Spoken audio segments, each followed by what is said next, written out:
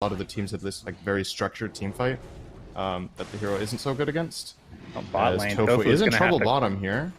Yep, Cold embraces himself for now. Kuro does have a couple dead, fire actually. spirits left, and yeah, with the right click from Mind Control, nope, not going to quite tick out. Now Mind Control kind of on the run, and as we see this action, I want to scroll just a little bit higher. Oh, they actually got rid of it. No, there's this. I've never seen this spray paint before. You'll see it. I don't know who it is, but it's of a person yawning, and that might be the best spray paint in the entire game. So we'll just have to you have to wait with bated breath here until that comes about again, Cinder. Maybe we can ask the players to pop it on the floor one more time. So they don't kill Tofu there, but they do force out the Cold Embrace skill point on level 2, which means that the aggressive potential of Smashers in the safe lane is basically non-existent. I don't think you really wanted to try to play aggressive here anyway. You're playing against Tide Phoenix with a PL. PL does like negligible damage to Tide already, so what's your Wyvern really going to do? So you're just trying to sustain and farm, so it's kind of par for the course here. And it kind of goes both ways. Like, it looked like maybe there was a potential kill on the Wyvern there for Nigma, but it still had Fairy Fire, and obviously Phoenix's damage is not too interesting until level 3, and especially level 5 with the Fire Spirit points. So I think we're just going to have a farm lane down here for the most part. Mid lane, Boranya versus Miracle is a pretty even lane. Lina against TA. I think, go back a couple years, TA wins this matchup pretty hard, but Lina has some more things going her way now than back then. And then in that top lane, I think Io Gyro is a good lane against Axe. Ooh. All right, a courier was just fed to Rasmus here, aka Misery. He's going to chase down GH a bit. Forgot to mention this, of course. This is, I think, the first time I've ever cast Misery since the DC days. So I'm actually pretty excited about this. There's another courier, potentially with his name on it, but GH going to micro that to make sure they don't feed a second one to Mr. Rasmus himself. I don't know why he changed his name. I need to... You know, that's going to be my research for the next game, which he'll probably not answer me, but I'm going to figure out why he changed his name from Misery. Maybe he felt like every time in the game, like he just had too many negative connotations when he looked at his screen.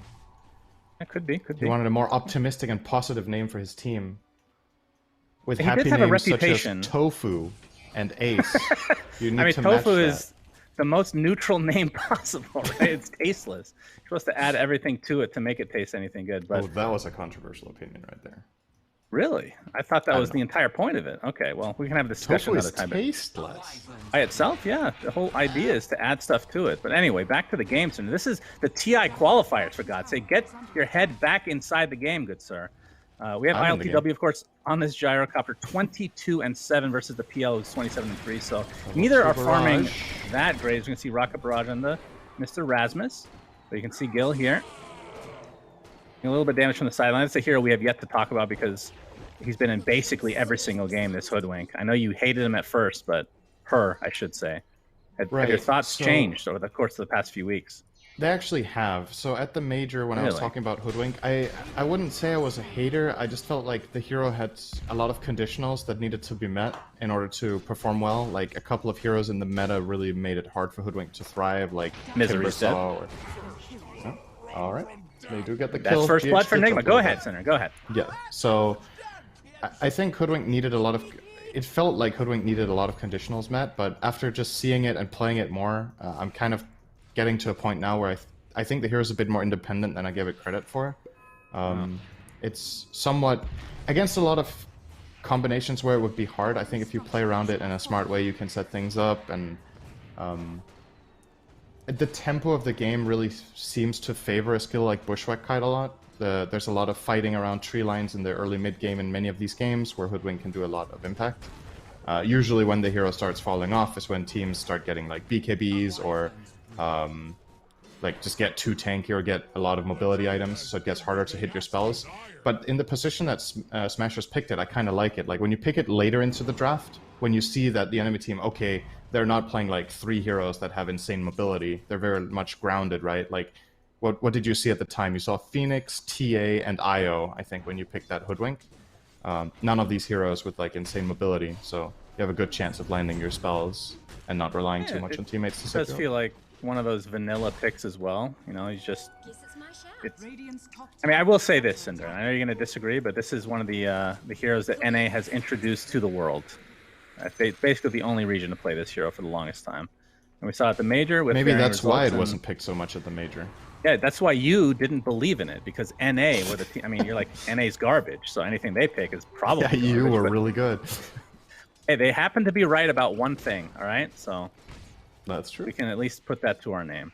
But we haven't really talked about the lineups overall, Cinders. My control's getting pressured out of bot lane for now. We'll be okay, though.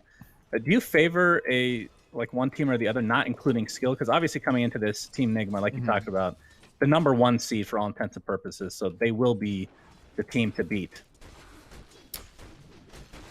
I don't know. So one thing I'm not so big a fan of with Nigma's lineup is what the panel pointed out, that they have like no catch, no reliable way of setting up fights. They just have that Ravage. And when we get out of the laning stage and skirmishes start happening, you're very much reliant on Ravage to get stuff done.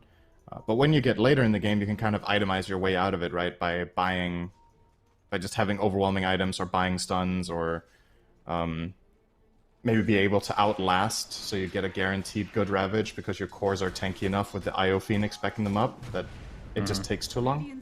Borania will be forced to TP away here from the rune. Good. Can you pronounce that name again for me, please? Okay, so I actually don't know. So I call him Boranya, and some call him Borania, and the panel call him Bora Ninja, which is definitely wrong because that letter isn't even in his name. So I'll say they're wrong, but beyond that, I don't know. Okay, I'm just going to call him Bora. It's just half of his name, so it can't be technically incorrect. Let's call him Bora. That's good. So Nigma, they see this stack here. The question is, can they do enough to pressure here? Is Rasmus, right, he's going to be found out, is level 6 right now. The trap does slow. Homing missile on the way. Bushwhack does connect onto 2, but Rasmus able to get off his Berserker Call, so will be tanky as a result. But the call down is there with the reinforcements on the way as well. Finally, Nigma are able to take him out, but will it cost him anything? Look at all the rotations here from Hellbear Smashers. GH will not be able to TP out. LSA was there. So it ends up being a 1-for-1, but the real question is, where does the stack go? Because they can't take it without the axe. Yeah, they're just going to hold the area, and Axe is going to go there as soon as he spawns and try again. X with Vanguard can do this on his own. Yeah, you can be cute and cold embrace him with Wyvern. Kyle's primary contribution to pro Dota history. But they don't need to do that here. Axe can do it on his own, no problem. So, yeah, I feel like I didn't really answer your question about who my favorite is going late. You never do. I just want to... Hold on. I hope people out there that are listening / watching just understand that you don't answer any questions, period. Ever. Yes, ever. Okay, so if Nigma get through at what could be a turbulent mid game, I do favor their strategy in the end, because I think both TA and Gyro in this game are going to be overwhelmingly farmed, and I always like Phoenix late game as a support. Yes, you're playing into Lina, but it's literally the only very big problem you have for your egg, because PL can't go for the Supernova when he's just going to get ravaged, right? So if you set it up nicely with, let's say, TA starting the fight with either, I don't know if Miracle's going to go for a Scythe in this game to lock people down, or a Nullifier or whatever to just like start the fight, and then Phoenix follows through, it's very difficult for Hellbear Smashers to go in and deal with that Supernova, and Tide will get a refresher late games, get 2 Ravages, etc, etc. So, very late, I like Nigma. In theory, in the next 10 minutes, I like Smashers, but I haven't really seen them take much initiative right now. They're kind of just letting both the Gyro and the TA farm to their heart's content, and that's generally not a good look. These two heroes just farm faster than anything you have. Like, you're not going to keep up with your PL and your Axe to this when the Axe is played offlane. I'm going to ask you a bit of a... I don't know what kind of question you want to even describe this as. It's a bit of a hot take. Do you think Gyro is a good hero without IO currently? As we can see, Bushwhack, we got to hold the horses there, Mr. Sinren. Yeah, Sharpshooter's there, but Rasmus not able to do much as there was a relocate. But it's actually a baby relocate. They want to go back in here. Kuroki does have egg as well. Kind of posture, but doesn't look like a fight will actually commence from this. So go ahead with your amazing opinion that you won't answer. Nice deny bottom by Topher there on the Wyvern, by the way. Denying the tower from Tide. So... yeah, I actually do think Gyro can be a good hero without IO. I don't think it's as much of a requirement as it felt like, I want to say, a month or 2 ago, where it was literally only played together. Yeah. But if you do pick Gyro without the IO, I think it needs to be a very late pick in the draft, because there's like specific pitfalls for this hero where it can be difficult, like some matchups where people come up too close and are too strong against you. A lot of the like very mobile heroes can kite you and make your life miserable because your spells don't land. Since so much of your damage in the early mid game is about the rocket barrage as well as the call down until you get farmed enough that Flak Cannon becomes your main source. A lot of heroes can deal with you very well. But when it gets picked late, like let's say last pick or second to last, LPW might be in some trouble. GH does have his relocate, and you can see just like that with the bushwhack setup, Hellbear Smashers absolutely decimate him. So probably will turn this into a tier 1 as well, as Bora's rotated here in addition to basically everybody from Hellbear Smashers. I don't think you can hold this tower. Like I get what Mind Control's intent is. This is something you want to do with these like tanky offlaners like Tide, is you want to TP in and defend your safe lane tower.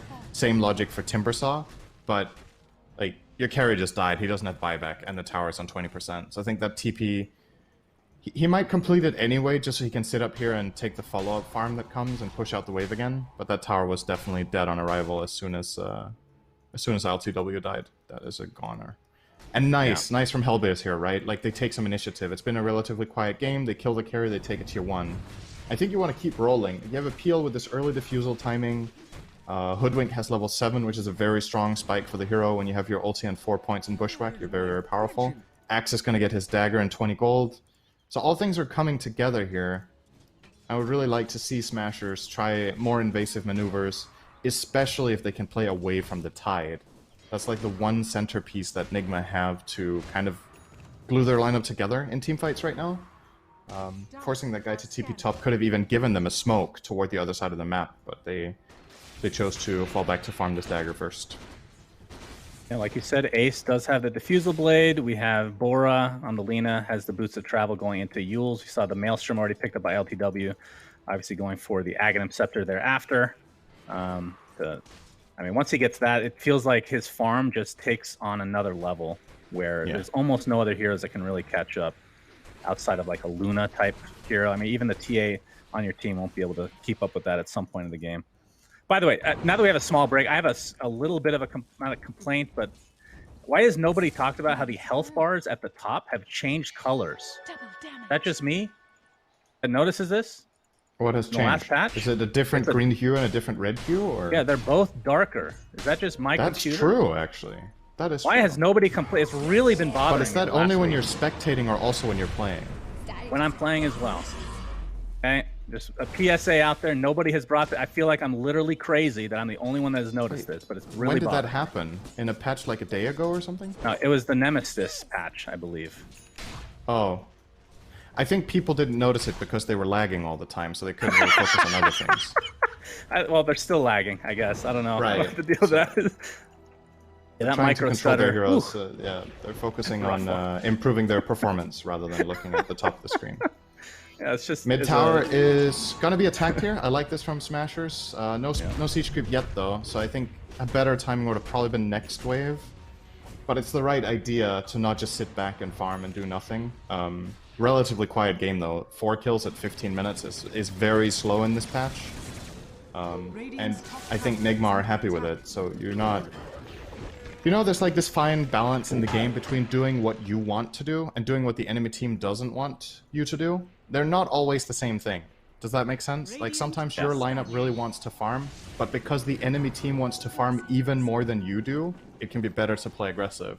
Like, the reason I say this is that a lot of the time PL lineups are happy to just do this, right? Just sit back and farm. Oh, PL's free farming, that's great, but the lineup you're playing against probably thrives more from that playstyle than your PL draft, even though you last picked it.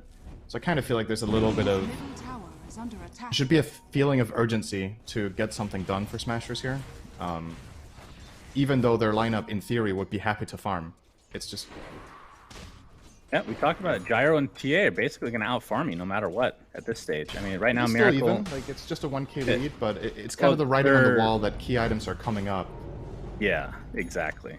I mean, now that the Ags is... Actually, did he change up his build?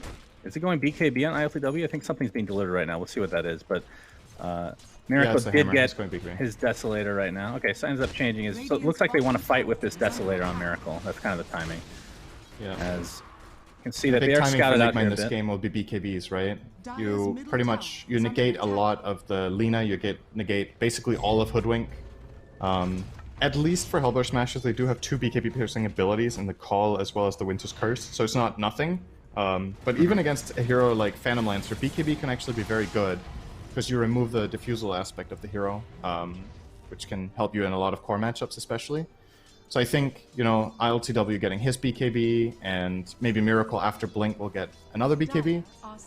Tide got his dagger. It's still just very calm with Smashers. I feel like having this timing right now that isn't really getting used. They got an X Blink, have yet to use it. Lina has her Yules, has yet to use it. I mean, this is a situation. I know it's an offlane act. This is like, if you knew this was going to happen, you probably would have just went straight for Manta, I assume, and not gotten the blink yet. But it is 17 minutes. Yeah. They can't get that shard quite yet, so they are going to smoke, and we'll see if they can find a kill as a result of this. I think this is feel like the first team smoke of the entire game here. But like we talked about, I think Smashers are just frustrated. It feels like they're not able to push out the waves as much as they would like to make these smokes good. And at this point, they're going to do one where both their bottom and top wave are kind of halfway across the map for the other team. So it's not like a very advantageous position. And now they're going to move in. They're going to place an ops, which is uncovered. They do know there's a ward from Nigma, though. Oh, LTW would be a big pick here. This would be a huge kill. Hoodwink gets off the stun. Beautiful Laguna Blade. That is enough to delete ILTW. And the big thing about that is he was 200 gold away from finishing his BKB. So now he's 400. That is a big timing opening here for Hellbear Smashers. We'll see if they can take the tier 1 in addition here. But Mind Control is a bit. He is here with the Blink Ravage. They really want to go for this. It is 4v5. A lot of damage on that Lina, double damage here. Fortification is popped. That looks like the tower will fall, and Nigma just gonna chill for now. Just wait for ILTW to come back up. Really nice from Smashers. Hoodwink did get the Ironwood Tree neutral, by the way. Maybe I'd say the second best hero to be able to get this behind Timbersaw. Although it's not as good a Timbersaw as it used to be. Basically, just plant the tree, and then you can bushwhack first, and then tree after. Yeah, it's like an 800 cast range and it's pretty much instant placement, so yeah, it is very good on Hoodwink for sure. It gives you it basically gives you, in a way, half a spell, because you don't need to rely on the travel time of Acorn Shot anymore, which is a big part of the weakness of that spell, is that it's very telegraphed and it does take some time to land. And it can be quelling, right? But if you throw the net and then place the tree as the net is landing, no hero can quelling blade that in time, so... I'm sure there's some people with reaction time, Synderen, or scripting, but of course nobody's going to be doing that in this lobby, at the very least. These are TI level players, especially at the likes of Misery. Second place, I don't know if you knew that, Synderen. Very good player back in the day. Very good player. Hoping for a resurgence from him in particular. It's cool to see him in the off lane, though. Definitely not a position that, you know, back in the day he would play position 5 and 4. Pretty much that's it. And then recently... I'm not sure how recently it was. Maybe I have to talk to T-Gov about this since he's been in the know with him, but... He won a major as offlane. How recently? Oh, that's quite a while ago. That was in Shanghai in 20... yeah, this was... Was it on Secret? Right? Yeah. Yeah. Played offlane. That was with Weehaw. Or was that EE? Or maybe all of them were on the team. EE... Was it... Who were the supports? It was Puppy... Was it Puppy Pylai? I think I was going to say Pylai Die, probably. Yeah. Puppy Pylai Die? Yeah, it was Pylai Die. I remember. Secret had some crazy 5-man rosters, I have to say. All right, we have a mech picked up for Mr. GH. And of course, ILTW did finish that BKB. Looks like Gil is going to... Well, he's going to use his ult to try to get to the other side, but yeah, he's going to be found it pretty easily. That's going to be a freebie for Nigma, and they're just going to go into Roche. He does have buyback on the Hoodwink, and they have all spells except the Sharpshooter, so he's going to buy back, and Nigma doing this specifically to force that buyback and immediately get the hell out of there. Very experienced. They know this was what they were trying to do. The smoke, too. And smoke again. And if they find one of the few heroes, it's very big. Hoodwink, one of the few heroes that can actually scout into Roche, so actually a pretty important hero to have alive right now. Ace going to be found out, gets the bounty, but will run. ILTW just going to take the triangle for now. But you can see that Hellbear Smashers are kind of spread a bit. Rasmus towards the top of the screen now. See if they can close in and try to find a nice initiation. As long as Nigma aren't killing Roche, I think this is fine from Hellbear. So, you know, you're paying some respect to the enemy team. Smoke, movement, you know they're smoke because Gyro broke on the PL. And you just push out the waves, buy some time, and Nigma eventually are going to just back off. They didn't really accomplish much with their 2 smokes. They got 1 support kill from 2 smokes. Who, in fairness, did buy it back, but it wasn't that big of an expense. I think Hellbear's... They're doing fine. They're 2k gold up. It's not a monumental lead, but after they found that kill on Gyro as well as the mid tower, I feel like the game has been in a good spot for them. Boranya will use a nice Yule TP out against that relocate. No stuns. Yeah, no stuns. He needs to get level 25 to get that precious stun. I feel like, you know, I talk about this a lot. I feel like playing lineups without stuns is just hard. And it doesn't, like, I'm not gonna, you know, say that Nigma's draft makes no sense and why the hell don't you pick stuns or whatever, but I think they might have had a different plan for their last pick. The DK ban obviously coming out, I think, was the hero they wanted. But that was clearly a good ban from the Smashers, but yeah, having only Ravage as a stun, you're just seeing situations where heroes can play the map differently on the enemy team, such as the Lina there. Like, if there's literally any stun there, that's just a dead Lina, but because Bora knows that that's not an option, he can push that extra wave that little bit further, or play that little more cocky in fights and get away with it. And I think it's time for GH to get his shards. We can see initiation top lane. Rasmus gets off the nice berserker call. Sharpshooter into the Laguna Blade. Absolutely delete mind control. And looks like Hellbear Smashers will be able to get out just fine. LCW does get off the homing missile, but really to no avail here is Rasmus showing off his newly minted Manta style, working on a shard for himself. So we talked about how, yeah, he is mega farm for sure. He's as farmed as ILTW basically. That's not good news for Team Nigma. This is going to be a Roche now for Hellbear. Yep, no tide, no buyback. They're actually just going to lose this. I don't see a way Nigma can contest this at all, so I don't think they're even going to bother. But maybe they are. Call down. Okay, call down is there. Kuroki is available with the egg. You can see the Sunray coming out. He actually popped his BKB as well. The homing missile coming. Lena's going to get to the high ground. Tofu and Ace trying to traverse to their side of the map as well as Miracle kind of get caught out though. LSA is there into the right click. This looks like it's doing more than enough damage to take him out. And only custom a Wyvern. Roche extremely low right now as the egg does finally pop for Kuroki. A lot of low heroes on the side of Hellbear Smashers. I feel like they have enough time to go heal and go back and to get Roche. Yeah, I was gonna say this is a good play from Nigma because they stop the Roche and they don't Ravage. So if they can hold the area until Miracle spawns, they might be able to grab the Roche themselves. I didn't think they were going to be able to or try to contest there, but I think the really key thing was Rasmus was tanking Roche and couldn't blink. So he wasn't able to connect on the net that Gilger found on the gyro when he walked in, and he just BKB'd. I feel like they could get it right now, though. This is the timing for Hellbear. 20 seconds. I like this a lot. Again, you're just forcing Nigma's hand. You know, there's no Supernova. 20 seconds on the TA. Are they going to buy back? Not yet. They're smoking. Yeah, they want to go in Rasmus again. is outside the pit. I like this way more. He pops the smoke beautifully, but there's the Ravage into the pit, but it looks like Ace is going to be able to get the Aegis in the end, but the Roshan actually goes to Nigma, and they're going to lose everybody. Gyro's dead, Io's dead, Kuroki on the high ground now, Rasmus just limping away. It's going to be a triple kill for Bora. Looks like Mind Control is next on the list. They only lose Rasmus. What a huge fight for Hellbear Smashers. Holy jeez. Ultra kill. Mr. Bora, who I can't pronounce your name, but you're playing very well, young man. Good job. Nigma, they...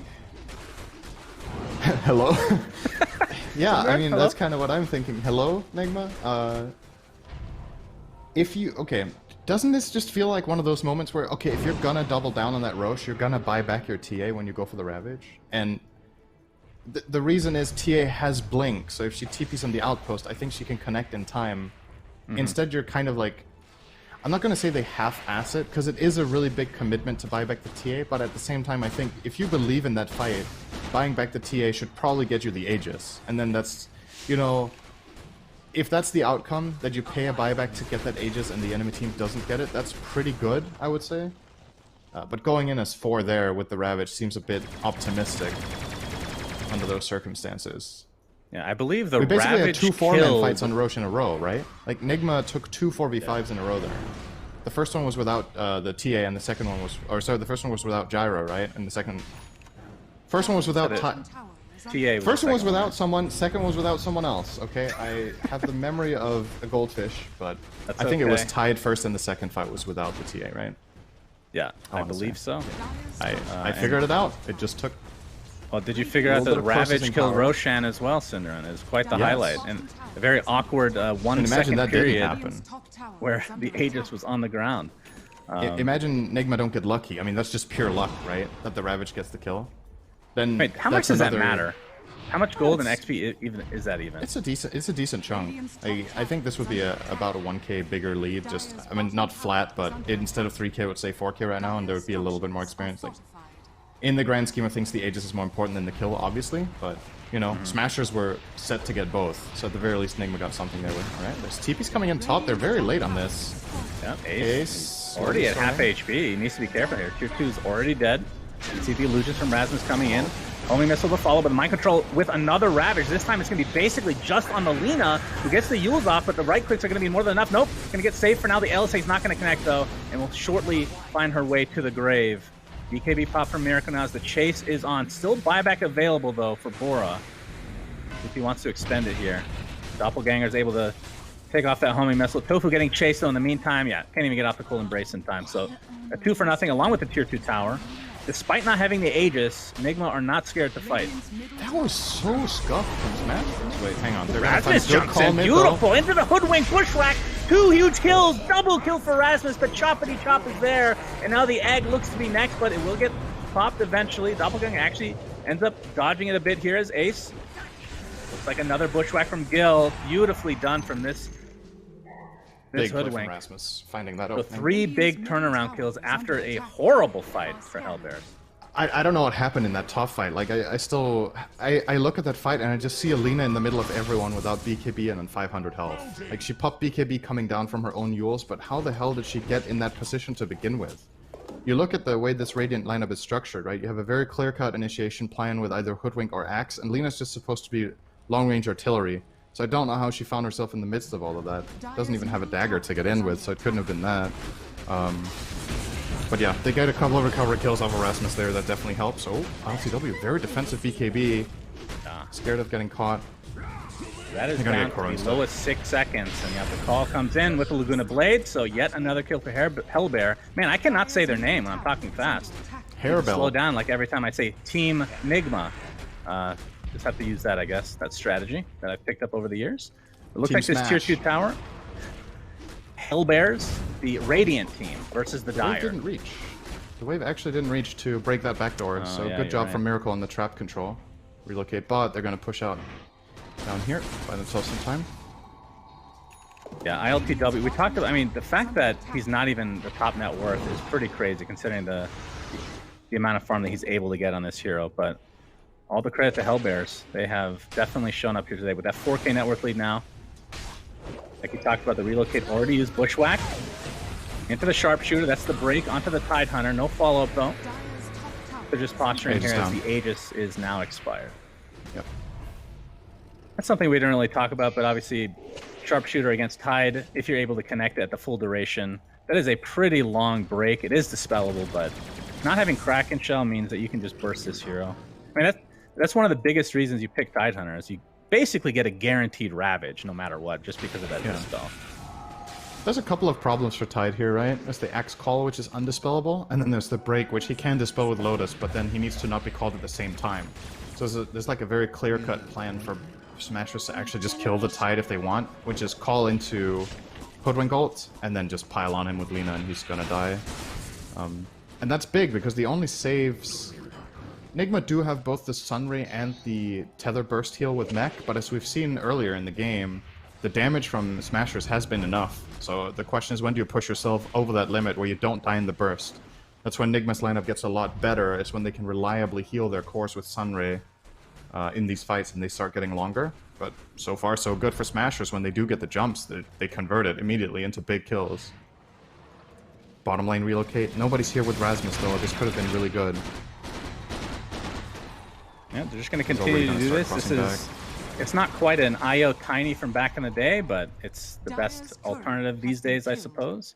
Can't really take a full Rax, but I mean, he does have Agnum Scepter and will be getting Butterfly very shortly. So that is when he starts to do damage in fights. I mean, this is kind of like a farming build, right? He's doing damage in fights, but it just takes on a whole new level once you get these Butterfly type items.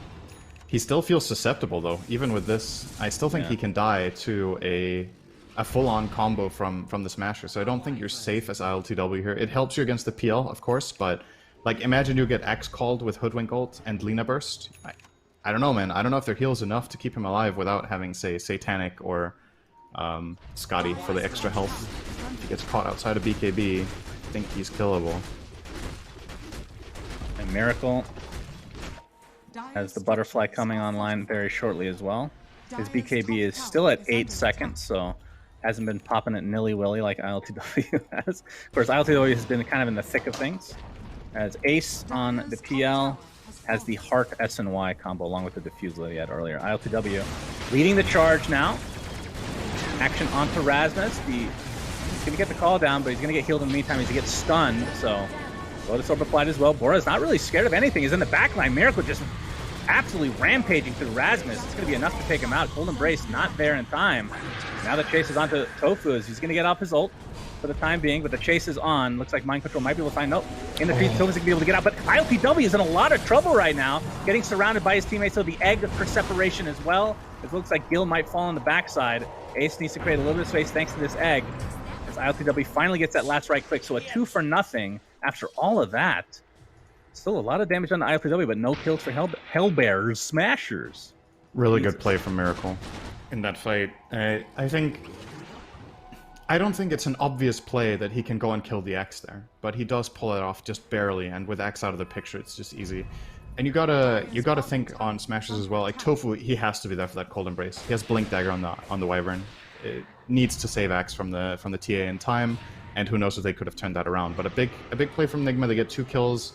One of them on the Axe, which is still a decent chunk of net worth that you managed to claw into, and Roshan has just spawned and they have a trap there. That's the bigger prize. It's Roche number 2 that Nigma tailored this fight to take close to the respawn of this, and they get rewarded in a big way. I'm gonna go Aegis probably onto ILTW? Yes? No? Maybe? Yes. Yeah, so we looked at a stat privately, right? Between you of and course, me. yeah. On the win rate of second Roche, just not in pro games, but all around game. It's like 80+%, which I guess shouldn't be that big of a surprise because second Roche and just in general probably has a high win rate in like throughout history. But this one in particular just has an actual something for sure. Yep. Giving the shard to TA. We'll give the silence on Psionic Trap. So waiting for that Ags. It's a really big problem for Wyvern, actually, suddenly. If Wyvern is ever caught on a trap, he's dead. You just get silenced, or you kill someone else while Wyvern is silenced. It just gives this added layer of utility to Miracle to be really confident in finding key picks. And speaking of confidence, he's straight down to mid-tier 2, pushing this really quickly with those very interesting shots, looking like something out of Star Trek. Star Trek? I was thinking more Wizard Actually, of World Oz. of Warcraft. Yeah. It's more of a rainbow effect, if I do say so myself. Scotty now picked up by Ace, who's in the enemy jungle right now, but like you can see, Nigma are just taking all the outer towers. They've taken everything but the tier 2 bot, and they're just going to go into the tier 3 top. Ooh, okay, Sharpshooter with the Laguna Blade. Nice. All right, Nigma, we're not aware of that combo, apparently. ILTW has to pop his BKB, and it's just a retreat, but there's the Wyvern Curse applied to him. A little bit of damage done from TA as well. Bora Ninja gets up the LSA as well. Oh, they relocate onto the other side of the cliff. I thought he went back to base, but it's actually a little baby one yet again, so they're going to look to reinitiate potentially here. ILTW already used the BKB and the Aegis. I feel like Hellbears are going to be very happy with this exchange. Call down for what? Sorry, it's a reference to a song that you don't like because it's a good song. So I actually laughed because I knew I wouldn't understand it, but I knew what it was generally from. You and I are just on the same page, even do when you not like Lil sense. Jon, Suns fan? I don't know who Say that is. yeah, then you're saving yourself right now. Wait, does he have blonde hair? Okay, Color blonde? let's move on with the game. Okay. Yeah, that was about as wrong as it could be, but that's okay. There's a reason. Okay, I'm not even gonna get into it, but maybe it was Lil Wayne I saw recently. I get the Littles all mixed up. I'm not gonna lie, because I don't really keep track of the there's a lot music of them. the kids. That's actually easy to mix up. That's true. Who started that trend anyway? I don't know. Why are you called Lil something? I don't know. That's a great question for a Dota 2 cast. Yeah, We got Lena. It really is. Little Lena has the MKB to be able to get through the butterflies from both ILTW and Miracle, so that's a very good pickup. Is that something you ever go for on PL? I know it's not an item you want to, but are you forced to at some point, or are you just gonna rely on the illusions? Yeah. Against double butter, I don't know. So I would say, so PL is my worst win rate hero with over 25 games. I'm probably the wrong person to ask. Great, you're the analyst, so you're right. the only person. The thing is, honestly, when I see PLs play, like you said, they don't want to buy it. I can't tell you what the breaking point is for when you have to. That's the thing, right? Like, I think in this game there's a lot of value because you're playing against double butterfly, but even he is queuing it now. So I think if it was one butterfly, he wouldn't do it. You talked long enough for him to choose his next item and farm halfway to it. You are a god, actually. Incredible. He no. He just farms really fast. I didn't talk that long. Yeah, so that's definitely the case. So let's say only one of the enemy cores went butter, right? Like the TA or the gyro, but not both. I think it's probably not a good enough value proposition against getting another item. But in this game, he might feel like it's necessary. But it really does say something that he gets in 6th, right? These two butters have been in play for quite a while. They're gonna force the fort at the bottom lane, so looks like this is a very even game right now, and I'm not just saying that because it's only a 1k net worth lead for Hellbears, but I mean, we talked about late game, we do favor Nigma, but have to say the Gyrocopter, he is super farm, but he has been getting deleted repeatedly. Does have Satanic now, so he has an extra tankiness layer to him. That's a big item. Obviously synergizes with his Ag, since even when he's stunned, he will be attacking, getting some lifesteal off at the very least. Wonder when we're gonna see some more discs come out as well. We have one on Gilger so far, but it feels like a very, very strong item in this game against the Hoodwink combo. Yeah. For Nigma. But they're just chilling so far. I gotta say, man, this Axe Hoodwink feels really good as a pairing. The call to set up your sharpshooter, the fact that you break the people that you call, which just makes Axe's team able to pile on way, way easier against a lot of heroes. The lane itself is pretty strong. There's a lot of damage in it. I like it. Something we didn't mention, but Ace, he got this a while ago, was the Shard, which is the Spirit Lance bounces. Yep. And we talked about this at the Major, where some people were not going for this at all. Oh, you see the call into the LSA, mind control. He's deleted as well. He does have buyback, though, 85 seconds. He doesn't want to use it. Almost certainly will have to, though. As you can see, Lina just pounding onto the Ranger Axe. So Hellbear Smashers are the first to get a Rax of any kind. And it's going to be a full sweep in the bot lane. Miracle jumps in, but I don't think he actually wants to do anything further here. Has the Flicker. That's going to be pretty annoying to deal with. That's a set of Rax for Hellbears. Still with buyback here, so... And of course, no fort. Nullifier now picked up a Miracle. Okay. Oh, Rasmus jumps in, but the Yules... But they do get the buyback. Yeah, the buyback is there. Now the run-in from Nigma. Can they catch up to anybody is the question. Ace has a homing missile apply, but can obviously just doppelganger away. So they can synergize this with the Ravage potentially, but no. Can be able to get it off in time. It looks like the retreat will be successful, and there's even a double damage rune for the Lina. If Smashers didn't stack that Yule plus call, who knows what would have happened to that TA. He does have the 25 talent, so he has a lot of refraction charges. But if PL connects with a lot of illusions, those are removed very quickly, and they could find themselves another big kill. But at the very least, they got the Tide buyback regardless, and they disengaged. And again, it's just this... It's this thing about Nigma's lineup that when Tide isn't there, there's so much freedom for Smashers to do whatever they want. They just get out of there, right? Like, nothing's going to stop them. Right? Gonna start poking here with the PL. Nothing much coming from that. And they're going to control this triangle area now. They're just going to hold the high ground. There's no threat of a Roche for a while. Early respawn is in a minute. And this bottom wave will push in. So I reckon as soon as Enigma hero shows bottom, we might see a smoke from Smashers across to the top side. But Nigma are not going to give them that piece of information. They're actually making the move. Going for a big play here. Ooh. Yeah, Laura is showing. Wrap around here. ILTW, he's going to be spotted. The homing missile is already there. Boron Ninja has to be careful because his Yules can now be dispelled thanks to the Nullifier. The Aeon Disc as well for... Who was it that had it? Somebody on Hellbears. Ace, right? Fall down is there. Mind Control gets off the Ravage. Is going to connect on a couple of heroes. Into the egg as well. That's the Sunray egg, and Boron Ninja is in a lot of trouble. Gonna get off the Yules for now, but you have to think that he will be the sacrifice at the very least. Gets the Laguna Blade off, but it's only damage in the end. As now Mind Control jumps in again. Gonna pop that Aeon Disc. It looks like they want to fight. The Lina's gonna buy back into the game. The pressure applied to TA, but he's sent back to base thanks to the beautiful relocate from GH, but a choppity chop is enough, and ILTW, as a result of Io not being there anymore, has no save for himself. Kuroki with the dive. It will he? Oh, it's going to be close. Ace just gets enough damage. They found Miracle. He has dagger. GH. Nice timing. Miracle. The call is there. Into the bushwhack. Down he goes. Wow. One buyback from Bora. And that was a frame dead perfect for Lina stun. Nigma. That was a frame perfect Lina stun. Coming out of that Yules. That was super good. I think, so I believe Miracle did have Refraction running, so he can blink out of the Yules land. But the stun was just perfect. Didn't get to turn and blink at all. And this should be the game. Yeah, they can just go throne. Nigma just never really got their feet off the ground too much in terms of fighting. They had to farm, but didn't find moves.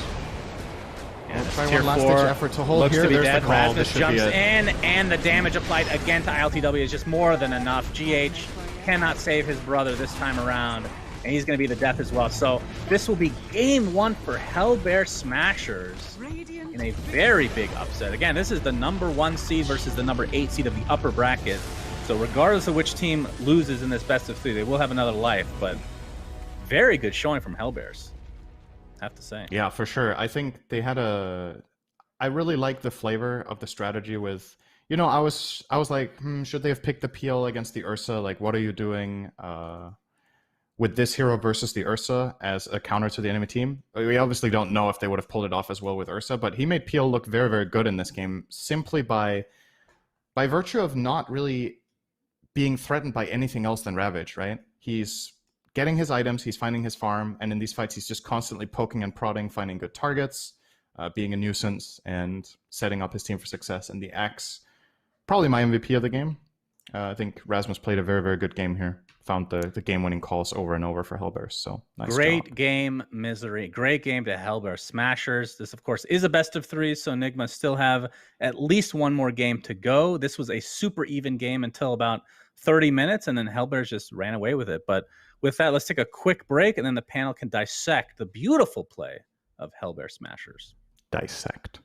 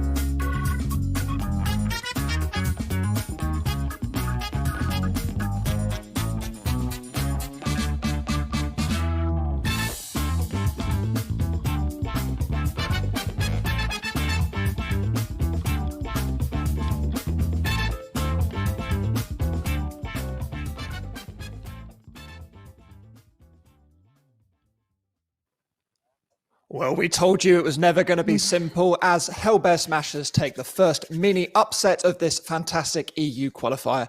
T-Governor, I'm going to give you the job of breaking down what went so right for your former friends in this game 1.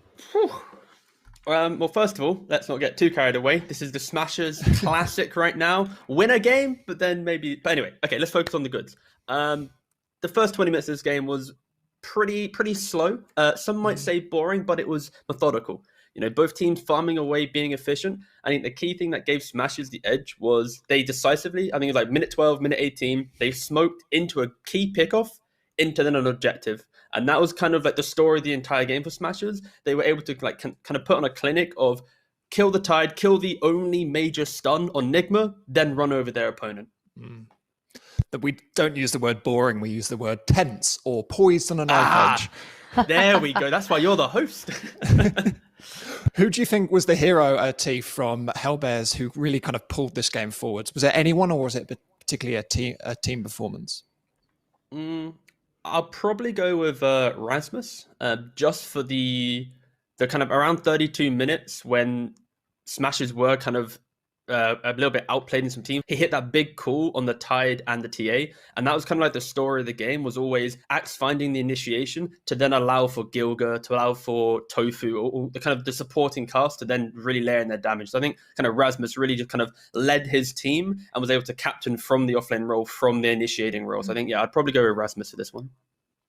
Sheepsticks, I'm going to give you a chance to flex that famed British negativity. Tell me a little bit about what went wrong for Team Nigma in this game one. Well, first of all, their draft lacked clean initiation. They basically only had Ravage. So we saw during their Roche fight, they blinked in with Tide, they ravaged, but they had no follow-up. Their heroes had to walk in to go clean up, and I don't think they can do it fast enough to take full advantage of that stun. We saw the same problem when they did that nice smoke wraparound on Hellbears late game. It looked like it was a really good idea. They were going to catch them off guard, but because they were leading with gyro and not an actual good stun, it just meant that it fell flat. They got to walk away. They set themselves up good, and then they managed to take a good fight on Hellbears and clean up Nigma. So I think that was the main lacking point for them this game. Do you think there was anything they could have done to override that lacking point? I think they did a good job in general. Despite it, they applied a lot of pressure even when they were down after they lost the first roast. They still just walked down top and took the tier 2 tower there. They got that kill on Bora, whose name I will no longer mispronounce. And they were constantly split pushing with relocate. They were using traps effectively to cut the waves. I think they did a really good job of putting pressure on the map despite their shortcomings. Yes, I've got a sticky note on my monitor now reminding me how to pronounce his name. T, any final thoughts on the Team Nigma game that won there? I think Nigma was very efficient in how they opened up the map in the first 15 minutes. Right, their farming, how they utilized the jungle, it was clear. It was really good. I think the main thing is they weren't the team initiating the initial engagements. Like when you only have one stun in the game, you have to use that stun perfectly. Otherwise, you're reacting, and that ravage or whatever stun you have feels like meaningless because you're just like survive. So I feel like if they were the team that at minute 14 were smoking up with the gyrocopter, finding that kill, breaking down the ancients for the axe, maybe removing his game. That's a completely different story. We're not talking about how they had few stuns. We're talking about how they're, clinical in their early moves. I feel Nigma, they just spent a little bit too much time farming, hearing the gold sounds in their ear, and then that alone gave Smashers that forward-thinking movement to kind of get themselves into the game. Do you like that sound, though? It's a very good sound. And support with the stacks and stuff. It's like ding, ding, ding, ding, ding, but it's only a small camp, so it's worth nothing. I think Valve spent most of the development time of Dota 2 kind of tune engineering that sound to get people addicted to this game. T, you mentioned that this is a classic Hellbears move to win game one and then maybe begin to crumble in game one and game two. Nigma are obviously a very, very good team, and we're going to see them come back strong. How do we want to see Hellbears come back even stronger to perhaps take this to a 2-0 victory? I guess the main thing is don't be too comfortable and continue thinking about what's next. These teams that aren't tier 1, often they will kind of overthink or be too happy with one result, and then they'll kind of get into that rhythm of game 2 is going to be the same, or the same. We're going to have the same style of play. So I feel like they need to stay on the ball, and hopefully maybe with the addition of Boronier in the roster compared to maybe Stormstormer, that might be a little bit of a different team atmosphere where they're going to be maybe on the ball a little bit more because, of course, experience helps in these very moments, and having Rasmus, with an additional kind of experienced voice alongside Ace, that might fine tune the Smashers classic that we're used to seeing in DPC at least. Okay, well, can that classic be fine tuned, or will it splutter like an old car in a game 2, which will be coming up straight after this break?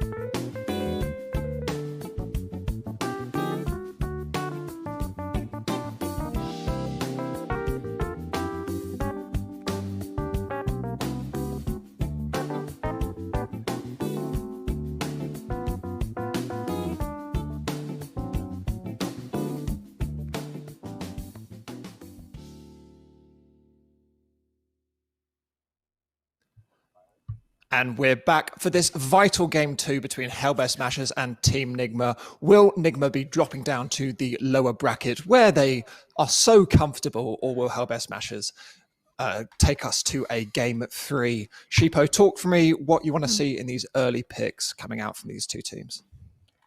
I think I would much rather they pick something more on meta like Lion support than sticking with these stubborn GH heroes. He's great at IO, he's great at Rubik, and he's been playing them a bunch, but I do think there's a lot of strength in these heroes like Lion for a good reason. They're being picked for a reason. You're playing against Hellbear's like Wyvern. Why don't you want that Lion with that finger burst potential to break through that heal? I think I would maybe like to see them sway more in that direction. Even hero like AA has gone through the first phase bans this time. You're playing against DK here on Hellbears. Why not pick it up? Or maybe we'll just see another Phoenix. Who knows?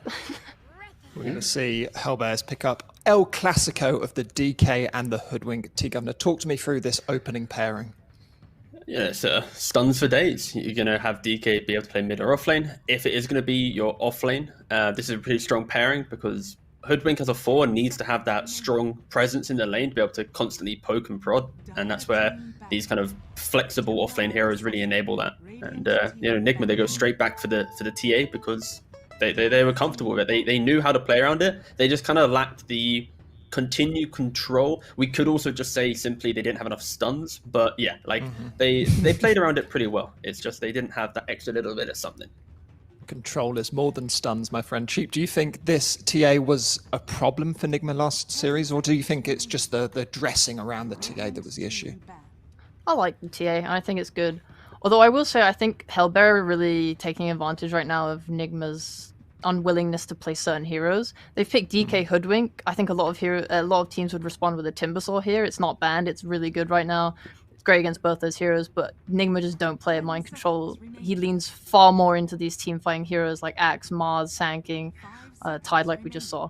So I think that it's good from Hellbear that they're taking advantage of that. Nigma is going to take this TA instead, which I think is fine, but I would have liked to have seen Timber.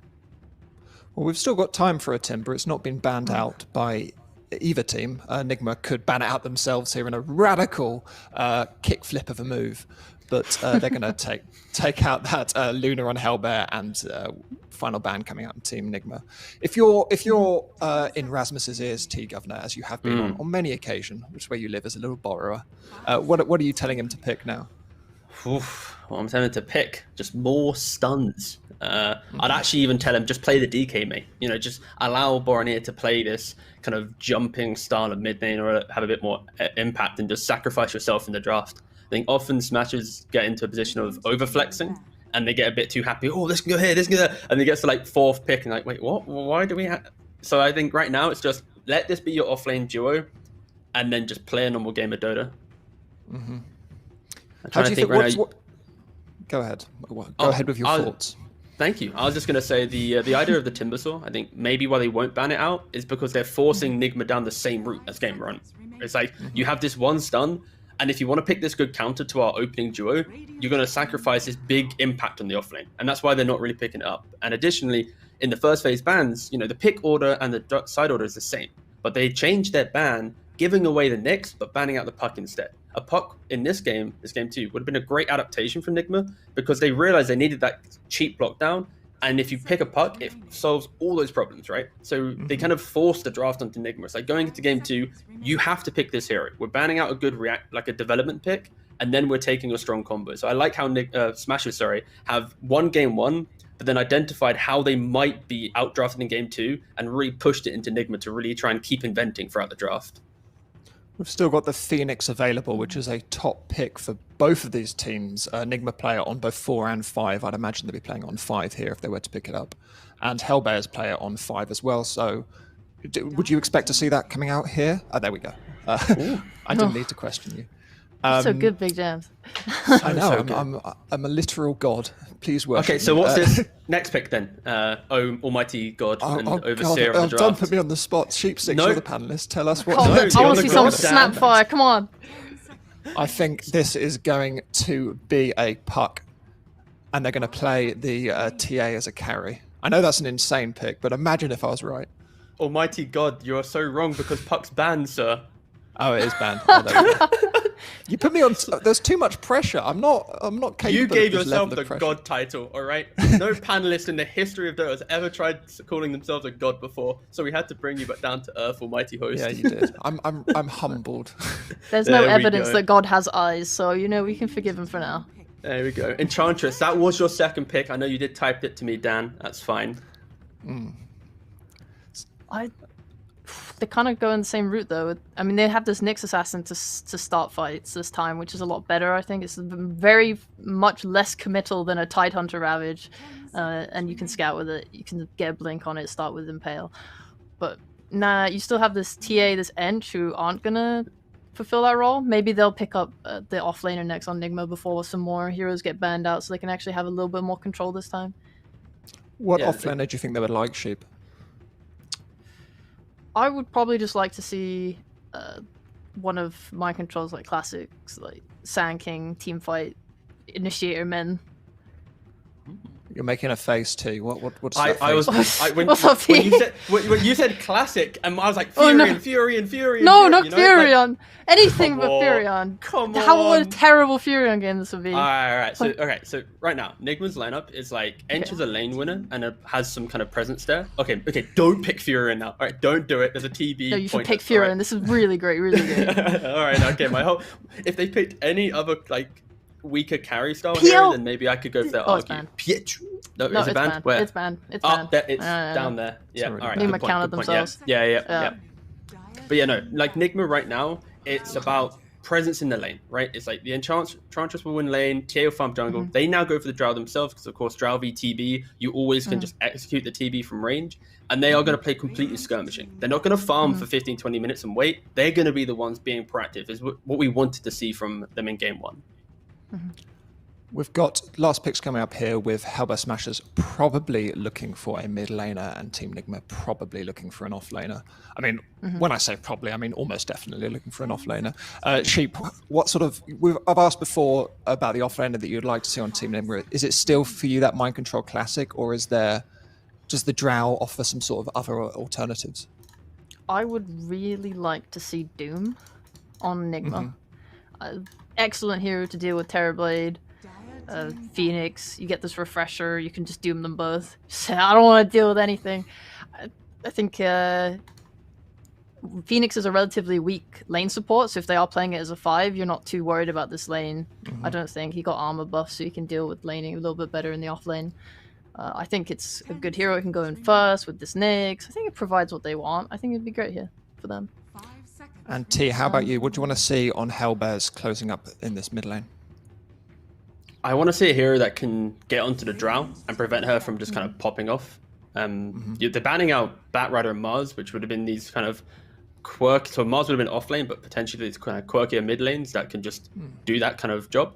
And I feel like maybe even a Storm. Sure, there's a Nyx in the game, but like a Sanj Kaya BKB style Storm Spirit that just always just finds the hero. Again, stuns are a big issue for Nigma. They have Nyx. They have maybe a Centaur creep in Enchantress, a Gust on Silent on Drow. That's it, you know. So I feel like these just big mobile mid lanes, be it the Storm, get Drow, play around that. TB will eventually just, you know, play around the rest of the fight. Well, Boronasia's still got Void Spirit and Storm Spirit to in his pool here as they ban out the Underlord. So quite a lot of those stun picks. I was thinking Mars for Team Nigma. I'm surprised they banned it because that's another classic mind control one. There's not a lot of offlaners left because both teams have been banning out offlaners consistently here. So it could be something like a Centaur. We're in the interesting world of offlaners remaining. The Timber is still available, right? Like Timber is I available. don't think you want to play that into No the stuns? Phoenix. Yeah, it's true. The break. Yeah, I'm just trying to think. Like, Yeah. you don't really have stuns now. Oh, they go for the Timber. Timber. Hey, What do I the know? new What do god. I know? I'm just bad. I did it. No, it's fine. Don't worry. No, but you are right though in regards to the idea of like the Timber. It doesn't feel great for the big picture point of the game where there's the break on the Hoodwink, the Phoenix Sunray, all this stuff. Not going to be great. But the first 15 to 20 minutes, this hero will pop off, and that's why the Drow, the Ench, these heroes play with that. They're kind of fully subscribing to popping off, not playing for late, and that's why I kind of like the idea of Timber. But again, I can see Sheep's kind of concerns with the hero as well.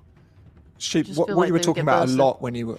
Sorry to interrupt, but what you were talking about a lot when you introduced this draft of what you wanted from Team Nigma was stuns. They've got one stun properly here. How do you feel about this draft as we see that Storm Spirit that we were predicting picked up for Hellbears? I don't quite like it, but if we're going by what T says, that they're just going to run at you really fast, I think their lineup fulfills that without needing all this great pick off. I think if they get into this mid to late game, they're going to struggle a lot. They don't have anything to protect this Drow going further into the game, so it will get rough for Nigma. But if they are good enough to execute this type of draft, so I think they can still put up a good fight. Okay, T, do you think Team Nigma are good enough to execute this, or are you predicting a Hellbears win? If they bring Ench Nyx to mid lane and prevent Storm from having good time farming jungle farming lane, offset his time, I can see Nigma winning this. If Storm has a decent game, has one or two items, when Nigma's pushing for high ground, they are eventually going to fall flat to one of those pickoffs. And I think Hellbear Smashers should be able to take this going later. So all emphasis on how they shut down the mid lane right now from Nigma. Great. Well, can Team Nigma run away from it, or is it coming home for Hellbear Smashers? I'm going to hand over to the sumptuous sounds of Cinderin and Sunsfan. Sumptuous. Wow. We're going to have a new Googling word every again? time, huh? You're going to Google every word that you actually know the definition beforehand? Splendid and expensive looking. Yeah, I mean, this Okay. shirt that's I did have a lot of work on my face. I will say that. So technically, Yes. very true. and more to go. A lot. We can need liposuction necks just for the neck area. But yeah, we have game 2 of this best of 3 Cinder and Hellbear Smashers versus Team Nigma. Nigma are the heavy favorites, I would say. I don't know if that's going too far. They lost game 1, but of course the panel talked about the Smashers. They have been known to win a game and then lose the rest. Are you expecting a similar result here today? I like their strategy. Again, I think, like the panel again pointed out, there's one stun in the Nyx. If the Nyx doesn't get to thrive and shut down a lot, you have a Storm Spirit on the enemy team with a lot of space. And I do, again, feel like it's not the same as game 1, aside from the fact that they only have this one hero with a stun, because this time I think Nigma are playing a faster tempo than last game. Last game they were farming a lot with their Gyro, with their TA, with their Tide. This time their offlaner, being a Timbersaw, can put a lot more pressure on the map and play higher tempo than a Tide can. Just lower cooldowns, earlier power spike. So that's definitely good for them, but I don't know. I'm still not sold. I need to see it in action. I need to see Nigma put their pedal to the metal and really get something done here early on. And if there's one hero Kuro, like, let's think back to the major. If there's one hero where Kuro pops off, it's Ench. So we had that game where he went like 7-0 in the first, I want to say 10 minutes. I think he got an ultra kill that game, if I'm not mistaken. He was very, very farm. Yeah, we'll see if he has a similar result this time around. But for the Smasher side, oh, shout out to the guy that tweeted at me. Really appreciate you. The correct pronunciation is Borania, Cinderin. I got another tweet. Did you? And? Yes, which says both are correct. It can either be Borania or Borania, depending on which accent you use. He thinks it's probably Borania because of a big N in the name. Yes. And it means green beans. Great. I'm not a big means fan green of beans. Are you a fan of green beans, Cinder? Yeah, they're actually pretty good. I do like green beans. Okay, good for you. I'm glad you like something in life. But I don't like celery, so when Viking are playing later, we can hate on that. I love I mean, I like the player celery. Yeah, that's true. I guess I'm on the same train as you. As we're gonna see a split of the bounties. There's absolutely zero action. I feel like we've been seeing less action in the last month for the level 1 bounties. I don't know if it's just me. Remember when it was first implemented with nighttime, we started seeing like these first bloods every single game, basically. It feels like it's kind of died off a bit. Why do you think that is? It's a good question. I guess if you do stack on bounties, you do run the risk of, well, what if the enemy team just isn't there? Then you end up trading regardless, but your heroes now have to cross the entire map to get to their lanes, or use a TP, which is a very valuable resource. So I think a lot of the times maybe players are just looking at like the risk-reward. If we stack the rune, does it matter? And if we don't stack, the maximum amount of heroes we can realistically send to a rune is 3. Because if we send any more, we're either not blocking mid or we're not in our other side lane. So, yeah, I guess it's just like a natural progression of it. There are still some level 1 smokes pulled off, but I feel like they often find the kill before the bounties rather than on them. Right. That's when teams usually... Oh, what do you think of this setup as... Tofu's super dead. Yeah, Tofu getting completely blocked out, and that is the first blood for Nigma. I was going to ask, what do you think of the... It started as ILTW and GH in this lane. Obviously, Kuroki coming in to help backstab there. But what are your thoughts on the laning setup for both respective teams? I think it's perfect for Nigma. This is what you want. It's such a good top lane for Timbersaw against Dragon Knight +1. They don't have enough damage between Hoodwink and DK to realistically kill a Mind Control, and as soon as he gets level 3, he'll just thrive here. He's just going to farm.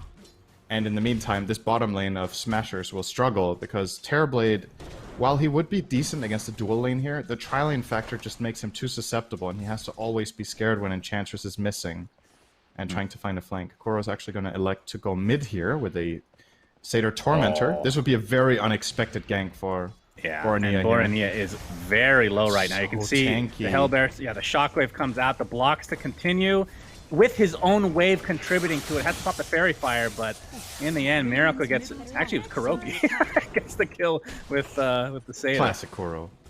It was very sad indeed, as we're going to see another kill in the top lane. Wow. Okay, so each lane, there's a kill for Nigma. Good start. I don't know how valuable that kill was for Mind Control. He lost a full wave of creeps that Rasmus is just holding at the tower, so I'm gonna chalk that death up to honestly being a trade. You see Rasmus coming out here. They're playing a dual lane, and Rasmus has the same experience as Mind Control right now, so that means all of that experience on Hoodwink is just extra. So they are winning the lane in terms of overall experience gain, but yeah, still nice for Mind Control to find a kill, of course. But he does have the 2 CS to the 12 of Dragon Knight. So they're definitely, you know... That is true. I mean, there's a certain point where Timbersaw, once you get level 4, I assume, and it's basically unkillable, at least in most matchups. Is that pretty consistent with this one, or is it a little bit different? Yeah, usually you will go 1-0-2 or 0-1-2, so you get the 2 in reactive on level 3, but he skilled the Timber Chain to find that kill on the Hoodwink. So yeah, he's delaying the immortality almost in the lane to level 4, like you said, and he's grabbing that now. I think... Honestly, I like this from Gilger. Like, if Rasmus has this good of a start on the Dragon Knight that he can 1v1 in this lane and just farm, Gilger can try to deal with the pressure elsewhere on the map. And by moving after Kuro, He's essentially giving Terrorblade farm bot, who otherwise is doing great. Ace has GA. 17, Oh! Sorry. 16 for 9 on the Terrorblade after Kuro started bot for that tri-lane action. And of course, when he rotated mid for that kill, you open up the space for mid, but still, yeah, Smash is doing well in lanes. Well, mid lane, I mean, Miracle obviously helped. Well, he didn't technically get the kill, but he has double the CS right now over Bornea in this mid lane. TA versus Huge Storm. advantage from that Ench gank, for sure. That helped quite a bit. Ace bot? And- Ace is dead. Okay. Yeah. Oh, that last right Ace is click, not not quite dead. enough, but Kuroki is in the vicinity. Ace does have a TP available, and we'll use it to go to the tier 1. Looks like he'll be successful in doing so. Gilgar, in the meantime, does get up a nice bushwhack, so they do see 3 members of Nigma here. And Salvan Ace will keep him safe. So that was extremely close, but I mean, it's not a good matchup in general with Kuro having that level of impetus. Any Right, magic or that's pure bad damage for against this Terrorblade. hero. Timbersaw obviously great against Terrorblade at certain points of the game. I mean, what do you think of the hero in general this game? It was the 4th pick, I believe, right, from the Smashers. Honestly, a lot of the time when it comes to later in the game for Terrorblade, I think one of the biggest threats to him is getting stunned. Like, that's when you can't get your Sunder off, and you can get bursted 100 to 0. It's hard to see Nigma pull that off in this game in one Nyx stun. They probably need all of TA, Timber, and Drow to be able to connect once Ace has a couple of items. So I think it's a good Terrorblade game later on. But for now, obviously some of the counters are definitely very much in play. Like you said, the Enchantress. The Drow is pretty good in lane against Terrorblade, especially when she reaches level 6. At that point, Ace might just go jungle anyway. But I mean, yeah, you talked about I it do think just now, Terrorblade can and the panel kind of talked about it earlier as well, the fact that the lack of stun from Nigma again, like 2 games in a row. Is this just something they're... like, obviously, when you have a lesser stuns on your side, it's harder to execute, generally speaking. But is it just something they're really comfortable with? Like, is this like a planned thing? It just happens to be heroes that they want to play that just don't have stuns? Are we just Are we overstating this fact that they have lack of stuns in general? it's better this time because Nyx's stun is not Ravage, right? It's a lower cooldown, so you have it more frequently, and you do have the secondary stun in Carapace as bot lane, super Tofu's here. dead. Yep, he's actually going to dive all the way around, 360. Beautifully Good done, trade, but though. ILTW They is getting double blocked up by trade. Gilgar. In the meantime, Ace has that Metamorphosis, so they're able to clean him up. A very high value kill for Smashers this That time is around. great for Smashers bottom lane, getting a 2-for-1. Under those conditions, the Phoenix got jumped and they immediately just popped the Metamorphosis and traded right back. But yeah, just to follow up on the stuns, I don't think that's like a plan they have going into the game, that they're like, hey guys, let's not pick stuns in this series. Like, I don't. Maybe they that have sounds a like quest a really weird in the way of game. strategizing. Yeah. It sounds like a weird way of strategizing, but yeah, I'm still feeling like they should have at least one more hero that has lockdown. I feel like just having Nyx is hard. It's still better than just having Tide, unless. So here's where the last game's lineup. This is a little bit of a tangent, I guess, but in the last game, to put it simply, a lot of the time if you have very few stuns, but the stun you do have is a big teamfight one, it can work very well if you can force the enemy team to come fight you at towers, right? Then that's your quote-unquote catch, is that you go to towers and they need to defend. But what were their cores in last game? It was TA and Gyro. It wasn't like a Dragon Knight or a Terrorblade that's going to smash that tower so you have to come and fight into the Ravage. So I do think that there was a bit of a disconnect there. Those are the games where I like the one stun Tide kind of thing, is when you take the fights to towers. Did that make sense? Yeah. Yes, the very long tangent made a lot of sense. I mean, they do have the Centaur Stomp. We failed to mention, obviously, Enchantress will be valuing that. Gonna have that all game. Very respectable creep, of course. You just got to put in the gold, and you will get that creep that you want every time. But in addition, you talk about Nyx Assassin. We've been seeing Aghanim Scepter like every single freaking game on this hero, and it has had huge impact on games. As GH is going to find a stun onto Gilgar in the meantime, but there's a TP out, and like you said, no stuns after that Impale without that Centaur in tow. It's still good though. Like, yeah, he doesn't die, but they force him away, and this is now a naked tower that nobody's getting experience at. Obviously, the Hoodwink wants to sit there and just leech, so it's kind of a pseudo kill, forcing the TP back to base, because all that experience is now going to waste. And Terrorblade has decided to leave the lanes. Oh, Rasmus is really far up here. He was trying to apply some pressure to this tier 1, but Nigma are here in numbers, and there we can see the Spike Carapace set up another stun, but the impetus not quite enough to take out Token. In the meantime, Bornea Trying to finish off Miracle as Ace has made his way onto No mana on the Mind field Control. as well. Yeah, Mind Control not able. He okay, has though. Soul Ring in 3 seconds, and looks like he will be saved by his team as Borneo has to use basically the rest of his mana pool just to get out of the right-click range here. I mean, this is something we didn't talk about from Nigma's side. Between the TA, eventually, obviously, and the Drow, they have some major push potential. And Miracle's hungry. Oh, a nice juke from Tofu. Very nice. Gilger's going to be found out here, though. Gets the Bushwhack off in the meantime. It's going to break things up, so Such a good no juke. deaths in the mid lane. I have not seen many jukes around that tree. This is obviously one of the newer features of the map, but very nice. He completely tricks Miracle, who was honestly very kill hungry there, and I understand. He has double damage. He felt invincible, so he went for it. But Borneo is in a lot of trouble. Impales there, but the zip away. Multi-shot not quite enough, as now they're going to apply all the pressure to this tier 1 tower. Smashers, they can only delay the inevitable, it seems, as this tower is definitely dead now. yeah, loving this from Nigma. It's exactly what their lineup wants to do. Use the Timber Sauce, Power Spike, use the Enchantress to get this early pressure. Getting mid tower sub 10 is very good against Dragon Knight, who will usually be pushing your mid tower and forcing you to defend. You instead just killed him and did the reverse. Immediate Uno reverse play. Wow, I haven't played that in a while. You a big Uno player? No. Okay. Well, Good talk. to know. That's the best segment I've ever...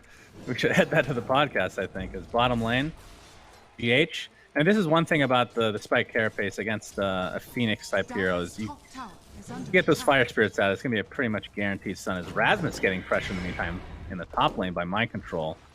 Doesn't have a whole lot of mana to speak of, and only a couple right-clicks done to this tower, although it is at half HP, but Kuroki's here now. Gets a couple right-clicks with that impetus. Just trying to pressure Rasmus out so he doesn't get the tier 1 in one go. Yeah. And the siege is Wasting still Dragon alive here. Forms is really the name of the game for Nigma here. They want to stay ahead on towers, so their biggest problem for the Dragon Knight is literally just how do I get through Timber? Because his team can't really kill him right now. This is nice from Rasmus. He's gonna cut through. He sees Timber at the front. He's gonna go hit the tower around the side and back off. He's getting whatever chip damage he can. But once again, Dragon Form is now down, and he has yet to take a tower at 11 minutes on this DK. So job well done for Nigma here. Indeed. Now in useless human form, gets off the Dragon Tail, but that'll be the end of his reign for another 50 seconds.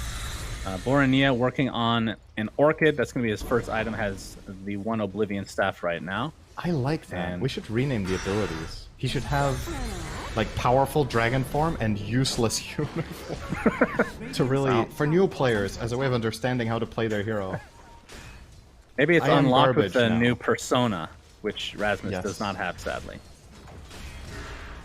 Make the hero even easier to play. He's going to get another Dragon Tail here. Yeah, we can just call that stun, right? Yes. Give him the Slardar treatment. Ace is in the vicinity, along with Gilger here. Bushwhack Oh, not able to connect missed the on the net, sharpshooter. Gilger. Will be in the blind. Will end up whiffing there. Another stun from Rasmus. He's going to get pressure now. Mind Control gets off the Chakram. Has to be pretty Really careful fortunate, by the way, for Gilger to get the Ironwood Tree 2 games in a row. here. Oh, you're right. Yeah. It's it is so good on Hoodwink, so he's gonna You be happy think about that there's a percentage... oh, they're actually going to find GH. He's going to get zipped on as well. There is a sentry in the vicinity, and this is going to be an easy cleanup. So now you know they have a sentry there, but it costs him a death. What if the percentages of neutral items, and we didn't even know about it, just went up by X% if you're playing a specific hero? Yeah.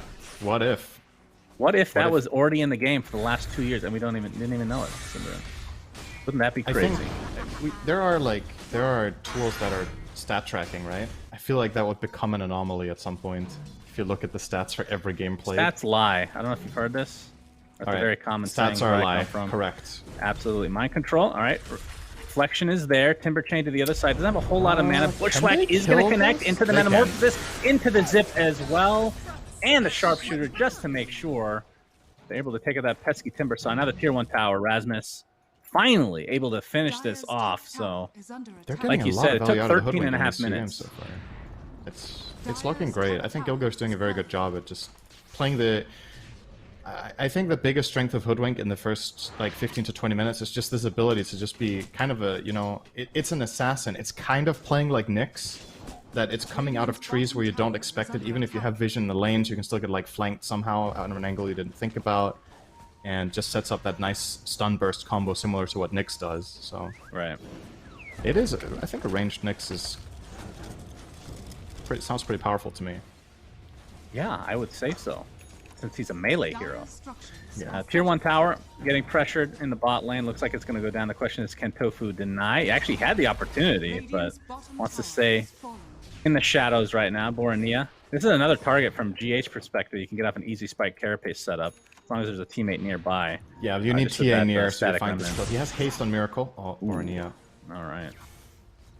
Yeah, things have kind of settled down a bit now that these couple tier 1 towers have been taken out. If you're just joining us, the Hellbear Smashers are actually up 1-0, similar to what the Suns are in the NBA Finals versus the Milwaukee Bucks. Okay, good In spoiler. case you weren't keeping up on the NBA news. GH, that was not Vendetta. just He's can't actually help smoked up. yourself. Wait. That's the jump in. Okay, Sharpshooter's actually not going to connect, so no break onto the Timbersaw here. Ooh, this could be a big stun. GH looking for the Impale. It's only going to connect on one, but it's a very important hero. The Gust is there as well, and the easy cleanup for Team Nigma. Looks like Gilger will be next on the menu for Mr. Miracle. Double kill for him, and it's going to be a tier 1 tower as well. Miracle is insanely farmed. 10 CS a minute. He's going to go straight to Roche in these 20 seconds. I think they're going to grab this as well. So huge swoop here from Nigma on that move. Getting the Gust on Storm crucial. It was a nice Orchid coming out from Borania, but he was already stunned, and then piece of cake for LTW to land that Gust, and they will give this Aegis more than likely over to Miracle so he can keep the ball rolling. Looking at a Blink Dagger within the next minute and a half or so, and getting the last hit on Roche for the bonus gold. It's actually, it's pretty concerning for Smashers right now. I think compared to the last game, the position that they're in with their lineup, it feels like the pressure is mounting a lot more. Where Nigma were sitting back in game 1, they're really just fighting them a lot, using this Timbersaw and the Nyx. Bottom lane, GH gets off the initiation, but they the got egg off is the there egg? from Tofu. I thought they had enough damage for sure, but instead it's going to be a cleanup crew onto GH. ILTW dies on the other side of the map in the meantime. Was that the Orchid reveal? I believe so. So it's a 2-for-0 across the map for Smashers. Wow. Not expecting that. Now all I can think about is ramen. Tofu? Egg from Tofu. It's like, oh, I could really... Yeah, that would have been a There's good name like a, for like, yeah. Rasmus, maybe. By the way, I got the heads up from T-Gov on the lore behind Rasmus's name. Obviously, it's his first name. We already knew that. Yeah. Apparently, you were correct in the fact that he thought Misery was too depressing. So he changed it to his first name. And then the reason that the A and the S are capitalized is because he thought it looked cool. That's literally it. That is the greatest lore of any name.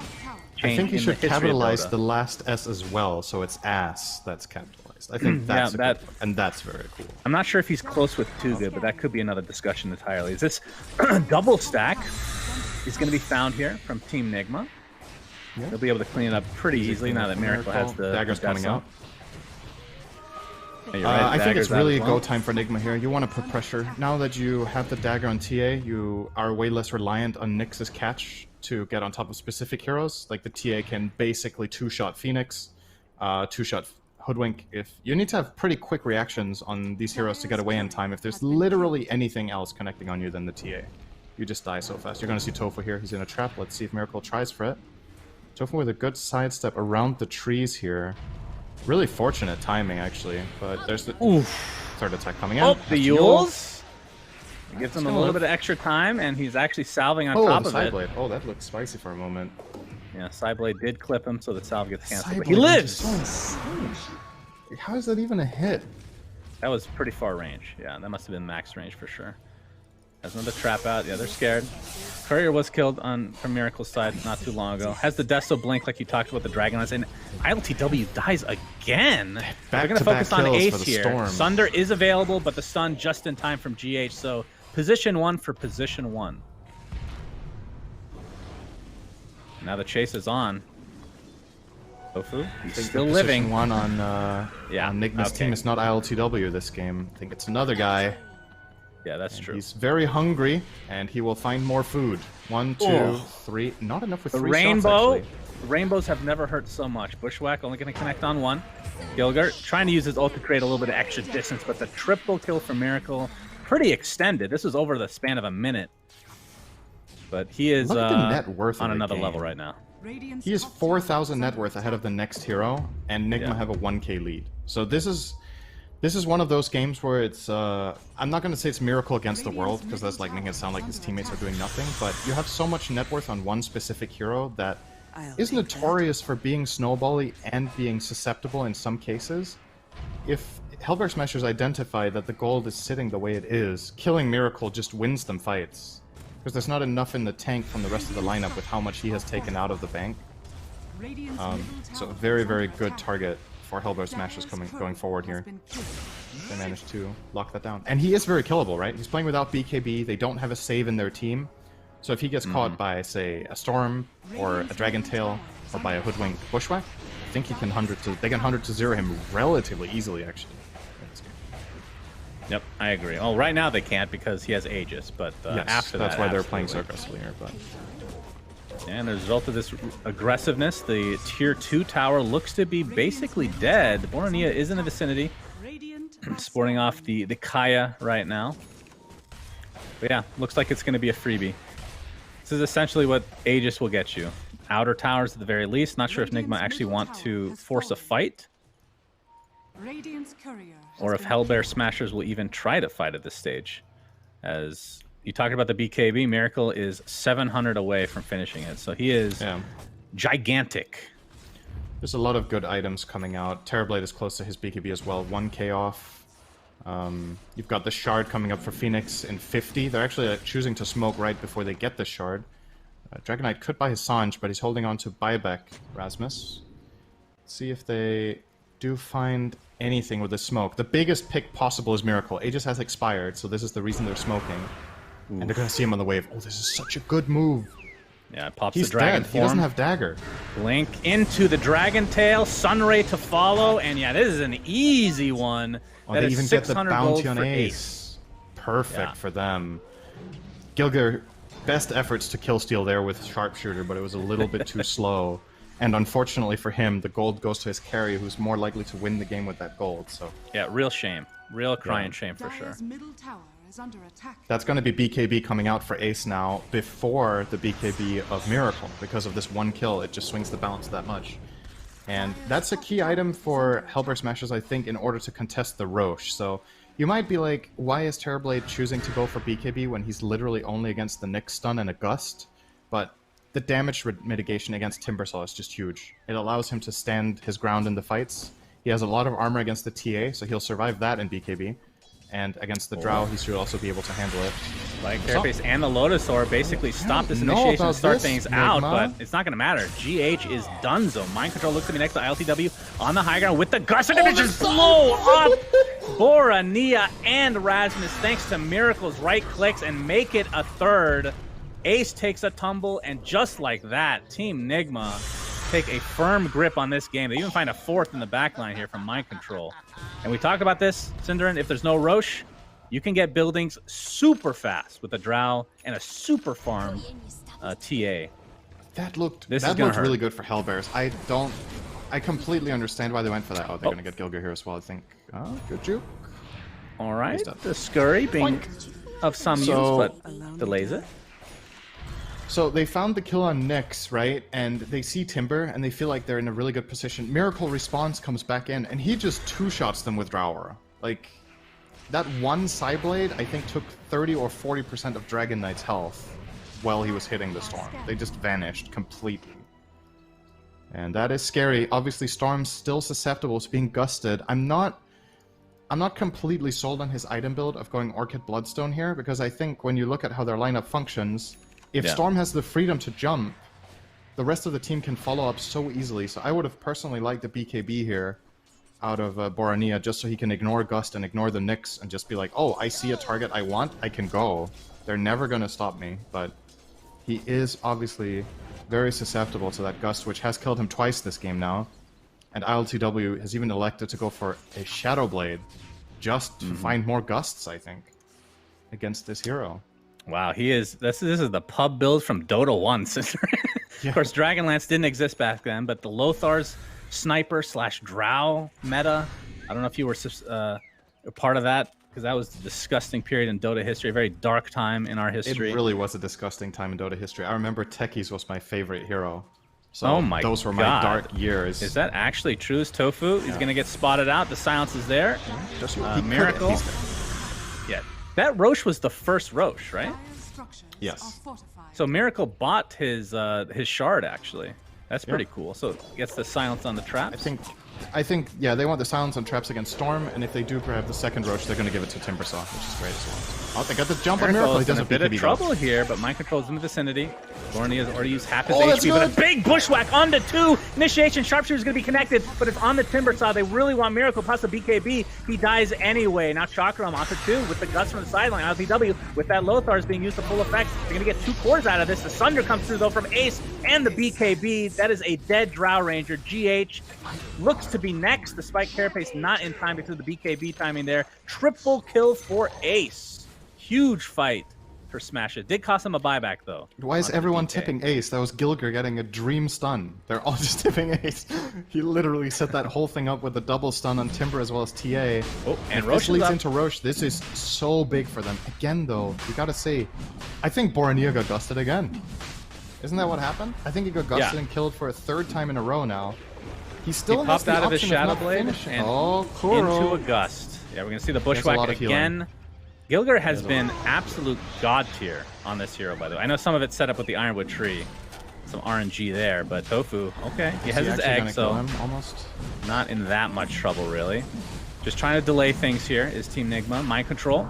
You might just jump in. The egg is there with the Sunray coming through. He picks up the shard on top of all of this, and Kuroki just getting bursted down eventually. The egg connects finally, and it looks like Timbersaw is next on the menu. 5 versus 1, essentially. The buyback onto Kuro, but will this matter? I mean, the 2 cores are available.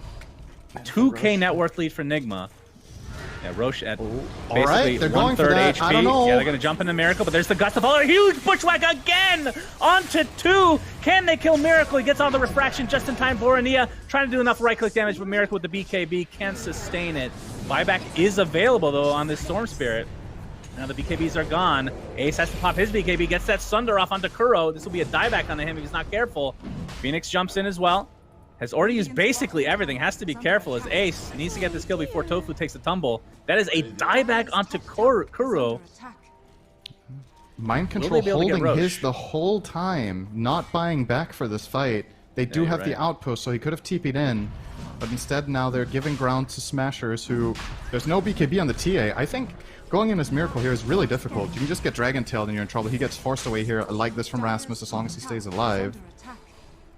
Well, they're still not doing Roche. They just don't have the damage. Now that meta's down, they just have to... 10 seconds. This is going to be one of those stalemates, I feel like. 15 seconds on Storm. Does have buyback. Oh my god, he might have to... I don't know. The Roche will get decimated by Nigma for sure. As they are now in the pit. 5 seconds on Storm. He can basically zip from base. But now they forced him out of the pit, so he'll have time to just TP back normally. This is a huge turning point here, potentially. They do have meta, Smashers. and they do have Dragon Form. Actually, everything except Sunder is ready in 10 seconds. They're going to jump on this Hoodwink. They'll get that kill right after that, but he's going to have to buy back in the game. But they get Rasmus in the end, and now the silence onto Borania has to zip away. He did find ILTW in the end. That's a pretty big kill as well. So essentially, it's a Drow for a Dragon Knight, if you want to look at it that way. As Ace has already popped the meta. Now he's almost forced to go for this Roche. And Nigma just need to try to delay this as long as possible. It's already half duration on meta. Take out the troll in the meantime. Miracle. He's ready to go. I don't know if they can take this Roche anymore, Synderin. I think they want to try to find a pick, but they've lost their Dragon Knight, so the guy who has to go into the Storm, and he's a bit worried about committing, I think. Yeah, for We're sure. going to steal a Tier B illusion here. And Ace's meta is almost done. Ooh, this is risky business right here, my friends. Chakram gonna scout Now things they're out. committed. A lot of damage being done to Roshan. He pops into his melee form. There's the egg from the side lane into the Sunray as well. Roshan is taken out by the Pick up the Smasher. Aegis, Michael hello! gets stunned in the meantime. Orinia picks up the Aegis. Not sure who gets the shard and cheese. We'll have to look at that a little bit later as Miracle pops his BKB with the refraction. Orinia has to pop the Bloodstone to try to stay alive here. Tofu finally taken out in the end.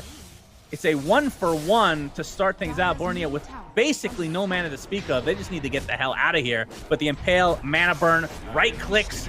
That is the Aegis down. He's going to be full mana, full HP now. GH getting stunned with another Bushwhack. Spike Carapace is there. But there's the Gust from the side on LTW showing himself from the shadows with that Shadow Blade. Borneo, this is going to be a second death for him after the Aegis. And Rasmus even popped his Dragon form and died right after he respawned. And now Ace, he's going to get bursted down by this right click. It's too much to handle from Team Nigma's side.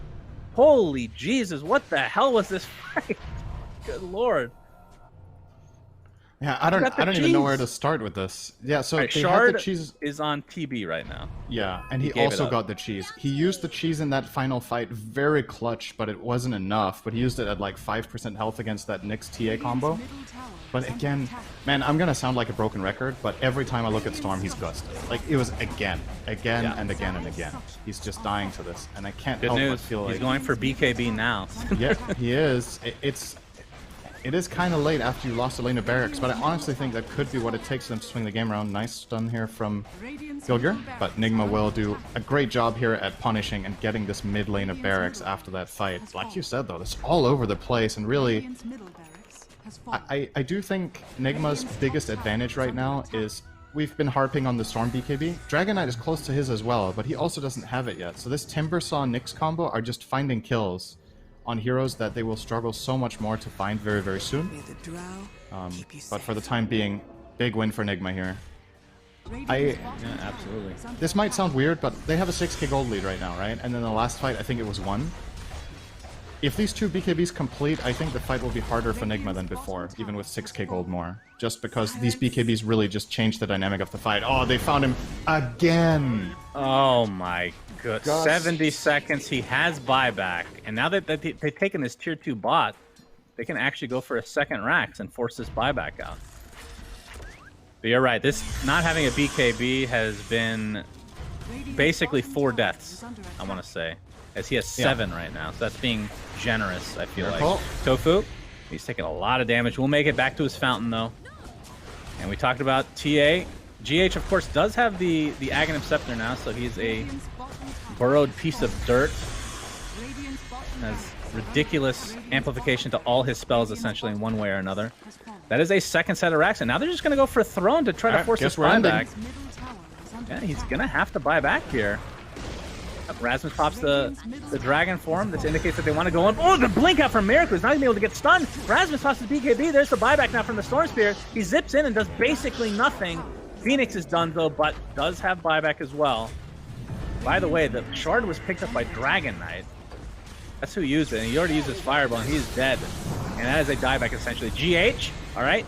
He's going to get initiated on, but there's the egg on top of him with the Sunray and the right click from Ace. It's not going to be enough, though. The Phoenix egg is taken out. Ace is going to die as well. Ultra kill for Miracle. And just like that, game 2 comes to an abrupt end, Synderen. What the hell? Wow.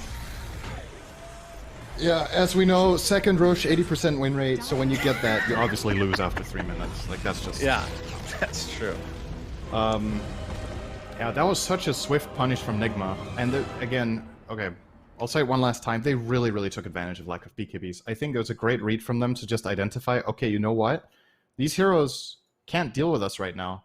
And they just jump on them. Any Gust, any Nyx stun, they kill. And we were talking pre-game about how Nigma are lacking in the disable department, but actually the Gust turns out to be the game-winning disable, kind of, with the 5 kills on Storm. And Borneo has to be the craziest thing kicking for me himself a bit. Is ILTW ends up playing basically a different role. He buys Shadowblade with a Nyx on your team. So in theory, there's going to be a lot of sentries already there, but is able to maneuver himself into position to get these amazing gusts off. I have never seen a position 1 turn into basically a support for all intents and purposes. That was pretty crazy. They really but set cool up to see. Miracle for success this way. By, they trust in him. He has insane farm. They know how far ahead he is. The Drow doesn't need to itemize a ton of stats, just needs to make sure to land the Gust and get in some right clicks and be an aura for the TA. And it worked wonderfully for Nigma.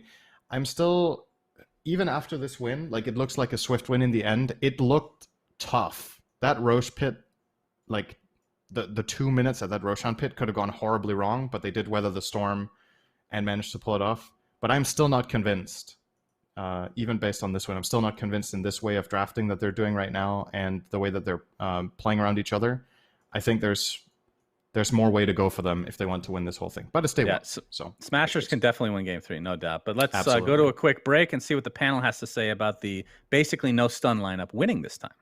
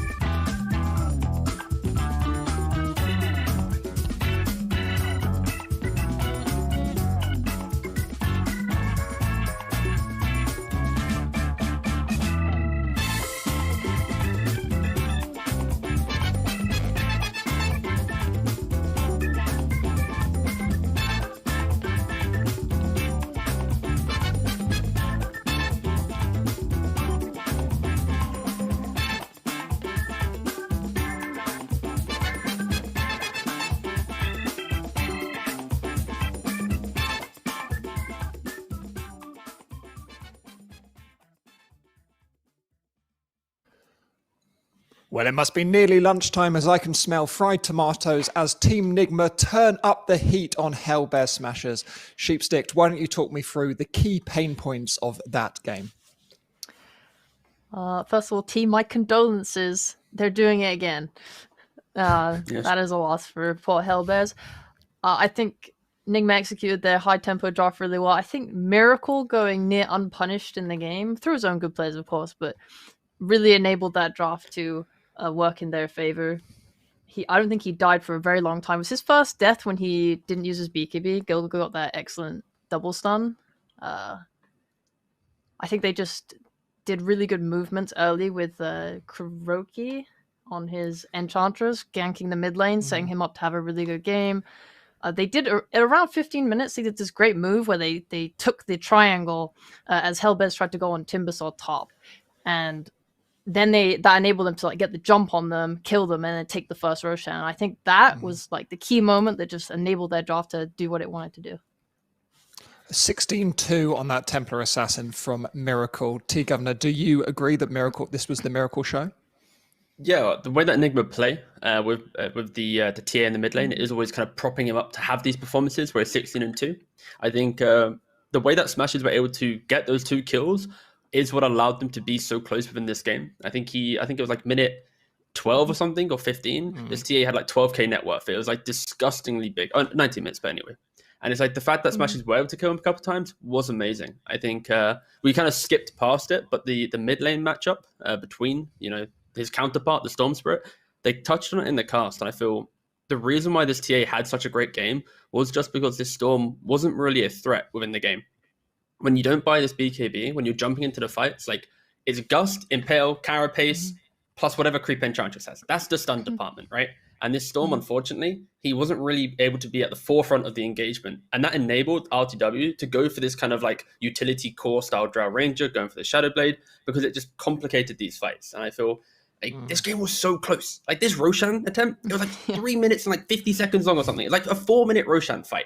And if only they had a couple more resources, Smashers can retreat from that confidently and then take the next fight. But yeah, Nigma, they punished it beautifully. Miracle, of course, popping off with the score that you quoted. And they play around that kind of desire to be in your face really well. Like if you look at every highlight of this game, this is not Nigma waiting this time. It's them running into the triangle like sheep said. It's them running at the towers early on with the Timber Saw. It's like they're the ones being proactive. But this, that Roshan fight, I was just like spinning around in circles on my chair. I was just like, do it, take it, ooh. It was just an I don't know. I don't want to watch that fight again because I don't know if my heart can take it. You know, I'm getting old now, so no more 4-minute Roshans, please, teams. Okay, well, will Team T Governor survive a game 3, or will he spin around in his chair and make himself too dizzy to continue? We're going to head to a quick break, but we'll be right back for a beautiful game 3.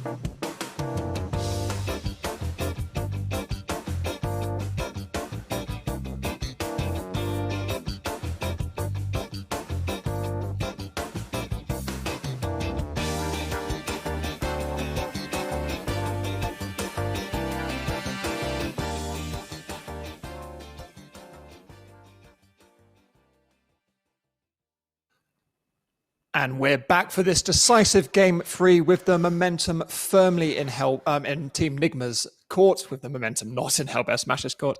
We're straight into a draft, I believe. But Cheapo, talk to me about what you want to see Hellbears do in this game 3 to turn things around. I like what they've been doing so far. As we can see, they have gotten their Hoodwink again. I think Gilger's been playing absolutely phenomenally on that hero, so I do like to see what they're doing here.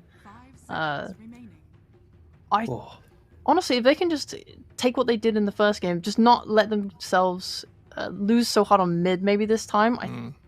A lot of the game fell on DK's shoulders last game, having to play on his blink timing rather than Storm's timing because they pressured him so effectively on Nigma. Maybe you pick a support alongside Hoodwink on Hellbear that can respond to these mid ganks and help out a little bit more early TP rotations. I think that could be pretty good for them. Well, they've got the same 2 opening picks with this DK Hoodwink, but they've also banned out the Miracle TA, which felt like the linchpin of the Team Nigma draft in Game 2, and also quite a lot in Game 1 as well. T-Governor, is that enough for you? Do you think they can compete more effectively without Miracle on the TA?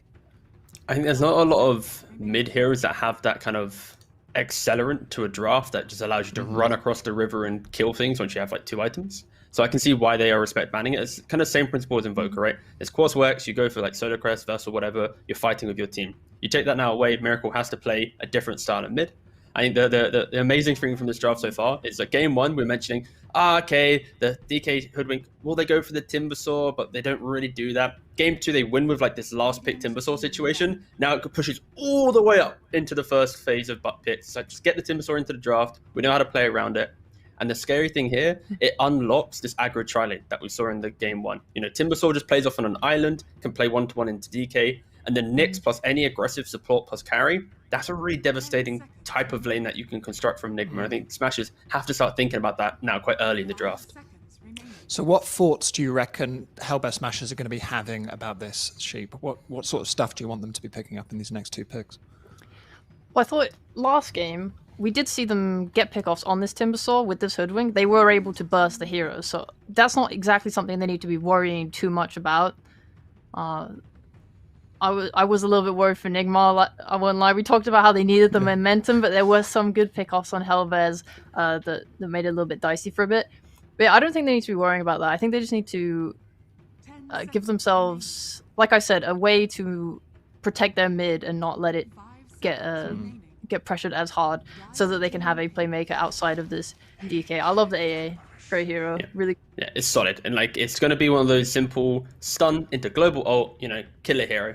AA can play on one side of the map and then Hoodwink DK together. You're going to be blowing up these people quite quickly. And it does force Nigma to have to think about it a little bit. And also in laning phase, we haven't really mentioned that. If it is going to be this tri-lane v tri-lane scenario, AA Hoodwink, they're going to be pretty potent. Double rings, ranged heroes. You have the stun into Cold Feet. You're going to be able to layer some spells into that. And I think, Smash are just covering themselves a little bit with this aggression. Team Nigma picking up that probably 5 Phoenix as we wait for the final second phase pick of Hellbear Smashers. But while we wait for that, if this stream is not quite British enough for you, I'd like to recommend the B stream where Into the Breach are facing off in their first series of the day. So head over there for a double British one. Let's look at this final Hellbear's pick of the phase 2. T, what would you like to see coming out here? Because they tend to leave their mid to last, so we're probably going to be expecting either an offlaner or a carry. Yeah, in the last draft, they did pick up the Terrorblade. In this position, they picked up the carry, giving away Borony the last pick. And in the game before that, they kind of had the Lina very early on. So it really depends on what you see right now. And they go from... Ooh, okay. Mirana. So Borony has played some mid Mirana before. And this might open up for, mid Mirana. Isn't that just a play, actually? Yeah, I think it's just going to be a mid Mirana. And then you have this core that can deal with the egg. You don't have stuns again. Nigma, they clearly hate stuns coming into the TI qualifiers. They've picked maybe, 1 or 2 per game so far. And it's worked for them, in one of the games. Mm-hmm. Sheep, have you seen a lot of mid Mirana? Because that's not something I've seen very frequently. No, not at all. I think it's very specific to Bora Nia. When I was sussing him out, he does love that hero. I think it's like one of his third most played or something like that in Pro Dota. So super comfortable. Pairs extremely well with Dragon Knight. They're going to be able to make plays very early. I think if Nigma did choose to do some high tempo lineup again with this Timbersaw, then I think what they have right now on Hellbear does match that pretty well. So it's a good pick. So what sort of stuff would you be, because we're still probably therefore waiting for their carry, unless it is a carry Mirana, which seems unlikely. What sort of stuff do you pair with a mid Mirana? Do you know, T? I'd just go with a bit more punch, like mid Mirana, you're going to be able to kill egg from minute 0 to the end of time, right? So get a carry that complements that as well. You eradicate the egg, then you have a carry coming in with a quick timing as well. I still would say Ursa. Again, we said that in game 1. Just go all out aggression. DK initiates the fight. You lay down an AA blast. That hero is dead. Phoenix kills the egg. Ursa jumps onto whatever core needs to go. This style of just copy Nigma's strategy from game 2, which was just everyone farm a little bit. Tia, of course, farms a lot, and then kill everything. Both teams are now looking for a carry in their last 2 picks, which I always love these final 2 picks where they're looking for the same role, because you really get down to the bare bones of carries and get some quite interesting stuff coming out with Team Nigma banning out that Faceless Void. Hellbear Smashers probably banning out something like, would you say a Luna? They've already banned out the Luna. What else would they be looking to ban out, Sheep? Well, I thought at least Faceless Void was going to look very good for Hellbear. I was actually expanding on that. I'm surprised they did pick their Mirana there, because I think it's such an unconventional pick that it's not the type of hero that would get banned out by Nigma. So I think it might have been better to take a more better suited carry to your draft before these good ones like Faceless get banned out. So I'm not sure what will be left after Team Nigma finishes their ban here. The Spectre going out. Always good to ban out the Arcana heroes. Yeah. True. Love to play him. Rasmus doesn't even have the Arcana, so it's but he's not going to be playing the Spectre, so that's irrelevant. He picks the DK though, and then doesn't even have the Arcana, then bans the Spectre so that they can't show off the Arcana. He's doing the most anti-Valve draft possible. Yes. If you keep on doing this, even if you qualify for the International, you won't be allowed to attend. There we go. Arcanus. Anti-Mage banned out by Team Nigma. So final ban for Hellbear Smashers. Any snap prediction, Sheep? Look like a genius. Maybe they'll bang out the PL again. We could see some good. I mean, it's a Manta bias. It's pretty decent against Ember Spirit. Well, no, that's a lie. No, it's pretty terrible. No, that's a terrible PL game. I'm gonna go with Ursa again. I would like to see Ursa, but I don't. They clearly showed that they prefer these hard farming carries instead. So I'm just not sure. Team Nigma looking for a hard farmer here as well, T. Potentially. Right now, this Ember pick, it does cause a little bit of confusion because they can easily play it on RTW. It's one of his most played heroes, or they can put it mid. So you kind of Smashers are seeing through that right now and just quite easy going, we'll ban out the best carries, because when you have heroes like Timber plus Ember, this map is going to feel so small, so quick. You know, Ember in your face, Timber running down lanes. I think Smashers are focused more on taking away the win conditions, the Spectre, the Medusa. So who have we got in the pool? For Ace, we've still got Wraith King, which he likes to play. We still have PA, which he likes to play. Still got that PL. This is the thinking pose. Hear me out, hear me out. Ace Meepo, boys. Ace Meepo, come on, bring it back. It's time. It's ready. The hero is terrible, but my god, is it a decent game? Okay. Yeah, I'm not a Meepo specialist. So I'll trust a Meepo specialist. If you think it's a good game, we'll go for it. I think if you go fast enough, right? Like, what do they really do? They only have one AoE stun to stop you. It's great lockdown for Ember, Timber. You know, good magic burst against Terrorblade. Actually, you can't redo that. Yeah. You know what? I was going to say something probably worse than the Meepo. And they go for a PL. Basically the same hero as Meepo, right? Lots of things appear on the map. Yeah. No, I'm not even going to try and connect the dots there. That's way too hard with Meepo. Okay, you know what? You did mention I called the PL earlier. Yeah. I don't like it, but I mean, it's the best hero against Terrorblade, so, and it's going to be able to help kill this egg. Seems good. I like it. Okay, my only quick predictions from you. T, why don't you go first? Well, I have a big fear where the PL might be good v Terrorblade, but Timber and Ember are like the known counters to this hero for just being able to overwhelm kill the illusions. So I'm going to probably side with Nigma, because I think just that alone might offset some of these earlier timings from the PL. Sheep, how about you? What do you like here? Ooh, I want to put the ball in Hellbear's court. You don't just let Gilgit have Hoodwink. Yeah. I was trying to curse it so that Smashers won. Oh, sorry, my bad. 1 for 1. Yes, no, sorry, Nigma. Nigma have it in the bag. Free. Yes, free. Thank you. Yeah, cast a curse. Excellent. Good stuff. Well, there we go. And I'm going to offer my final salutations to the Sultans of Swing themselves. It's Sunsfan and Cinderin. Take us away. We're sultans now. I like this. It's just getting more and more pristine as time goes on, Cinderin. We came up with 3 different words with S for our S and S. That's true. I just noticed that you are very... This is why you're the analyst, and I'm the dum-dum that just says what's on the screen. Okay? I am also dum-dum. Let's not pretend. Well, I think you're supposed to talk yourself up now that we've talked ourselves down. I am very smart. That's another story. Okay, Hellbear Smashers versus Team Nigma. 1-1 in a best of 3. Whoever wins this stays in the upper bracket. Whoever loses goes to the lower bracket. Again, saying the very obvious things for anybody that has looked at a bracket at any point in the last month, because it's the same format. It's for TI quals. Cinderin, are you excited? I'm excited, and I think, honestly, Nigma fans, in my opinion, have a lot to be excited about in this game, because I think, in isolation, if you disregard what they're against, I really like how their lineup looks with itself. This is the kind of strategy that I really like in this patch. It's a high-tempo mid-hero.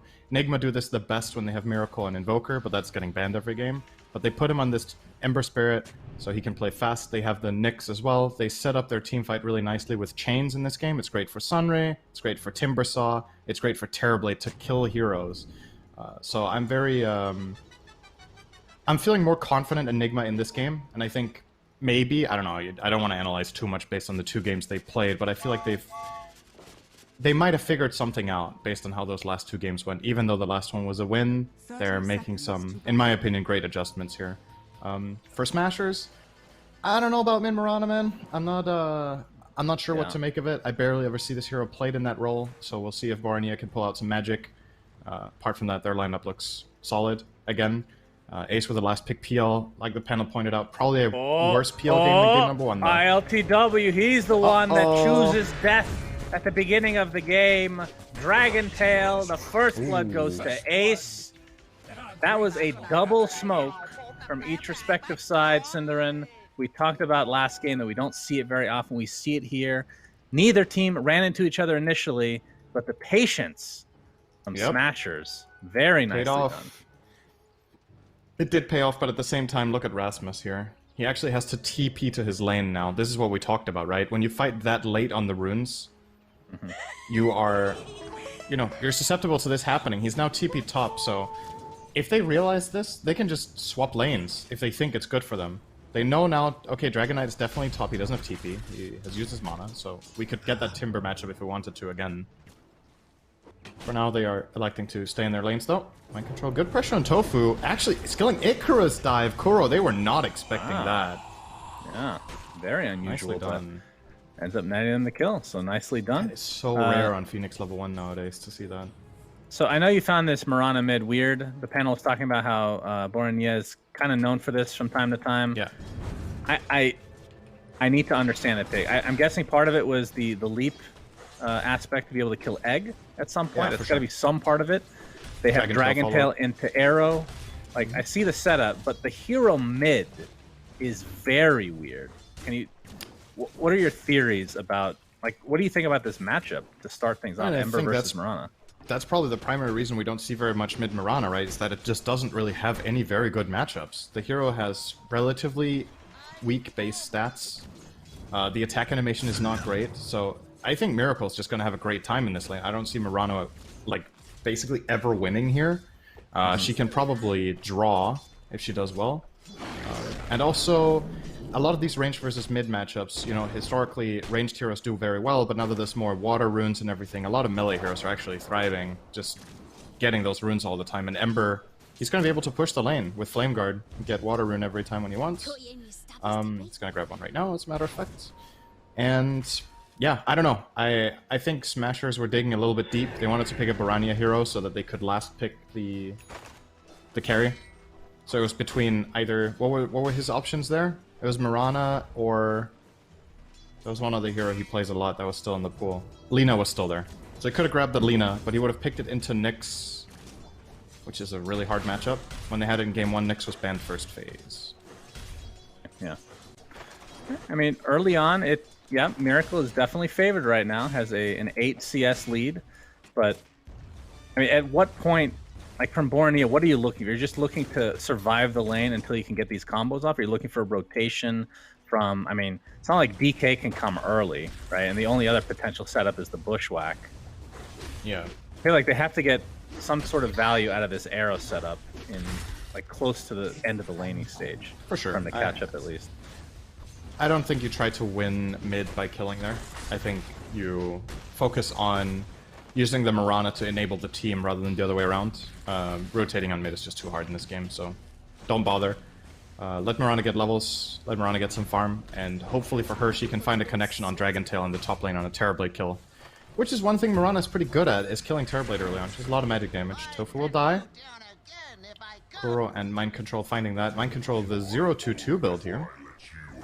So yeah, he is very tanky. All right, what do you think of PL then? I mean, there's some options. They talked about Wraith King. I know that Juggernaut isn't picked, but it felt like an okay Juggernaut game, especially if you want to play at a very high pace. Good egg killer, good for high pace, and I think it's actually not that bad against TB these days because of the shard. It's good against Terrorblade late game. Yeah. But they picked PL. Yeah. They did win game 1, so... They did. Like we said, it's probably a worse game for the hero, but, you know, you look at your pool, you look at your player, and you ask. And you're like, okay, what do you want to play here? What do you think is best? And I'm with you. I think Jugger could have also been good, but I can't say with confidence that it would have been a better choice. The good thing about Jugger here is Healing Ward is very good in this game against something like Timbersaw and Phoenix, but... and the Juggernaut eventually... This is very counterintuitive, I think, to a lot of people. In my opinion, Juggernaut is actually one of the best late-game carries against Terrorblade.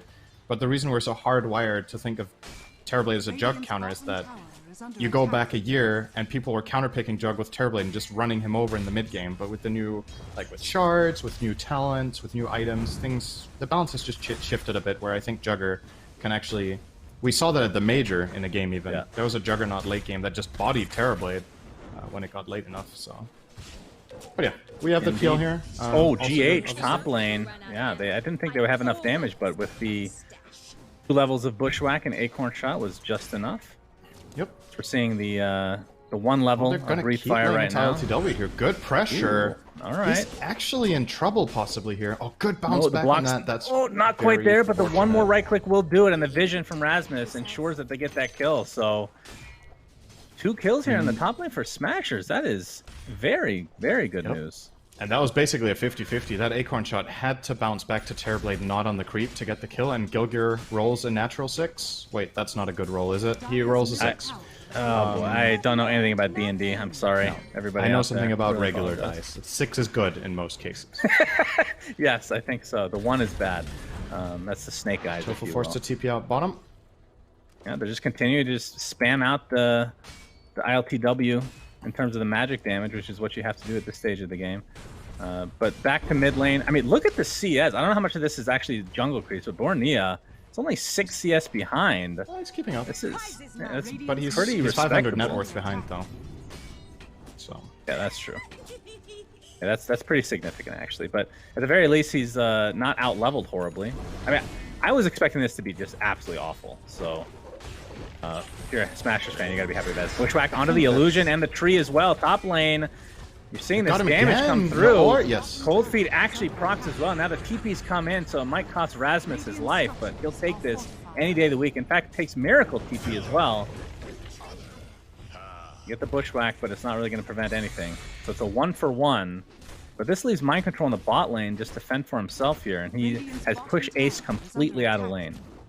yeah, PL is not coming back down here. It's unplayable. So if anyone goes to sit bottom, it's Hoodwink. All right, giving the tip to Mind Control here. Good job, buddy. You picked Timbersaw, I guess. He's a little salty. It's a Yeah, pretty I can random see- tip. There's just a Timbersaw pushing a tower. This is pretty standard Dota, you know? Nothing crazy here. I have hung around Misery enough to know. I mean, I don't know how much he's changed over the years, but he would be complaining about somebody picking Timbersaw. So, unless it's us Okay. with Moo picking Timbersaw Yeah, then it's at great. TI every game, then that's fine. But otherwise, not so much. Yeah, yeah. Yeah, the tier 1 tower is able to be taken out by Team Nigma, and on the other side, Smashers applying some pressures at half HP right now.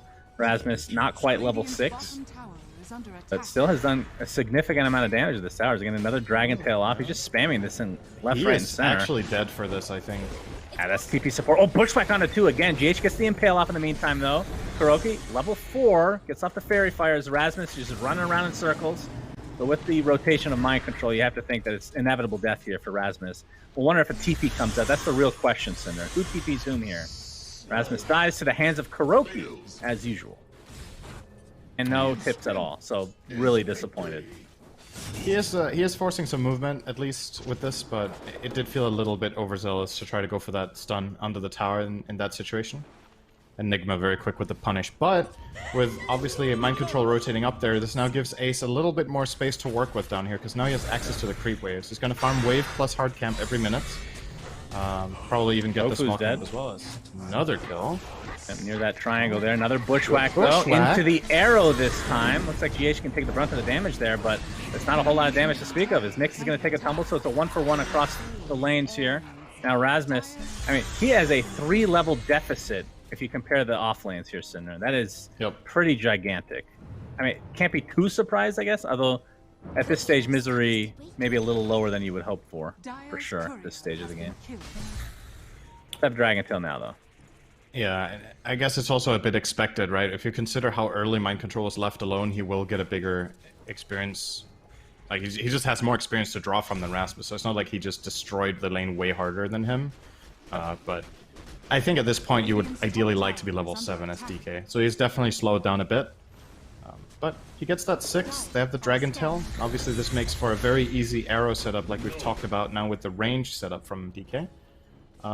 Mind Control is killable for them. He doesn't have anything for his hood just yet. So Mirana and Dragon Knight actually pack quite the punch. Especially if Ice Blast comes in with the Tome in at 10. Need to give Topher a little bit of space for that to be the case, though. He's only level 4 and a third, which is very low.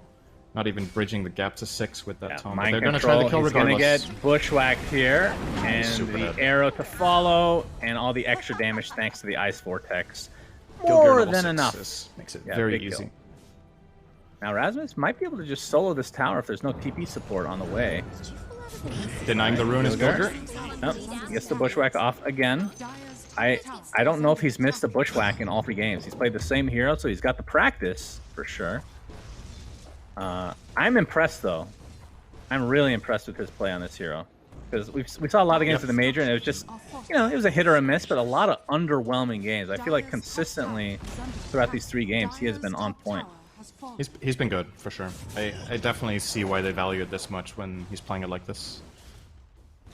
And I think overall, oh, good arrow. Can't connect anything on that though. My control just Nigma trying to take advantage of their siege creep plus Timber Saw. Very classic thing to do when you have Timber. Alright, there's the Bushwhack miss, Shannon. You got it. Yep. Caster Curse, thank you very much. Wait, did he get the item? That's the real question. Will he be 3 for 3? Not yet. How many do they have left? Is the They're not getting it. Oh, that's a problem. No. Can they win without is the real question. Bornea getting bursted, but will leap to safety. Mind Control creating as much space as possible with GH's help to get the Impel on Gilgurt. And it doesn't look like Chakram does connect. Mind Control's now a bit compromised Ace here. is here. AA Blast to follow, so the Sunray's going to do absolutely nothing. That is the second death for Mind Control after he got up to such a good start. So huge kills. You're just here not for safe on Smashers. Timber in this game. There's a couple of things that are really nasty. You're playing into Ice Blast and you're playing into Hoodwink's Ultimate Burst. Timbersaw generally considered a counter to Hoodwink because it cuts all the trees, so it's hard to hit Bushwhack. But when it comes to it, if you have other ways of setting up the stun, then you're not so reliant on the trees, right? They're going to just Dragon Tail, then they're going to Arrow, and then they're going to Hoodwink ult. They won't even need the Bushwhack if the other guys set him up. And Mind Control really needs to... He you know, I don't... It makes sense he thinks he's that tanky. He just isn't. Because usually Timber at this point, with a hood and a wand, feels very tanky. But he dies in a Dragon Tail when these heroes are there, and you just... No save available. Phoenix Heal doesn't matter. It's also only level 1, actually. Korra with the Max Fire Spirits build. A lot of the time we see 1-2-4, but he's 1-4-1. Perhaps partly because of the AA matchup. It's just prioritizing the damage. Miracle's working on a Maelstrom for himself. Not a huge surprise considering he's going against a PL this game. And obviously it's going to help his farm quite a bit. Now the real question is, what is Bornea going to go for? He's going for Dragonlance right now. So he has to expend 2 leaps already. AA Blast comes out, but Tofu is going to take a pummel. Arrow? Arrow connected as well, but he's I keep getting excited over arrows. There's just no one there. So Yeah. Well, they don't really... I mean, without the AA Blast, in addition to a couple of heroes, they're not going to really be able to burst anybody down.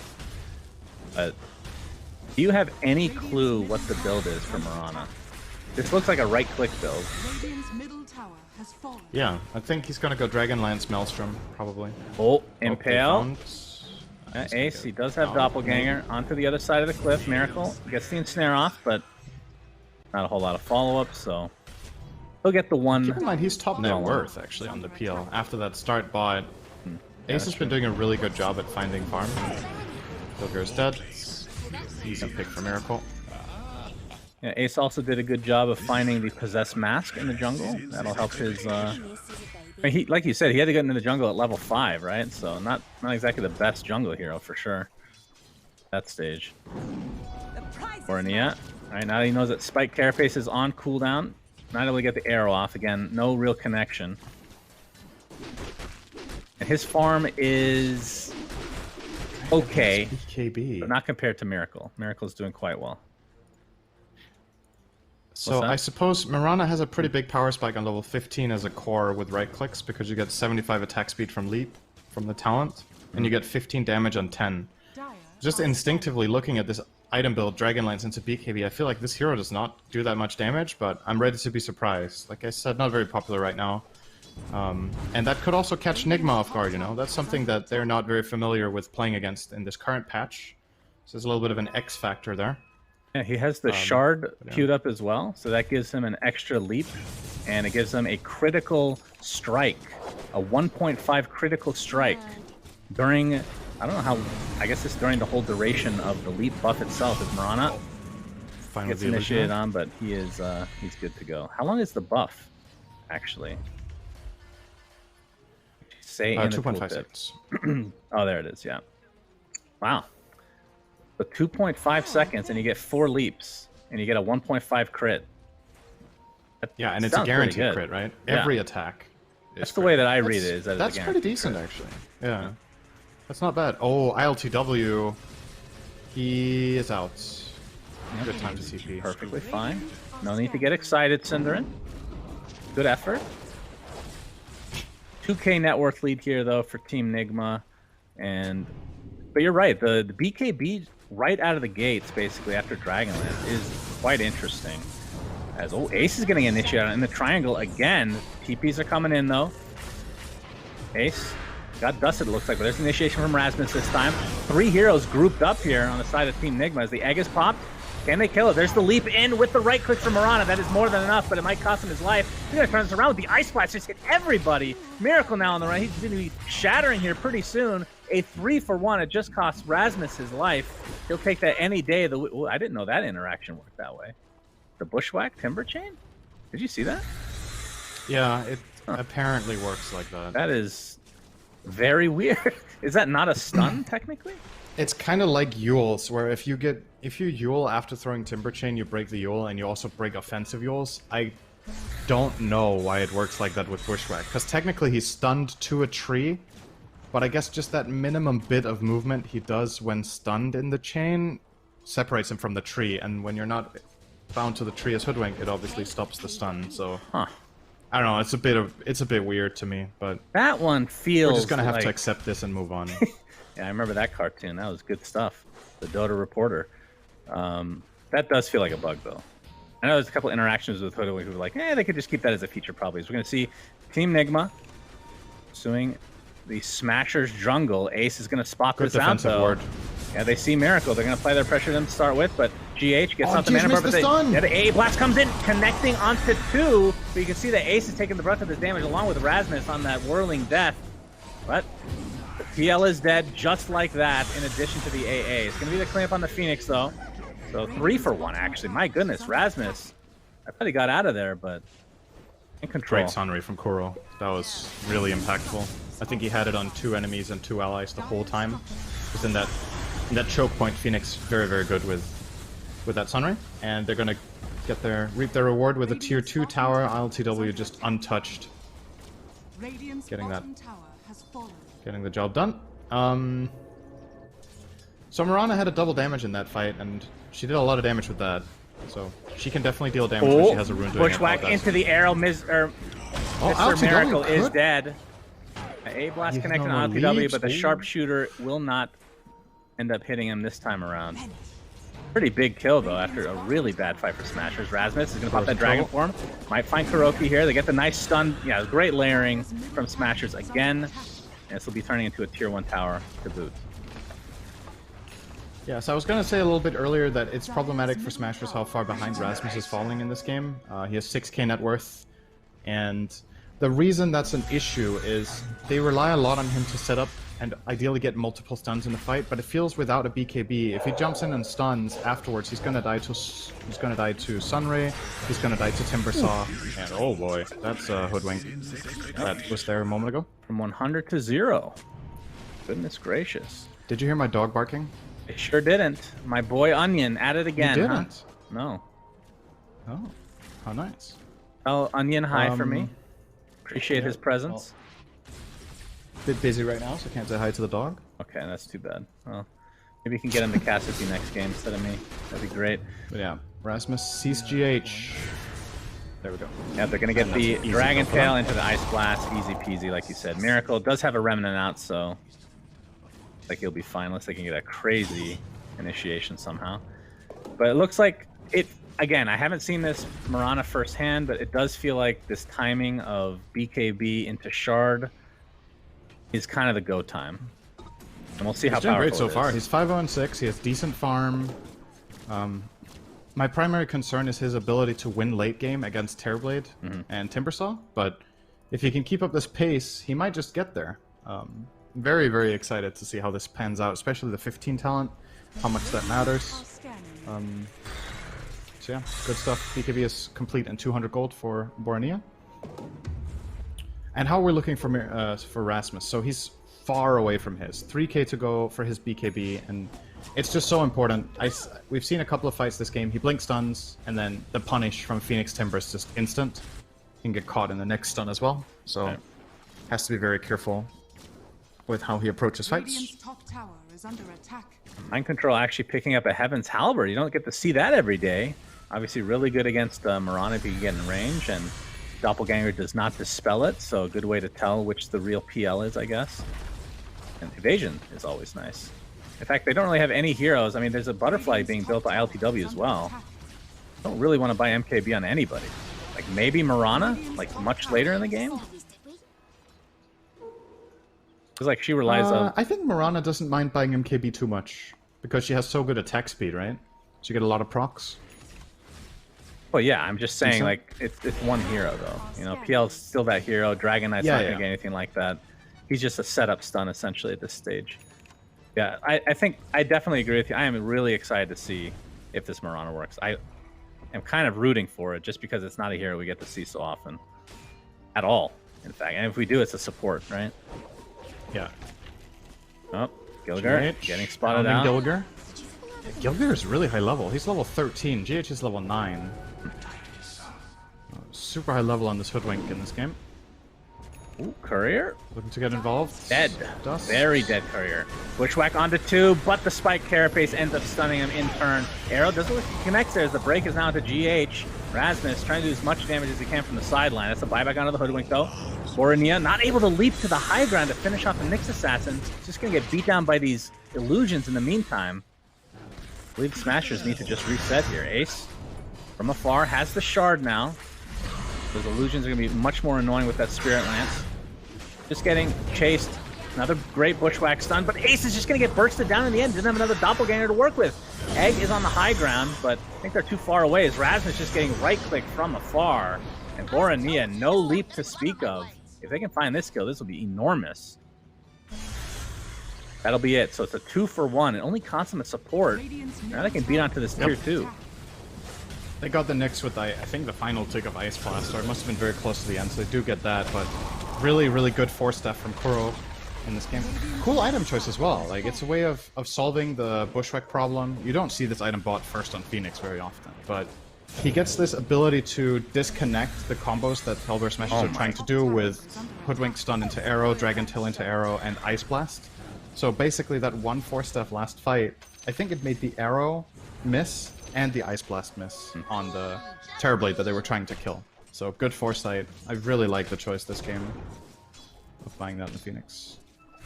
And from Borania's side, he is still a bit away from finishing the shard, as we have yet to even see a Roche attempt here. Later than we would normally see, but neither team crazy Roche takers by any stretch of the imagination. LTW just going for the basic crit build. We've been seeing that basically every game from TB, one way or another. Although I feel like we see Scotty ahead of that most of the time. But not the case this time around. Doesn't it feel like a Scotty? Ahead of the Daedalus and Terrorblade, you mean? Yeah. Isn't it Scotty into Daedalus? Yeah. It usually is Scotty. Like, I think the most common build is probably Manta into Scotty, and then you either get Satanic or Butter, and then you get Daedalus. But I've seen some Terrorblades lately prioritize getting that high damage burst earlier in the build to really ride the momentum of how strong Metamorphosis is. I'm not completely sold. Like, he's putting a lot of faith into Kuro to always get the 4-staff, because he gets 100 to 0'd here if he gets caught by a combo, right? With this build. You don't have the safety of the health from the Scotty or the Satanic when you go like this. So let's say he gets Dragon Tail, Arrow, Ice Blast, he's just done. So they really have to have Kuro in a good position around the Terrorblade. But so far, it worked well last fight, so maybe his call is, you know what, I trust you, we got this. Just keep protecting me with the Phoenix and I'll be fine. Personally, I kind of don't like it. I would rather see the Scotty, because I think damage is not the problem for Nigma right now, and it's more of a safety thing, getting Scotty here. But if he gets Sunder off, I think they win the fight, right? So he just needs to survive, and if he starts fighting someone with Scotty, I still think they have enough damage with him, Timber, as well as Ember. There's plenty of damage coming out of the Nigma heroes. Yeah, I mean, we saw a lot of this AA versus TB matchup, and it works both ways, right? Because Sunder, obviously a good counter to the Ice Blast, since it does work. But at the same time, the burst damage, the whole idea of AA, it's not just about the healing reduction, but just using that in combo with something to burst them down from 100 to 0, which TB, that's his biggest fear, right? That's why Zeus is such a good hero against TB, although we don't really see... We actually did see one game at the Major, I believe, Zeus versus TB, or is that ESL? Either way, it worked out really well. It was at the Major. Worked out really well and destroyed TB, but I agree. I'm a little surprised he's not going for more stats-based. But we'll see how it works. We'll see. Bornea is 500 away from that shard. I'm mainly curious to see what he queues up after it. I think it's going to be MKB, actually. Yeah, I think it has to. So he can deal with Terrorblade better. Well, they're going to 5-man smoke Moonlight. into the Moonlight Shadow, the classic combo. And we'll see if they can find anybody on top of this. Of course, they're looking for the Dragon Tail initiation into Arrow or the Bushwhack. A little bit separated right now. And Rasmus, yeah, they can't figure out which way they want to go. Bushwhack onto the... Yeah, they have to show themselves now. Good read from Nigma. They know exactly what's happening.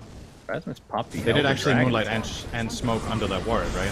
The top ward, I think. Oh, Chakram Oh, on boy. top of him. Rasmus, of course, like you said, does not have the BKB, so he might just get bursted down. That is a super easy kill, and just like they don't have your offlaner, but does have buyback available. Of course, without Dragon Form, though, how much use are you? You can see the Sharpshooter used by Gilgar to try to get a little extra space again. Looks like it might be successful. Oh, Sleight of Fist was there. The chains? No, not going to happen. So they only get one, but it might cost, be at the cost of Roche here. Big prize is Big Boy, and Big Boy's dying very fast. Big, juicy boy. That's one thing about having this Chrysalis and Terrorblade. When you just get to AFK attack Roche, that obviously makes it a lot easier and faster. Yeah, good read from Nigma. I think that the top ward that they have placed that's about to expire now did give them the vision that the smoke plus Moonlight was coming, and they just counterplayed it. very BKB easily. has to Bornea. be popped by Bornea. The egg is there to try to attack save. speed. Yeah, he's getting quite a bit of it. It's going to be enough with that 15 talent. They're going to get 2 kills on top of it. And now Tofu getting right. bursted down by Mind Control. Sharpshooter connects, but really to not much avail. Arrow connects as well, but not a whole lot of follow-up to speak of. Although Rasmus is here with the Dragon Tail. Ace grouping up, and now the Chakram destroying Rasmus from 100 to 0. We talk about that all the time. Such a good counter to the Dragon Knight. And just like that, it's a 2 for 2 on the steps of the enemy base. Bushwhack, ooh, looks like it was going to connect there, but I think that was the Whirling Death preventing the trees from Yeah, stunning them. I think so too. Yeah, alright. Hellbear smashes, they do trade there, but again, Dragon Knight is just being punished so hard. And a big problem that Smashers have in this game, I feel like you're really seeing the night and day between Game 1 and Game 3 here for how Phantom Lancer's game is. He's been relatively quiet. We're 26 minutes in, Ace he's 1, 2, and 4. Haven't really seen him do very much damage on his PL, because he can't go in. And that's where it matters so much that there's other people in the fight that set something up, stay alive, and PL gets to wrap around and find a Phoenix or a Nyx or something that he just gets that free kill and then snowballs from. Because his targets aren't great. Like, you don't want to go on Timbersaw, you're not going to kill that guy. Ember is too mobile and hard to catch. And the Terrorblade had Aegis, so in that fight, you're really, like, pick your poison, you know? And we got the Moonlight Shadow coming out. And they're gonna It's gonna get away, no detection. look at Rasmus's neutral item, by the way. He has a Philosopher's Stone. That's how bad his game is right now. Just needs the gold for BKB. to get that on him. Absolutely. Nice juke from, or escape from Gilgar here. Very good use of the Sharpshooter to get to the low grounds. He's still dead, they found him. Yeah. I think. He's Yes, only, no. oh, alright. Scurry up in 2 seconds. Nah, he's finally found. He's only a level 14 in terms of Dota Plus. I'm a little surprised by that. Although I guess the hero hasn't been out that much. But there are some level 30s already for her. Yeah, that's pretty crazy. But he's played so well. Probably spams the crap out of this thing. It's ILTW on the steps of the enemy base now. The meta is popped. Hoodwink is dead for 50 seconds. Absolutely no buyback.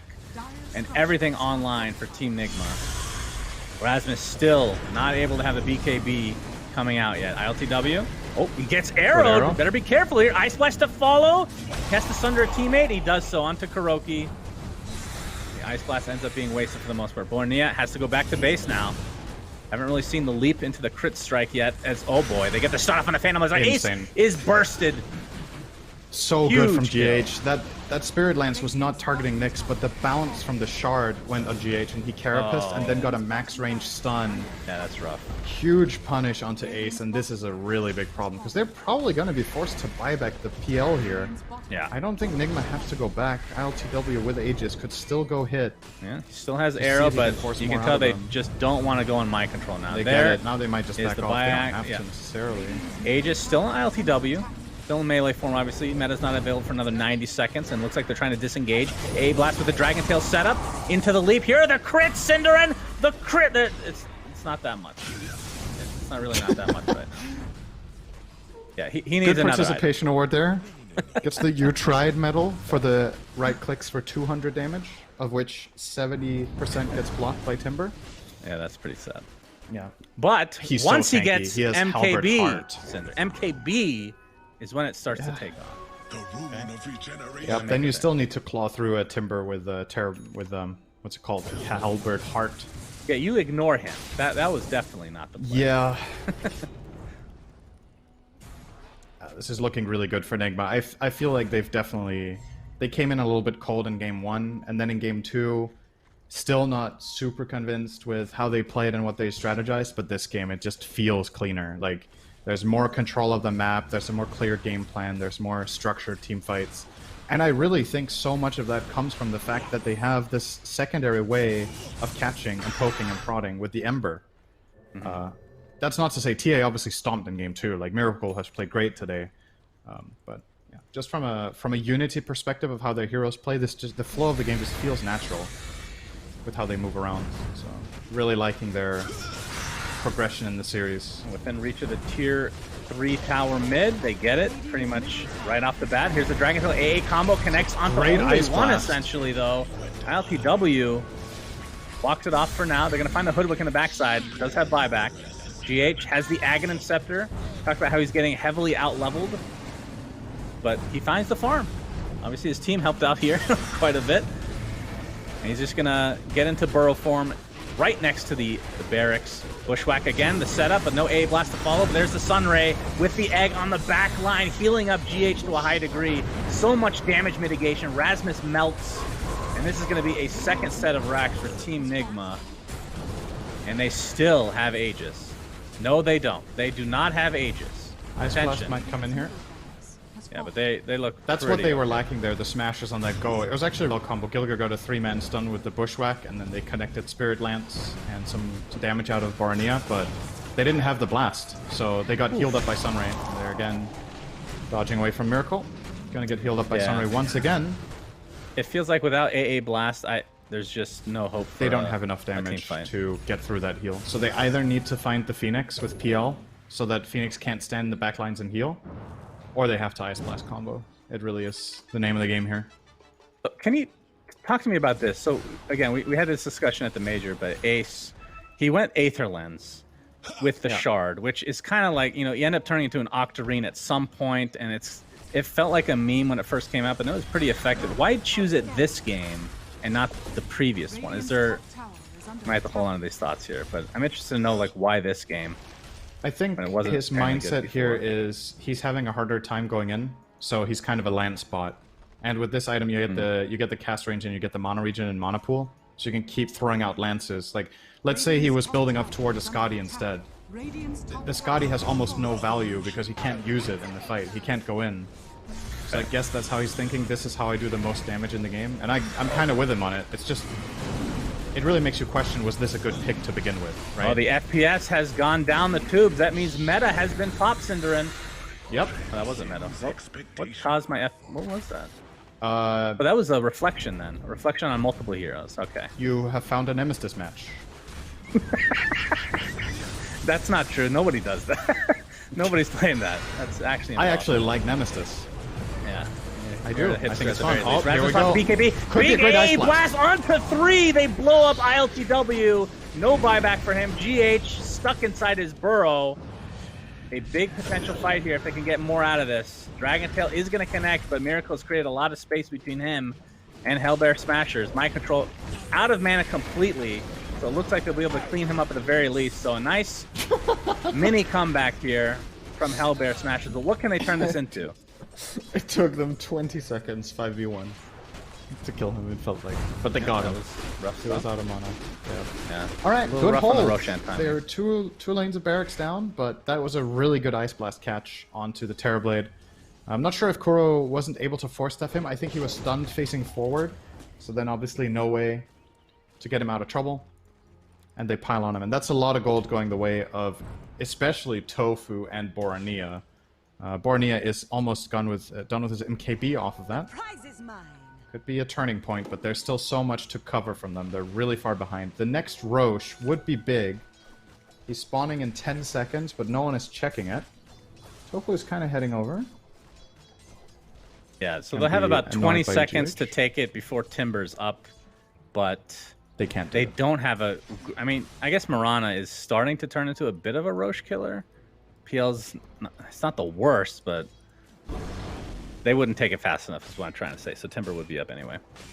So 11k net worth lead now for Team Nigma, and they are definitely in the driver's seat. 2 racks advantage, and will likely look for a pick into Roche, as GH has scouted out that Roche has indeed spawned. That is with the Aegis, Cheese, and Shard. So if they can find... They might just run into Roche and force this fight, actually. Yep, that's exactly what's going to happen. Meta's popped. Rasmus on the outskirts. Jumps in with the dragon form. Last man's the a dragon dodge. tail. Oh my god, Rasmus melts. Holy Jesus. He That was is the- not ready to get stunned by Nyx there. He didn't BKB. Yeah, that was rough stuff. He buys back, but like we talked about, useless human form activated, and Nigma know that. And there's creeps in the base right now, so they have to be pretty careful here. And Miracle's gonna jump in. He gets Dragon Tail though. He's gonna get bushwhacked into death. All right, 70 seconds on the deck. ILTW pops the BKB with that huge meta form. Still could go for Roche technically, but it's a 4v5 now. Or 4.5 versus 5. He's talking about the Dragon Knight. And control. Oh, he's going to get cold feet. Does proc it. And you can see the mana just getting burned slowly but surely by Ace and these illusions. But GH, That Ember it kill looks did like they're defend actually Roche, going to though. defend this. Wow. Very nicely done. I was not expecting that. I mean, again, the creeps have beat down on this tier 4 tower. It's already at half HP They for have one of plenty them. of buffer. There's 1.5 towers left. They should definitely stay at Roche at all costs. Even AA, who could be tempted to go back and defend and then throw an Ice Blast, they need literally everything here. They need that magic damage increase from Vortex. This is so hard, though, with GH in his Burrow form. God, what an annoying hero to play against. Gets off the Spike Carapace, but it's not really going to do much. Impale onto 1 with Chakram to follow. This is so hard to take, especially when you don't really do that much damage right now. And they can't And, yeah. confidently go on the heroes because they don't know if Now they're Miracle has base. buyback. Now they're base. Yeah. I think valiant Yikes. effort from Hellbears here to try to get the Roche, but in the end, not enough. Yep. Perhaps trying to snag a little something, but ILTW ends up getting the Aegis, and the kill onto Hoodwink is very easy in the end. It's Ace. Is Moonlight Shadowed. Should be okay. He does not have gem or anything, so he'll be happy with that exchange for sure. As the shard was picked up. I mean, I think they already had the Sunray, right? I thought they had the Sunray. I think it's Ember Spirit. Miracle picked it up. So his Fire Remnants Oh, are he a little didn't bit BKB juicier Rasmus as- again. Yeah, Rasmus dead. It's just 70 seconds on the deck. Gracias. 7-second BKB was still available to use, but I mean, this is what happens when you're playing against GH in this Good arrow. Nyx Assassin. Okay, beautifully done. That is the Aegis. And Borania pops a BKB. You can see the crits coming out. He still has 2 leaps to go. Uses 1 to retreat, though. This is going to be a tier 3 tower at the very least. And you can see GH is continuing to heal in the midst of all this. He's getting surrounded by his teammates. That's basically a shield, but Hellbear Smashers are starting to drop like flies as the building damage is just going to be too much. This is going to be mega creeps at the very least. Ace. Back. Not mean to rhyme that. GH gets the Impale, connects onto 1, and this is going to be it. So this ends up being 2-1 for Team Nigma. I have to say, I mean, this game was a little bit more stompy, but Smashers in game 2, they had an opportunity to take that game. Even though They Miracle definitely was owning on TA, they had their opportunity, but just slipped through their fingers. So down to the lower bracket they go. Yeah, and like T Governor pointed out in the panel, this seems to happen a lot to Smashers, that they win game 1 and then don't close it out. And that is the case again today. So need to find that way of converting that first game victory into, you know, not letting the opponent learn enough from their mistake in game 1 and adapt. And I just think in this last game, really liked where Nigma went with this. Like the draft, like the way they put their lanes, the way they played around each other. I think Ember Spirit looked great in this game. And yeah, they got it done. Well played. All right, thanks, Synderen. It was great to hang out with you again. We'll see you. We'll see you Yes. next time, buddy. But with that, let's go to a quick break. And I don't know why you just stop laughing at everything. I'm not trying to be funny. I'm just talking like a human being. Let's go to a quick break, and then the panel or somebody will talk at some point. So have fun. See ya, buddy.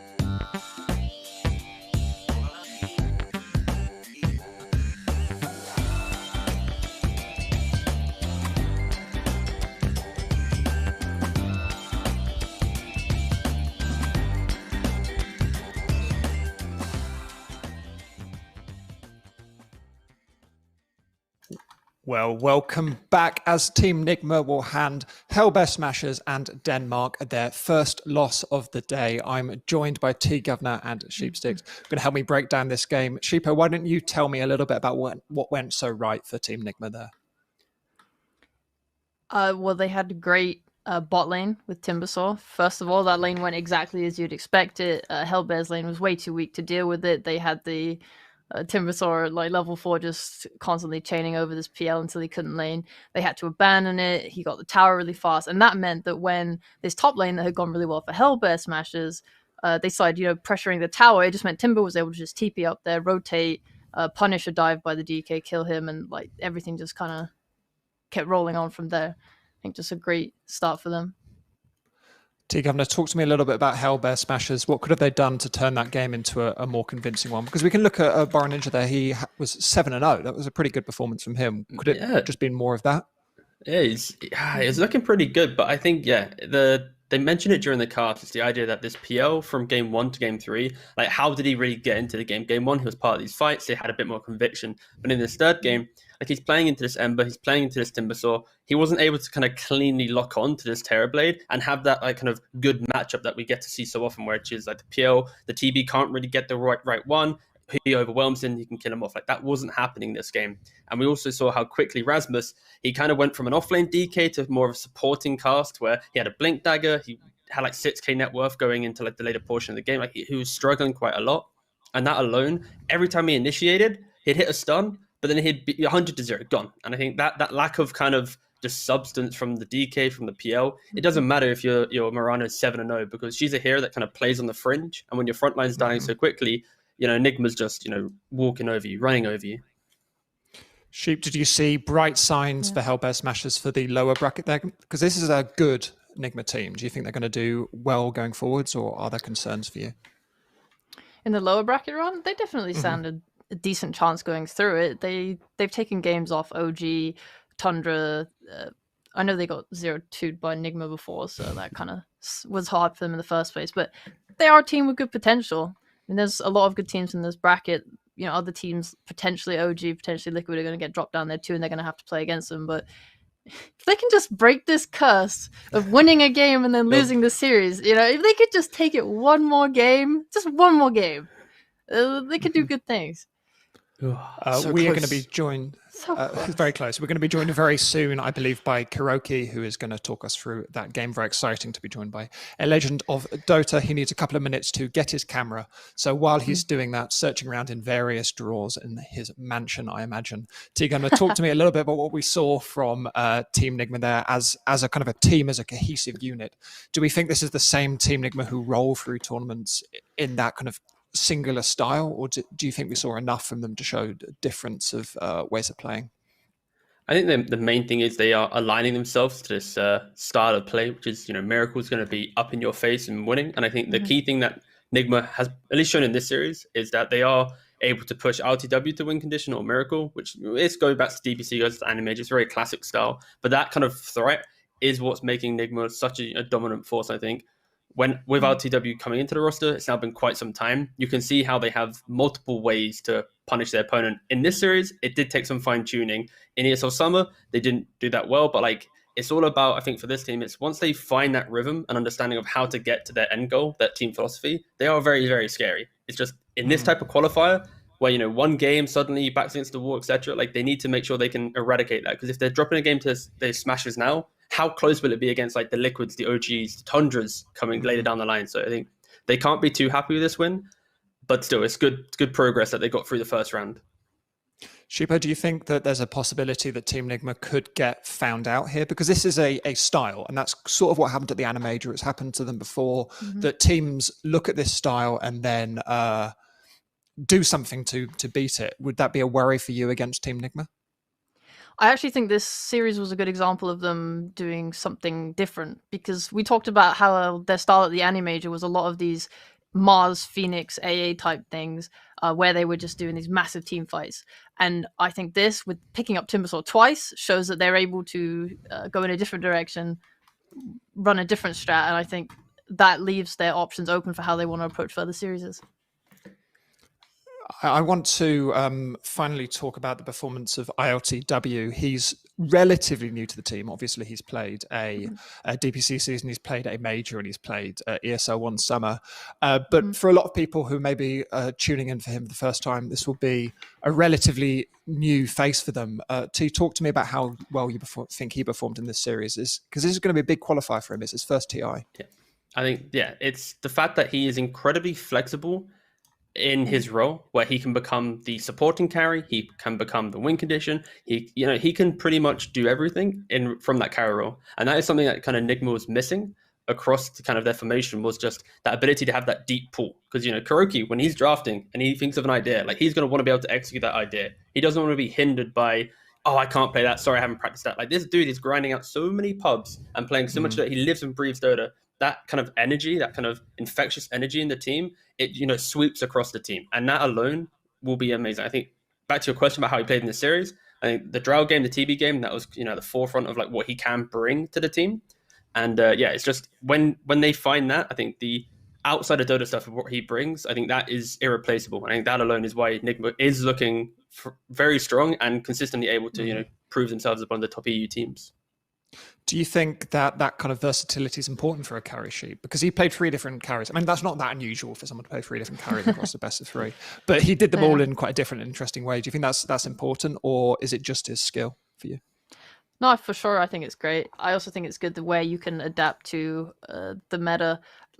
He didn't do it this series, of course, but he has been playing this axe carry as well. He's shown that he can pick up these new heroes, succeed on them, do well. He's clearly grinding them out, practicing them. And I think that's super important for just making sure you have the best draft going possible.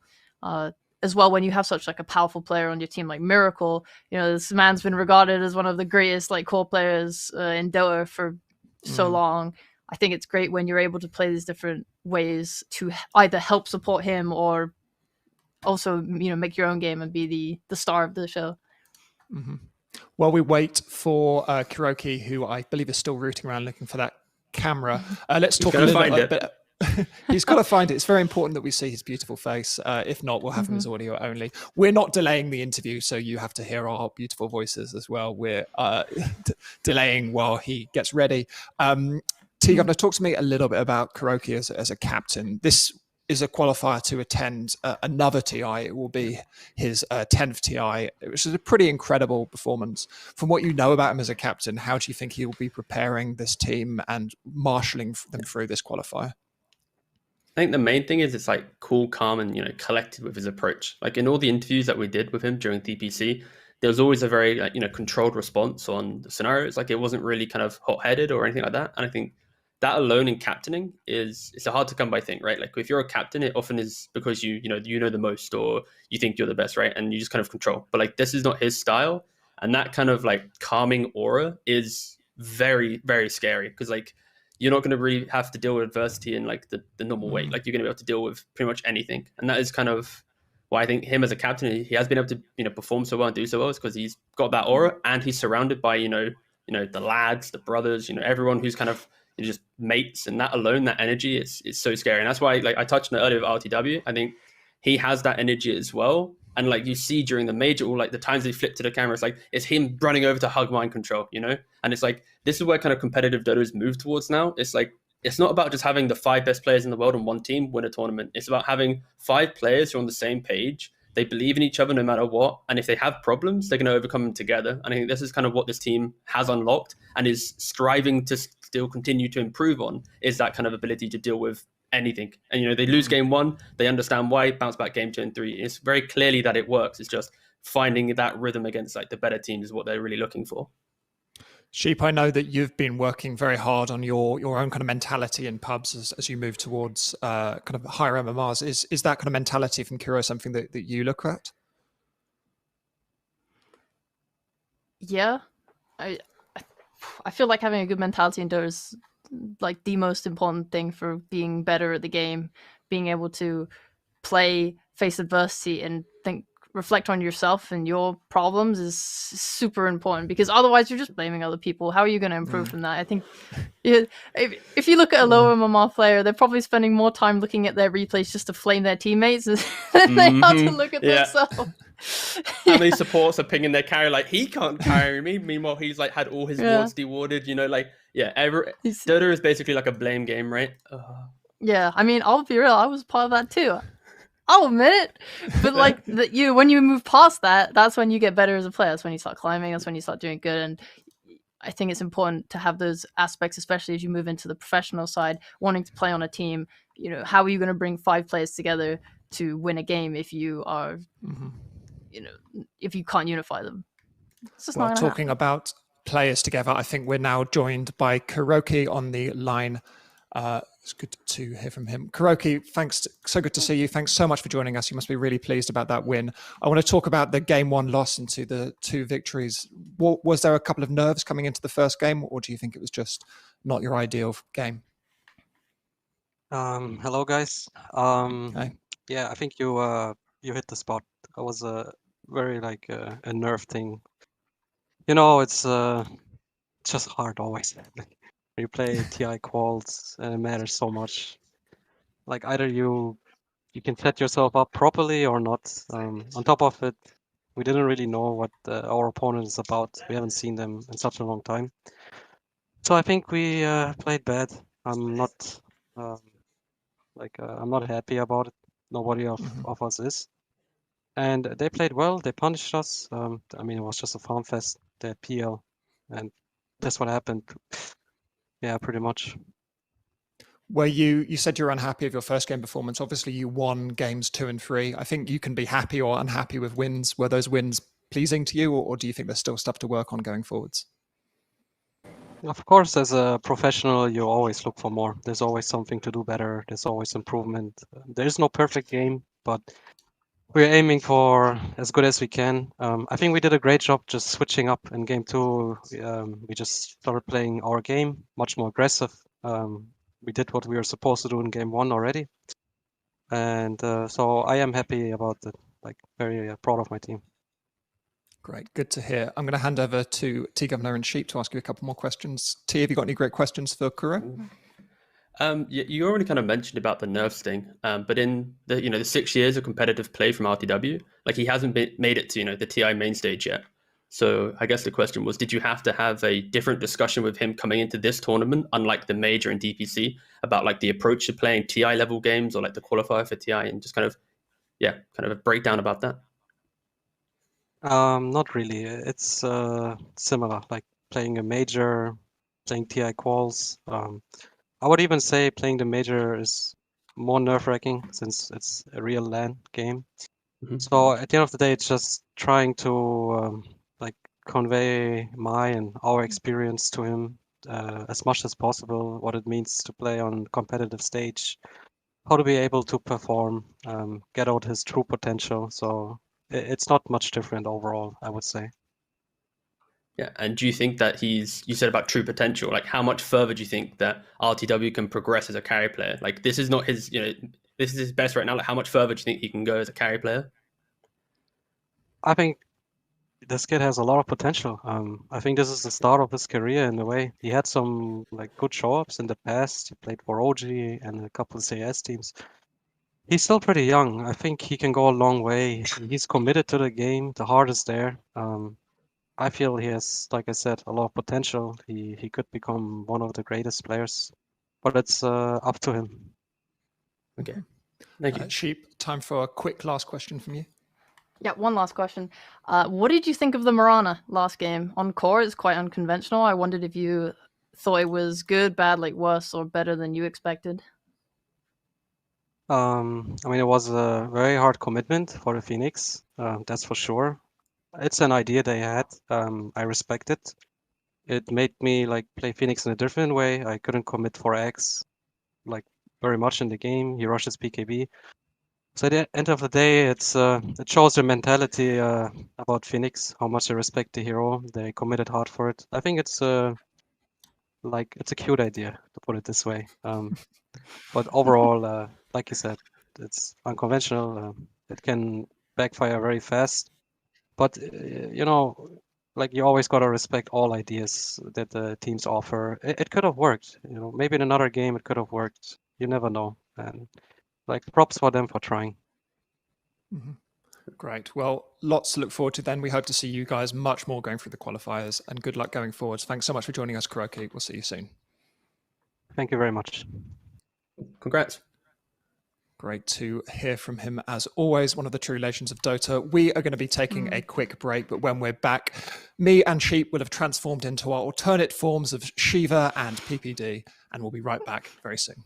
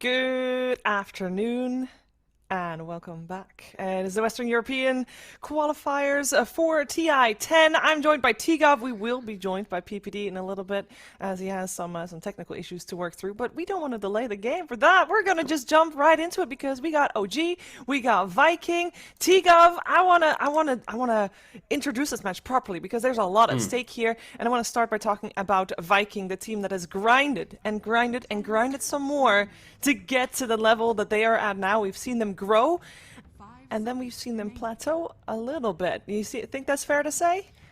Yeah, that's pretty fair. Like, as a team, they rose up when they had, what was it, Toby in the offlane. Then, of course, they brought in Kezu, and that new lease of life from Kezu was, an outstanding kind of development for the team. Since then, they have kind of gone back into their, Viking ways of being able to lose to some tier 2, tier 3 teams, but then also, dominate against these tier 1. So I feel for this TI qualifier, this is like the underdog team. Like they could easily win this qualifier, or they could be out in 2 series. I don't know.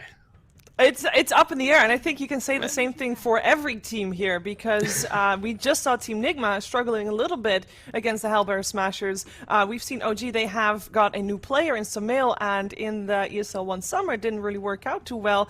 And I'm mentioning all of those because both OG and Nigma, together with Team Liquid, who, by the way, also bummed out, is they all kind of bummed. And we don't know what they're going to bring here to this qualifier, making it so spicy. We're in the draft already, actually. OG will be on the dire side for this one. We got Lena Magnus opening and an Axe Ancient Apparition opening. I think for both teams, that's so stable. That's good, right? For both teams, should be happy. I'm looking at Magnus, right? I'm looking at like just OG. They're qualifying for TI. They want to get there, of course. Defend their crown. They go for the Magnus. Simple as that. I think the main thing here is the research from Viking. The bans, the Pangolier and the Hoodwink. These are both heroes that Topson and Satsuka have been spamming in their pubs in their respective roles of 2 and 4. So to take away the flexibility that often has carried OG from some of these drafts, and then just force them into a more kind of open draft, which is exactly what this Magnus is, but still very scary in the hands of OG for sure. Yeah, I like this. I feel like we're seeing already strong laning setup. I think that if we're looking at all the qualifiers, the Southeast Asian qualifier probably has made the biggest impression on the meta as a whole, purely because the games went on for that long on most of their series. And I wonder what kind of impact we're going to see that qualifier have here in these qualifiers, because, for example, we saw a lot of Leshrek. Answered by also a lot of PLs as well, but also pucks because of that, and we don't see any of that at the moment, even though both of these teams, they can play it.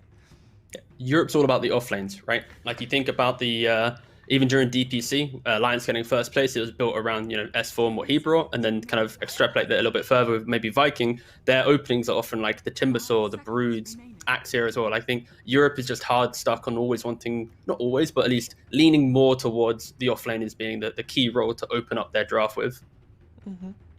We got some carries banned out on the side of Viking, the Medusa, the Terrorblade removed, and for OG we got the TA, the Marana, and the Storm banned out, and an instant Invoker pickup. Also a little bit of a deny pick, of course, on the side of OG.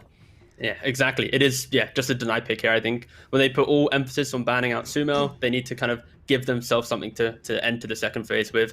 The casual Invoker, there's not really a lot of heroes that like instantly counter an Invoker. It's not as if like it's the old Brood days where you put mid, Brood's now off lane, so you can with confidence pick it. It's why we saw in the previous series, it was always first phase banned out, because picking an Invoker, it's like picking a Rubik, right? It's like, they got the hero. We can't really pick anything to deal with that specifically. And do you feel like we saw in the bans of OG them already kind of setting up for an Invoker for themselves? Because they did ban out the Storm and the TA, decent counter. So what is left in the pool to go up against an Invoker? Just any generic mid hero. I think, honestly, like Storm's actually banned by OG, but like any hero bit of catch, right? Just punish the hard lockdown that is currently present on Vikings lineup. You're currently all about the call, right? Axe jumps in, everything's layered in. Sunstrike, AA Blast. And that's why OG go for this Oracle, have that level of, that layer of saving their lineup, because Magnus lineups, you prop that one hero up front. You're pushing him into the engagement. That's why Viking is so happily kind of drafting to execute that one hero. Oracle, of course, kind of mitigates that. So both kind of teams throwing punches right now within the draft, trying to one-up their kind of game plan. Well, let's see what Viking is going to go for here. They need something to define a draft a little bit more, and I'm thinking about maybe position 4. And I know this is one of the few teams. I was going to say a different position 4. You were okay. I thought this is the one team that plays Spirit Breaker sometimes together with Tundra, of course, on snaking. But there's your Leshrac as well, Oracle Leshrac. Oh, that is pain in a nutshell. Yeah, that is the Sumail playing on Liquid effect, where he then comes to OG after. Of course, he was forced, against his will to play this Leshrac many games in a row. But yeah, it's very potent, and I think most likely this will just be the safe lane. You'd assume, let Sumail play it, and it just opens up Topson to play a more maybe diverse mid lane. But they're not getting that classic empowered core. But we haven't really seen that be a prominent thing with Magnus. Nowadays, it's not like you have to go for the melee player core to go with it, like Viking ban out Medusa, for example. But it'd be nice to see if maybe they have something to play around the RP and the Skier a bit more than just the Leshrac and the Lina. Yeah, just the Leshrac and the Lina is it's maybe a little bit more squishy. They can fix that obviously with their last pick for sure. What would fit in well for Viking? What type of carry are they looking for? And is there potentially a axe carry possible even? Oh, let's check the pubs. He has he's only played 11 pubs so far in the last 8 days. No that axe, we know of. That we know of, exactly. Those Smurfs, they exist. And one of the things that when we see all these teams, we have the Western European qualifiers and the Chinese qualifiers, the only 2 qualifiers that are still left. We didn't really get a lot of time to talk about the teams as a whole, but I know all these teams, they've had trouble finding the scrims that they wanted because they don't want to scrim each other, right? Yeah. So in terms of practice, pubs is normally all you kind of got to go on, apart from a couple of scrims here and there, because you can't really scrim Eastern European teams. They're already done. And all the teams that were staying in Ukraine longer, they're already gone as well. So I'm so curious to see what the teams have come up with for these qualifiers, and also curious to see what these final picks were going to be. We're going to see some bans on the cores still. We have the Juggernaut removed on the side of Vikings, so that might be that they are still expecting Topson to play the Leshrac, perhaps. Or, yeah, he can play something else. He could play Lina, maybe. Can he play Lina? Would he play Lina against He actually could. Would be good.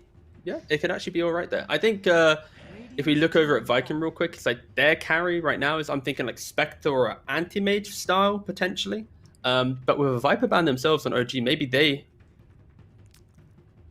interesting. They ban on Viper. Yeah, I feel like Spectre or Anti-Mage is just really good for Viking. Yeah. And they have the first pick coming into this phase from Viking, so they might be able to snatch it away if... I mean, if you're going to have a mag lineup and you ban out Viper, wouldn't the PA be the obvious choice? So shouldn't Viking ban out the PA? It's the combo. That's true, mag yeah. PA? The PA as well. That's true. Also, I muddled up my my pick order, but it's fine. It happens. We'll see. Viking has the ban. Well, because I muddled up who was picking after the ban. I was just being a silly Billy, as you do. All good. Thank you, yeah. What we do know is Viking is picking, or banning rather, their last hero. Yes. And I think, just to be sure, you should ban the PA. I feel like that's Yeah, but that's the thing, right? That's the play, though. You ban the Viper. That's what they want you to do. Exactly. So instead, they give both up available. Ooh, Spectre or the PA. What's going to happen? They go for an Earth Spirit. Whoa! Spin it round. They're just going for something completely different. I don't know why I got so animated over an Earth Spirit. I mean, that's an Earth Spirit probably for Topson, surely. Yes, I know Saxa can do it, but it's the Topson special. Yeah. Just put it on mid. To be clear, this is, game 1 of your TI qualifiers. OG is a team that has done this before. They have gone through qualifiers before. Actually, they knocked out Saxa and Kezu from the qualifiers in TI8, which, by the way, at that point were on the same team. So, there's some history there. Bad blood. Saxa and Celery, I believe, actually. But bad blood. No, I don't think so. But no, there's not. I mean, you gotta open with what you are strong with in series style. So in terms of tops and Earth Spirit, I'm all for it. No, I like that. And they go for the sprinkle of the But yeah, I think first of all, let's touch on OG's style of draft right now. It is going to be this mid Earth Spirit. They are going to be playing off the fact that he does immense amount of right click with the talent, the damage talent. You get the Empower as well. He's going to be able to execute these heroes, and he gets tanky so quick. So that alone, OG is going to be up in your face. That's why they go for this kind of Brood style, because of course Brood in laning phase, overwhelm this tower, and OG now has to react a lot to this Brood presence. Like, are they going to be killing him, defending towers? They can't just simply run across the map, because if they do that, they're losing 2 towers. So I understand Viking's response with the Brood is about defend through aggression, or at least kind of positional aggression. But yeah, like OG's lineup is pretty scary, and it is the carry axe that we haven't mentioned yet either. Oof. Yeah, Shad will indeed be playing that axe. I can't wait to see this game play out. Do you want to make a quick prediction for this game 1? Shiva, predicting Europe, so I don't. If I predict OG, you're an OG fanboy. If you predict, yes, okay, no. Okay, are you an OG hater or an OG fanboy? That seems to be the thing. My boy Kezu on his group, he had last pick. This is the game for him to, do that Kezu magic. So I'm going to go with a Kezu for why not Viking. All right, well, let's find out what's going to happen in this first game of the best of 3. We're going to find out together with Odie Pixel and Fogged. Thank you very much, Shiva. Yes, game 1 of this OG versus Viking. Fogged, we have a last pick Brood here coming out on a scary Brood player. Kezu getting it here for Viking. How scared of it are you here, do you think, if you're OG, or if you're OG, you say, hey, look at our heroes, we're going to run at them, we're going to bring the action, we're going to be able to squash the Brood. What way is this one going to go in your mind? I just want to see how teams, if there's going to be an over-adaptation from OG, or if they're just going to play their own style and just let Kezu have his own game and then just dominate the rest of the map, because it is a very, very aggressive lineup, like you're saying. This Lash, we've got a lot of early aggro, not a lot of really cooldown-based things. It's really just the RP from OG, so this is exciting. And I think we have to say it, this Earth Spirit, Topson, he's been a huge fan of these Echo Saber mid laners lately. I know people probably seeing him inside of those pubs doing it. So I'm just excited to see these constant battles, because this looks like super fight heavy lineup from OG. No, absolutely. I think from both sides as well, Viking, they're going to be pretty happy to meet the action, at least with, maybe not quite as soon and as early as OG, but if they're able to hit those timings, get those good 6s on the supports, they are going to have the ways to initiate, to break in, to counter what OG's going to try and throw at them. Heroes like Axe, Clockwork, they are going to be able to deal with heroes collapsing in on top of them and offer the ability to turn things around, split them up, set up for the big combos that are going to come crashing in from the Invoker and the AA. Yeah, absolutely. And there's a lot of information game. That's the thing that I'm looking at for Viking, is finding these backlines, finding these squishy heroes, bypassing the Magnus and the Earth Spirit, which they absolutely can do, right? You've got Clockwork, you got Spiders, you got even an AA Blast coming over the top. Do have a lot of different ways to scout. Even Boom, an Invoker, he can get into those backlines with his Ghost Walk, since he's very likely to go Quas Wex, because that's just what you have to do now every single time as Invoker. So yeah, this should be a pretty interesting one. Yeah, and I guess you've got to imagine with Topson getting that Earth Spirit in as the last pick, this is going to be a mid matchup that he feels pretty confident in. Playing against the Invoker, should be able to have a fine old time in them at 1v1. Yep. You can't put that much harassment onto the Invoker, unfortunately, but you're going to free farm as this Earth Spirit, and you have better rune control. So you're going to get that bottle. Invoker's not going to get bottle. It's going to be up to the Viking supports to really check out the runes in mid to help out Boom, so that Topson doesn't get some crazy strong power rune at that 6-minute mark. Aramis. They're going to have a bit of a chase on to the Clockwork here. See if they're going to have enough for this. They will have another Fortune's End in a few seconds from No-Tail. Aramis can get up to the high ground in time. No, No-Tail will be able to get the cast off. It's a decent root duration. Samael, is he in range for the stun? Can't quite close the gap. Won't be able to close in on time. The root at this level, of course, not lasting quite long enough. So Aramis will make it back to base, and we'll start to see the lanes take form. Top lane against Kezu's Brood, it will be No-Tail on the Oracle supporting Samael's Leshrac. Over in the mid, of course, Boom's Invoker against Topson's Earth Spirit. And then down on the bottom half of the map, you'll have Saxa laning here with Seb as this Lena Magnus duo against, of course, the safe lane Axe from Shad. They'll have to back up a Celery in this lane. I mean, and looking at some of these side lanes, who's going to struggle, Fogged? Who's going to have a rough time here on the first few waves? I think it still just might be Shad bottom. Even though we've seen these axes do very well, this is a very strong lane OG has. Magnus, Lena, two of the strongest off-lane heroes, the 3-4 combo. High burst, high physical damage, you have pretty much everything there. So I think that's probably the lane I'm looking at to suffer the most. I think Sumail should be pretty okay up top. The Clockwork has a pretty tough time, Aramis. I think actually putting pressure onto Leshrac and Oracle as these two ranged heroes, he's just going to have to cut and find his own game. Overall in the game, it's a pretty good Clockwork game, but in laning phase, it's going to be a slow start for Aramis. No, once he gets those few levels, I mean, a big part of his movements are going to be matching that of Topson's once the laning stage starts coming to an end and Topson gets aggressive across the map. It's going to be very important where the clock is to try and punish Topson for the aggressive moves you know that he's going to want to make on his mid-Earth Spirit. There's a lot of fun moves you can make as Clock this game for sure. Like versus Lina, just getting on Lina is always great, but just catching into Magnus a lot of times, you know, you throw yourself into Skewer so you can mess with the combo so many different instances. So yeah, we'll have to watch Aramis who and when he can find them. Looking at last hits right now, it's looking pretty solid, the setups for OG, as we're kind of saying, like these lanes look really good for them. Yeah. This mid lane in particular, the 1v1 heads up. Thompson 9 for 3 against the 4 for 0. It's going to be a slow start on the early levels as the Invoker in the matchup. But we'll see once Boom has got a few points in the combo, if it's going to be enough to sort of keep Thompson on his toes. Bottom lane, skewer back onto Shad. Seb, he's going to have another shockwave in a second, but Shad quick enough to get himself away and into the trees. CS-wise down here again, as you say, sort of across the board. OG just having the favourable time on these first few waves. The Seb also taking a good lead against Shad. Actually getting the setup here onto Celery with the shockwave. Khezu will actually end up getting first blood up top, as they don't have enough damage to kill Celery off bottom. So Khezu finding N0tail slightly out of position, and of course, as expected, tips coming out already. We're going to see some pretty top-tier tipping game coming out from both sides in this series. Bottom lane, again. Another attempt. This time they'll be able to get the grab onto the bigger one. They get Shad. Seb with a shockwave skewer back. There's enough control and damage to bring the axe out of the bottom lane.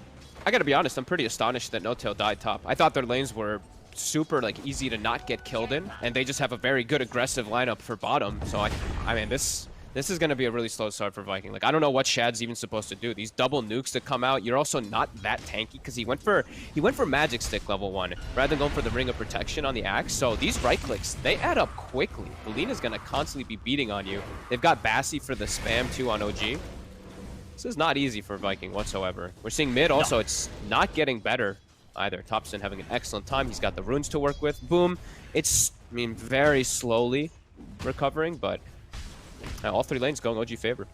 Absolutely, yeah. Even this top lane, regardless of the kill on N0tail, Sumail just having complete lane control, heavy amount of denies. It's not going to be a quick and easy start for Khezu on the off-lane Brood. So definitely a bit of a hole in this early game that Viking will have to dig themselves out. Yeah, and it's some of the times where your carry is annoyed when he's laning versus a hero like Broodmother, right? Because that annoying Silken Boulder is going to be frustrating you, this missed chance constantly. But it's a Leshrac. You're never going to be missing. You're never actually really having to deal with the problem of this Silken Bolo that can be frustrated as a carry. So I feel like this pick was like a gotcha. You know, this Leshrac Oracle carry lane. Now you're playing versus a Brood in a Clockwork where they thrive versus playing versus melee carries, and now they're versus a ranged, like semi-carry kind of style. So I think this is a really good approach by OG. And to the point, when they picked the bridge, they did imagine the lanes as this was, like Khezu knew that he would be laning into a side lane Lash. I think you should have known that they were going to switch it up. Like, when does Thompson play Lina, man? You know, like, I was looking, I was like, no way Thompson's playing this Lina. Like, this is a Soxa Seb lane for sure. They're going to pick something out of the ordinary for mid lane for Thompson, and that's exactly what happened. Like, you have to expect that, too, that Viking knew that was going to be coming, but this is what they decided to go with. And, I mean, look at Shad. Like, he's getting, like, almost nothing down bottom. It's such a tough lane. It really is. You said on paper, you're just Magnus, Lina, you're not going to have a lot of fun against it. You know, Seb and Saxa very well versed in playing this duo as a combo. So, it's just, yeah, Shad's going to have to play the catch-up game. And exactly. You've got to look at the other cores, a Brood and an Invoker. You've got to ask yourself, are these other cores that are going to allow your safe lane to have the time and space to recover? You know, what can they do on their own to make the time happen for Shad to get his first few items online? They better have some crazy stacks prepared. I see Aramis has gotten some done at the Ancients, but might not be enough of Shad. Does get the call on Soxa, Cold Feet procs. Soxa, he's still got a verify that he's holding on to as well. He's able to set up here with a stun onto Celery, but they'll play it cool. Saxa. Oh, the rocket's coming. Oh, off the mark. He tried. Saxa's going to be fine. It's a good attempt. Aramis looking to set up for that 6-minute rune. Thompson, empty bottle. Hey, might be able to set up onto Thompson himself. Yep. He's coming in on the mid. Thompson rather low. And he'll drop the Magnetize, try to look for the rollout, but the Patria Assault's there from Aramis. Thompson up to the high ground, pots the stick charges. He's not getting away though. Aramis having enough damage and control to bring down the Earth Spirit. A very important gank to be made there. Same time over in the jungle. Saxa, he gets and chases down Celery deep into his own half of the map. And Saxa will be able to get the kill and get out. But that mid lane, a big catch there for Viking. They had to keep control of Thompson somehow, slow down his free farm that he has been getting up until now. 40 CS, of course, on that mid lane Spirit. Huge. They get the Urn Charge too for Boom. He's got an Arcane Rune. He has to get his mana back, but he could look to make moves around the map. And I think they've got to start breaking lanes. I don't think you can just stick with the way that it's been. So we do see AA make the way top. Shad getting closer to Vanguard. He's just sticking down bottom by himself. Probably going to make the move toward top to go for those stacks soon too. It's Kezu almost 6. Aramis waiting in the wings right here. Sumail stepping up a little bit, but Aramis, he's looking to get on top of Notel instead. Closes the gap straight away onto the Oracle. Notel going to be able to keep himself safe a little bit with the Fate's Edict. Aramis able to block him off enough for the cold feet to kick in. Aramis, he's going to continue to sort of bait them away. They're not going to be able to kill Notel or Sumail. Maybe Kezu can actually. He's in onto the Oracle as he got enough control and damage. Notel, a quick route actually holds back Kezu long enough to allow Notel to separate himself from the two, and Notel will survive. Wow, I can't believe Notel gets away with that one there. Kezu was so close to getting the 6. He was finishing up the creep wave, but not quite there in time to get the backup to get that kill. And yeah, just looking at lane still. Well, about 2K gold lead coming out of this one here. With I think that's to be expected with the way that the setups have gone here. So I don't think Viking can be too fussed about it, just because that's just the way it's going to be with the way that it's gone. And now Kezu was able to apply his pressure top. Gonna go for the pipe build, as expected, versus that Leshrac and versus the Earth Spirit Core. Sumail still feeling confident enough to come back into the lane. Yep. And same hold build on to this tower. Yeah, we're going to see the same build that we've seen him do when he was on Liquid, when they pair it with the Oracle, that Eternal Shroud early on. Should be very effective. Dire's top tower is under attack. In the mid lane, we see, just with the EMPs here from Boom, just leaving Topson in a state that doesn't allow him to get maybe as active as he wants to, with this consistent harassment of the mana drain of the EMP. Yeah, and he's going to do the same build that we did mention that he loves. It's got to be the Echo Saber. Get that big damage talent at 10-2. It's actually really nice on Earth Spirit. I think it's something that's been underlooked at for a long time here.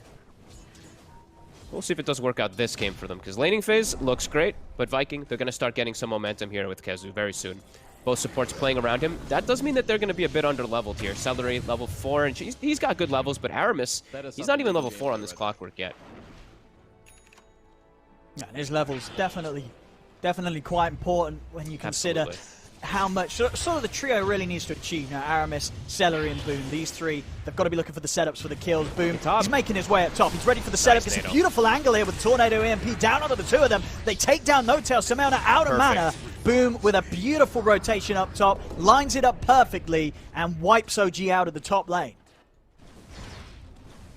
Very nice early move. And they know that, I mean, with these early moves, it's actually going to close that gap after the laning phase completely here, because they're not killing Shad. He's sitting at his tower. He's got his Vanguard. So, yeah, these moves will be working out here for Viking. 4-2 now, as OG looking to strike back.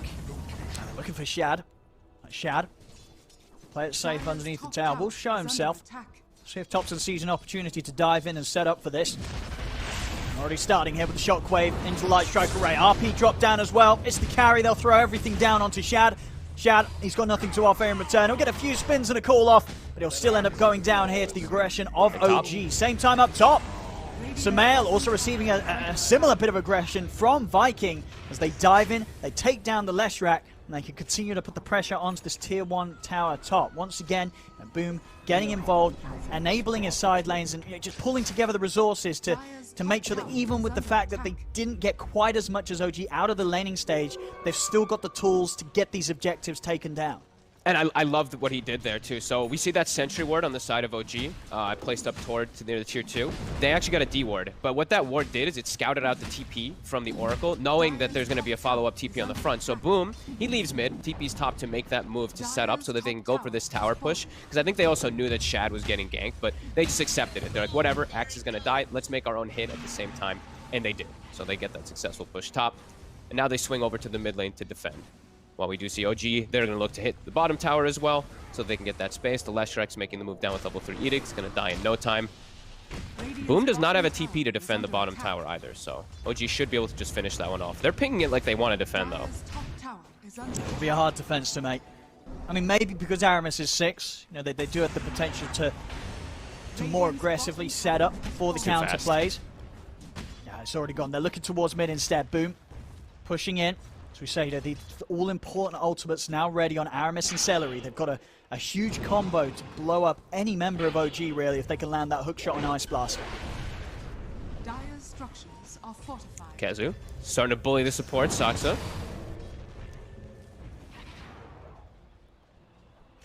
Nice blast. Oh! Oh, Cracking shot there from Celery. Oh, there's the tips. They're going over to Seb because why not? Well, there we have it. Celery's feeling good about that. Beautiful shot.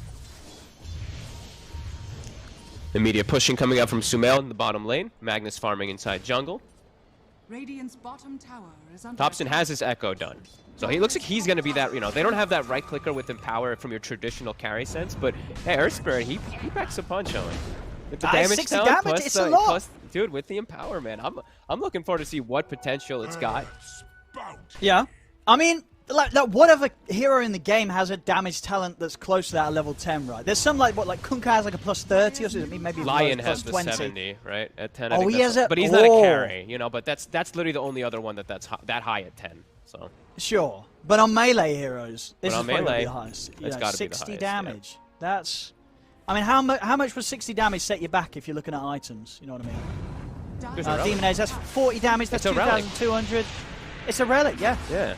That's effectively, that's much bigger value than many of the level 7 talents in the game. You know, when Look you at look his at sort of damage. just straight up value. Look at Thompson's aim. Yeah, look at that. He's Yeah. got like 200. Well, it doesn't. Tooltips doesn't show it, of course, but he's got plus 117 with that Empower. So. There we go. Smoke up from OG. They're going to try and look to lead in here. Thompson with the level 10 that we're talking about. He's ready to punch. And Shad's still just farming Ancients, so he's fine. He's still getting like well and truly enabled here. Celery, he's gonna be the one who's found, but I think that's just fine. That's your 5. That's true, Shad. Yeah, space is certainly being made for him. Yep. He's getting on track with the Vanguard into Manta. He needs time. He's getting it. Kezu's starting to take good control of the OG Move jungle. in. They're going to get the lead in. Look towards Boom. Hookshot actually off the mark. Light Strike away from Saxon comes crashing down onto the Invoker. Boom still trying his best to get out of there. He's actually going to be able to break away from it all. Zaramis is in with the Battery Assault. Stops Thompson from being able to follow up with any further rolling boulders. They'll turn towards Aramis instead. But Aramis going down. It's given time and space for Boom to get away from the rest. A full 5-man here now of OG that's looking to bring the action. Thompson's in again anyway. Deep ward. Finds Celery. Get the blast out though. Thompson, he's trying to roll away. Now they've got the control here with the call. Still, OG, they're able to outnumber Viking. Thompson, he's diving in further. He's feeling strong and empowered here from the backup. No-tail with a false promise. Another roll away. OG now deciding to start backing up as the respawn started coming to play, but Topsy took too much damage through the false promise. He ends up going down anyway. Now Kezu, he's in with the spiders. He's blocking off the escape. Saxa struggling to get himself around the spiderlings, and he can't escape. Shad closes in with the dunk. He's got the cool control on a Samael. Shad, he's going to be able to have another dunk in a second. There it is. Double kill for Shad. No-tail caught in the cogs. Viking. Whoa. They're having none of this aggression from OG as they hit back way harder than OG was coming in with themselves. You know, diving towards this tier 2. An incredible amount of aggression from Thompson. Too much aggression as that hurts OG big time there. Big step up for Viking. Thompson is a literal madman. Diving into tier 2, he gave away his team's ward with that. It gets insta-dewarded, and then they just, I mean, that's such an over chase there. He gets vesseled. There's no healing coming out. That was a bit strange coming out from OG, but Viking, they show up with numbers, they fight back, and now Shad all the way at the top. He's pretty much got the Manta done. OG, they do have these huge stacks now to go back and work on, but that was quite an overextension that Viking's going to be very happy about. Absolutely. Now we see Thompson straight up. You know, needs that BKB next up. He has it queued. Just something to allow him to get away with those sort of moves. You know that OG is going to be making them, especially when you see a draft like this. And that doesn't necessarily mean they're always going to work out. Viking, you know, they knew what they were signing up for here when they came into this first series against OG. And with the moves and reactions like that around the tier 2s, you know, they know exactly what OG is going to be bringing towards them. And they're showing that they do have answers for it. And they're already starting to get their own tier 2. Like, this tower's dead. Kezu's going to finish this off, and then they have outpost control too, so they're going to start denying some good XP from OG. OG is going to have to look to make their own move. They're already pinging down toward this bottom tower, and they can push very fast tier 2, but again, well, I got to watch out for these overextensions. A couple more of those, and Viking's going to be just in a pretty damn good spot this game to control map. And they do scale very hard. Sure, this Earth Spirit has good damage, but... Oh, mid! Aramis! He's going to be able to find the angle onto Seb. He can't get back onto his side of the map in time. Zaramis catches him out. Viking picking up another, now starting to build up that net worth lead for themselves as that laning stage where OG were able to have the security, the advantage with the matchups. It's starting to become a bit of a distant memory now. Viking, they're bringing in the stronger plays. Absolutely, and even though, you know, like I was mentioning, their Spirit, he gets all this high damage and scaling potential and all that, I think we've seen really displayed by LGD that Axe is gonna outscale. He's gonna get to a point where he's just gonna start killing absolutely everybody on your team and just cutting the waves and making the game impossible. So OG can't make too many more slip-ups, it feels like. Now the Ice Blast in onto Notail. OG, they're ready to back up their Oracle. In fact, Topson, he's ready to charge straight in. He's in with the silence onto Boom. Spirit Vessel's going to be laid down onto Topson. Aramis popping out the cloaks to try and split up the fight. They push the two of them back here with the Deafening Blast. Cold Feet will kick in for Topson. The Viking now keeping themselves to the edge of the fight. They don't have Shab with them. Topson desperately trying to chase to catch a member of Viking, but Viking proving to be able to do a bit of a better job than OG was able to when it comes to knowing when to back, knowing when to get out. As Viking, nobody gets caught, nobody gets left behind. I think it's super important that Viking's able to disengage in any of these situations. I think if you're not dying and not losing fights to OG right now, the scaling you're going to get in the later stages is going to be ridiculous. You have a Midas Invoker, you have Axe getting to this Manta Shard build soon. You're going to start getting a lot stronger, so just weather the storm. Don't let OG run you over in the next fight. You're at a great position with your gold, and just keep looking for these fights. Don't let them outnumber you. So this looks pretty good for Viking, and now looking to defend again top, even bringing the AA. I like that they're doing this. Just bring the battle back to them.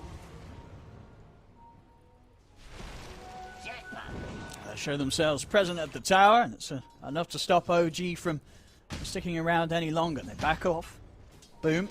The Midas stun going straight for the BKB. These BKB timings for both sides, incredibly important due to the way that we're seeing both teams just consistently look to just butt heads with each other.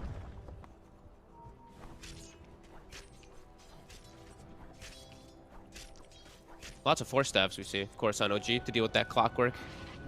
They've got two finished up. Topson getting close to that BKB to have his own protection. Sumail, okay, he's got the Shroud and he's got the Sage now. So he's got that insane health, HP regen and lifesteal amp. So when he is Oracle ulted, he is running inside the fights. If he's not AA blasted, he will likely be at full HP inside of it. That's if he's not blasted during the ends of those ticks, though, because it will prevent the healing at that end of False Promise. And they have to make sure they ultimate a decent threshold, too. That is one scary thing about Axe, is you can still dunk through False Promise if they don't get it off early enough on the Lesh.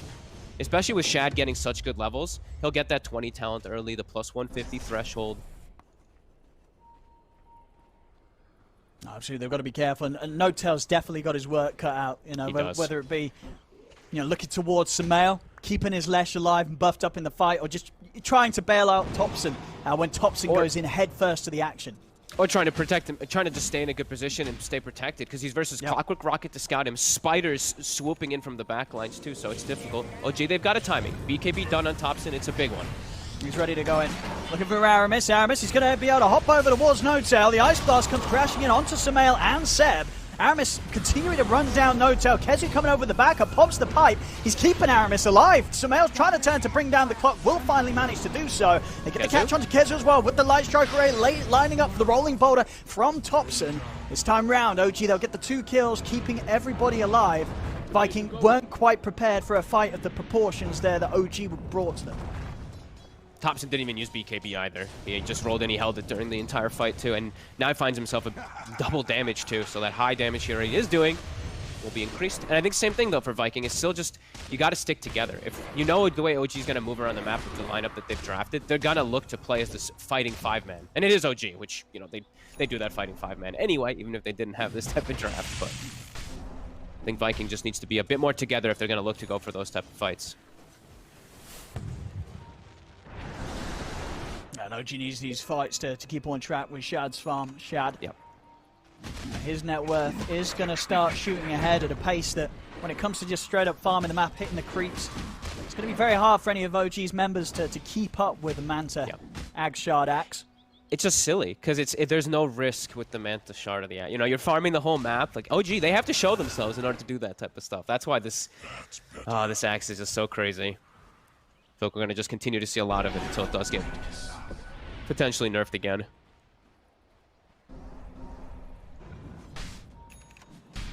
Let's see what the next move in mind is here from OG. Relatively split up at the moment. Saxa trying to get his bots farmed up on the bottom.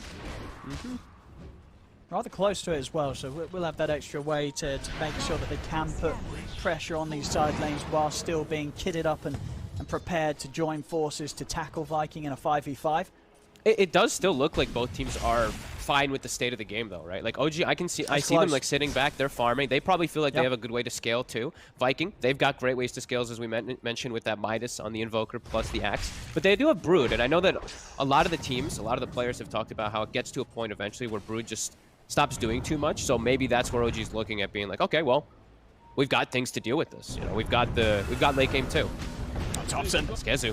Talking about the Brood, he's able to find him. Straight in with a rolling boulder. A tornado comes out to try and hold them back, but it'll only clip onto Samael.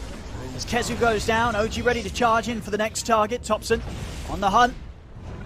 Quite able to get the slow onto Aramis. Aramis, some fancy footwork, doing his best to dodge it with a hook shot up to the Ancients.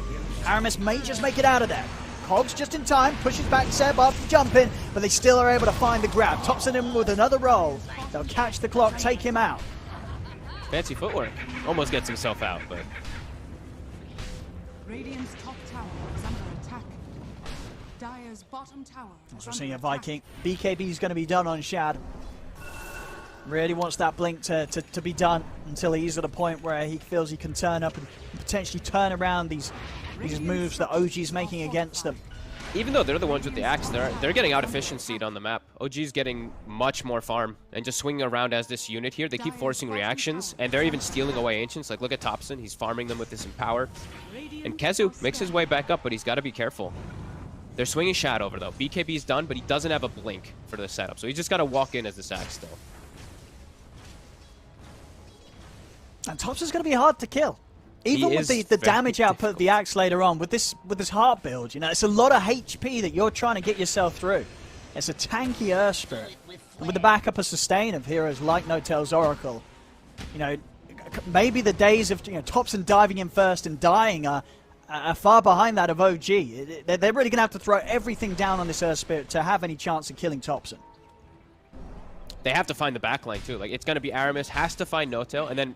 I mean, I'm seeing Boom queuing up for the BKB, which you can see why, but maybe it is feeling like they are going to need just that Cataclysm a bit sooner. He's still a little low level, so it's only level 4 on the Exort, but...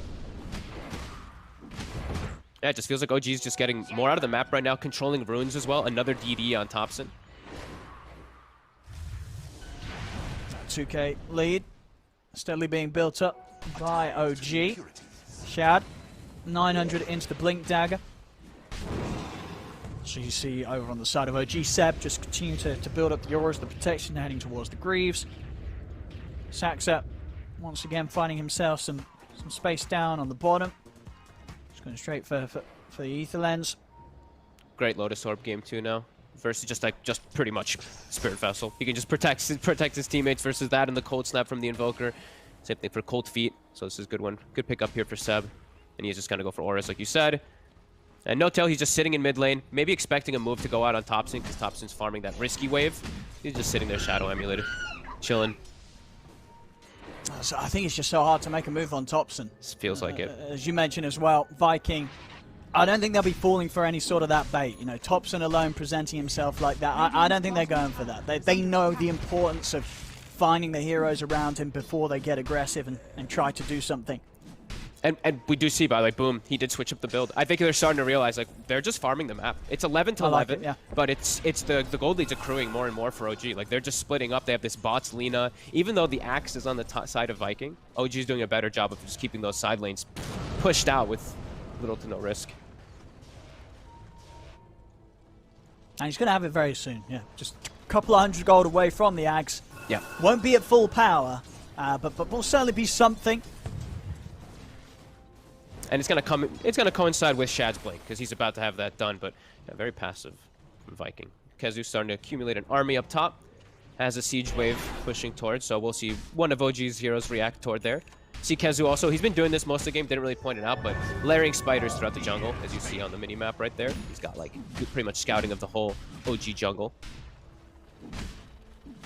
And of course for Kezu, you know, the Hellbear coming out. Not really the traditional counter you'd expect to an Earth Spirit. Now, oh my goodness, this Earth Spirit, we need a Hellbear to deal with him. But of course, with the strength and the damage talent, those right clicks on this Thompson build really do count. So having some sort of way to really stop that major source of physical right-click damage that could come out after some of these setups like the RP, but will make a huge difference in the damage output of OG's team fight. I hope Shad's got enough damage. I mean, I know it's an Axe who usually does have enough damage a lot. with himself, but Yeah. it feels like the rest of his team is starting to fall far behind. As Seb, he gets caught. They're going to get the grab on him. They'll drop the Cataclysm, make sure they burst the Magnus before any sort of response comes out from OG. And a quick kill on the Mag like that, Seb off the map for a minute. That'll give Viking the confidence to head straight into the Roshan pit. Gonna die quick too. That pure damage is no joke. Alacrity as well, thrown on top. Thompson has heart finished. They're in the area. Can they do anything to interrupt this though? They've got a ward. It's already fallen pretty low. They're going to try and burst Celeriel to the sides. It's going to be a buyback coming out from Seb. Vikings standing step outside of the pit. Thompson committing him with the BKB over on the side. Though Shad, he's caught the backlines. He's found Saxa. Saxa gets taken out. Boom. Attempting to get away with the Ghost Walk. Thompson is able to find him with the dust. A deafening blast from Boom. Pushes back Thompson. They're looking back towards the Roche. Shad, he's trying to finish this. He's focusing it down. No one else is in the pit. Shad, he's going to be able to get in. Finish Roche. Grab that Aegis. Off to the side. He's in with the jump. The call off the mark though. Won't be able to grab Samael or No-Tail as the two of them split. Samael though falling low to the power of this Ice Blast. The false promise comes out. Shad, he's holding his ground here with the BKB. Steps back over towards No-Tail. No-Tail, he's providing the heals over towards Samael, but the dunk from Shad comes down onto No-Tail. Jump forward from Shad, chasing onto Samael. Seb will push back Shad with the skewer. The blast here from Kezu, not enough to finish Samael off, but Samael will live. The second buyback though coming out from OG around this fight. Thompson still full HP on the high ground. Aramis and Shad, Will Our Mana has enough just for a call. There's the cold feet. Seb's coming over. Thompson very tanky. Tries to roll away. Kezu will be able to block him off. And still sitting here with his 3,600 HP. They can't kill this Earth Spirit. They've got to bail. They've got to back off, especially now with the rest of OG coming back into play, chasing them down. Viking, they'll play heavily on the retreat. Thompson, he wants to try and catch someone in onto Aramis. Aramis has the glimmer, but there's the control from Saxa. Light Strike comes crashing down along with the dust. They'll take down Aramis. Long fight, but the pick-off that they get on Seb really pays off. They can get that Roche. They lose Boom, but they get Shad, his Aegis. He's got a Shard. He's got an Arcane Moon picked up, and they do lose the tower, and they do actually lose the gold on the map here too, but a pretty good hit there from Viking anyway. And showing that the Axe can do the damage, but Thompson is an issue. Yeah, they've really got to get Thompson in this sort of setup and catch her and Shad. Yeah. With the full damage of him and his illusion spinning away with the Cataclysm. Without those two components, they're not killing Thompson at all. Here we have it. The perfect setup, the call into the Cataclysm and the blast. It's still not enough, though. It's just down to half HP. Thompson, he's out with the BKB. He'll go for the TP away. With the magic immunity lasting just long enough, he'll make it safely back to base. But, I mean, there we have it. Pretty much, as I say, that all the spells hitting that need to, it barely threatens Thompson, even with them all landing. Yeah, he's going to be another cookie to crack, but if they can isolate him, can definitely see the potential for Viking. As they're smoked, they're still feeling strong. Level 19 on Shad, about to hit 20 for that extra threshold. Kezu's going to start scouting with those spiders. Yeah, either Shad or Aramis could get the setup here. Shad. And they look towards Samael. He's going to get the catch here. Over by the creep wave. Ice Blast in. They can't save him. But the hook shot from Aramis comes down to the backlines. Catches Seb. Catches No-Tail. Pushes No-Tail down into the river with the cogs. They've taken out two of OG. And there's no buybacks available on these two. So the rest of OG, they're going to have to take this fight 3 versus 5. They get the cool control onto Thompson. Thompson, he's trying to roll away. But Aramis is in with the body block. So third death on OG as Seb and Saxa, they have to split. Boom's going to continue to hunt down the Lina. Saxa will put the dust to try and slow down Boom. Turns with the light strike. Will catch on to Boom. The movement speed, is it going to be enough here for Saxa? He does have the TP available. He's into the trees. He will manage to make it away. But a big hit there from Vikings, sending around the mid. And as you say, maybe Thompson just a little too set for another round. A few seconds too early before that BKB would have been back and prepared. Yeah, they got full scouted too. The spiders swung behind from Kezu. They saw the Lesh walk into the river onto the low ground. Boom, immediately get the jump. I don't even know if the false promise was in range yet, but either way, Aramis was there to cover it. Gets a 2-man hook shot. Great fight from Viking again. And they're just, I think the biggest thing is just, like you said, identifying that fact of speed that you can make the moves. Earth Spirit's BKB was down. They just were not ready to fight. And Seb so far unable to really find any situations for an RP. I don't think we've seen one, have we? I think just the solo one on Shad one in the laning stage, down bottom at the very start. Other than that, no, Seb's, he's just not been able to make it in. It really has just been A lot of it has been Aramis. The clockwork is the perfect answer to these heroes. You know, these heroes that are trying to initiate, that don't have the ability to be the first to start the action. And of course, Notel, Saxa, 2 supports that Aramis is handling pretty well in these team fights. Yeah, and sometimes it might look like they might be lacking damage. Like, you look at this Viking draft and you could think that they might lack some damage in some instances without the Cataclysm. But when you have an axe like this, the damage is just so ridiculous. Like, Shad's just putting all the work. Shad! He's going to double back in, get the call off onto Zeb. Thompson, he's in with the kick. Breaks Seb away from the Cataclysm combo. Laguna thrown down into the RP. They've caught Shad. Can Shad actually get out of this? Sumail comes in from the side, will get the stun down. They blow up Shad. They are going to see a round 2 coming in from Shad, and Aramis, he wants to be a part of it. Buys back, ready to head straight back over to help out his axe. So I think he's tried to. The stun control's there. They've got nothing to break Shad out of the combo. Jump forward from Seb. He's also able to get the grab onto Celery. Steers him straight back into the heart of OG. As OG, they'll be able to finally get themselves back on track with a solid fight. Catching out the big man there. Shad down now for 70 seconds. The axe out of the game. They chain stunned him too. He couldn't even get the BKB off after he revived. They just kept getting the stuns on him over and over again, and a nice kick out from Thompson, saving the mag. And as soon as we're saying it, of course, Seb, he's able to find a pretty decent RP for them to get a win, for Sumail to come in and clean up. 5k gold lead back to OG. Absolutely, and that's the thing with Shad getting as much farm as he is. You know, Sumail, sort of outside of the action, has been keeping up very, very nicely. Now taking, in fact, the top spot against Shad's farm. As long as they can fight around Sumail, keep the space available for Sumail to do his job. This Lesh is going to kick out a lot of damage over these sustained brawls that Vikings trying to be a part of against OG. Yeah, these long fights could be pretty difficult for Viking, for sure. With Bloodstone, with the Shroud, there's so much extra healing that Sumail does have. Blink too, extra survivability if you are False Promise. Spider Legs too to, you know, scurry around the fights. And now these stuns layered, it's difficult for Viking to really set up for their own racks. Yeah, it is with no Shad, no defense potential there at all as the melee Rex gets taken out. See if they can catch Thompson whilst he comes in with the attempt to retreat. Still got the BKB ready to pop. In fact, they're ready to turn. Shad tries to get him with the call. He's not going to be able to get the grab. Sumail is able to get himself out of the Cataclysm combo. They've brought down Notel. Thompson just diving even deeper. He's going to TP out with the remainder of the BKB. As OG will look to back off. They got the objective. They got what they came for. They don't want to lose anything more than Notel. And by the looks of it, Sumail up to the cliff, and with the TP out, they won't lose anyone else indeed. Sax also able to make it out in the lane. Objective taken, only an Oracle's life to cost for it there.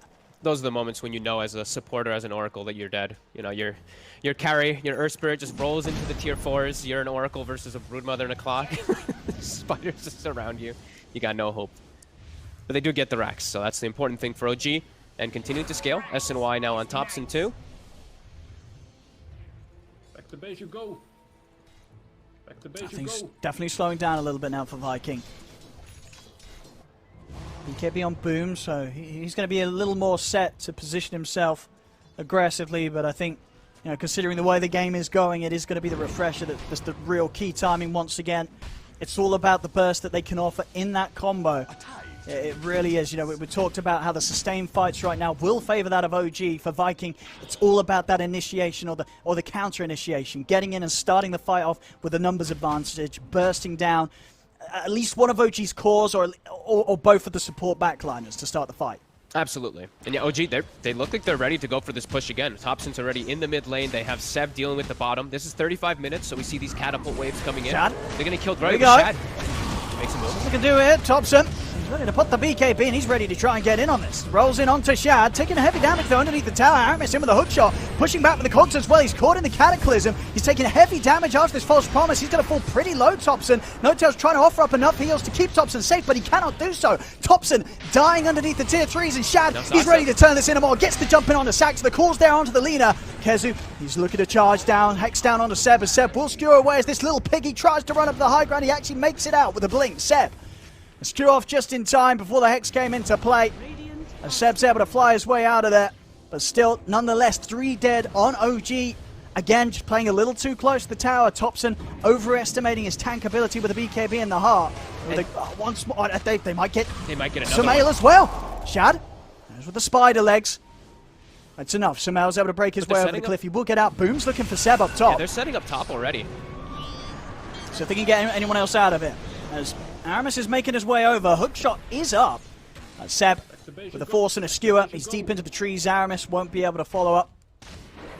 Vikings playing this, they're still playing this very, very well. Like, this game is 21-17, It's still close. super It's close. a close game. It's good how they're identifying that. OG, they identified, they're like, oh, 35 minutes, we've got these double sieges. Let's split up, kill the ones bottom, but also go for mid. Topson just goes too far. Viking, identify that, they punish it. So this is really good balance from both sides, just understanding what they need to do in the game. But OG overstepping a couple times now in this game and getting caught out for it here. Topson, now this is the second time that he stepped up too far. Seb.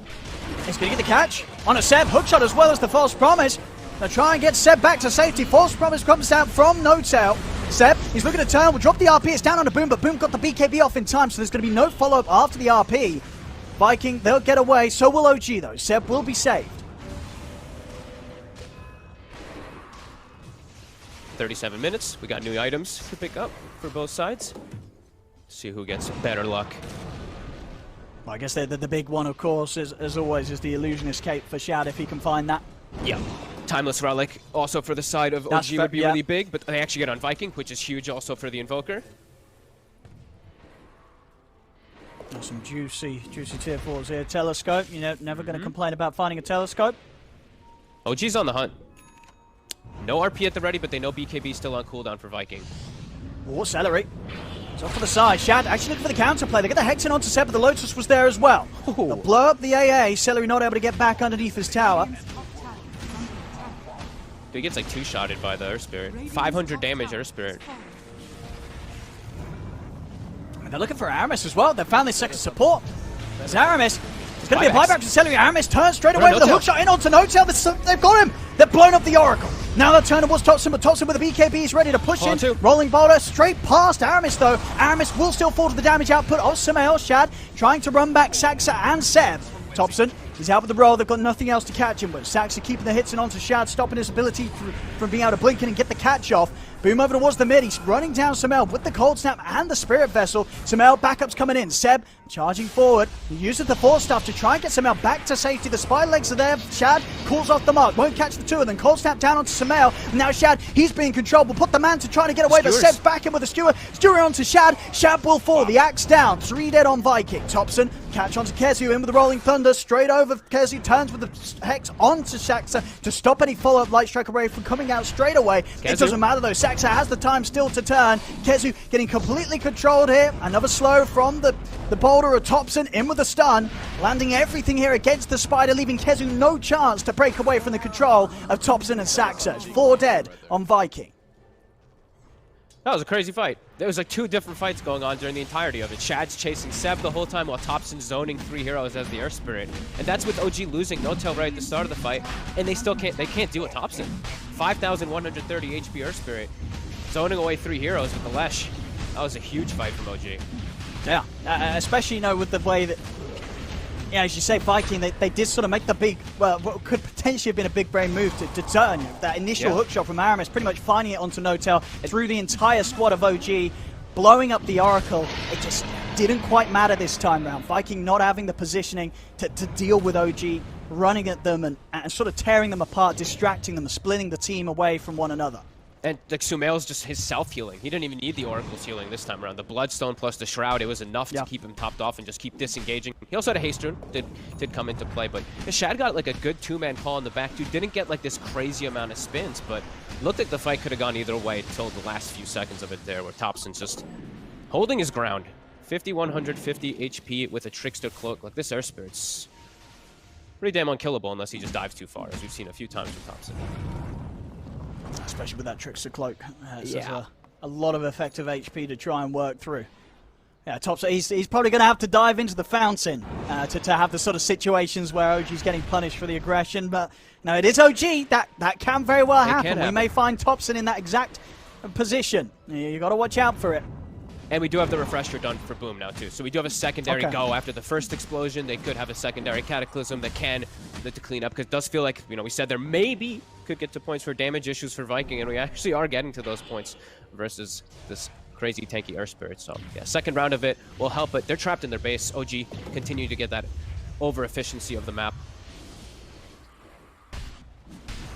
It is going to be a test now here for OG. How safely can they break away the high ground objectives from Viking without falling to the temptation of diving in deep against them. They're about to be 25 on the Lash, so that'll help quite a lot just to push that much quicker. Topson also does have a DD. He finds himself a Spell Prism too. And yeah, he's going in. Let's see what they got on the high ground here, Viking.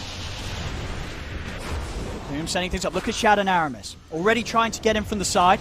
Looking for an angle on the backlines. Aramis, he's in. He's been able to find N0tail. Straight in onto the Oracle. N0tail, he's trying to protect himself, but the Ice Blast comes crashing and he gets taken out. Over to the side, Shad. They're protecting him for now with the Glimmer Cape. Stewart over to the side. If they got further lockdown for the Axe, they don't. Shad's able to put the BKB. Heading up to the high ground. He's got the core control onto Topson. Caught underneath the tower. Light Strike away from Saxa. Holds back the two of them, but Boom now with the BKB out. Chases towards Topson. Jump forward for Shad. He's in with the dunk. They're taking out the Earth Spirit.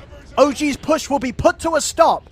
As again, Aramis just finding somehow that this angle every single time through the entire team fight, the entire 5-man of OG, he keeps finding the perfect line onto N0tail. And they no messing around too. I thought maybe for a sec it could be like a bit of a mistake there from Boom, just doing the full double Cataclysm, because I don't think most of the actual Sunstrike's connected, but they got the Oracle, and then Earth Spirit just commits a bit too far. He gets a little too overzealous trying to finish off the Invoker and just gets completely locked down, so... OG does still have to give some respect to this massive burst combo and also to the wraparound. Like Aramis, time and time again, has been able to find those wraps. Yeah, these are big holds, big moves here from the defensive from Viking, considering as well. Still, yeah, 11k down against OG. But making moves like that, you definitely don't feel that much of a difference between the two squads. Some very solid moves from Viking. And a good point out there from our observer. You know, I did mention how Topson did switch out to go for Spell Prism instead of going for that Trickster Cloak. Maybe that Trickster would have been enough to keep him alive inside of that crazy dive forward. He was swapping the cheese in, and he had like 1 second or so left till the cheese was back in his inventory. So, hey, yeah, it probably would have saved him there, at least for some time to get the Oracle back in position. See what they can bring on the next round. Sumail still huge as ever. He sure is. These back and forth moves. 28,000 net worth on the Leshrac. Getting closer to being able to pick up this Arcane Blink and still having the availability of buyback. And N0tail, he has no buyback. If he gets killed in this next fight, he's not going to be able to buy back and come back to join in like he's been trying to in the last few. So OG, it's a bit of a scary push for them. Even though they have Aegis left for 50 seconds, they're probably feeling a bit concerned to actually go for it here. As I believe the double Cataclysm's back up in 20 seconds for the Invoker. So they're going to be keeping an eye on that timing for sure, you would imagine, OG. So the question has to be, what are they going to do about it? I mean, when it comes to OG's heroes, we see Topson very much, you know, he does have a pretty long reach in terms of who he can dive in and get on top of. But other than that, actually finding someone to really stop Boom from ever getting off his combo from the back of the fight, it's not easy for OG's heroes, right? They can't really stop Boom from doing his job every single time. As long as Aramis or Shad's in between Boom and OG, Boom's gonna be able to drop those double Cataclysms every single team fight. Absolutely. It's not easy, no. Especially with N0tail having no buyback or not. Like, if you've been watching his last gameplay for the last minute and a half or so, he's just Shadow Amulet randomly in the river, because he knows it's like, if he gets caught, the game could just get really weird for them in these next few moments, because he'll be down for like 100 seconds, they'll lose full map control. Even though they've got the 10k gold advantage, you know, this Cataclysm is no joke. So yeah, it feels like they have to just these angles of approaches is a bit strange. It's a bit difficult for them, and Seb might be needing to get that RP off, but it's the same thing. Like they're fine. They're getting on top of that backline. They're getting on the Magnus. They're getting on the Oracle to prevent them from doing so. It's still anybody's game, really. Absolutely. We see Topson now here in the late game. At the moment, queuing up the Ags. What do you think he's got in mind when it comes to this? Is this going to be being picked up? Is it for the save or for the disable on one of these cores of Viking? Or do you think his job's now going to be just sort of kicking N0tail out of the team fight, at least giving N0tail a chance to live if they do find him? It could be both. It's probably more so just saving N0tail, because then he can if he just gets the Stone Remnant onto him, then he survives throughout the Cataclysm combo. But if he sees an opportunity where he can roll in and kick somebody out of base, you know, there's always possibilities for stuff like that. And then they've got skewers, and they've got the boulder to kick people out of base, or the enchant remnant, so... I mean, that is true. It's a lot of range. We haven't really seen a lot of this game around OG's base. But when it does get there, OG's going to have a pretty good delivery system for taking heroes from the tier 3s straight into their fountain. So, you know, Viking, as much as they're pulling out a very impressive hold on their half of the map, they've definitely got quite a mountain to climb when it comes to turning that into the ability to end the game or threaten the game against OG. You know what my favorite thing about this game is, though, Owen? We have two lineups that are very explosive, right? With, like, their Cataclysm combos, AA Blast. We have even Lagunas and stuff like that. Let's take a look at how many Aeon Discs we have. It's a big 0 right now, which makes me feel really nice, because I don't know, that item is just running rampant everywhere. I mean, what is it, sort of a gentleman's agreement from the teams, you think? You know, nobody wants to play with They're Aeon going to start Discs, buying you it know. now. I think No-Tail's probably like, I need an Aeon Disc, guys. A smoke up from Viking. As soon as the action's back on, they want to bring the heat. There's another Aeon Disc. Yeah, as soon as we say it, man, they start... Look, Shad's got one. We've got one coming out on No-Tail soon, too.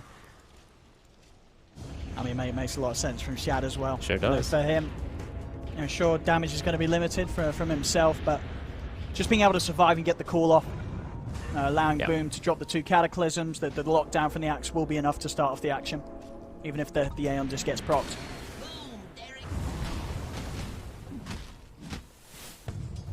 Clockwork rocketing side lanes, scouting out. OG does show themselves down bottom. Starting to get the push going again. Here we go. It Back dies up to tier fast. 3's OG. They got to get back quick, Viking. See what Shad can do. Watching from the side. Stepping up. He's going to look for the grab. He's been able to catch the two on the back lines. He's found Seb and Saxa. Straight in with a hook shot as well onto Seb. Pushing him back with the cogs into the second round of Cataclysm. Seb, he's going to get away with the Stewart, but the damage is done. Seb's out for 2 minutes. Thompson, his BKB has come to an end. Aramis committing with his own BKB. The Cell Stone into the slide away. Thompson will break his way out of any further combo. In fact, Thompson's ready to go back in. Thompson will look to finish off the range rack. Just have to be a bit careful with no BKB. Jump forward, but the Hex is out onto Aramis. Samel, he's in with the damage. Tornado holds out onto the 2 of them. Aramis still somehow alive. Will get the cogs off. Aramis has died, but he's been able to trap Samel and Thompson. Thompson rolls out to the side. The cold feet kicks in. Samel's been taken out. Thompson, another roll to get off to the side. Aramis not quite able to get the angle there with the hook shot. He's still trying to run away, Shad. He's going to blink up in a few seconds, but with the rolling thunder, Thompson will be able to continue to get out of there. They find No-Tail off to the side. Tornado in from Boom. They've caught the Oracle as No-Tail down for 100. Both him and Seb without the ability to buy back, as Viking only having to utilize the buyback of Aramis to hold OG off, as OG will be pushed back. They're not able to claim anything from the mid set of racks. And now a bit of a window where Viking, they could punch back pretty hard and take objectives from OG already top. Boom, he's looking for the setup onto Thompson. He's been able to sneak over into the jungle. He's found Thompson, and with the outpost under their control, Aramis gets him with the TP. Hookshot is up, but the stone form lasts just long enough from Thompson to avoid the connection of the hookshot. As Thompson, he'll only just, but he will manage to get himself away. I mean, Viking got like so much out of that. They got top racks. They got a huge fight in the mid lane. They only lost, what, a range racks, I believe, out of all of it, too. So, yeah, massive. Absolutely range massive racks and a clockwork buyback. So very small things being offered by Viking to be able to take that against OG. Thompson. He's in on the mid. He's been caught out by the call. We'll get the BKB off in time, but the first Cataclysm comes crashing in. Hookshot off the mark there. Can't quite get past Shad to get the control onto Thompson, so Thompson will be able to still step back underneath the tower. Return with the silent Shad. Aeon Disc will proc.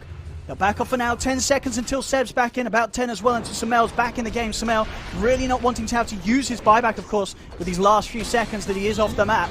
See if Viking can force the racks in time over to the side. Shad, he gets the grab on Saxa. Saxa standing a little too close. Over to the mid. Seb, he's in with the RP. Onto the 2 of them. He's able to push back Aramis underneath the tower as well as Kezu, but there's no follow-up onto both of them. Buyback comes out from Saxa. Another skewer. Again from Seb, scooping up the 2 of them. Aramis will die underneath the tier 4s. Kezu trying to break away with the help of the wedge, but the light strike comes crashing down from Saxa. Kezu will fall. OG themselves this time round, just one support buyback will hold back Viking. Viking not quite able to get the melee racks in the mid lane, as OG, they will bring out the defense.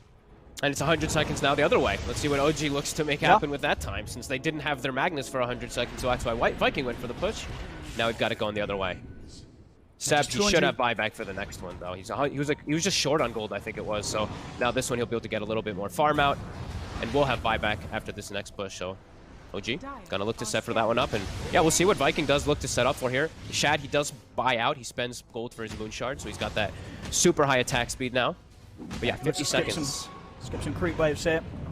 He needs to, because they could just lose. They could get megged right here. That's the scary thing about this Earth Spirit plus the Slasher. It's 50 seconds. That's more than enough time. I mean, the creep's getting too close. There's not going to be any backdoor protection here for Viking as Thompson. Tier 3's gone. Onto the racks here.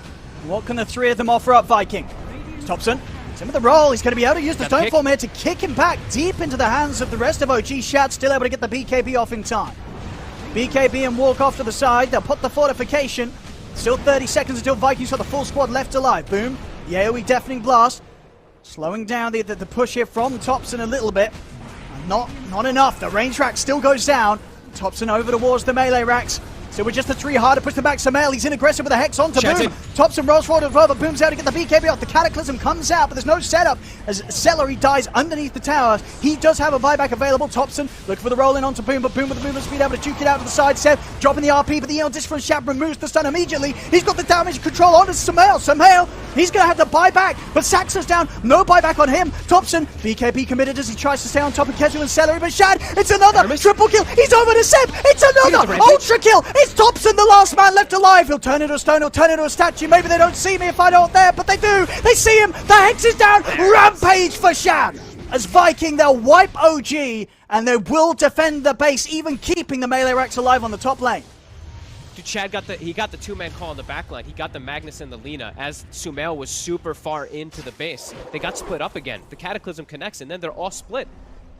Again, OG getting a bit too overzealous, it feels like, with their aggression, and they get turned on by Viking for like the third or fourth time this game. Absolutely big hold there from Viking. Doing it for what must have felt like the longest of time for them as well, with just the 3 versus the full 5-man of OG. But they pull it off. They hold back OG. And now they're ready to run down mid here with a full squad. They know there's no RP either for 30 seconds or so. The Aeon Disc, as you mentioned, it procced as soon as that RP went off. Similar cooldown, so they should know. Buyback is forced, though, from Thompson. And Roche is back up, so it does look like that's what Viking wants to scout out next. Take out the outpost first. Now, playing it careful, playing it smart here, Viking. They know that they've now managed to shift the lead into their favor, but not wanting to make the same sort of misplays that OG has here. As Viking, they're eyeing up the mid lane. Notel is quite far away from his team still. He's pinging himself. He's like, guys, I'm not there yet. Be a little careful. I'm coming. Thompson rolling in. Goes in deep. He's able to make it away and chancing himself. He's dying. I mean, they're going for this Roche pretty much with the full lineup of OG alive. Viking feeling that strong about their ability to take objectives out to the side of the pit, though. They've caught Aramis. They're in with the jump. Aramis, he's out. That's the gem hitting the decks. Aramis gone for 90 seconds, but the time is brought there for Viking to finish off the Roshan. And now they'll look to try and get themselves out of it. Thompson in with the chase over towards Celery, but they'll turn. Boom with the 2-man tornado. The RP from Seb comes down on a Boom, but Boom again getting the BKB off in time. Thompson rolls over towards Celery, has the damage to take down the AA. The AA is gone. Boom pushing about with the deafening blast. He's up to the high ground. Cataclysm coming down as OG's starting to get split. They look towards Shad, but Shad blinks out just in time. Thompson still trying to chase in onto the Axe. Shad has got enough movement speed here with the boost of travel to get out of there. He has it. Thompson in with another roll. They'll catch the Axe. They'll bring down Shad the once. He's got the Aegis ready for round 2. No BKB. Eon Disc up in a second. Has Shad got any way out of this? The Hex comes out. Shad trying to run, but there's no help coming in for him. Shad will be left to die alone. Base is starting to get sieged. Good fight, though, from OG. They get the supports right at the start, and they can actually keep Notel alive for once. They get the jump onto him with the Hex, but his Aeon Disc ends up sort of, keeping himself alive to get the kite around. And OG, I think they lost a full AC on the courier during this fight from Thompson, but either way, able to get the fight back. Getting rid of Aramis seems to be pretty important at the start of the fight. Even though it looked like he kind of caught the rolling boulder for his team, he dies right at the start of the fight, and it seems very difficult for Viking to fight without him. They will get their gem at least.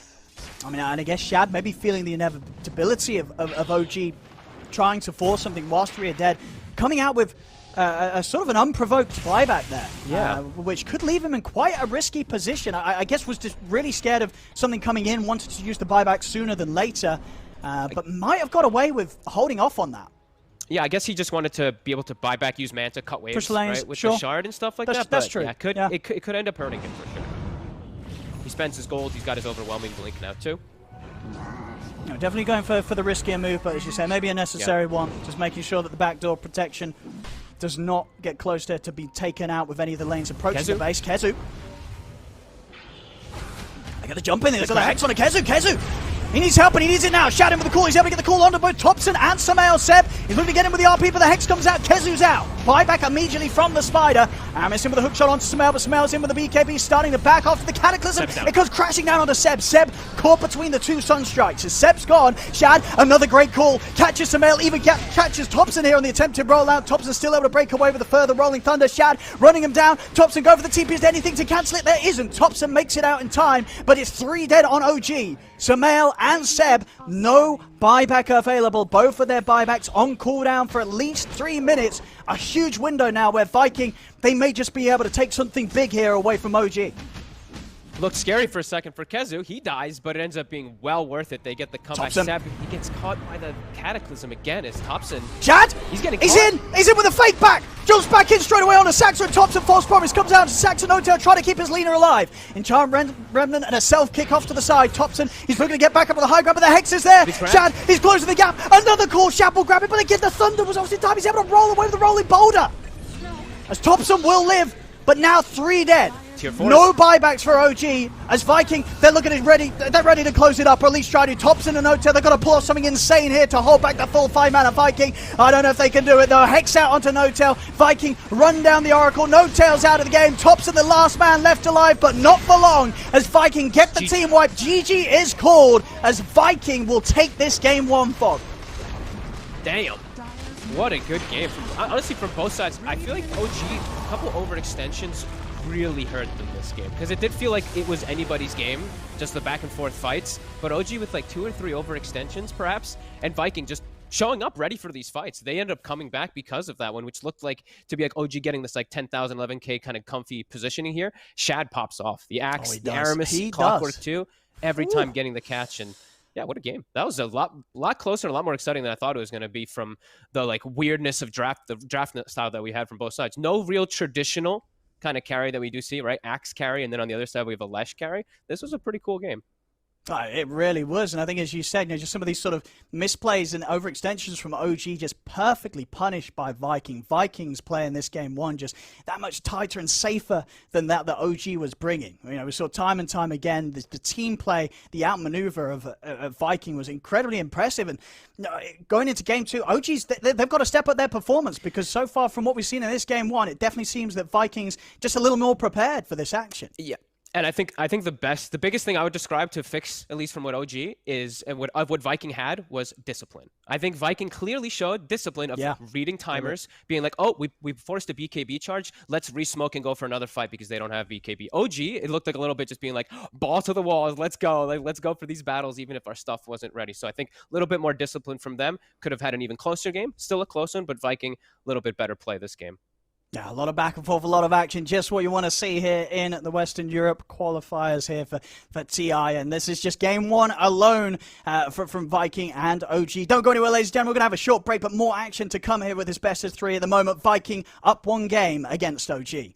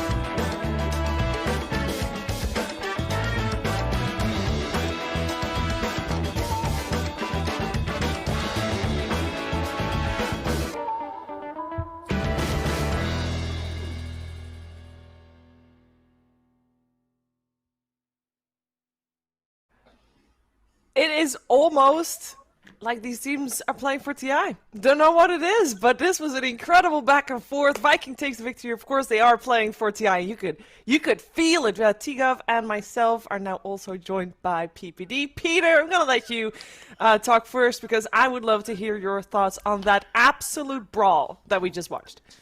Yeah, crazy game. Tons of back and forth, like 5 to 10K gold swings going both ways. Makes for a super exciting Dota. I really liked Vikings draft. I felt like they were a little bit more on point with the meta. Broodmother, Axe side lanes. To me, that's like what LGD was doing all at the major. OG a little bit more specific to this, Sumail strategy. We saw Liquid at the major do similar things, like get Sumail on his heroes, enable him. Unfortunately, it didn't work out. I love the Earth Spirit mid, though. That was super cool. Yeah, I mean, it didn't work out for Liquid at the major for having the Leshrac coming out, and it did work out for PSG LGD to have the Axe coming out. So, if you're going to think about which team you're going to copy, I think Viking had the better idea there. Yeah, I think they mentioned it during the cast, the idea of the discipline. I think Viking, when they're holding their high ground, they are always able to kind of isolate these heroes and able to like instantly kill off the Oracle. I think this is one of those games where, as I'm a support player, I feel so bad for Notail right now because he's this poor Oracle, and often you play to protect him. In this game, OG were trying to play to run away from him.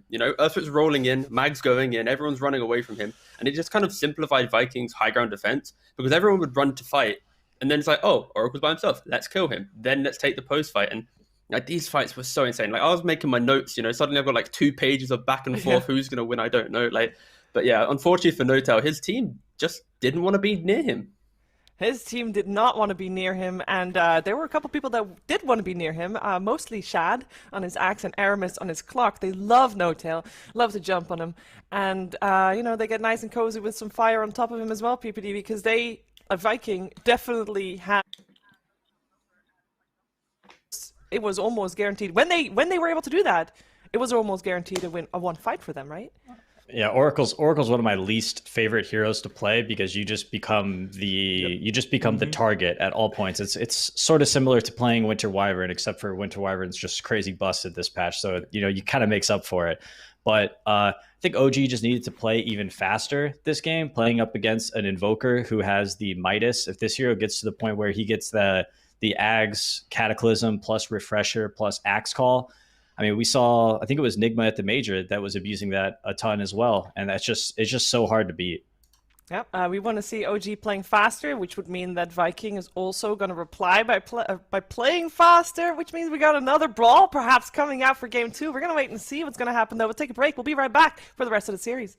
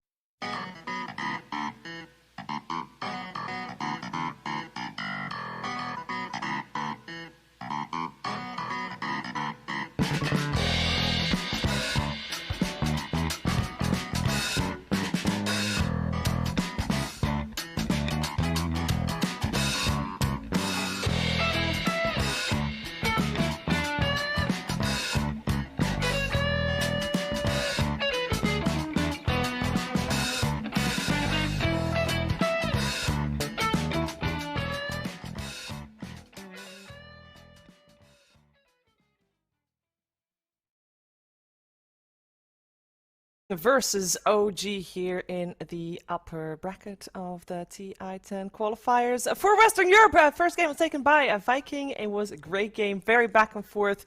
Don't go back to watch the VOD because you gotta watch this second game right now, because according to Peter, you said they're gonna play faster, or rather, they should play faster this time around. OG, that's it's a very panel thing to say. We're just trying to stay on Play point quick. here. Yeah. Play fast, play hard, win your lanes, get team fight, pick stuns, all those Wave good clear. things. But the wave clear, Win. you forgot the wave clear. early, push waves, shove waves. very early Alchemist pick. This was first pick Axe, right? Yes. And then 2-3 Alchemist, and then they got the AA to counter the Alch. And I know OG has been the team Seb plays the offlane Alchemist more often than not, right? The factory, yes, they do like that one. Where he just The rushes main the thing- Axe for the mid. Yeah, the main thing is there has been variation, where he's going more like utility, where it's not like straight just Axe. It's not like we're seeing like the Gyro or the Monkey, where it's like throw him the Axe, go and play Dota. It's more like, you if you're Blink, your Solo Crest, maybe in a pipe, and you're looking at Axe, third, fourth item down the line, depending on what kind of the game state is in. Yeah, so what are the best pairings for to give an Axe to somebody? I know it used to be like Gyro, it used to be Bristleback. Void Are there Spirit any and other Monkey. TA? Yeah, Monkey's still there. I guess Thompson doesn't play TA, right? No. What's the tops in heroes right now that we can? It's so hard to pick a hero up against Axe and AA. You almost want to have like Tricore, just to be like, we got a lot of stuff, and you can't get everybody in the call. We have, of course, a massive change-up for OG in terms of their opening. Viking does the exact same thing. They ban out the same two heroes. They pick up the same two heroes. Is that a clever thing to do? Because you know that your opponent's going to adapt because they just lost. Is it a bit ballsy, T, you think, that they just go for the same thing again? I don't think so, because they just played it in carry, right? Then they can play it in offlane. There's a lot of flexibility with this style of opening, and they also demonstrated that they have this kind of discipline factor. So if they're not changing things, they're making OG change, and that's where it's easier to kind of know what you're doing and react to your opponent than to also be kind of creating new ideas going into a second game. You're the one game lead. You don't have to be too left field with your second draft. I think the Axe is just OP at the moment. I feel like it's just too good, and we saw him in the last game. I mean, he didn't even play that well. He missed a ton of calls, but the hero itself is just out of control. So I personally feel like it's just a great opener. OG's opener, the 2-3, I think the Alchemist, it kind of just tells too much. And I feel like this Axe AA is just going to have a completely free lane down here bottom. Like, Alchemist could even struggle, potentially. And they could still, though, change up that Alchemist and not have it be Seb, right? I mean, it's Seb normally that plays it. It has been playing it most throughout the DPC season. But both Sumail and Thompson could take it as well. It is possible. I oftentimes think that in the 2-3, I think it's really great if you can take, like, Dragon Knight, for example, is a really popular hero because you can flex him between offlane and mid, and then you save your last pick as the second pick team to decide, okay, like, hey, do I want to pick a new offlaner that can crush the carry that they showed, or do I want to pick, you know, a new mid that's going to be really great for the game? Like, I mean, this game is versus AA, but I always think, like, oh, this last pick Top Sun Pugna, or last pick Bat Rider or something like that, like that could just really take over. Can work well. Yeah, I think okay, they go for Lina. The main thing with this Alk, I just want to see it go offlane. You know, you throw down the acid spray, you play your normal game of Dota, and you don't get too kind of carried away with what it becomes. Like, you're playing into AA already, so you don't really want to put a out carry, because of course you run up yourself, you're going to get executed by AA Blast +1. So also Lion Alchemist, such a strong lane, right? We saw it during DPC when, was it season 1 or season 2 that was popularized? Either way, it's like the idea that, yeah, I think it was 1, right? Like, you throw down the spray, you have this line who pretty much enables any offlaner to play there because you have the double stun. So yeah, I just want to see this be offlane duo already done. Yeah, speaking of season 1 of DPC, Puck makes an appearance. I know we also saw him in season 2. He's been a staple, but it is not really too much out of left field, Peter. Puck always fits in. You mentioned, of course, Dragon Knight. Do you feel the same about Puck in terms of how he fits in this draft?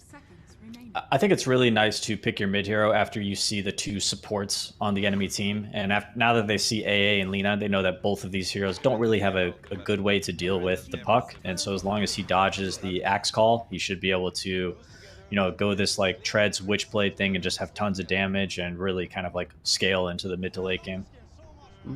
But Dragon Knight's a great pick, and they can put this in the off, like, their lanes are so flexible. This DK Axe is just so meta, right? Like, you can put these heroes in. I mean, Axe isn't going to go mid, but DK could go mid, DK could go safe lane, DK could go off lane, Axe can go off lane or safe lane.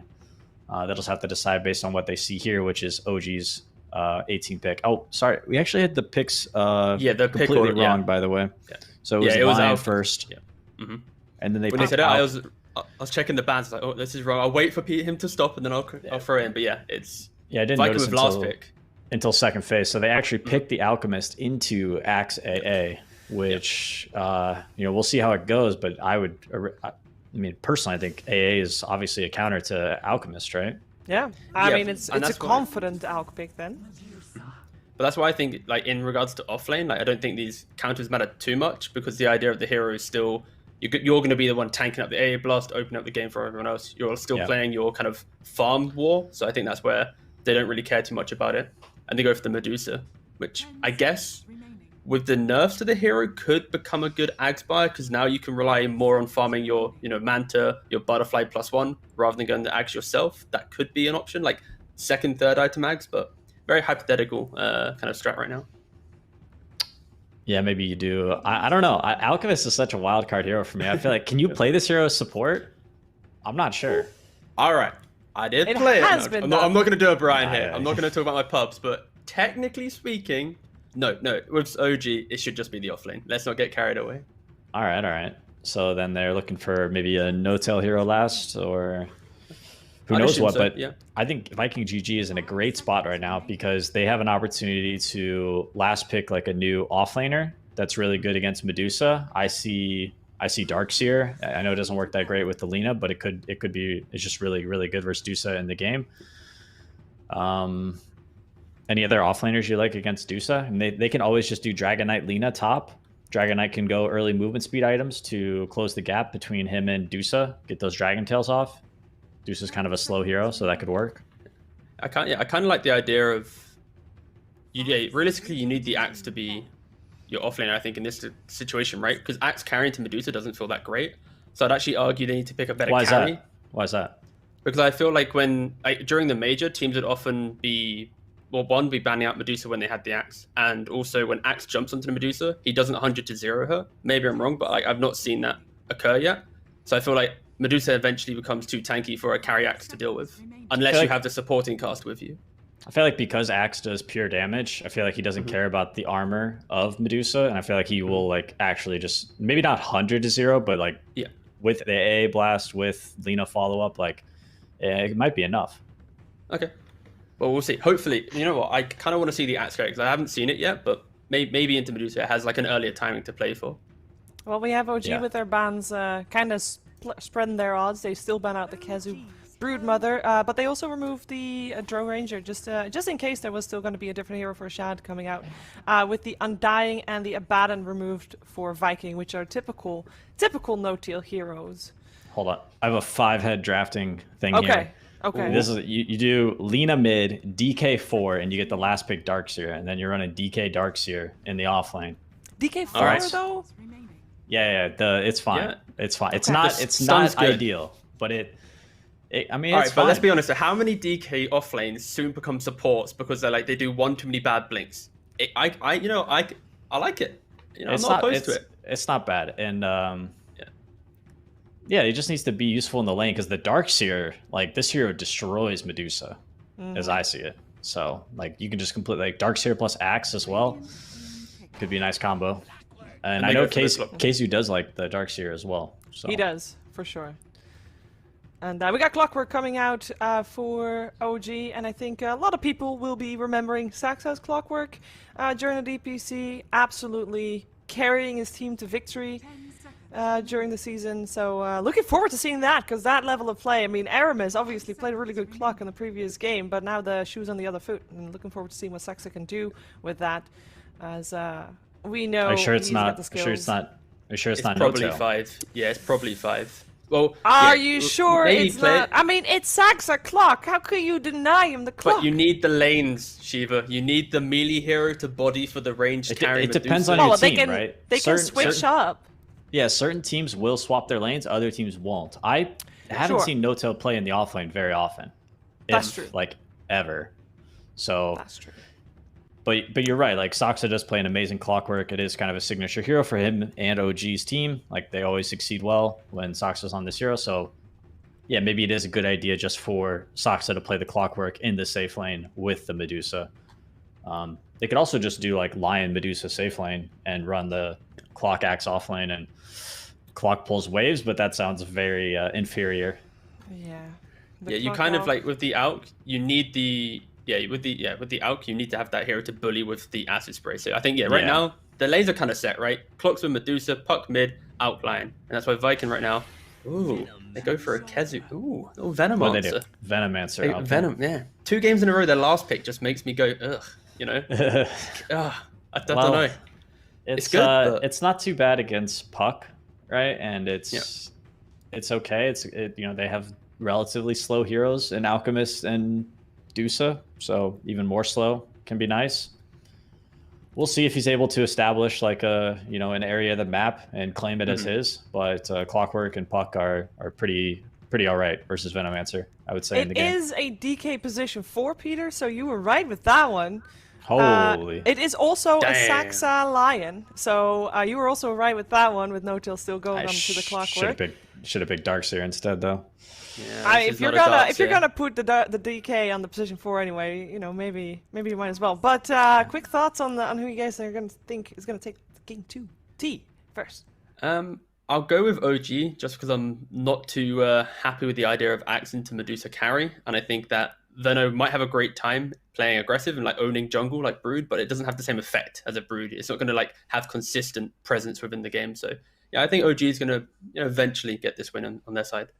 Yeah, I'm going to be watching the mid lane Topsun versus Boom. This Lina Puck matchup can go both ways. If there's good rotations from OG, Lina can feed. Puck can kind of struggle if he's left alone to play versus Lina. But I like OG. I think they have more playmaking opportunities, and I think Topsun can have a really, really impactful game on Puck with the DK being shifted to position 4. And are they going to play faster than previous game? No, I don't think so. I think they're going to hang out and chill. They've got Dusa and Alchemist, so they're happy to go late and we'll have another brawl back and forth, most likely, which is what everybody wants to see anyways. I definitely want to see that, and I know everybody in chat wants to see that, and I know our two commentary team, our commentary team, would love to see that too. It's Odie, Pigzs, and Fog. Take it away. Thank you very much, Shiva, and a big welcome back, ladies and gentlemen, to Game 2. I'm sure you're all still here after that Game 1 extravaganza between the two of them. Viking, of course, able to come out on top at the end of the day. Fog, what do you make of what we're seeing from this this second game? A bit of a switch up, very much OG, as Peter said, sort of stepping into a bit of a different realm where it comes to the timings they'll be hitting, this Deucer, this Alchemist coming out, and Viking, the curveball that PPD did predict, coming out. Aramis on the support DK. I mean, is this something you've been seeing? Is this strong? Where does the strength lie in this? And is this something Viking planned as soon as it was picked, or is this a response to what OG came out instead? I think they probably just started deviating, you start adjusting quickly based off what you see inside the draft. I think this is something people have been theory crafting for a while, ever since the DK got buffed, the Dragon Tail at level 1, just how much stronger it is. So I'm glad they went for it. I liked Peter's suggestion a bit better, though. I did like the Darkseer, especially because it's Kezu's hero. It's Aura Buyer, which is always good versus like your Puck and stuff like that. And of course, your versus Dusa. So I'm curious to see what he's going to do as the Veno. I feel like it's similar style of aura buying and like claiming an area and controlling, but I feel like Darkseer it gets to that, you scale. You're going to scale infinitely because Deuce is going to scale infinitely, but this is the approach they went for. And we'll see if it does end up working with the 4-position DK, because the other thing is too, I think that's where it makes the puck a lot better, because sure, it looks like a little bit of a, like not a hard puck game, but an annoying one when you're playing versus DK, but now that it's a 4-position, I feel like you just open up opportunity for Thompson to kind of pop off in the game. See around this rune already, OG on the high ground. See if they catch out Viking, but not going to be the case. Viking won't be caught underneath the trap here of OG. As we'll see the lanes take place. Once again, Shad and Celery, we're starting down on the bottom half as the Axe AA combo. You see, I would imagine No-Tail is going to head up to the top lane pretty shortly. Yeah. Just a bit of harassment here onto Celery as the two of them make it to the lane. Look at all the wards too placed down. 4 kind of wards placed out from OG in the bottom side. Just checking high ground to see if the lane, they're going to do some type of like lane dodging, I think, is that what they're trying to scout out here. And then also just blocking off camps that we know will probably get stacked up from either the A or Lina. Let's see how Shad does bottom. This time he does buy that Ring of Protection that we did mention about him missing the last game for the lane.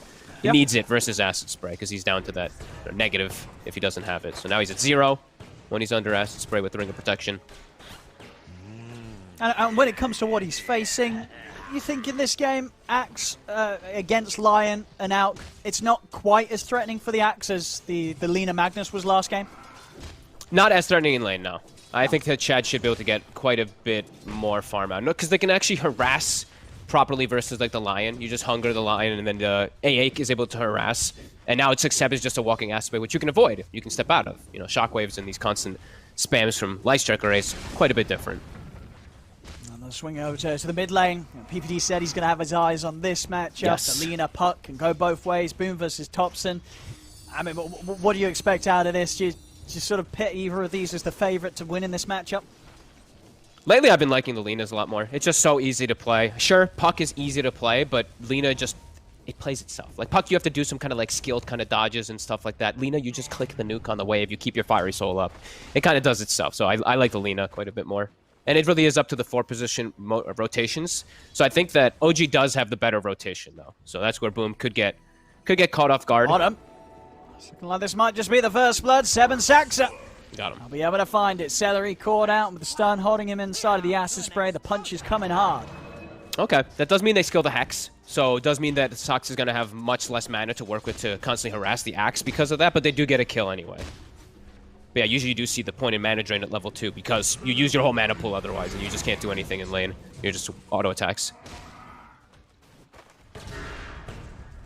And when you see this sort of setup as well, I imagine Seb, as the offlane the Alchemist, will be, of course, building items for himself. But are we going to see any sort of shift towards an early Axe for any of his other cores or even supports this game? Yeah, sure. I mean, he's got 2 really valuable ones. He's got the Puck and the Medusa, so definitely super value. Maybe wants to get like 1 or 2 of his starting items first, maybe like a pipe or something like that. I've seen him usually go for the hood early, but yeah, I think it's just too valuable to not do it. Because then you can like force those fights around Roche that we used to see OG do when they did like the Monkey King Alchemist. you know, you get that timing and you just go Roshan, and then you have a Medusa with like 3 items, or a carry with 3 items and a Roshan. Yeah, and we sort of had it discussed on the panel, but what's your sort of take when it comes to sort of the Axe carry versus the Dusa carry? Now, do you imagine, you know, for the Axe, once Shad does have the Manta, the blink and the shard, you know, the means to get on top of the Dusa and do damage, is it going to be threatening Sumail, or at that point of the game, should the Dusa be at a stage where Sumail doesn't care too much about the initial burst that Viking will throw at him?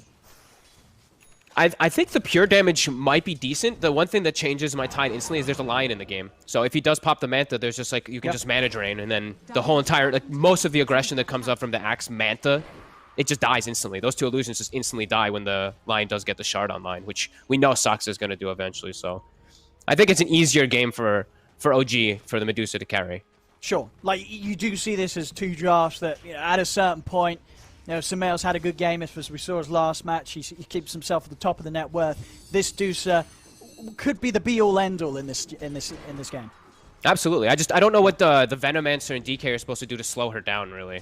Because he's got a Clockwork behind him as this Medusa, so you've got like no threat, really. The DK shouldn't, in theory, be able to get up to you, get a Sun, and get all these Veno Gales. You should be able to just get your free farm on Medusa and then get stacks. So, yeah, it looks like a pretty good game for Sumail, I'd say. So far, lane-wise, nobody losing out too much. It's just that mid lane where Boom has about a wave or 2 edge actually on the CS of Topson. So definitely coming out on top so far of the 1v1. We'll hit that 6 probably a little bit quicker than that of Topson. So if that leads them any chance to get aggressive with the 2 of them. I guess when it comes to catch for Topson, it is going to be a little tricky. Topson not having too many threats that he's going to have to jump about in the team fights. Thompson did steal away a bounty rune, though, so he might be 8 last hits behind, but he did steal the one on the left side from Boom. About to be 6, but Boom gets the 6 first, and Thompson gets hit by the stun. He does. We'll get the silence off onto Boom, but Thompson, he's got to be careful.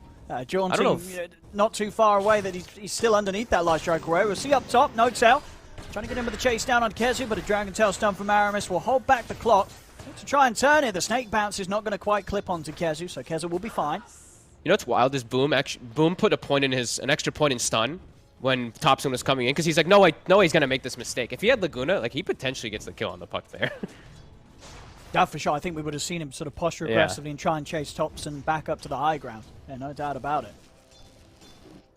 And we're still seeing Shad get off to a slow start anyway. Not as slow as the first game, but yeah, still getting slowed down from that Alkin Lion a lot. And we are already seeing the move from Celery, heads up to top. They've got the stack started. And they're going to do the same strategy they did in the first game. Leave Shad alone, and then just look to pressure the carry, the Sumail. We do see Saksa taking opportunity, though. Since he sees bottom, they've moved. He makes the way toward mid.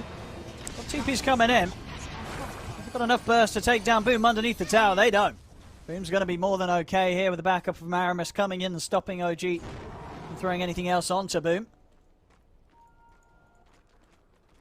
So a little worried for him. He didn't have, I don't think he had a raindrop on him either. I thought perhaps he could get burst down, but holding his ground nicely. Good TP from Aramis, and they continue to stack. And Shad continues to get that farm. We do see, I think, the stacks starting from OG pretty soon. I'm actually not seeing stacks from OG just yet. I was going to say, I hope that they do have some stacks with this Alchemist anyway. Even though he's having such a good time bottom, you always want that extra enabling factor. We do see Aramis starting to get some scouting. Walks in with his Tranquil Boots as the DK, gets a deep ward down. Was spotted by OG, though.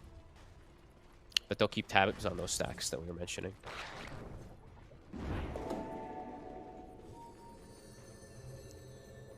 We'll see Seb on his way over to deal with those.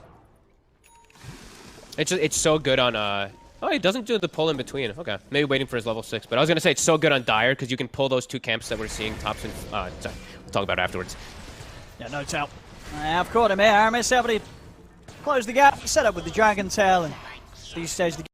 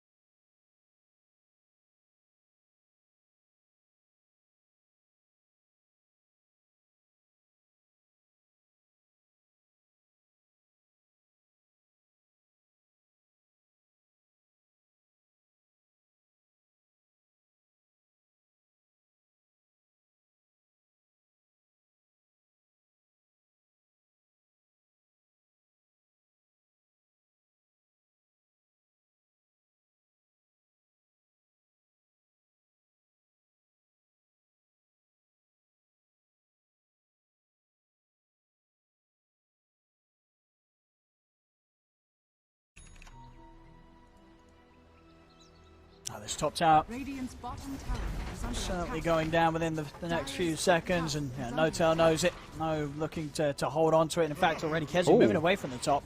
They're setting up for mid, too. Mid lane. Yeah, They still have their keeping siege the pressure creep. on fast. Dire's top tower is under attack. Dire's top Yeah, tower they're playing it is speedy. falling. They're against Yep. this out. They're against this Medusa. Viking making sure that they really do keep the pressure onto OG. And they should. Especially in a game where Seb has gone for the straight Ags first. You know, they know that this hero, on his own, Seb, he's going to be very vulnerable if any action does kick off. He's going to have nothing to protect himself.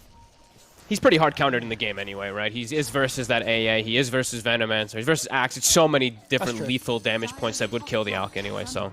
He does have the Axe finished, and they did scout it. Kezu was right in front of him in the mid lane. Kezu nearly has his Spirit Vessel done too, so lots of different damage, and there it is. So Sumail, free Ags given, Dragonlance too, and top of that net worth. Yeah. It is a good bit of boost to the tank ability of Sumail as well. You know, already 11 minutes in, 1600 HP, 1200 mana. He's not going to die instantly in the fights, even if they do get a jump on him. You know, he will have the chance to react. And it really is just so early to have an Aghanim. Mid. It's out. On to Kezu, but not quite with any. He did have a Mango, but not wanting to pop it initially to try and push Kezu back. I'm going to drop the Lagoon onto Notel. Notel, he's actually going to end up going down. Boom has the reach. Another one. He's taken him down, and now with the setup on to Seb, the Ice Blast coming in as well. Seb, he's got backup, and in fact, with a finger of Saxa, they're able to blow up Aramis. Seb will end up still going down. Dream Cold will be dropped there, but Viking, they're able to step out straight to the side. Thompson, he's caught by the stun. A few punches in from Boom. Still looking to scout up to the high ground here, but Thompson won't jaunt forward aggressively. As Viking, sure, they lose Aramis, but they get 2 heroes for it. Taking the favorable trade here, Viking around the mid lane. And Shad is just chilling top. That was a 4v5 fight that Viking was doing, and they do come out ahead of it anyway, plus having the Axe farming on the other side of the map. So perfect move there from Viking. And I feel like that's how we'll see Seb. That's going to be Seb 90% of this game, I feel. Just getting completely deleted by AA Blast every single time. So looks like he's queuing up Force Staff, just trying to reposition people to get out of those blasts. I think it'd be a pretty nice choice.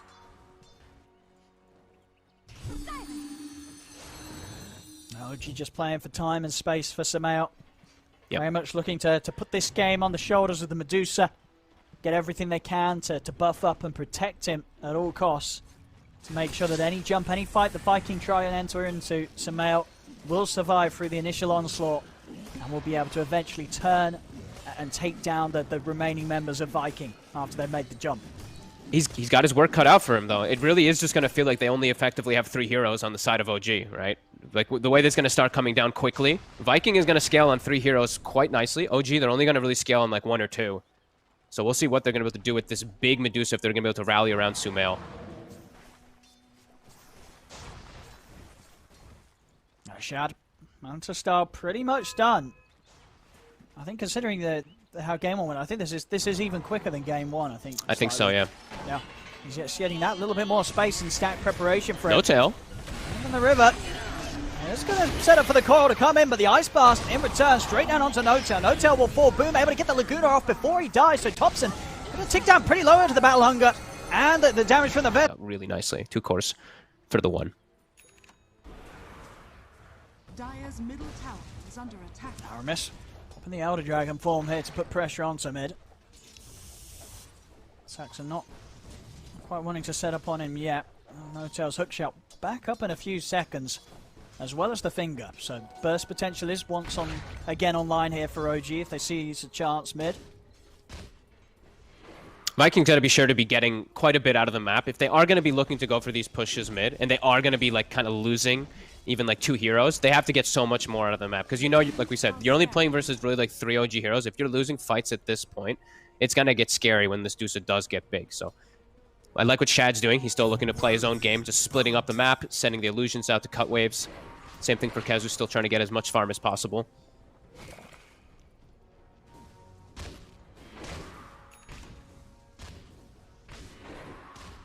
Seeing Aramis even trying to find farm. They do lack a bit of that catch for the puck, as we see. If he jumps in, sure, they've got the Dragon Tail from Aramis, but yeah, he's trying to get his own Blink Dagger, because he's super poor. 2,800 net worth to the 4,400 of the Lion. Sox has got Blink already done, so. Sure, I guess this is one of the things about the support DK, that if things do start to slow down, the action's not there, you're not going to have an easy time really picking up the farm, grabbing the goal. No. To keep up with the rest of the game, really. No, you're never really gonna level your breathe fire much as these 4-position DKs, unless you have some like outrageous start where you're super over leveled. This is this build you're gonna have. So you don't have a farming mechanic. You're just a stun and you're just kind of tanky. You're just a damage reduction with your breathe fire inside team fight, so you throw that onto the Dusa.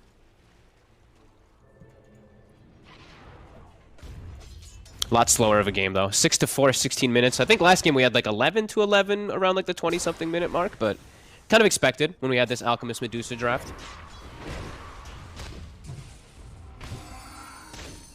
I mean, as you say, as the moments pass, Viking definitely going to be feeling the pressure more and more. Sumail, Manta done. I'll be seeing this Medusa, slowly, continue to just progress and stay far ahead of anyone else in the game. Shad's going to have to hit something big here once he gets the Blink and Shard done. And the Blink Dagger nearly is there for the Axe. It's all just going to be a test for Viking. Are they going to hit this timing where they can bring a fight to Sumail before Sumail's prepared for it mid? The catch on to Aramis. Sumail joining forces here with the rest of them. Fingers out from Saxa, and that's Aramis down. That's definitely proving to have a bit of a tough time to just find the space to achieve much at all right now. Saxa on the support DK, and now the dive here from Thompson. With the coil onto Kezu and Boom. Notel trying to step up. No hook shot, of course, still on cooldown for 30 seconds. And looks like Notel's going to get baited in a little bit there by Thompson's Dream Coil. Ends up stepping under the tier 1 tower, and Viking easily dispatch of him. Poor Notel. He gets baited by Thompson a lot. He does. I just gotta say it. Like that, we saw it last game happen like 3 times where he's like, "Thompson, I got your back," and then he just dies. Continue to get those stacks going. They forced all of Viking toward the mid lane with that push, even though they lose Notel. They get the map, all focused there, and Sumail will continue to get that farm. Seb works on some more stacks, and he is gonna go for pipe after having this force staff done. So he's still getting quite a lot of growth. Yeah, and he's not necessarily going to fall over straight away after the Ice Blast connects to the middle of the team fight. Talking about team fights kicking off right now over to the mid. They get the jump in onto Celery. Over towards Aramis as well. Aramis trying to get away here. The right clicks from Sumail along with the snake. It's enough. 2 quick kills here for OG, and now looking for more. Saxa looks for the Hex. Shad's trying to come over the counterplay, gets the call off onto Saxa. Sumail's charging him with the Stone Gaze. Boom having to put the BKB to get out of the side. Thompson jumping in. He's actually going to jump into his death. Boom's able to turn with a right click, take him out. Shad's still alive, forcing back Saxa with the Battle Hunger. Saxa trying to hide in the trees. Shad, can he quite find him? Force off to the side. Saxa, he'll break himself away, but Shad's able to get in with the Battle Hunger again. Burns down Saxa. They're respawning. He might not be done yet. He's maybe looking for the opportunity to jump for more. He's going to have to blink up in a few seconds. He's not going to chase up to the high ground. Sumail and Seb will make it away. Shad turning up for sort of the first bit of action that he's been able to get involved in. And we'll be able to have a solid kickback there against OG. They got out with their cores, right? Yeah, Boom got away as well as... Yeah, that actually ended up being pretty damn good for Viking. Yeah, keep the tower alive. They keep the cores alive too. Yeah, that ends up working out nicely, and Kezu gets the last touch. I think actually Boom got the last touch onto Thompson too. So I did Thompson. I mean, he really wanted to get Boom. Boom was so low. He's so Thompson aggressive. Jumping in for that. He very much was playing for the play. I mean, he knew he was dead. He was going to die going in that aggressive, but of course was hoping to try and bring down Boom with him. Wasn't to be the case. Yeah, Boom able to just break his way around the tree line. Thompson can't quite find the last hit. Boom, he can. And this is all pre-shard, right? That's the important thing that I look at least for Shad, is that's true. He's about to have it now in the next 2 seconds. He's about to have that picked up, so his damage is going to skyrocket in the next few fights. And we also do see Kezu. He's got the pipe done, so that'll help a lot versus this Puck's damage. But on the other side too, we do see Seb. He also has the pipe too, so... Radiant's top tower is under attack. I mean, all things said and done, with the lead that OG have net worth wise, and most of that being just the net worth that Seb's been able to farm up. Give that axe, of course, to Sumail. Shad's game so far, there's not really been any hiccups for him. His progression as the axe, I think it's gone pretty much as planned here for Vikings so far in this game too. And I think we will, excitingly, get to actually see that matchup play in, right? The axe versus Medusa, when they do both get this space to farm up, how the axe is going to be able to deal with it. It is a Medusa who's jacked up, of course, from a free Aghanims, but yeah, he is. Either way. And this time we don't have Shad with any type of buff himself, right? We did have the Alacrity last game, where he was getting that Thronheim tune for the crazy spin potential with the counter helix, so doesn't have anything this time around. As OG, fine Celery. Oh, well, they found the AA. Let me know how for the AA here, and in fact, no. Oh, and a hook he's shot. gonna look to try and set up for more boom. It's going to be pushed back, but the BKB's out. They'll turn. Now they'll look with the jump from Shad. They'll get in with the control onto No-Tail. Laguna's down. No-Tail will fall. So they weren't quite able to chain stun boom there. Saxon was around. I guess was just unable to get the Hex or the stun off in time after the Cog pushback. Yeah, I actually didn't get to click on him in time if it was on cooldown or something from like the move, but yeah, couldn't get it in time. And at least it's a BKB used, so it's, you know, one more instance of tick down for just a 5-position clockwork. That's what No-Tail will tell you. Something at least, I suppose. I mean, Sumail, Butterfly, pretty much done. He's still huge. Gold and the talisman's there. I mean, it is going to really come down to how much of effect they have against the Deucer in the fights. Obviously, that evasion is going to be something here as well. Chad does get the jump on him. He is going to hit really hard too. He's not going for the Scotty build. He's going for straight right click mid. He stepped into the trap here. Saxa and Thompson, they're ready and waiting. Hookshot over towards Boom. Boom's BKB still on cooldown for 10 seconds. Kezu will get the poison Nova off. Boom. He's got the movement speed in the back of Celery. He's going to turn with the Laguna onto No-Tail. No-Tail getting right click down by Boom. See what Thompson turns towards here. Saxa taking heavy damage here from the right clicks of Celery. Celery will die here to the turnaround from Sumail. Still have to be so careful how close they get to Sumail. I say that though, Aramis, he's going to jump in aggressively with the Dragon Tail onto Sumail. He wants to get in onto this Medusa Shad. He's looking for the blink capability onto the puck, but Puck won't be able to find him. Thompson's able to phase in time. The Cool won't grab him. Sumail popping the Stone Gaze to deter the rest of Viking from pushing the fight any further, as OG will back off. Saxa does expend a buyback for this though. Yeah, he looks like he thought they were going to go on him, but they were actually completely out of mana, so a bit of a wasted one there from the Lion. Crazy fight. Thompson dropping low a couple times there. Kezu getting his ult off is what makes him have to stop kind of going for these aggressive moves. He drops like super low. If he gets hit by the AA blast, he's dead on Thompson. He just missed him. Still very close, but definitely seeing Sumail just be the absolute beast this game. Butterfly done. He's got the talent now too, so he's hit 20. That free ags. And he's just that much tankier now. Up top. Top lane. Aramis. Doesn't look like he has many routes of escape. Trapped in the cogs. His team's in coming. The acid spray. They do have a blast coming in. I mean, Concoction that is certainly taking their time to bring down Aramis, and with the backup of Boom, they're actually not going to be able to do so. Aramis, this DK support, tanky enough to walk away from the two of them. They don't even really get that close at all to taking him out. Thompson jumps in. All back to the side, does have a Dream Call available. He's going to use it to hold back Shad as OG. They're backing off Sumail. He's not quite close enough to get involved in this fight. He's starting to make his way over, but already No-Tail's been taken out. Seb will try and turn and throw a concoction in, but Shad's in with a blink straight on top of the Alchemist. They've caught Seb. Seb getting dunked down by Shad. Boom pops the BKB. Thompson having to jump out into the trees. He's having to hide. This is not a fight that OG want to take any sort of part in anymore now, with two heroes already being taken down. Aramis is just a bit too tanky. The double fluffy hats. Yeah. And, you know, his max dragon blood. They couldn't bring him down before the team got there.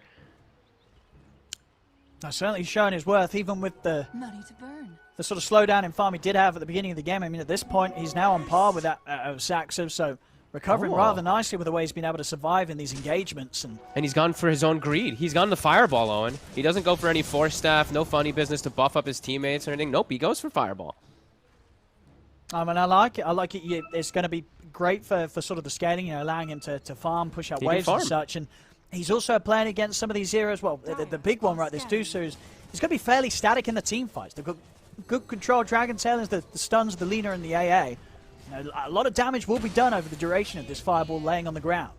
Yeah, sure. I mean, I don't know what else he would have bought for his own greedy build to make himself continue growing. So, yeah, this is going to be great for always for this split push constantly, too, because now, of course, you don't have to be inside of your DK farm to use it. So look at bottom. He clears out the way very quickly. So yeah, that's cool. Sure. And we do see the switch up this time. Shad, he doesn't go for the threshold. He goes for the HP regen. Guess he's feeling like these longer drawn out fights this time will be a bit better for them since they do have the Veno. And it does look like we do have another Ags about to be done. So Seb, that next one will go on to the puck. So Thompson will jump up toward the top of that net worth very quickly. And those BKBs, the Lina as well as the Axe, that'll make it quite a bit more troublesome for them when the Clockwork gets on top of them. Yeah, you like to switch up from Sumail as well, going for the Swift Blink rather than the earlier queued up Skadi? I guess it's just so that he can like get in front of the axe at all times, so he can always get the stone gaze off. Maybe he doesn't feel like he's gonna die. I feel like the Scotty's just a safer route. This is a lot more risky. Yeah, maybe feeling as well that he can, sort of outplay some of the jumps from Viking. Yeah. That blink off dodge, the attempted maybe jump call from the axe. It's not going to be easy. It feels so much safer and better just to go for the Scotty, to be honest, because he has the puck ags too that can hold him in place, but yeah, I don't know. Because it also lowers the heal reduction. It's good for piercing the BKBs to slow them down, but hey, if Sumail wants to go for a Swift Blink, sure, why not? Well, it's definitely the flashier of the two. Sure. And, Sumail, I think he's definitely going to be feeling the lead that he has. He knows that he is very strong right now in this game. This Medusa level 22, with the items that he has, he's incredibly stacked. So just going full in on his ability to just frontline these fights as it is, and he needs the damage with this Agi to take down the heroes at the beginning. He does need to just not get avoided either. I think that's the biggest thing, is that they're just going to try to kite him with the Veno wards and all that, slowing him and resetting away from him. He has bought the ulti orb, so I think he might just be baiting you with the Swift Blink a little bit there. Okay. Yeah, it looks like, it just had it for the Blink pickup, and then indeed going back for the Skadi almost certainly then with that orb pickup. Hey, Blaster Scout. They're going to start it. I'm sure Viking will want to have something to say about this. Shad's Shad is available to head over, and the Ice Blast alone, enough to make OG think twice about how much they want to commit for this. Smoke up from OG. Kezu's gone for a Vanguard instead of... I thought he was going to go for Halberd this game because he's versus Medusa, but he's going for Crimson Guard rather than Halberd. Bit interesting. Oh, Sumail's in with the blink. Ready to start off the action straight away on a Kezu. They're able to burst him with the finger. Kezu's gone. Quick jump up to the high ground. Catches Kezu off guard. That should be enough for the Roche. I don't think they can contest without the Veno. That looks to be Shad not having any interest in charging over and looking for any crazy players. For him as the position one, he can't take those risks. We'll just continue to try and keep the waves pushed out with the illusions. Indeed, that will give OG the chance to claim that Roche. Aegis picked up by Thompson. They don't even give it to Sumail. He's feeling pretty immortal. 2400 HP, 2144 mana. Almost 25 as well. He's 23. And there's the Scotty picked up too, so yeah, he's massive. He really is. And he's got the Sliver too, right? So magic resist as well as that status resist on top. Oh, yeah. And he's hitting hard. He is. Oh, he is no joke. See how much OG want to push it here with the benefit of the Aegis on Thompson. I mean, either way, as we say, with the scalability of Sumail's Deuce this game, they're probably not feeling under too much pressure.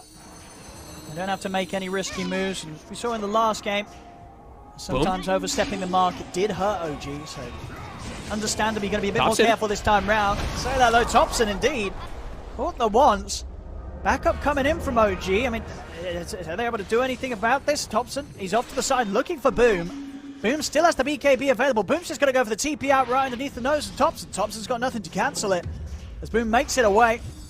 Not even having to pop the BKB for himself, Boom. And TP back to base will save the two of them. Okay, and that's the Aegis. Maybe not quite lost in the fashion that OG hoped to use it in there.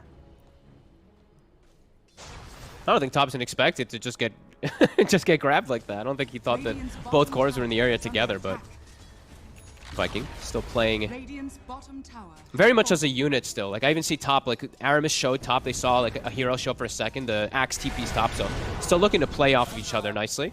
No tail. Let's get forced out of that high ground. Yeah, they've got to be careful how they play around Boom now. Boom's going to be hitting pretty darn hard with this MKB. Seb. That's on himself. And Sumail actually doesn't go for it. Okay. I thought maybe he would because this is like that type of game for it. The spider legs, but he just keeps the Sliver. So I guess he's just really looking to be that tanky beast. And I mean, the base damage, I think people always forget about this. Like, it's a really good item just for if you have gone for this type of just like straight agi damage items too. It's quite relevant on heroes like Medusa. Oh, for sure. Well, we might see him still shift into the realms. Might shift. Having a movement speed neutral once he's in a position to sell the tracks, pick up a 6th item. For sure. I'll see how it goes down when it comes to approaching the high ground here if OG want to push it. As I say, they're going to be careful about this. They're not going to feel too much pressure to do anything too crazy.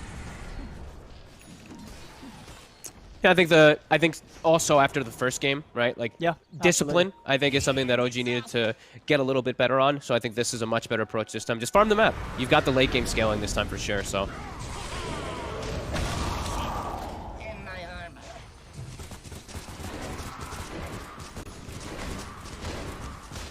Nice little catch there from Celery.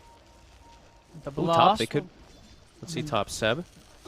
Oh, just a love tap from Boom. I mean, yeah, Boom does get the Yule set up. He should have the damage to take down Seb. He deals out a lot with this MKB. That looked like he was like trying to swing inside the tree line there, and then he just accidentally auto-attacked Seb with the quiver because of the attack range. But there was vision of him anyway. There was a ward from OG.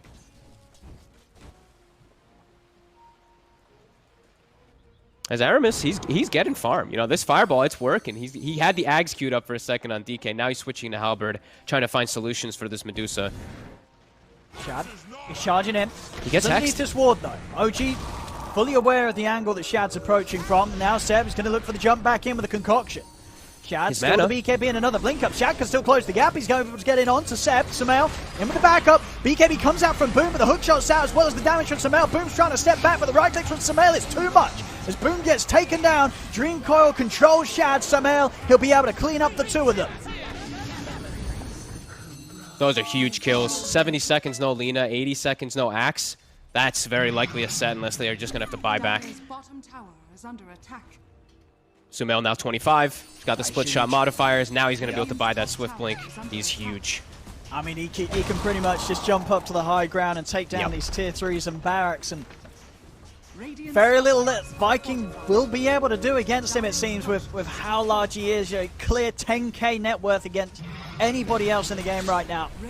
The plan certainly working out so far here from OG when it comes to just sitting back Sumail, just allowing him to get to this point where they're ready to break the base. And what have Viking got in store to be able to take down this Medusa, even with the full lineup alive, which they don't have for 30 seconds. It's very hard to see how they bring the Sumail down 100-0. Yep, and he's buffed up. I mean, we've got the pipe, we've got the Solar Crest constantly being thrown onto him too, and every time his Snake returns, especially if it hits either Kezu, the AA, or the Lina, he's pretty much full mana restored. Here we have it, OG. The head up, they take the racks. Nothing at all that can be done by Viking. As OG, again, as we said, sticking to the discipline, backing out, heading off. No need to get over aggressive, make mistakes. I think right now, it could even be sort of Sumail just calling the shots. You know, it's in their best interest to just follow, play around this Medusa, and allow Sumail to close the game up in the safest fashion that he can see possible. Yeah, now at this point, like, as long as you don't make some drastic mistakes, if you just play together as a team, like, you've got this game. You've got it in the bag. You see the Spider Legs now passed off to Sumail. He's got a crit, I believe, finished up too, so he wants to open up a slot. Or a small crit, not quite the Daedalus yet, but soon. And yeah, just keep playing around him. Viking, they're going to need... It really does feel like Shad needs to get to like a 3-man call, but I haven't seen OG really playing together like that at all, so...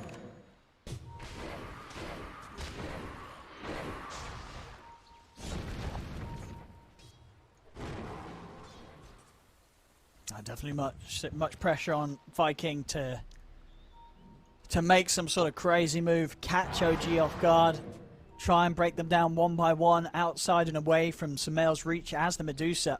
That's really how it has to be. They just have to, like, you have to catch Thompson somehow at the start of the fight, kill him, and then kill all the rest up, and then somehow bring down Sumail. Or just find Sumail if he's completely alone, nowhere near his team, but that should never happen with the way that OG's been playing. That's not easy for Viking at all this game. One of the big parts of the Axe AA combo last game really was the potential of the global cataclysm, especially the double cataclysm as we saw coming into the later parts of the game. And whilst Boom will still be able to do some severe damage with the reach and right click that he has with this MKB build, it's just not going to have the same sort of potency and ease of execution as the Invoker on top of the Axe AA had in last game. No, absolutely not. I mean, Invoker has like the infinite kind of scale potential. Sure, Lina does if you're snowballing the game, if you're getting like this really good kills and getting yourself these items accrued and you're level 25 at this point, but yeah, it's not going to be the case. And also, it's just like, Shad is an Axe versus a Lion, so he can't get as farmed as he was last game. Like, your Axe illusions just die. They get sent and they just get hexed and mana drained and they're gone. Soxa didn't even go for the shard this game until I think maybe he's bringing it out now or in a bit, but either way, it's slowed down the Axe's farm so much, and Yeah, this game is very impossible now at this point. It certainly feels like it. 22k lead, Samel. Pretty much entirely kitted out. Daedalus stun. He's even got the full Hurricane Pike coming out to him. He has certainly finished farming here, I think. As OG, it feels like we are getting into the territory where OG could dive pretty darn deep, but as long as Samel keeps his cool, hits the objectives, they're probably going to be able to take away the base of Viking without Viking managing to do much to stop it. Yeah, I mean, they're getting way too much farm. It's like almost AC now finished for the Alchemist. Medusa's getting for everything. The whole map is free for them, and they just farm at that way faster pace. Thompson's not at risk of dying anymore either because he has Lincolns, so he can split push lanes freely, and Vikings just trapped in their base. I've seen Kezu in the base now for like 4 minutes. They can't get outside.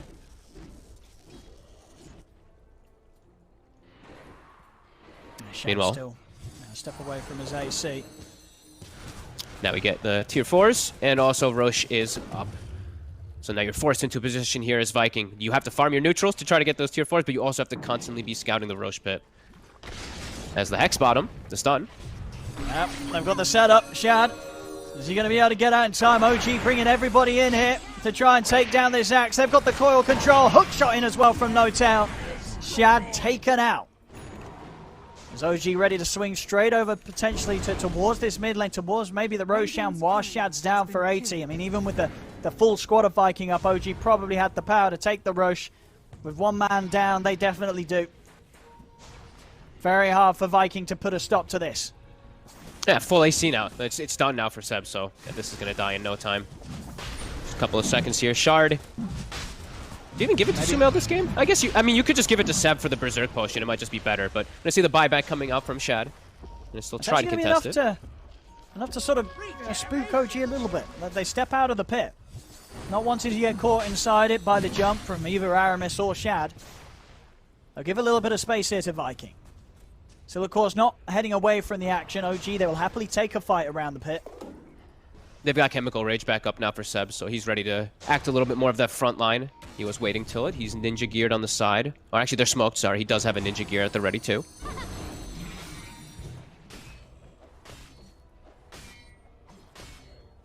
We saw last time from OG a jump up to this high ground, did grant them some quick kills to start the action off. Shad, with the call, they'll look to try and force Sumail away to break him out of the combo, and it'll do so. Gets the stone gates off Sumail. He's ready to turn. Aramis, he's going to be taken down low. They are stunning Sumail up.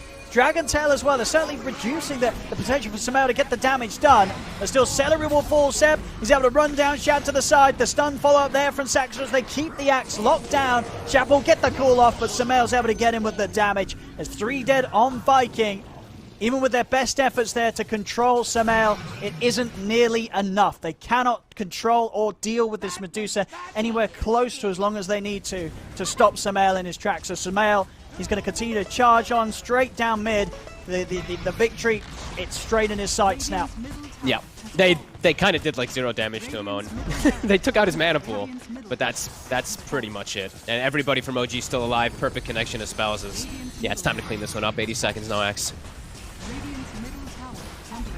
Here we are, the tier 4s getting taken out. They've got a fortification, but no Shad. Having to do this without their strongest member, as we've seen in the action, isn't even really that strong at all this game.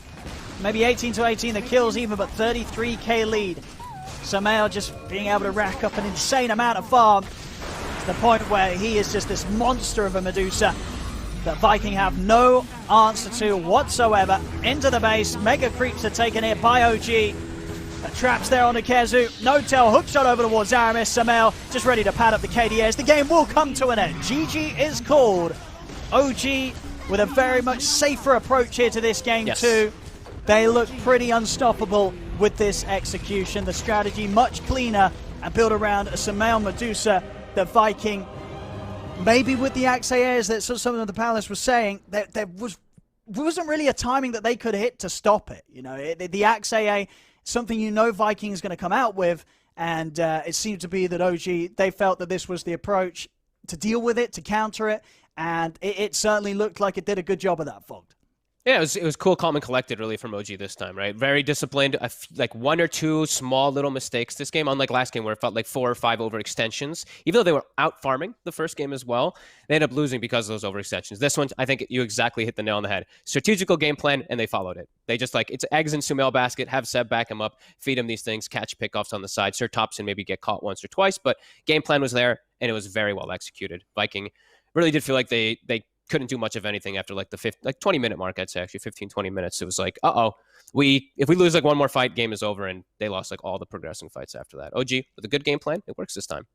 Absolutely. And I mean, when you sort of see this approach from OG, this response to the Axe AA, the way that Viking want to play, and it did have great success with in game 1, but with the way that it was sort of shut down and rendered unplayable after sort of 25 minutes or so in this game too, do you think we'll see Viking come in with something different, or do you still go with the Axe AA and try and break down what OG was able to achieve success with their draft in this second game?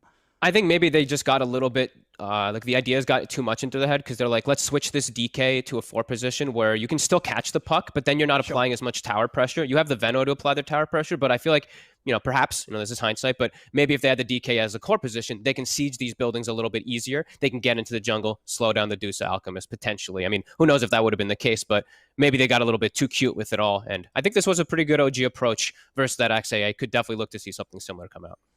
Absolutely. Well, we have it, ladies and gentlemen. With that victory from OG, we are getting, of course, more Dota, and we're always going to be happy about that one. Game 3 coming around the corner as it stands 1-1 now between OG and Viking in this best of 3.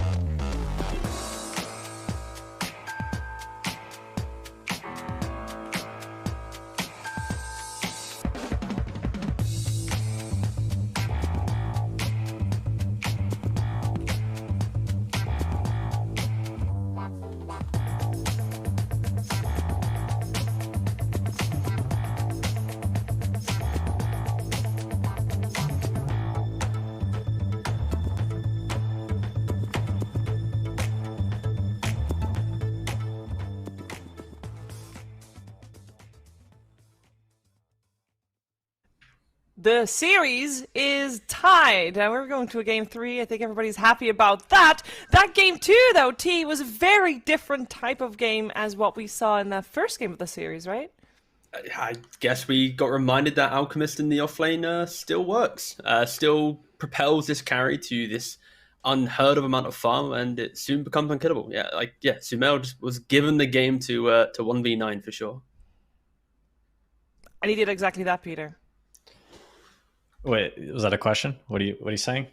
Yeah, he did that. Like, was this Sumail carrying everybody on his back? Is like, here, get the Ags, take it and go? I mean, Dusa plays like a Dusa. I didn't see like any amazing, all-star plays from Sumail. He just like hit the creeps and then cleared the stacks and pretty much just had like straight up free farm from like minute 0 to the end of the game. So I think that there was just a bunch of flaws in not only this last pick Venomancer from Viking, but also like their play style in the game. I think they just played way too slow. They never managed to take the tier 1 mid tower, which would have opened up the Ancients.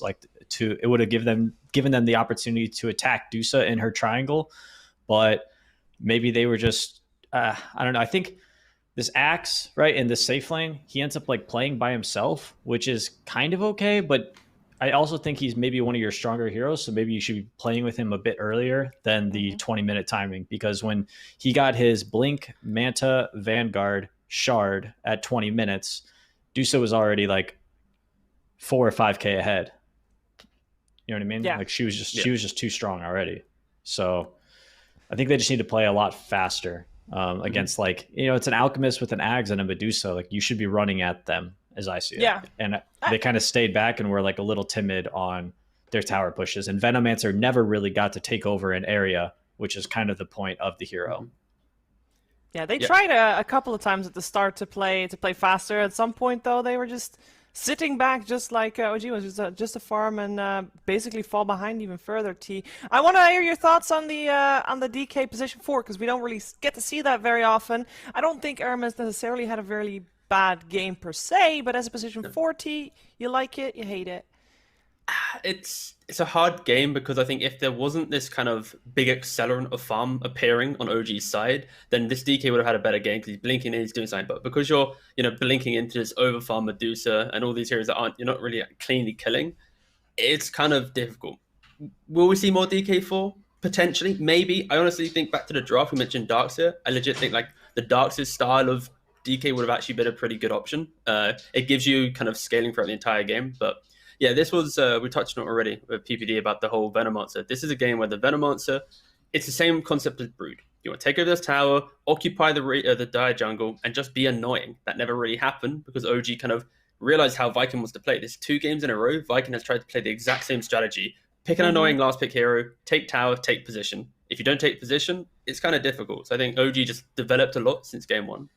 Well, let's see if they can pull something different out for game 3, or maybe OG is going to take this one 2-1. We're going to find out. We're going to head to a break, but when we're back, it is time for the deciding game between Viking and OG.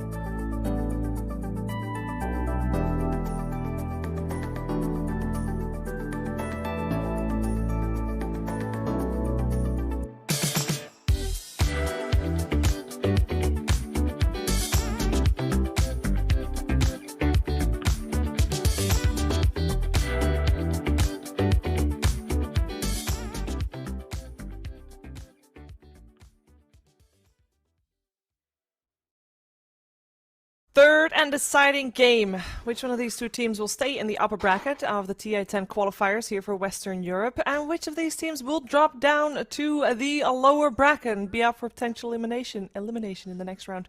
I'm here with TGov, I'm here with PPD, and we are here with soon the draft of the third game. Peter, we haven't really seen Viking change their draft up that much, and I'm curious if you want to see a different opening from them, or if you're quite happy regardless with the Axe AA opening, that there is some flex potential there.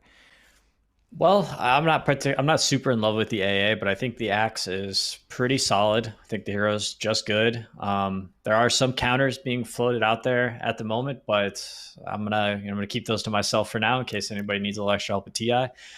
And yeah,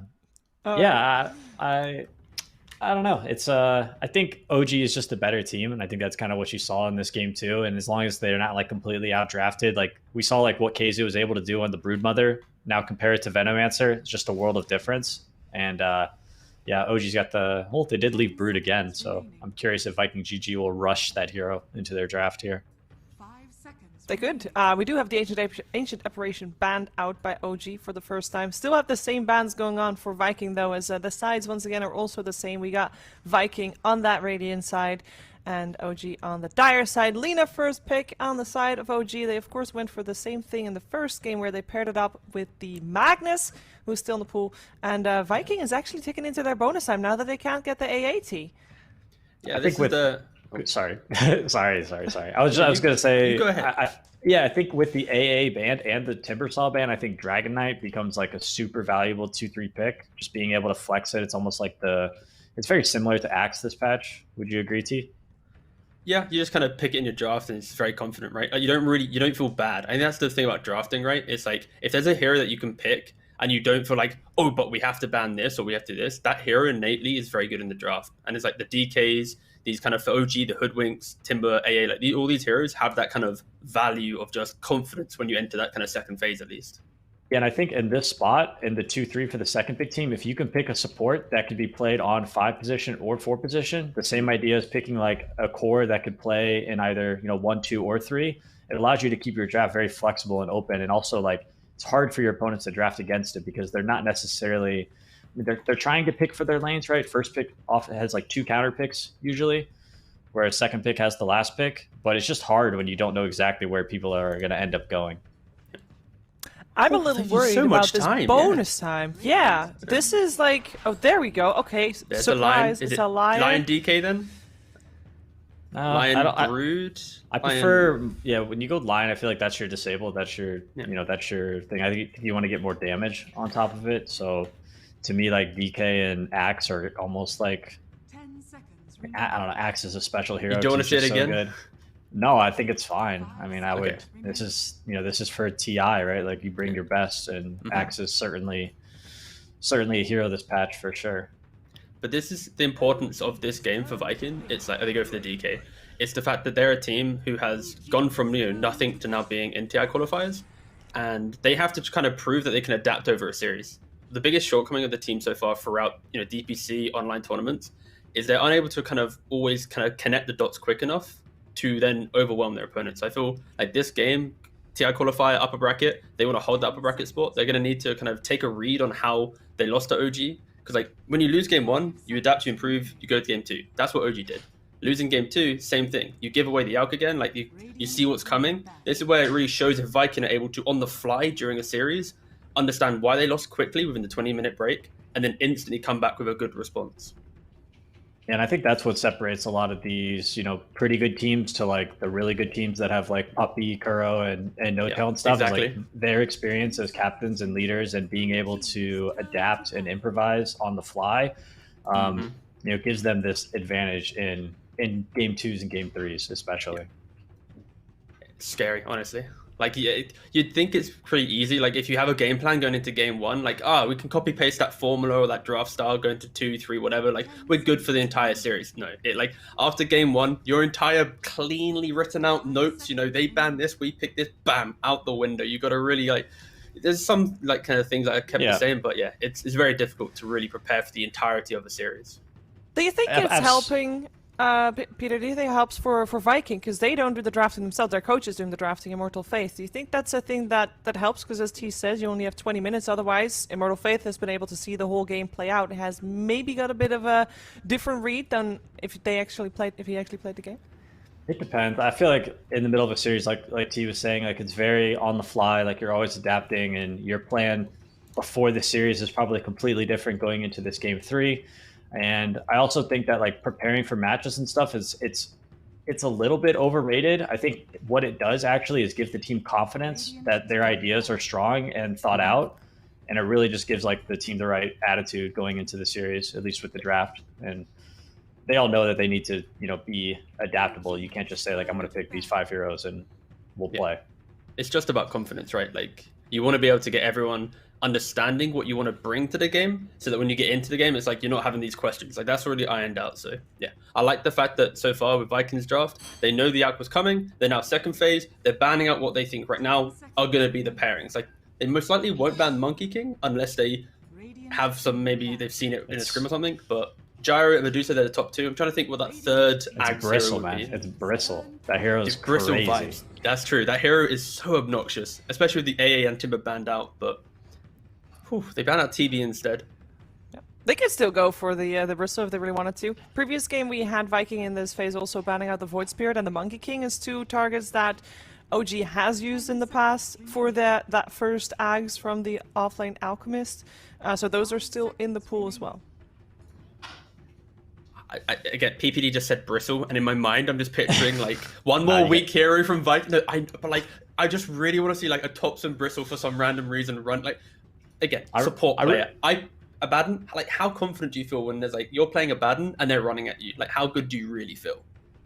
It's a matchup that goes both ways, but the low armor and AoE damage from the Quill Spray can be difficult for Abaddon to deal with. But you can remove Goose Stacks, and that's true. You're a bit of a hard kill for Bristle at times, but not always. And I'm not saying that they're going to pick it. I just think the hero, I think the Ags on the hero is like really strong. Like you basically hit like, you just go Hood into like Eternal Shroud on Bristle, and then you get in Ags, and then it's like that timing. I think it's just way too strong. Like you basically just invade the enemy team's Ancients, and they're just forced to split push and play side lanes for like the next 10 minutes. What's the hero with the Abaddon? Probably ranged hero. They could do. I mean, they could do DP safe lane, but I wouldn't suggest it. Probably some. I mean, they're gonna last pick. Hopefully. I mean, they know the Alchemist is in the offlane, which is kind of surprising for them to wait on it. But they could do like a mid carry. TA's banned, Invoker's banned, Lena's taken. Those are the popular ones at the major. Like, I'm looking at Vikings' previous drafts, and it's the idea their Abaddon has often been paired with like Spectre, like Lifestealer, like not these generic cores that you'd feel would be enabled by the Abaddon, but it's the mid lane is really being propped up. It's the Leshraks, the DPs. So I'm just trying to think like maybe the Shad will go for. Okay, they have to ban Spectre if you're OG. I feel right now, just for the fact that it's too good of a game for that hero. Solid ban. Drow's a good pick. Ags on Drow though, that's the one where you attack, you stack up your frost charges, right? I have no idea what Drow's Ags does. Yeah, I think is it still is that the shard though?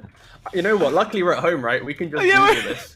Thank you. I got you. No, I'm just gonna Google it real quick. Yeah, you work on that. Or is that it the split shot still? I mean, I think I'm sure it's still the split shot, right? That was a great panel segment, guys. Moving on. No, it's fine. Alchemist doesn't necessarily even have to go this like early Ags. Like we saw him in the last game, he got the pipe. Like this would be a great game to get a Solar Crest, I think, and he can just be like utility. I think the hero itself is not that weak. We saw it do very, very well in lane last game, and I think OG's kind of made the shift, right? Seb always plays these sort of like very selfless heroes, like the Mag Empower, the Alchemist in the last game. I think they've identified that the Alchemist maybe works better for them, or maybe it's just a stronger lane, which I would agree. I think Magnus is more of a mid/carry. If you're who was the Southeast Asian team that played? Was it TNC who was playing the carry mag for Gabby? Yeah, the midget. Yeah. That was pretty strong, I think. With my intensive research, it is just split shot on the Ags. It's the shard that does all the frost stuff. Is it OP though? Still... Is it OP? Nah. Is it good? No. There's also still heroes in the pool that Topson would take mid that you could get an early axe on. Void Spirit, of course, comes to mind. Nah, Bristleback for sure. No, they Yeah, probably won't I'd do still it. be down for it. You get it on a frontliner. I mean, when you're playing Drow, you kind of you don't have a frontliner This in is- the Alchemist, right? Because he's This not is OG. going... It could be Yeah. could be Drow mid. Actually, that's a good.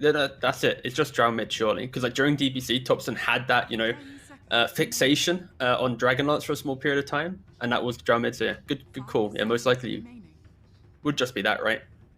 It could be either. I could see Sumail playing it. I could see Topson playing. I really don't know what they'll go with their last Is hero. Lesh still available? Yeah. They Yeah. could still just go for like a Lesh carry, Drow mid, and that kind of overwhelming run at you style. Sure. More utility Alch, less Ags. Because like, you don't have to go for Ags on Alchemist, but you probably want to slot it in somewhere on one hero at least. What do Yeah. we want to see from Viking? Their last hero. They're still quite a bit open, but I think we don't have Shad's hero yet. Yeah. We need to know what OG's doing first, right? Like they have this pick. We need to know like, is it mid Drow? Is it going to be an additional carry? Like what's the situation? Like Spectre, for example, is still available. So they go for a Razor. Razor Alright. Axe? It'll be, yeah. I mean, Razor Axe is pretty good. So it could be Razor or Drow in the safe lane or mid, depending on where Viking GG decides to put the Dragon Knight. Yep. And obviously, like you want the Razor versus the offlane DK, the Razor mid versus the DK, or Razor versus DK and Drow versus DP. I think is most ideal. And they just go There's for the the Spectre. Spectres Yeah. All right. Well, we saw that one coming. This is like They one of those did. picks where it secures you your later portion of the game, but we saw this in the first series, Smashers v Nigma, game 3, where it's like you have this draft that scales okay, but like you just can't really get there. And I feel like this is maybe what happens again with OG, because you're gonna have a decent Razor time. This Drow will have a free time landing into DK, and they're gonna group up quite cleanly. So maybe we see a repeat of game 2, or Viking can hold out with their discipline. How does let's go for it. No, I was saying I see a repeat of game 2 as well. I feel like Oh. Sumail is going to free farm from beginning to end, and I feel like Vikings draft it's kind of going in two directions. It's like momentum push, right, with DK, Bat, and Death Prophet, but okay, no, we're going to sit back and wait for Haunt. You know, I So just what don't, I needs just to don't see it happen working. for Viking? the Like, real- is there one key timing that you're looking for? The real question: who's gonna suck more, a mid lane, the Razor or the DP? Yeah, I think it's going to be battle of mid lane once again. The Spectre's first Haunt, 10-minute catapult. Are they able to take a tower? Are they able to, break the Dire Ancients? Is the Dusa going to free farm again, which is Take Drow this towers, game? right? You have DK, you have DP. Take these early towers, mitigate that early jungle. Spectre can then buy enough time to come online. But yeah, Viking, they just need to be a bit more proactive. Get Kezu into the game. Don't just kind of put him on an island that was this kind of Veno from game 2. All right, well, let's find out what's going to happen in this exciting game 3. We're heading over to our commentary team of Odie Pixel and Fogged. Thank you very much, Steve. Yeah, this is all very important. Game 3 now between OG and Viking. Fog, what do we make of it? As soon as the panel touched upon Viking, they've got the big old Spectre ready for the late game. They have got a lot of timings that they are going to have to be playing around and sort of very much staggering their approaches at the objectives in comparison to the pace and frequency that the OG can bring fights in. Do you like it here, or are you a little concerned against OG with sort of, as PPD said, the strength of Sumail on the Drow Ranger and his ability to carry? Looks like OG this time they've gone for more like this like laning domination, right? Into just like grouping up and going together. While I feel like for Viking it's a lot of like team fight, but then also it has like the Spectre factor coming just to counteract the Drow. So it's I kind of agree with Peter. It's a little bit of a mixed elements. I could see Vikings draft working, but I could also see them potentially just getting like 10 minutes where the lanes they're not active in the first 10-15 minutes, and then I feel like OG just farms the whole map and they're just going to have the super farm Drow Ranger that might not be addressed unless like these perfect haunts come out. So I'm a bit concerned for Viking, because they also have to think about their lineup is also needs to walk directly in, right? Like wrapping around on the back and stuff like that can be a little bit difficult until you do have, let's say, like the blink on DK or Lion, or you use the haunt exactly that to get to the back of the false promise and stuff. Or I feel like OG's draft is like pretty fine with that. That's kind of how they want to play into this draft. Like they're just going to be like, okay, you want to run into us? That means I'm going to get a full link off. That means I'm going to be able to set up my positioning for my Drow Ranger. And this Death Prophet's going to have to run through everything to try to find the backline. So it just feels like it's a bit difficult for Viking when they don't have that vision aspect, or when they don't have those key initiating blinks. Let's see. We do know that the play, it certainly is there for Viking from what we saw in their first game. Playing very, very well in the opening against OG. Last game, very much was sort of somehow popping off, having the space to pop off, thanks to the rest of the squad and the draft that OG got through against Vikings lineup. We'll see how things play out here in this game through, with both teams taking a bit of a different turn with their drafts. Yeah, and I'm looking forward to see how Spectre's going to do versus this Alchemist Lina, because this is pretty similar to the Alchemist Lion. Sure, Lina can't set up for your stuns as easy, but now that it's so massive, it is kind of easy anyway. But there's going to be heals. There's always going to be like massive amounts of counteracting heals coming out from Celery onto the Spectre. And of course, we're going to have Dispersion skilled up, which is going to reflect a decent amount and just keep Shad healthy. So let's see if Shad gets more secured farm, because I think both games he was slowed down a bit as the Axe in the safe lane. I think as the Spectre, he should have a better time. Let's have a look, especially with the backup of Celery. Yeah, we'll see, though. We will see. Some sustain and save. Looking at the other matchups, the mid lane, DP against Razor.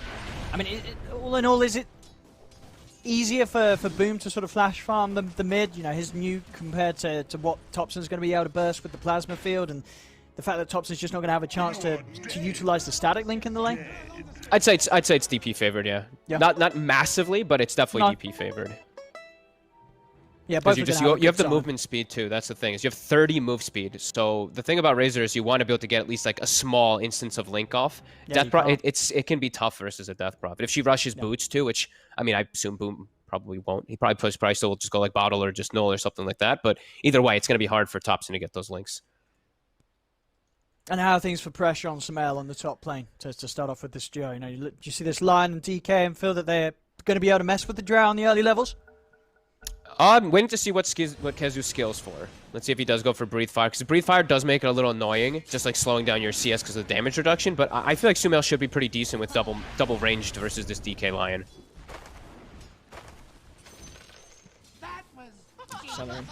Quite a bit of damage there, walking past the two of them. Sure did. Having a regen in this lane. Yeah, Celery's fully kitted out and regen, so yeah. he's going to have a fair bit to keep Shad staying in the lane nice and strong and give Shad his best efforts at getting the CS against the pressure of Saxtra and Seb early on. Yeah, let's see if Shad can actually get anything down here. Right now it's just 1-1, yeah. So he hasn't gotten much of any last hits. Celery also getting pressured really hard, so they're never going to be able to slow down Seb is the other awkward thing too. So it's pretty tough lane, really, for Viking. I thought maybe the Spectre could hold off a little better because he's got 8 armor under tower, but yeah, still too annoying. Aramis top. He's the one who has to watch out with his positioning on the line. Kezu should never die. I mean, I don't think he ever will either up here, unless it's a third hero, but Aramis, he could get brought down pretty easy as soon as they hit 2 on OG. Absolutely. Let's look to make the pull across here. We'll be able to grab the wave. This will help shift things back in sort of Vikings' favour when it comes to momentum. A little tricky for No Telling Sumail to really get over and do anything about that. And Boom going for the bottle. He actually gets linked up 39 damage right there. And now you see the Razors winning in the last hits in mid because he gets that 39 damage. He gets 4 denies because of it. So yeah, Boom, maybe just rushing for that bottle. You know why you want it, but at the same time, like these matchups, it is very important to always remember just these little type of counteract things. So that might hurt him in these next few waves. And you imagine, you know, from Seb, you know, because of the fact that you do want to sort of make sure that Sumail has the best game possible, you again do just get that Axe as the first major item for the ALK, or is it not quite as important this game to rush it? I thought last game he was actually going to hold off on it a little bit more, so yeah. I think this one it's even more so that he should rush it, yeah, versus for the Drow, just to protect versus this Spectre. It also does increase the farm potential a lot of a Drow Ranger. That Aghanim, the split shot is really nice, actually. Oh, it really does. Lane-wise, you know, this game, Sumail definitely off to a bit of a slower start. Kezu and Aramis. But actually get the setup onto No-Tail, straight over towards the back lines. They find themselves the kill. Kezu burning down No-Tail for the first blood. Sumail trying to take Aramis out. Return Aramis is going to have to stun back up. And Sumail, he will get the kill, has got a Fairy Fire also. So he's able to step out back to the safety of his tower. Some action kicking off indeed on that top lane. And as we're certainly seeing, whatever happens, you know, with these two duos clashing heads, yeah, Kezu, he's going to pretty much walk out of everything at full HP as this DK. He's never going to be under any sort of danger or heat from these two heroes alone. Yeah, he just needs to make sure he always has mana so they can look to turn for those aggressive plays, potentially maybe going for like a Soul Ring early on since he does have that Ring of Protection.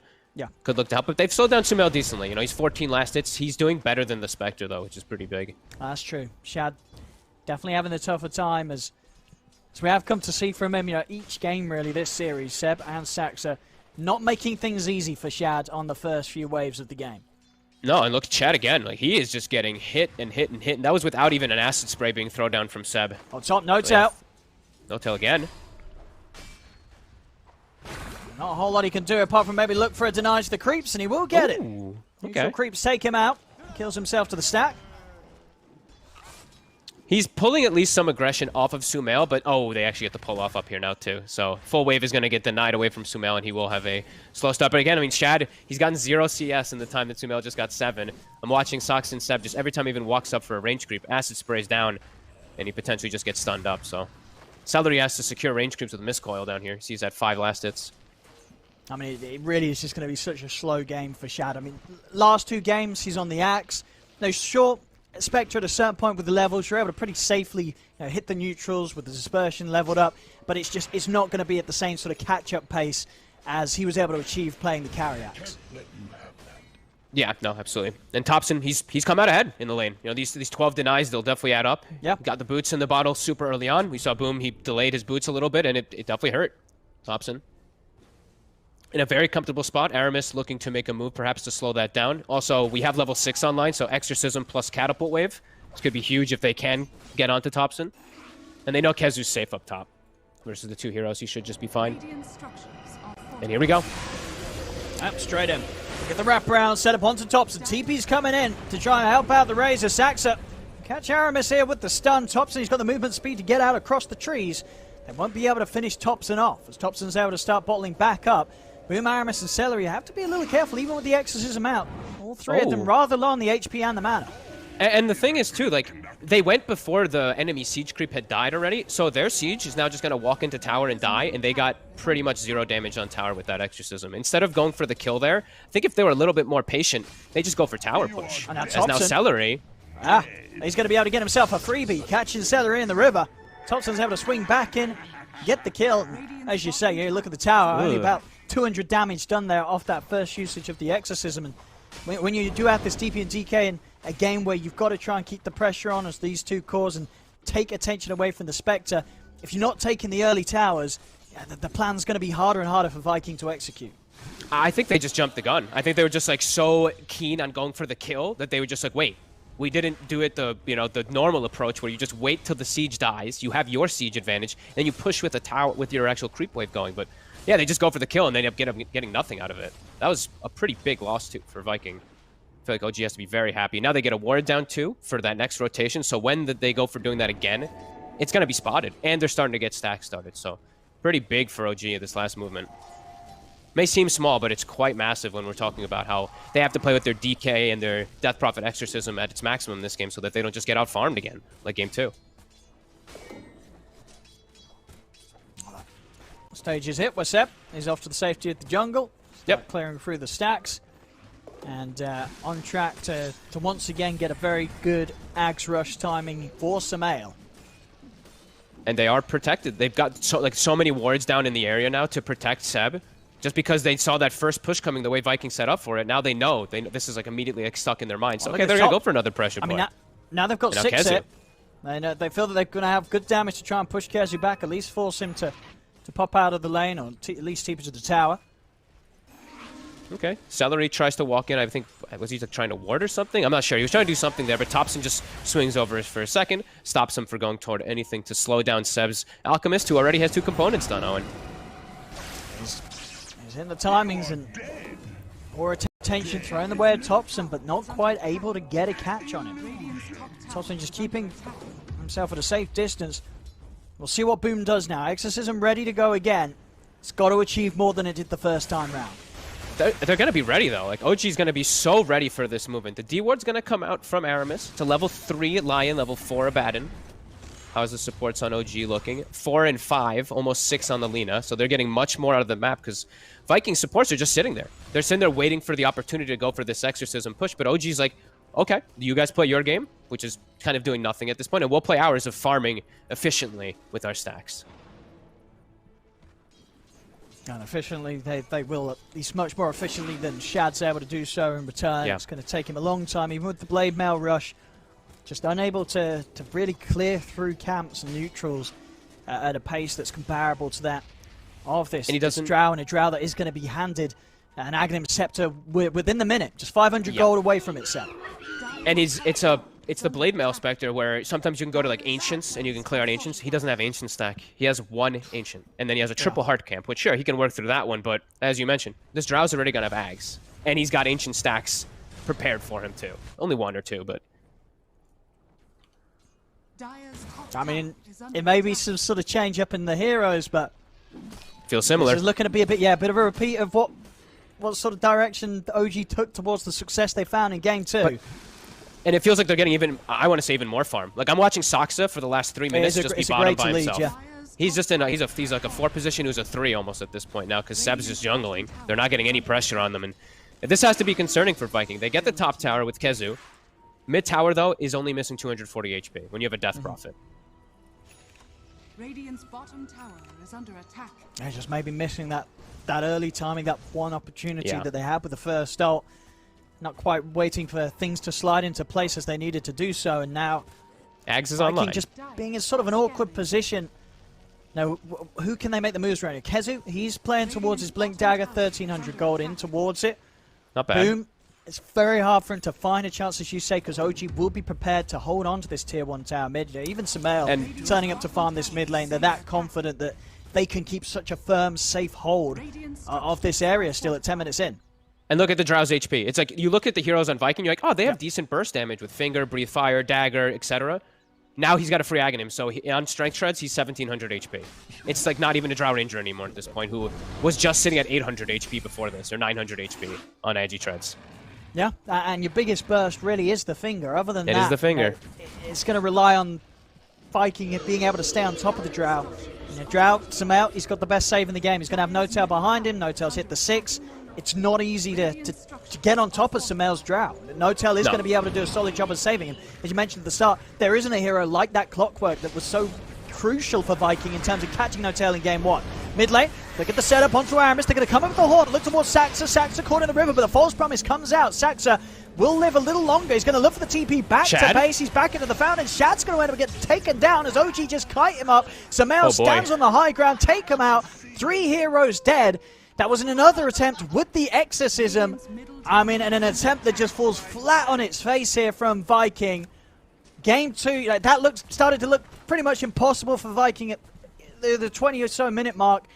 Already 12 minutes in, it really does feel like the plan that Viking came into this match with has sort of been lost completely. Absolutely. They couldn't even kill the Lina Owen. The False Promise saves Saksa. Yeah. He gets back to, he gets back. Sumail shows up. They don't even have everybody there. They only have like 3-4 heroes. Thompson comes in at the end just for a swing around to clean up. 7,000 gold lead, 12 minutes. I mean, this is pretty ridiculous. You have, like we said, they have like good burst spells, but they couldn't kill anybody there. And this is a very low level of Abaddon now, level 5, as we've said. You know, the support's struggling, and everyone on Viking struggling now. Even with, the factor of the Alchemist, it's still, pretty insane to see just the number of Sumail's net worth. Yeah. The same net worth as 2 cores of Viking put together at this very early timing of 12 minutes in. He is just having a great time. And already, early days in the qualifier, first series for these 2 teams, but I think a lot of the squads will be watching this from OG. And, this whole idea, Seb on the Alk, getting that early Ags towards Sumail. You've got to wonder, how many times are we going to see this? How many times are we going to see this get let through? Is this something that teams are going to feel they have to take away from OG? Because the 2 games we've seen it so far, it's looking pretty simple for OG. Agreed. I think they definitely have to have thought of something else there, especially if they didn't, with the AA axe, if they weren't able to deal with it, and then they left it again this time, it's a concern. 9k lead, OG getting to do pretty much whatever they want on the map. See, I don't know the timing here for Viking is the scary. I think the timing really is. I think you already missed. You missed your big timings. You had to get these early tier 1s set up when you could go with your team, but now you're so far behind. And Chad just has nowhere to farm now. That was your first haunt usage, and you got completely smashed earlier. Yeah, the haunts, the exorcisms, they've just not been cutting it here for Viking. Okay, so blink on DK. So they got to go again. Like, you can't just sit back. The thing is, you have to make these moves happen anyway on Viking. Even though it didn't work this last time, I think you have to smoke, try to get on Notel with this blink on Kezu, and then go for the rest of the targets. As Celery just is dead. Yep, Samel's pretty much level 12, so the damage from him is going to be pretty outrageous hitting these early levels at just the 14 minutes. And still, as you say, when is this Spectre going to be a threat? You know, what is Shad going to be able to offer? Notel? Against What the the team heck? fight. All right, well, that's a free one. He was on the enemy high. He was in the trees in the enemy high. Right. He just last hit a range creep and then just got jumped. As Kezu, though. He's ready with the buyback. He's going to come It was with the a bait. buyback. They've got the concoction down on Kezu. It certainly looks to be it. The gust comes out onto Aramis. Seb not going to actually have the damage there to finish off the Lion, so a bait that won't grant them any instant kills. Thompson does still manage to sweep him from the side. They will get Aramis. Thompson, he's even looking to dive in for more. He's got the link in onto Celery. He will back off with the fortification pop. The damage from the tower starting to kick in. As Thompson steps away, not looking to make the mistakes that were made in the first game of the series. That was the DK form and the exorcism pop though, and they can't touch the tower again. And straight into the Roche pit OG.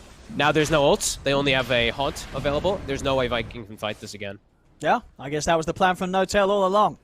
He'll tell you that. I mean, I think he just walked up and tried to last hit a range creep with Purifying Flames and got caught, but it ends up working out for them. There we go. Aegis on Samel. Even if you are able to get on top of this drought, you got to deal with him twice. It's not going to be easy at all. No. And Sab even buys another early game item. He buys them a drum, so they're even stronger when they are as this unit. And Viking, yeah, they need to. Let's see what level our Death Prophet is actually. So Boom, I feel like hit level 12, and then your level 2 Exorcism could still do decent damage, but you have to get these jumps. It's just not easy when they're all so tanky now. 2,200 HP on Thompson plus Sab also tanky. Everyone's just so tanky. Yeah. At least the main targets, the ones that you have to get through, because you can't get into these backline squishies. Only the Spectre can. And Shad is not at a point where he wants to really jump into the backline by himself. No, he needs time. Yeah, at least until he has the Manta, then he has a potential to getting in with the illusions, maybe threatening one of the lives of the separated supports. Until that item's done. Actually, even swapping it up, going maybe the way of the Echo Saber, and he will invest in this. I mean, something that we are seeing on some of these carries nowadays. Okay.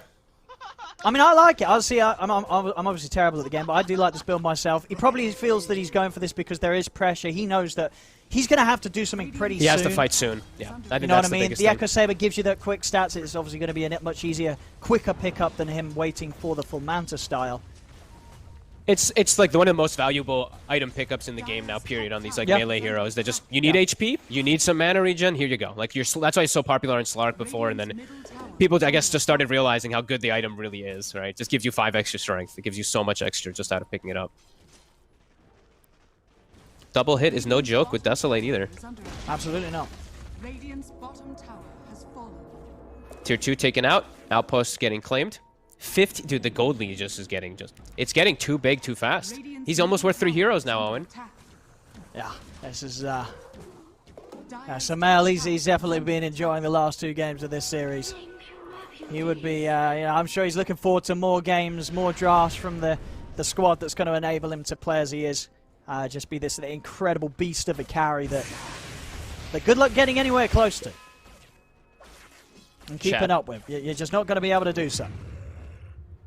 Soxa was thinking about going for him down bottom. Oh, of course, yeah, the prophecy, you know, the Grove Bow for the Drow. Why not? Insult injury for poor Viking. Kezu getting some damage on tier 2.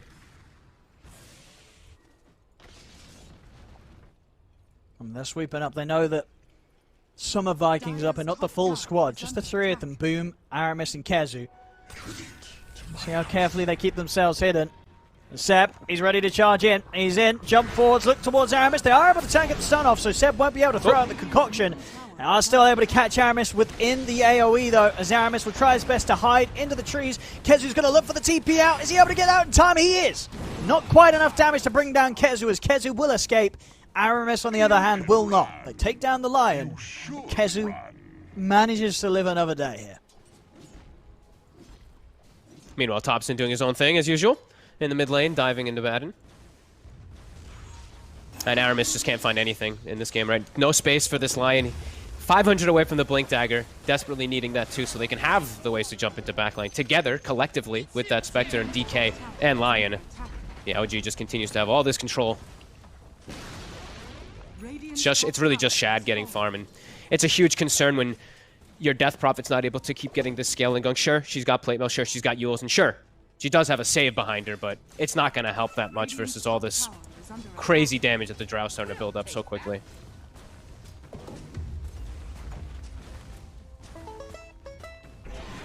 What do Viking do?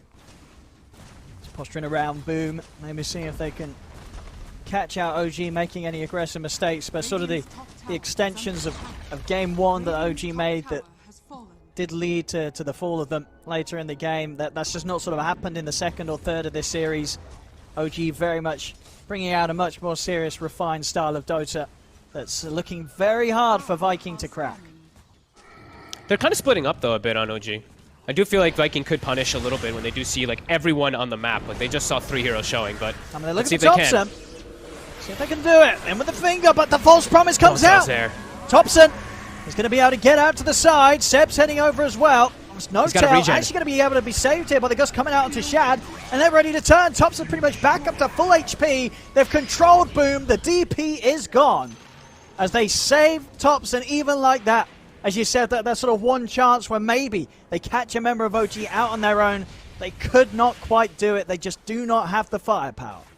I'm glad they at least tried for it. I think if they were a little bit quicker when they noticed that everybody was split up, because I think the ward that they have in the OG jungle, it saw the Lina for a second, and I think they saw like the Alchemist for a sec. That's why they go for this jump, but I think they hesitated a little bit too much. No-Tail, he saw it coming too. Gets the TP off. It was clutch by No-Tail, but yeah, game continues to just be pretty much impossible for poor Viking. That's all their ults for the 3rd time expended, and they can pretty much get nothing out of it again.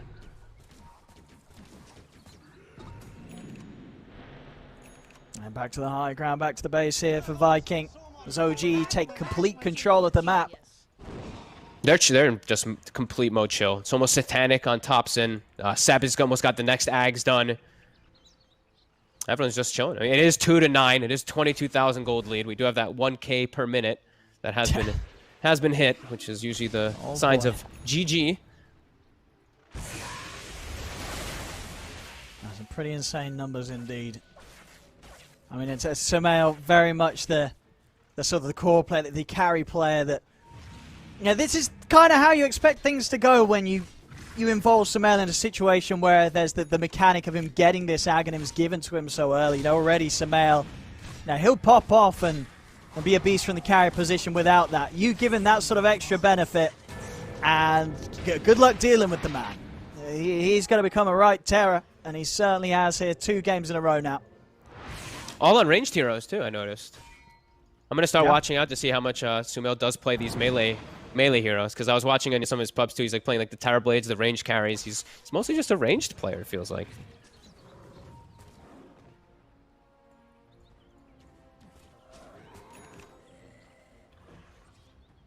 I think Sox is having the funnest game. This is probably like the funnest 4-position game ever. You literally have like no weight on your shoulders at all. You're just farming. You're just farming, playing your own game. No worries. It's pretty much same net worth here as Kezu. Yep. As you said, definitely becoming sort of an extra 3 here for the side of OG. Vikings looking to hit though. They're identifying that OGs are starting to split up everywhere, trying to punish it. I mean, they smoke up there, but a little bit of an unfortunate reveal as Aramis does make a Hex move onto the illusion of Sumail. So OG's going to be pretty much aware that the Vikings looking for action. Maybe not aware enough though. Sumail. Gets the silence. They do still get him with the Dragon Tail stun. See if there's going to be any backup in time for Sumail. There isn't. They get on top of the Drow. They bring him down. See if they can get more out of this. They turn over towards Thompson. Thompson just frontlining it, but the damage is too high. He charges straight back in. And just like that, Viking against a 20k gold lead of OG. They've just taken down 2 cores plus no tail.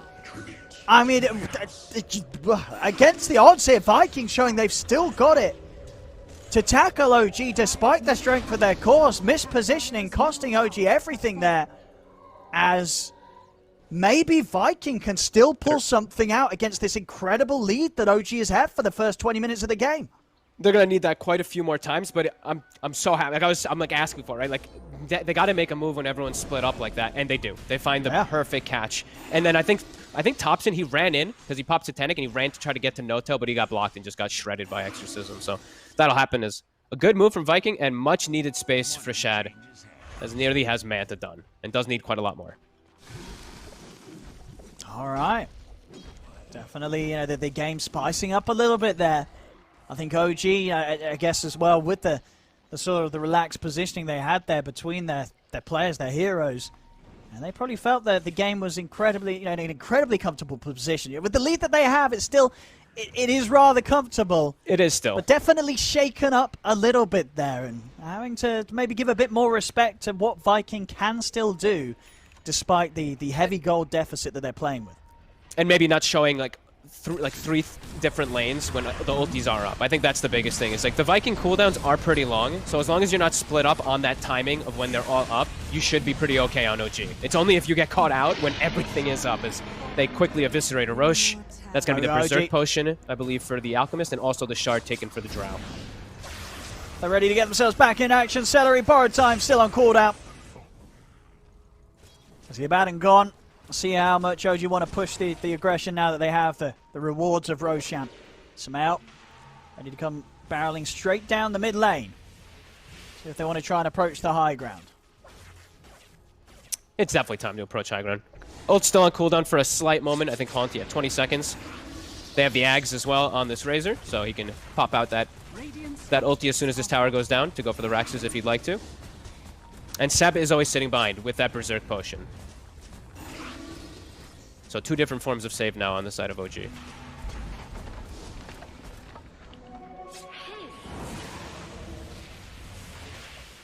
Massive wraparound. Look at Viking right now. It was these sort of moves that did hit the hardest in game 1. They're pinging no-tail. They know his positioning, even though he's shadow emulated right now.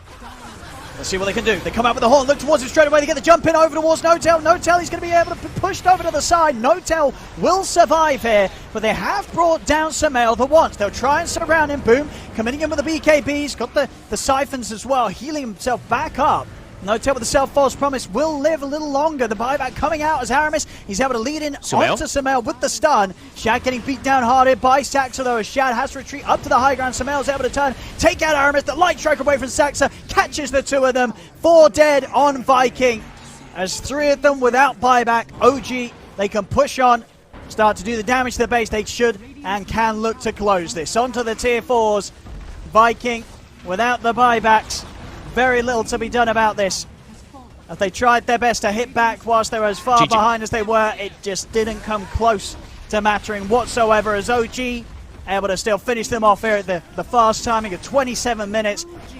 Low kills but high farm and a very high lead here for OG. 32k lead they end it with. As with that, the series is theirs. OG, they'll be taking this best of 3, 2-1 against Viking. And they've found their stride. They definitely found a draft that fits well for them with this Alchemist kind of thing, and also the save on no-tail is really nice. And I think Viking, they made some pretty critical mistakes this game. I think that first tower push, it wasn't even a push. They went for a kill. It stopped them completely. OG just, it really started to run away too quickly in this game. The Alchemist got full farm. They couldn't press your towers, and that was kind of the name of the game. It was the Sumail show with fed gold as Thompson's running around doing whatever he wants. And I think it was okay by Viking identifying that afterwards when they tried to go for the plays, but it's a hard draft to make work once you do make those early mistakes. No, absolutely. But there we go, ladies and gentlemen. A slow start to the series from OG in Game 1 as they can't quite take the win against Viking. But the Game 2 and Game 3, they get themselves down to business, and it looks pretty good. You know, Samel plus Seb on the Alchemist, definitely something that teams are going to have to watch out for further in this qualifiers, as great successes had in both of the Game 2 and Game 3. OG, they take the series 2-1 against Viking.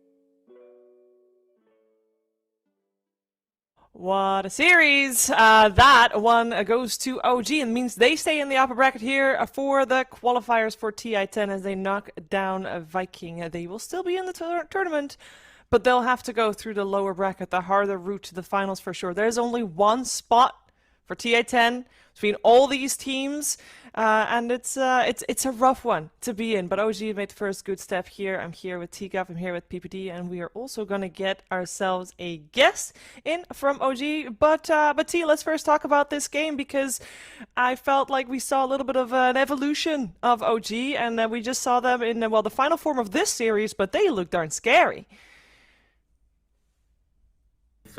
Please T, hold. I don't hear you. Please hold. Oh. And we're fixed. Sorry about that. I got so comfortable listening to that amazing intro. But anyway, yeah, I think just OG have kind of thrown down the gauntlet of respect our Alchemist. You know, like during DPC, they had a couple games where they were able to take these quick wins. And this is kind of the story of this series where they are demonstrating new techniques on how to enable Sumail. First, it was the Medusa of Aghanims. This time, they had the Drow Aghanims.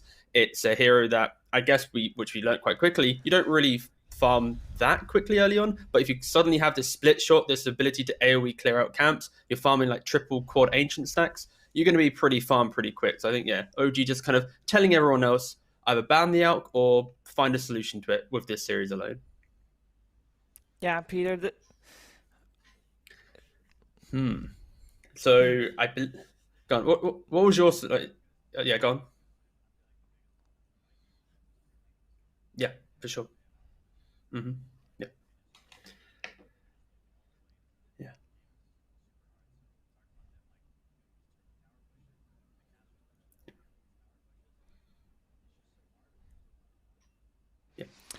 Yeah. It's one of those things as well. Oh, do we have double mute situation? No, but yeah, I was gonna say this is another one of. Go on, Shiva. Well, I was wondering if we can actually hear you. No, you maybe. Hopefully, you can hear me now. Wait, could the stream hit? Oh, that'd be a great. We can hear you. Oh, you're good. You're good. I think. But no, I want to talk about that because yeah, the Alchemist sure looked good, but at the same time, I'm totally with Peter here, where it didn't feel like the Alchemist was the main problem. It just felt like Viking just didn't really play the game of Dota that they should, and we saw them play very well in that first game. But much like we saw the climb of OG, we also saw the decline of Viking, I felt like, throughout the series, T. Yeah, well, we mentioned it during Game 2. It's like the ability of these teams to adapt over a series, and that kind of really puts you in the position of going to win this qualifier. And I think Viking just didn't have that level of adaptation ready, so we'll have to see how they take their off day or the rest of the day to develop for the next series. Yeah, we'll have to see about that indeed. Also, this game, compared to the first game of the series, we had No-Till and Oracle. A very, very different game. Didn't have to deal with the clockwork or an axe jumping in to kill him. He definitely had a much easier time this time around, and it showed. He had a great game, and he's also joining us right now. No-Till, congratulations on the series. Thank you. Thank you. Thank you. Always good to start out with a win. Yeah. Starting I'm out good. with a win, I'm fantastic. That's great. Yeah, sorry for cutting off. I guess it's just a bit of delay. No, I'm doing fantastic. Nothing to complain about. We had if anything, we just had a shaky start game 1. I guess some game nerves and a very impatient. Felt like we were winning and just wanted to end. And of course, when you do that, then you end up sometimes stumbling. But nah, happy, super happy. You were playing. I want to talk about the first game. You're playing Oracle. You're having to deal with Thompson's Earth Spirit, and he really likes to go in which as an Oracle you can't really follow. How frustrating was that as an Oracle? Yeah, I think my teammates were a little inconsiderate in game 1, but you know, I'm just playing with mad Dota players who tend to push it to the limit. Nothing to complain about. If anything, I just need to keep up. I need to get my dagger faster. I need to find a way to join them in the enemy base. Yeah, it was hard though, like playing against spiders and yeah, last game Haunt and stuff. But Oracle was fun cat and mouse game. Yeah, I mean, it was definitely a fun game for us to witness. you have been in qualifiers for TI before, with great success, of course. You've been at TIs. This qualifier, does it feel different for you? Do you still, you mentioned nerves just now. Do you still feel those same nerves? Are they the same, or is it just first series jitters? Probably just a first series jitters. I had the exam type feeling today, which is positive. I mean, I like it. It makes you feel like something is on the line, and first official with this roster since our ESL tournament, and we're just excited to show what we have, show a lot more strategies. Today we showed not to. I mean, this was just the beginning for us. But yeah, we've been here before. I mean, I'm just happy to still be in this position, able to qualify to TI, able to win TI, and yeah, still in it, playing for our lives. I will be nowhere else. Awesome. I have, of course, Tgov and PPD with me as well. They'd also like to ask you some questions. Yeah, I'll take it away. Do you want to go first? No, I'll go first. Yeah. First off, congrats on the win. Secondly, you guys look like a completely different team, sort of, in games, 2 and 3. You looked crazy dominant. Game 1 was obviously a little bit closer. Maybe you guys could have come out ahead for sure. But the switch was the Magnus to the Alchemist for Seb. I'd love for you to comment, like, maybe why you guys made that adaptation. And then also, like, do you feel like maybe they could have gone for Broodmother earlier in games 2 or 3, which, KZ looked so good on in game 1? I think this patch will see some teams make certain drafting choices. Broodmother can be one of them. It's not unheard of that teams who have a good Brood player will first do it. I do think most usually it's a sign of desperation. And I think if they would have done it against us or against somebody else who may or may not be prepared for the Brood, I'm pretty sure that every team that does that knows that they're kind of banking on this to work, and if it doesn't, it can feel really bad. We definitely don't feel like Viking did too much, and I think game 1 it was cool to have Mag, but game 2 and 3 it's awesome to have an Alchemist when the games go the way they do, or the way they did today. Yeah, all I can hear is my Alchemist like, what are they doing? I'm getting too far, and what are they doing? And I think Viking either hadn't played against it in a while, or just didn't obsess enough about it, about the right things. Sure. Yeah, that was the story of the game to me. Like, that third game was, it's so easy to play when you win 3 lanes, right? Yeah, and I also think they needed to be jumping us left and right somehow with their Blink Daggers and Spectre Hunt, but it's of course hard when lanes don't go your way as well. Yeah, again, congrats on the win. I guess my question is about kind of Mia Stelberg. You announced on Twitter that you're working with her again for this qualifier.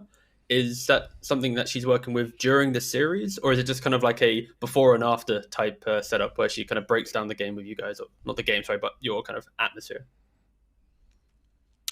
Oh, I think it all depends on which sports psychologist you end up working with, and everybody will have their own approach. For us, I think Mia would never really break in unless she saw something that needed correction or fixing. But we tend to work more sporadically, like maybe once a day we'll have our thing, and then something again the next day, and then maybe the third day we won't be working on much, mentally speaking, or with Mia. But no, it's not like after the series we're like, hey Mia, what did you think? Am I good? Am I doing fine? Tell me I'm good. Tell me I'm fine. Tell me I'm normal. No, we have a good system, and it's nothing too intense. We spend most of our time just thinking about the game in between. Okay, nice.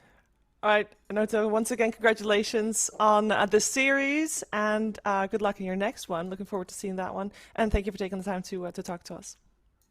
Thanks for having me. All the best. Have a wonderful day. Thank you very much. Yeah, and we will have a wonderful day. And better yet, some of you might have an extra wonderful day, as it is now time for the giveaway. That means that from this moment onwards, you have 10 minutes to do what you do best, Twitch chat.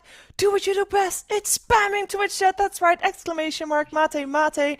10 minutes, you can go ham, and it is on the line. On the line is 2 cases of Mate. And in one case is 8 cans of mate mate, which is of course energy reimagined, caffeine reimagined, more day, more night. You know what that means?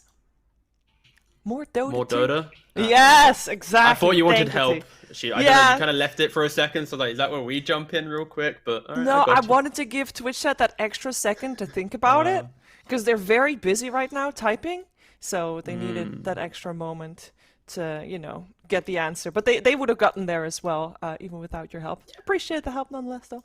And we are going to get more Dota as well. And it's going to come very soon. We're going to have another upper bracket series coming your way. We're going to see Tundra taking on Brame. All that will happen after the break.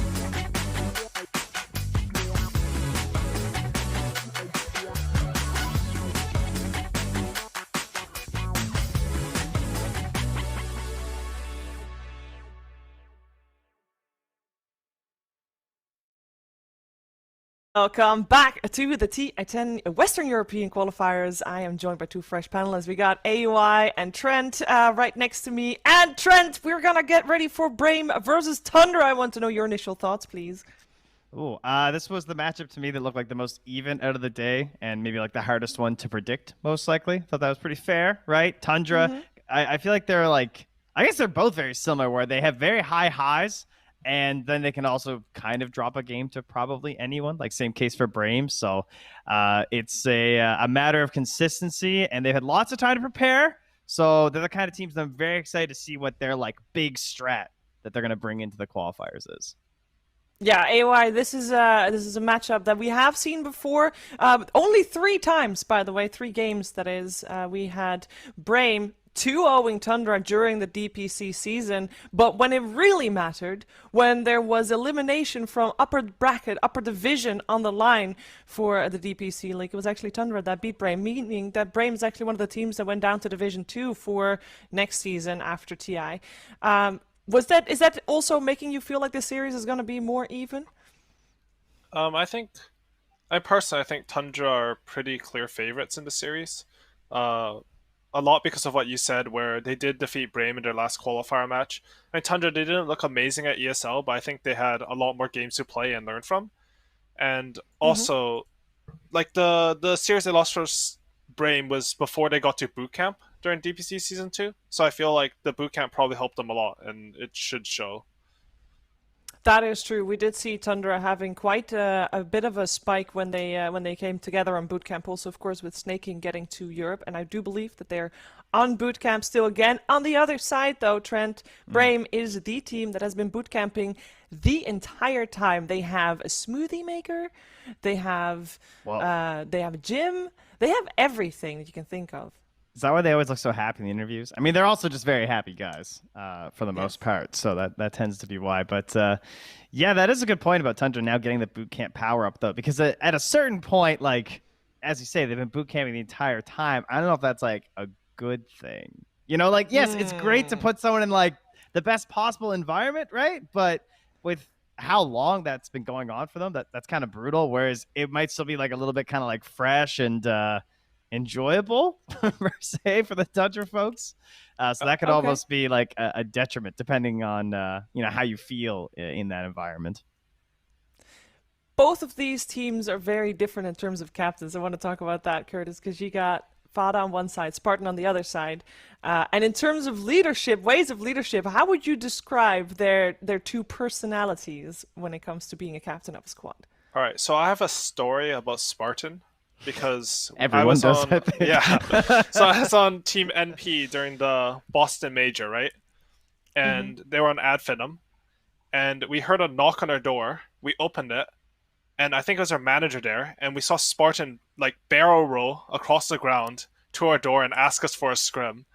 And then he would roll back to his room to get back. So that sort of speaks to the mentality that he sets up for his team. It'll be very light, atmospheric, casual.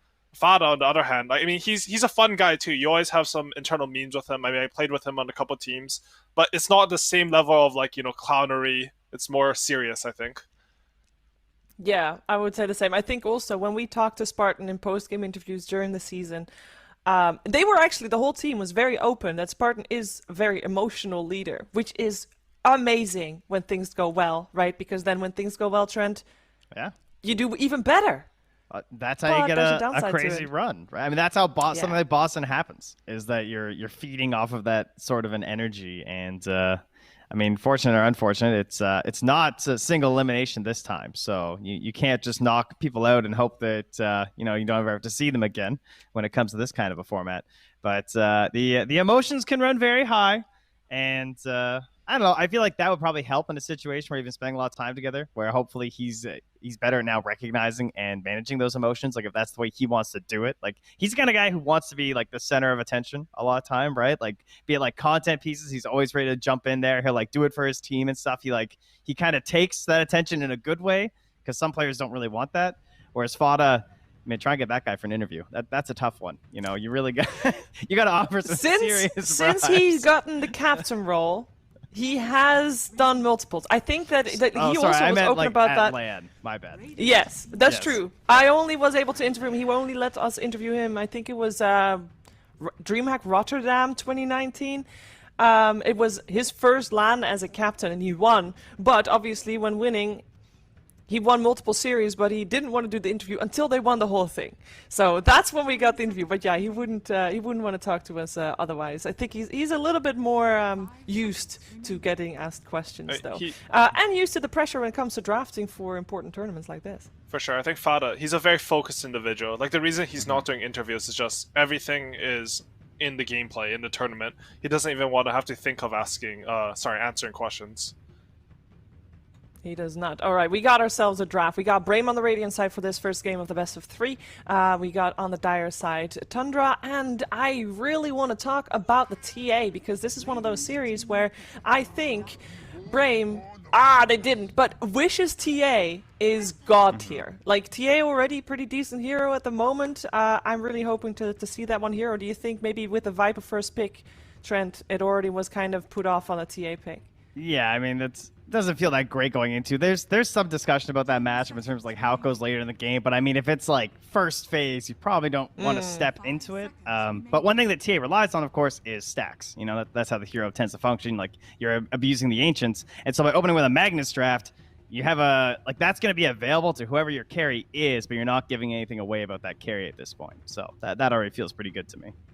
Yeah, and I think the Viper is probably a preemptive response to the TA you're mentioning. I mean, anyone who's watched Brame throughout the DBC knows that Wish's TA it's probably his best hero, right? I don't know if he considers it his best, but it looks like his best.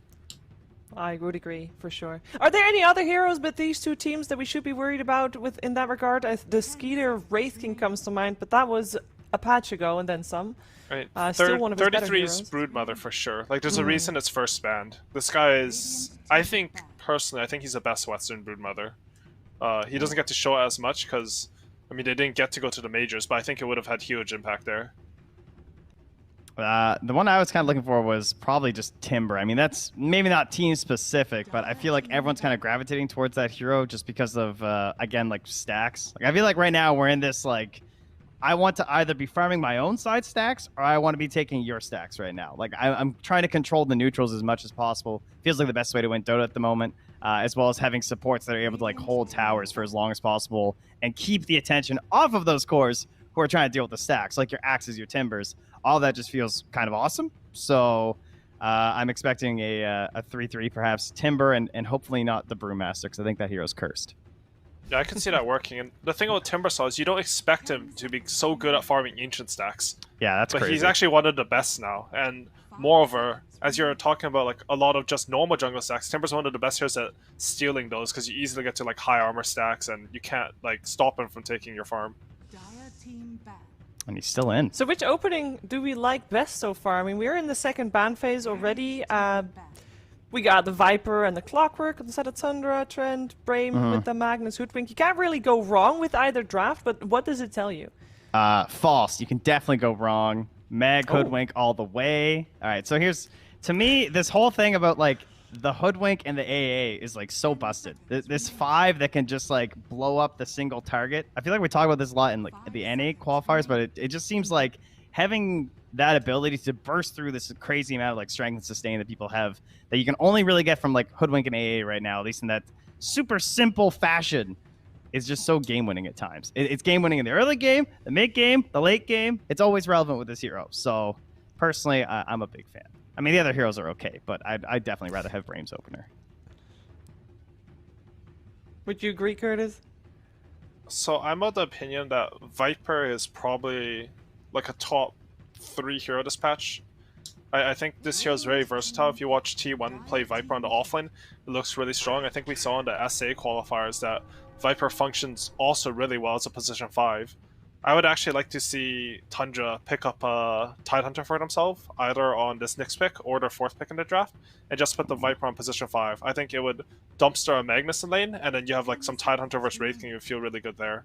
I think if you end up like committing with the Viper and Clockwork, I can see what Trent's saying. Like, it looks sort of vulnerable because you know you have these like Clockwork doesn't really catch either of those heroes. They can both get out cogs. You know, Viper is really stationary. You can score him. But I think the Tundra draft right now is more flexible, and more options means you have potential to outdraft your opponent.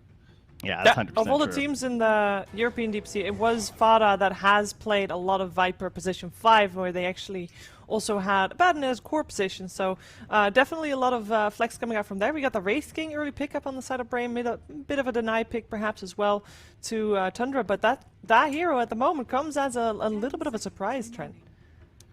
Yeah. Would you agree? I'm not sure what's going on with this Ava right now. Speaking, surprising me for sure. Because, I mean, that's kind of a classic, like, I almost say Fada 5, but then I'm not sure what I want to do. Like, I don't think I want a 3 Ava, and I don't really like 4 Clockwork. But it feels like that might be what we're angling towards here. I mean, it's kind of similar to, like, how good the Tidehunter is, because you have, like, this, like, in terms of, like, the mid-game team fights, because whenever there's AoE stuns, if you're Ava, you can just, like, obviously purge yourself, dispel, and then you can, like, help one of your allies out. So it does help to break up the big AoE plays, but... very curious, and that's a nice counter pick. The Shadow Demon, right? That annoying illusions of the Abba. If this like does end up being core, it's so frustrating to play against. Plus, you're breaking a Viper if you get the Ags. 10 seconds. Yeah, I think Tundra, they didn't have the same read as me on the draft at all. This is just going to be an Abaddon 5. They're happy to put the Viper offlane. I mean, the thing is, like, I don't think Wraith King, Hoodwink, or Shadow Demon should really pressure Viper, right? Like, you're going to Nether Toxin the Skeletons, you're just going to shove the wave in, and Clockwork, they can't contest Clockwork on the side, so you should be able to get pose off. But I think you're right about the like, once you see Shadow Demon, I don't want to play Abaddon core at all. It just seems miserable. Yeah, that's like unplayable, so I think he's def 5. Oh, interesting. I wonder... Wow, we got Shadow Demon versus right? Luna. Yeah. Huh.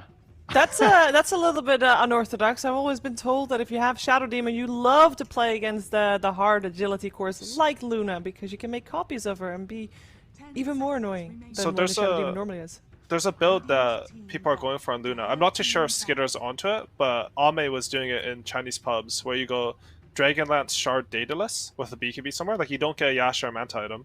And the Shadow Demon disrupts you, you just beam the illusions, and they'll both instantly die, because you don't have any stat items that make the illusions good.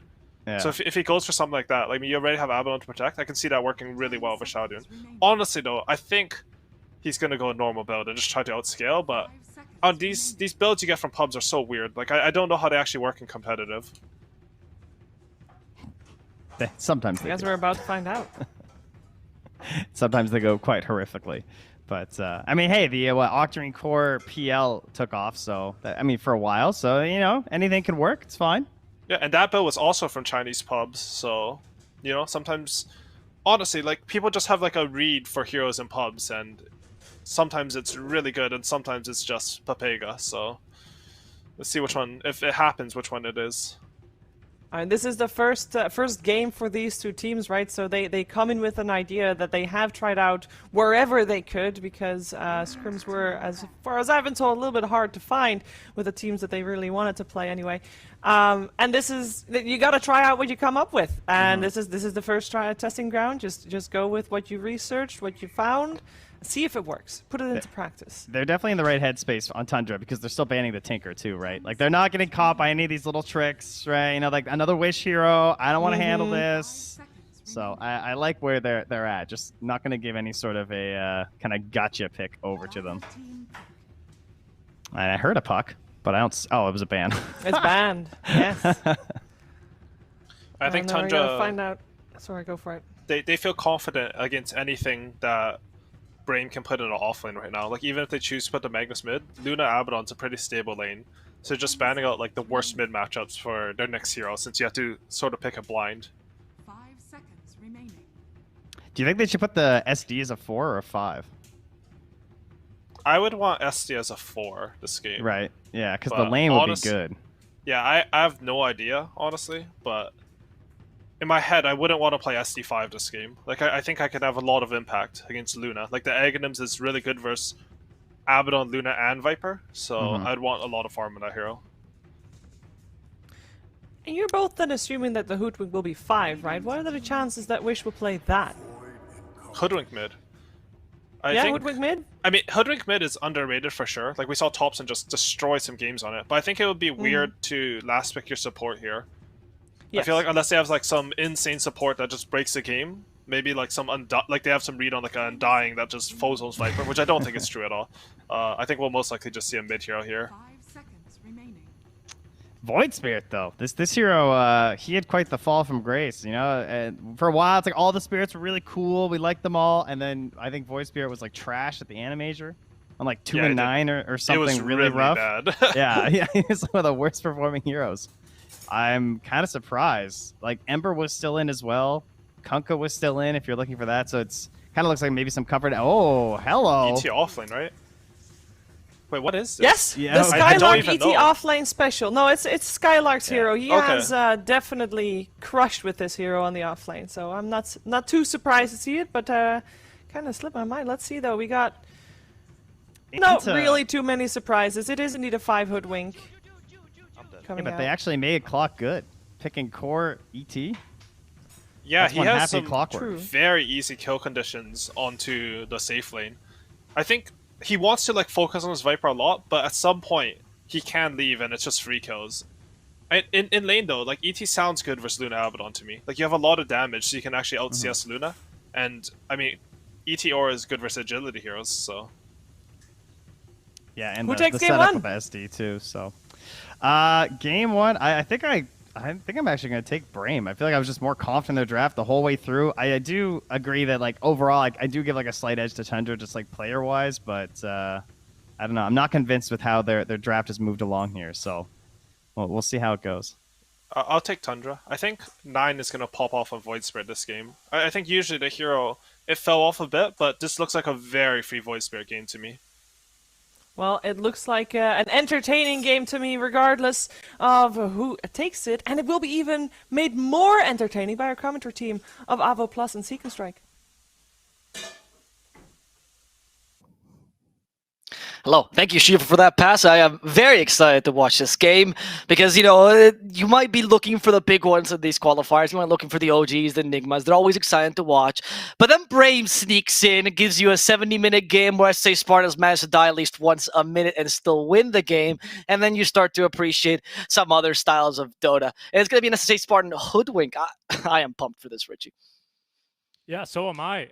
This Skylark ET pick as well is not only a classic for Brame, it's also a classic for this matchup. Back when they did get their 2-0 win, Skylark played offlane ET both times and absolutely crushed it in both games. So perhaps they're going to throw it back a little bit to then. I will say their 2-0 win was back in the days when you had a Beastmaster mid, back when the Ags was Omega busted.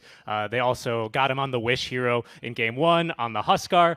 So that's why, you know, we mentioned these Wish heroes because they are very much game changers here and have actually won Brame lots of games previously, especially versus Tundra. So I like this. I honestly kind of like this Tundra draft, though. Despite the ET pick, you know, despite how much I want to hype up the ET core, I think that we're going to see some really great rotations coming through from this Void Spirit. Top lane is super strong as well for Skitter. You've got a save for him. I like what Tundra's, you know, putting out here for game 1.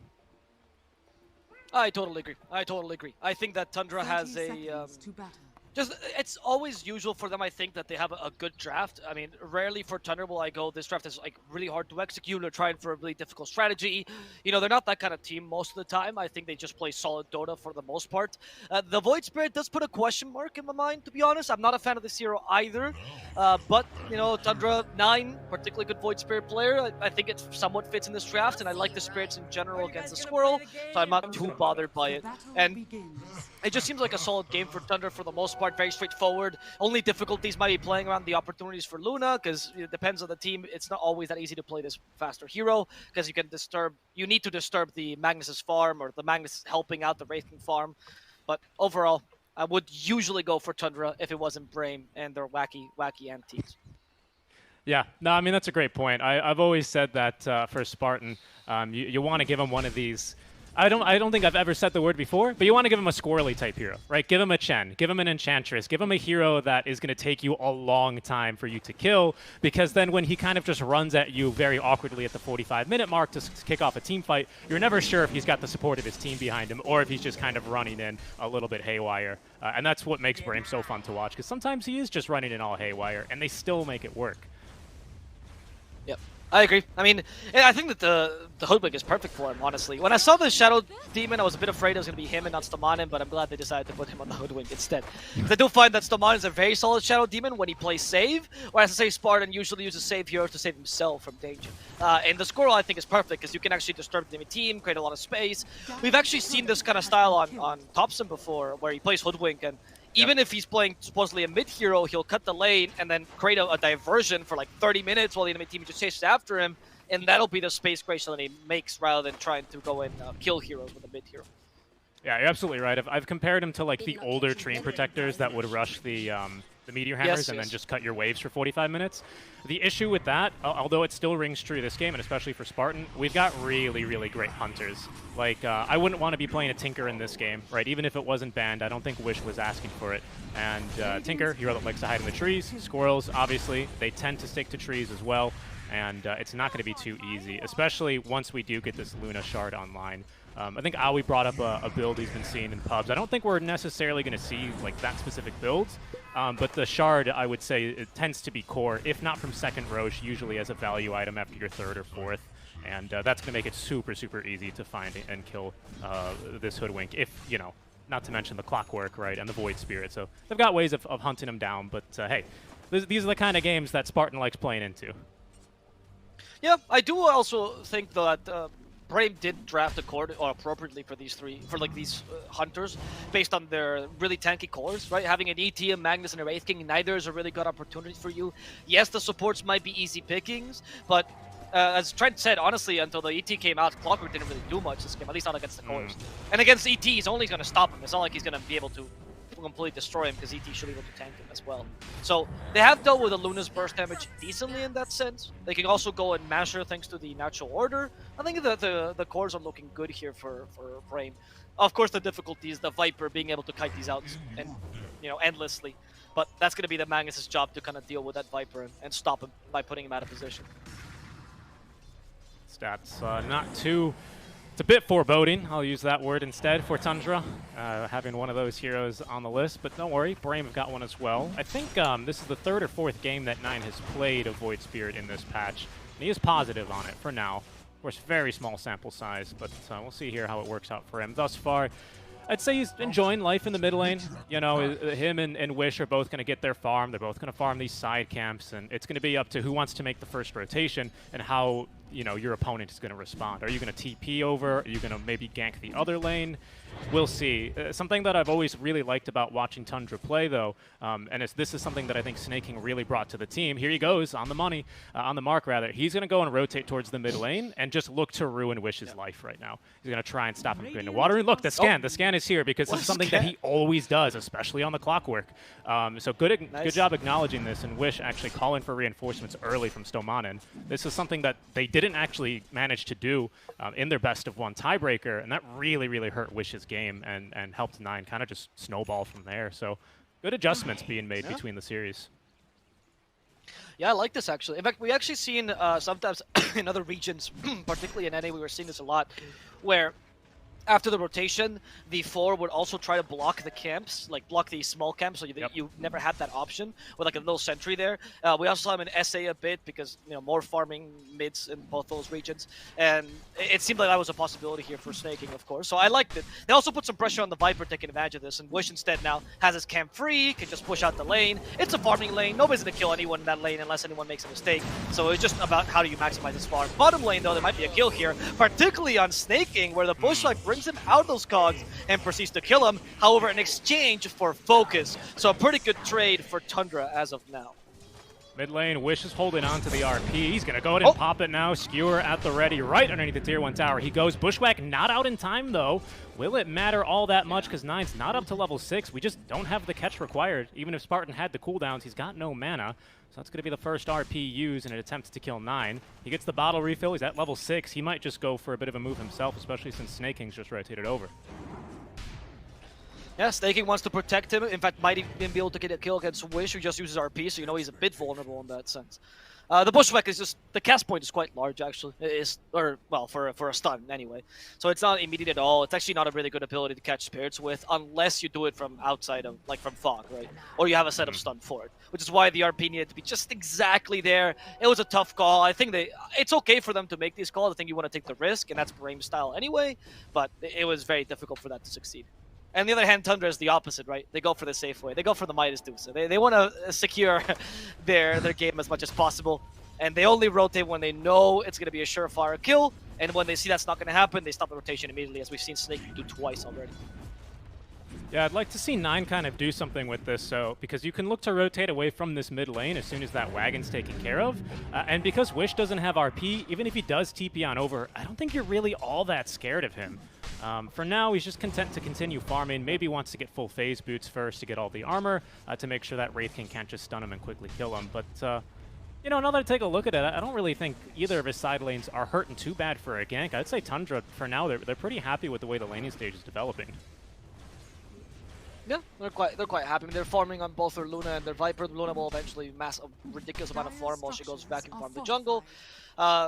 The Void Spirit seems to be doing quite well himself, actually matching a Magnus with a power, not bad whatsoever. And it's not like you're looking to fight this early game anyway. You're looking for like a more of a mid-game lineup anyway. So I think you're quite happy with the passivity. But I'd say that Brame is in a similar position. It's all about what happens when Tundra hits that first initial power spike, either with Viper, Void Spirit, or maybe a little bit later with Luna, depending on how fast they want to play this, and how much they can disturb the Magnus farm, that being his or any of the other melee cores with the power. Okay, Wish Like, has another RP idea. ready to go. Yeah, Line's going to be too fast to leave, though. On bottom, but in the bottom lane, they do find Snake. Or do they? I think they do. They do. Yeah, I think they do. He tried. Those cogs were a good idea if you could push him back, but Focus is not going to give you the chance. In the top lane, we see an attempt on Skylark's life as well, as in the mid lane, they actually found a secondary hero. It was going to be... Oh, it's actually SSA Spartan, who was surprised by 3-3's rotation. Here comes 9 as well. Bushwhack misses. SSA regretting that miss as he falls. The power of 9 and 3-3. Yeah, he's been poisoned to death. He will drop. I think Skylark is going straight for the Ags Rush, which is the build he likes to go for. Phase Boots, Ags, and then Echo Saber usually to really power up that briefcase and just start chunking people up to level 6. But here's 33. Yeah, and this is kind of the thing I was about to mention. He just hits you with a Viper Strike, and even with Ags, you don't want to be there anymore. And he's going to die in the fountain even. And that just doesn't change. Even with Ags, that doesn't change. If anything, it gets worse because, hey, when you get Ags, because we've got a great position for Clockwork that is Snake King, at some point I'd expect him to get an Ags. Not that he needs it, of course, because the one hook shot, even through your Aghanim Scepter, magic immunity period on the ET, is still going to be absolutely ruined by this guy. So, a bit surprised to see the pick. I'm wondering how they're looking to utilize the hero. Bottom, they managed to finish up the Clockwork. And you're right, I mean, the idea here is what we mentioned earlier. It has to be Magnus, or maybe Hoodwink even, who deals quickly with the Viper in the fight, putting him out of position and proceed to punish him. ET can help, of course. If he's out of position, you can kill him. And then ET is a bit more free to roam, and, well, not roam, but to go and kill anything else in the fight. And he's completely free with BKB afterwards. I think that's the idea. I mean, Magnus, we've talked about how strong his skewer is, just because it manages to put someone out of position, how strong that fishing is, now that Tiny's out of meta, Bad Rider is not as favorable either. The hero becomes pretty much the only one that's still in meta and can do this reliably. So, especially with the Shockwave, I think it's quite reliable, and with the Horn Toss on top of that. So I think it's just Wish has to do a bit extra this game to really be able to counter that Viper. Okay, I think you make a strong point there. Alright, I like it. Another but Viper for now, Strike Skylark is going to top lane, suffer. Yeah, he's still definitely on the struggle dead. bus here a little bit, and well, the struggle bus just broke down. As down he will go. Stomana now, he is next to fall. As Nine's rotation, his first rotation actually is going to be top lane in order to join his 2 cores. Might even look to apply a little bit of tower pressure here in the enemy triangle. Yep. Tundra. They the wow, Quelling they cut down a Blade. tree. Oh wow, who was it? Yeah, the Luna. You ask why you buy Quelling Blade on ranged heroes. The noobs will tell you it's for the damage. The pros know it's for the bushwhack, Anyway, they're going to catch out the squirrel as well. Maybe not. Missing the Ether Remnant. In fact, 9 now needs to retreat, dissimulate. He's going to be fine. But that was, already Tundra taking advantage of this early power spike with the Viper Void Spirit. I think is the right way to play Luna anyway. However, they might need to face a Magnus who's also eager to start fighting RP is ready. I think he just got Echo Saber. He deals a fair amount of damage. And while not being the easiest hero to find kills with, if Tundra overextends, the RP is a great punishment tool. Oh yeah, and that's something that Brame are very keen to do. They really, we'll see if we get to it this game, but in their previous series, especially versus Tundra, they love baiting right underneath the bottom tier 2 tower. They'll put up a Tinker Ward and just wait for Skitter to come and farm a wave. So I'm really looking forward to whether or not he's going to fall for that one today, because he has in their previous 2 series. That's something I was keen to notice. Hookshot top lane, though, will catch Skylark, trapped inside the cogs. Battery Assault now active, 33 piling on the poison stacks. Skylark, another trip back to the fountain for him. That's his 3rd death now. This one goes to Snake King, but 33 involved in all 3 of them. And Skylark is really on that struggle bus. I think he's maybe gotten off the struggle bus, is now in the struggle car, because he's even going slower. Yeah. He's not going to get to his destination at this rate. It's difficult for him, and 3-3 knows this. It's just a free kill every time he goes there. There's something that Brame something struggle with, which is the I'm using that word too much now. They can't always create space. Like their lineups don't always lead to being able to get quick kills, and then they try to create space by dying, which is fine, but that leads to one of their cores being a bit behind, right? But that's how they play. Focus is a farmer. He loves to farm with these heroes. He likes to be the 40-minute timing. He was forced to go for the armlet. It's good. He's going to be able to fight a bit sooner. But Brame needs to be able to get kills off this armlet, or else it'll feel like a bit of a dead item compared to the straight radiance. Yep, it's buffed even more, of course, by Empower. So, you know, he is obscenely strong right now on Focus. It's good. So we'll see here what he can make use of it. Again, he might struggle a little bit. Same problems as ET has versus a Viper Strike versus a Clockwork, but he does have that second life to play with. Currently already not leveled, actually. Saving the skill point for now is Focus. As we see Tundra rotate a couple more heroes up top lane, eager to defend. I want to add to that point because you're completely right. It slipped my mind, the whole Empower thing. With the Empower, you might not be able to match the Luna entirely with your farming speed, but you got to get close to it for sure. So you might not need the farming item, and you're much more free to go for the Armlet Blink Dagger build that's so popular, or Armlet Halberd Blink, or Armlet BKB Blink, whatever it is, right? That you go and actually win the matchup. Oh, the Armlet Dezo, the classic now.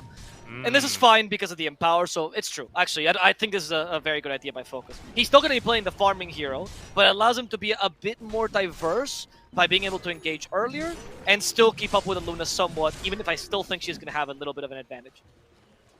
I'd say right now, changing gears, yeah, Skylark, he's going to die again, unfortunately. I was going to mention Skylark, but unfortunately I was hoping it wouldn't be for yet another death, as down he goes. Tundra just eager to rack up the kills on him, and we're at this really crucial point now for ET, where we've already committed into the point booster. Doesn't build really into anything too useful for him, other than, what, a Scotty? He has to go for X at this point, right? He's all in. But he doesn't have a farming mechanic. He doesn't feel like he has anyone to really go in. He has Empower. He has Empower.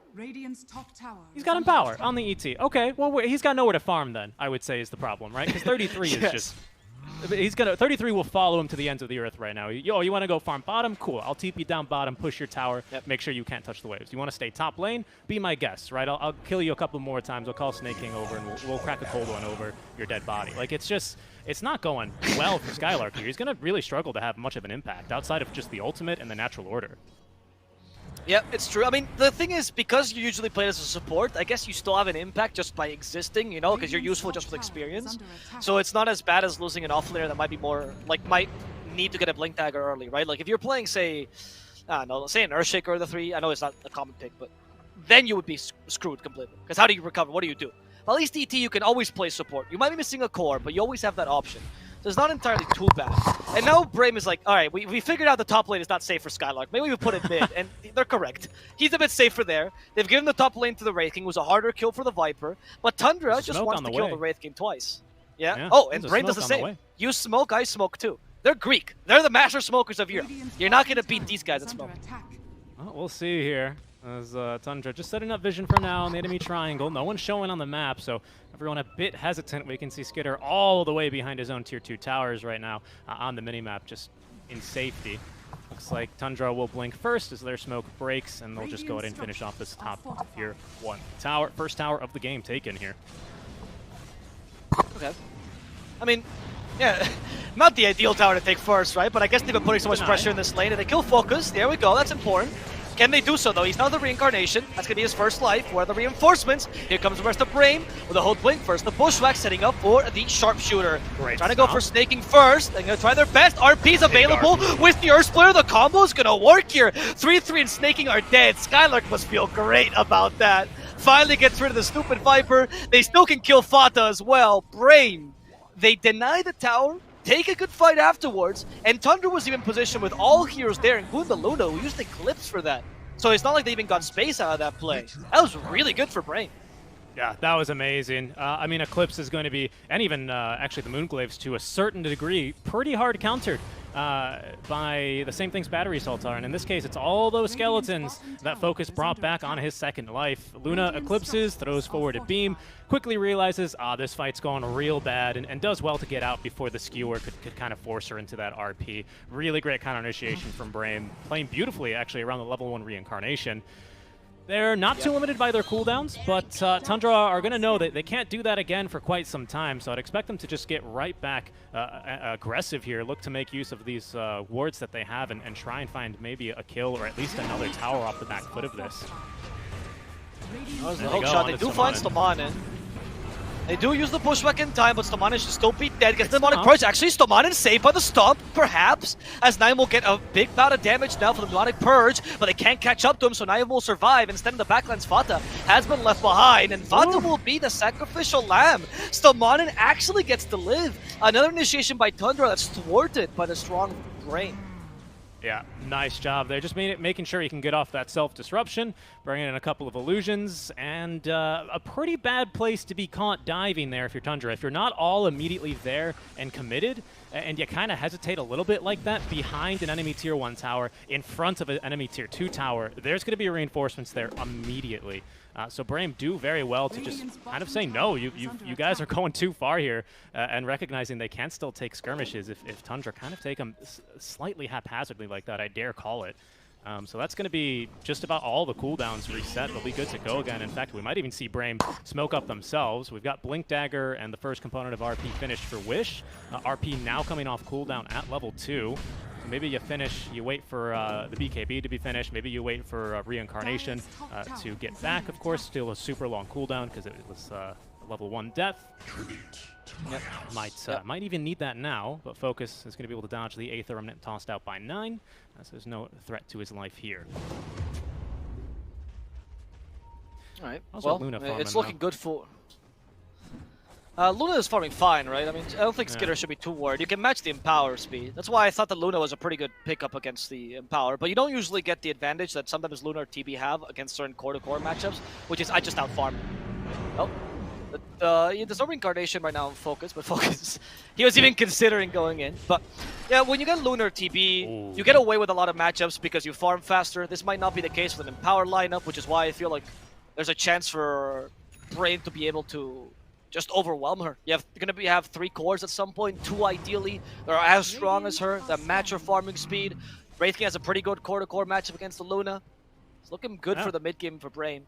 I think we smoke on this Ags for Skylark. We're going to have Reincarnation ready to go. We're going to have just so much damage right now for Focus with that Empower as well as the Imp Claw. I mean, if you can get on top of someone, oh boy, that is a lot. That's a big red number above their head. They're not going to be living too long there. As you can see, makes very quick work of the tower. 33 at least dodging the Sharpshooter. He's got a TP scroll. Going to go for it now. Focus blocked by his own skeletons. They're traitors. And that's going to allow 33 to then just leave in peace. Alright, so you get away with that. There's still a smoke coming out from Brame here. So they're going to try to take advantage of this because you know they don't have vision around the area, so try to go for a surprise smoke with your hunting squad. Honestly, if you get the RP off, or even just the disruption, you should be able to kill most things here. I think Luna is the ideal target, obviously. Viper you'll take too. Skylark trying to bait. Like, I swear, guys, I'm alone. I'm just farming. I need to recover. Plum for me. He's got Axe though, so I don't know. He's not really the best target here, because of course when the Spirit returns to you, when you get into Avatar form, I believe is the activist fault, it does give you that Dispel. So it's really hard to actually jump onto him. Bring Focus mid lane, and my goodness, he's got so much damage, especially with Armlet and that Empower buff, taking down that tier 1 tower. He made it look like a Nemesis tower there. Down it goes. The rest of Brame willing to fight. Wish smoked up. Having the TD in the bottle. Blink Dagger, RP all ready to go. Snaking in a great position here to break some smokes. But Brame, they're not going to push anything too hard. They're just going to go ahead and maybe even look for the Luna top lane. Skitter knows there are enemies coming, rather. Spartan, can he toss out the bushwhack? Just off the mark, unfortunately. Skitter chose the right tree to TP away to TP away behind, I should say, and he's going to make it out alive. Yes. And now they know Skylark is definitely alone, so Skylark doesn't want to bait as hard anymore, as they are considering. If they hit him with a Viper Strike, he's still vulnerable. Oh, they find the illusion instead. The smoke got broken by Skylark's positioning, and then they thought, oh, the illusion must be the real one. Good bait. We've seen this before, actually. Brame are committing pretty hard for this one. They really, really want to get something out of this DD rune, out of this Ag Scepter. But Tundra doing well to just kind of stay away. This is a pretty scary trap right now that they're looking into, and they don't want to, you know, put their fingers in there and poke around because they're afraid that they might come out with it a couple less digits. So just playing it patiently, continuing to get their farm on the Luna. Once BKB is online for Skitter, it's being fetched now by the Courier. Perhaps they can change their tune. This passivity might hurt you into the... Like, you're not going to be able to beat them if it goes late enough, because they'll have just two really farmed cores, and you really are going to have maybe Luna. Maybe Void Spirit can add to it, but I feel like Wraith King and Magnus can easily deal with him, even ET. And Tundra hasn't been able to use their power spikes as effectively, because similarly, they haven't really been able to fight due to Brame's position. They go for a quick kill on Spartan. With a... They had the Lucid Beam there to deal with. Yeah. It's a good hunting kill, though. You need to afford these, and you need to push more towers here. You need to be able to do something with your time here as Tundra, knowing that now Luna's pretty strong. You have the BKB. You're just a bit afraid of engaging 5-on-5 against the power of an RP. Yeah, that's kind of the threat here. But it feels like at this stage, by the time that we get, you know, a full 5-on-5 going, when everyone's, you know, 6-slotted, ready to fight, and the supports are going to be 3-slotted, if we take a look at what one of those 3 slots will be for Stomanen, it's going to be an Ag Scepter. He's already halfway there and making really good progress here on the third component, as he's using the illusions to bait a little bit, continuing to farm safely. Top lane, though, Focus might be in for some trouble. Skitter's nearby. But Focus just too tanky here with this armlet and his own BKB. It's kind of just about an impossible kill. Radiant's middle tower. Yeah, and because they didn't acquire as much map control, it's difficult for them to set up for these kills, because they know the enemy team can TP to, worst case, a tier 2 here, right? Or even a tier 1 mid, depending on where you find them. And they're going to get in time for the reincarnation to come back. It's tough for Tundra to go ganking, or Tundra in general to make plays. The lineup is consistent, but it had to have a very nice snowball from the early game. And they weren't able to accomplish that too much, and now they're just going to continue farming passively until something happens, but they themselves cannot propose that, unfortunately, due to the nature of Brame's trap. No, you're exactly right, but something I want to highlight here is 33's decision to go kind of for a little bit more of a mid-laner Viper build. He went for the bots really, really early, and if we just take a look at the map, every single wave except for top, which Focus is focusing on pushing right now, is pushed in almost at the towers to Brame.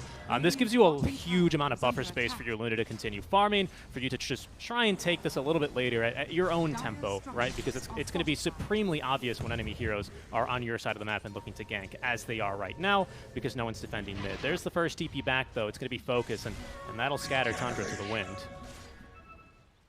Yeah, I get that. I think that's pretty good point, actually, on the trial boots on Viper. By pushing lanes, you make smokes a bit easier. By pushing lanes, you also get a secondary core that might be able to lead into the late game. So you have something that mitigates the impact of a Magnus. It's a very good point, actually. I think 3-3 definitely went for the right choice here.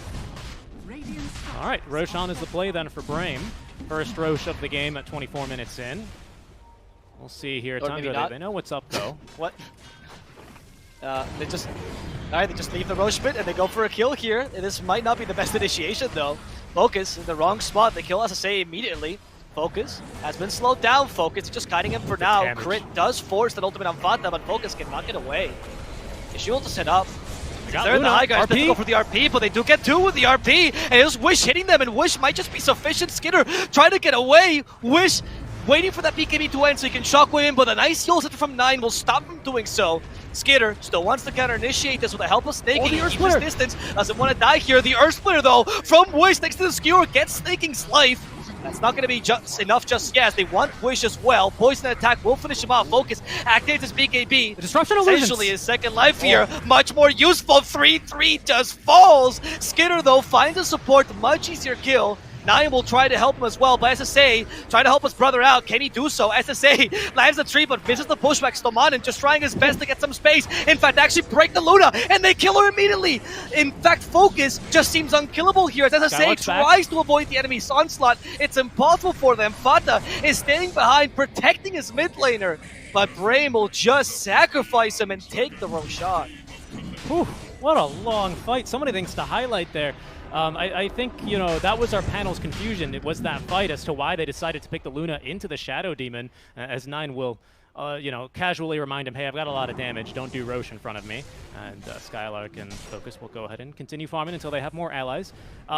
They almost killed Fata, not really almost killing the Luna, but did force Skitter to kind of lose focus in that fight. He was like, I'm dying to something. Fata was dying too, and they weren't dying to anything but his own illusions created by the disruption. It was a huge problem in that fight. Kind of put Skitter a little bit out of position, didn't allow him to really support the Clockwork, who bought back. 33 then didn't have anything. It was a really great job there done by Stomanen, getting him a lot of gold, and now he's nearly got this Ag Scepter finished up. One of the best Ags in the game, if you can, you know, afford it for the Shadow Demon. 2 more charges on the ultimate. They all break for the full, what, 5-second duration or 7-second duration. It's pretty incredible. It's going to be a huge get here for Brame. Yep. And now, I mean, Tundra did manage to at least take a relatively long fight. Wasn't too bad for them. Like, they didn't lose the Void Spirit until the end, so 9 is capable of becoming that secondary core that we were asking for. They did manage to beat Magnus, and to a degree you forced Brame into a 4-protect-1 position. So that's not bad. Like, if you can now force them to put all their farm onto the Wraith King, start playing that way, you itemize against them, that's the way that Tundra can beat this as well, by having the Trico versus the 4-protect-1. But they need to take these fights constantly like that. Kill everything around the Wraith King, ignore focus, and doing that is not easy to do. Another hook shot onto the illusion. Oh, no. Good play there by Stomanen, just making life a bit difficult, because you're right, Tundra are eager for these engagements, especially if they can find someone alone like that. Of course, Nine showing off. Nine was just testing the dig, and he wanted to make sure that it still insta-kills illusions. It's good, guys. It does. It does. We're good. We're good on that end. Oh my goodness, they almost one-shot Fata there, getting them down to below half HP. Sharpshooter's on the way in. That'll just heal him to full. There's Focus with a casual 1,000 crit, but that's not enough damage. SSA, he feels bad for his friends. He feels bad for his enemies. What a dude, you know. He's like, playing 5 is rough. I'll heal you a bit. You don't deserve to die here to the Wraith King. 1 crit takes more than half your HP. I think he can actually crit through the borrowed time. Like, you know, he can, 100%. Threshold. He's doing 1,000 damage already right now to the Abba, right? So yeah, it's a really bad game to be playing Abbott, and if you're stunned or otherwise just can't activate borrowed time. If you're silenced, for example, and what would silence you may ask? Why, it's this Orchid that Wish just finished up, as he's decided to disassemble the Echo Saber. Yes, you can do that, and use one of the Mystic Staves there to build into the Orchid Malevolence. He's got that one ready to go. What is this? Do you think this is in preparation, perhaps, for a Butterfly on Skitter? Perhaps just future-proofing yourself, so because you can go into that Bloodthorn with the 100% accuracy and the crit? I mean, I think the Orchid is right now to deal with a Void Spirit who went for a completely offensive build rather than. So I think that's your main goal. I think the Bloodthorn is also a good idea later, though. I don't disagree with that notion, but I think right now it's just I gotta kill the Void Spirit. Otherwise, they're gonna be able to get us like the Void Spirit super farm by just kiting by breaking endlessly. So I'll be the solution for that. Secures the RP as well. Second Roche attempt here, scouted. They're going to try and get through Fata on the first life. Focus can't. Oh, he does get it done, actually. As now, Stomanen was being chased down by 9. There's the buyback out from the Abbot, but back into the triangle. Snaking is getting a lot of attention from Focus. Once again, really showing off all that critical damage. 9 still broken, needs to retreat. 9 Skitter, as they have managed to get this first life here off of Focus. Snaking holding on to the hook shot. And he's going to hold on to it for a bit longer. Quite satisfied there with just popping the reincarnation. It's level 3, though, so it's ready to go again in another 30 seconds. Yep. Once you reach that level 3, it's so difficult for them to be able to deal with Focus. It really is just a guiding job. This might be a game where you consider Ags on the Viper, actually, just to get more Viper strikes and completely ignore Focus throughout the fights. At this point, you know. I like it. I actually really like the idea. I don't know if it's feasible because then you don't really scale anymore on this 33 Viper, right? I mean, it's an amazing ability, helps you a lot in these team fights, but once you get that, you know, it's going to be no kind of Eye of Scotty sort of Viper that we've seen before. I don't quite remember the game, but we've seen a couple of offlane Vipers, you know, that have not gone for the full utility kind of Rod of Atos, you know, Aura carrying Viper that scale beautifully into the late game. So I feel like Ags might be a bit of a pitfall there if you still want to keep this flexible in terms of having that secondary or as you say, tertiary core then for Tundra. We'll see. Options that are is still true. open. I feel like it depends on how afraid you are of focus, you know, in the mid game. It depends on how, if you think focus is going to overpower you, or if you feel like focus is looking kind of okay, you know, like if you feel like you already have the tools against them. This is still it is. Brame has not been able to deal with it. They want to take it. I mean, second Roche is a game changer. That's why a lot of teams will focus on getting Roche early on, but Tundra have done a great job of just interrupting them time and time again. Yeah, they go again. Press say Spartan. Burst him down to simulate. Nice job. Buyback. SSA is down. He does have buyback, and he's a 5, so he's happy to use it immediately. I'm not going to save it for later. And he'll do the same thing again, because SSA, he's not afraid of death. Yep, he's not afraid. He knows, don't worry guys, he doesn't have Astral Chefs. Go get him. And Brame will do it. Roche falling low, though. There's going to be the break applied to the very King. BKB activated with the hook shot in from Snaking. Oh, focused though. He still manages to pick up the Aegis. Now broken, and caught by the Earth Splitter is going to be Skitter. They do manage to pop that first life of the reincarnation, but Wish with the RP trying to get onto Skitter. Focus is going to close the gap, get the big old crit, and Eater Spartan from the buyback to secure the kill, even onto Snake King. 9 causing chaos on the back lines, but now caught here. So many charges, the Demonic Purge keeping him broken, kept him slowed, and they're going to keep him down now for an additional 80 seconds. A big win there for Brame, who somehow managed to get Aegis out of that fight. Yeah, I think that's why you pick big heroes, dude. I know it sounds like a dumb point of analysis, but it really was just that. Like, the rating is too big with BKB, and Clocker could not click on the Aegis. It's just that simple. Pick a big hero and win. And all 3 cores on Brame are fat. So that's what you, like, not because they have actual gold, just big, bony heroes. Yeah. And Clocker can steal the Aegis like that.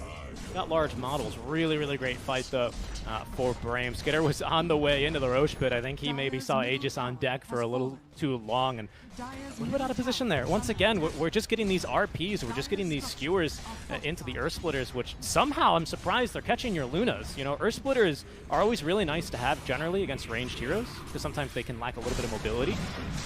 You know, Siege, Drow, Ranger versus ET for this. But Luna, she's just been unable to escape these time and time again.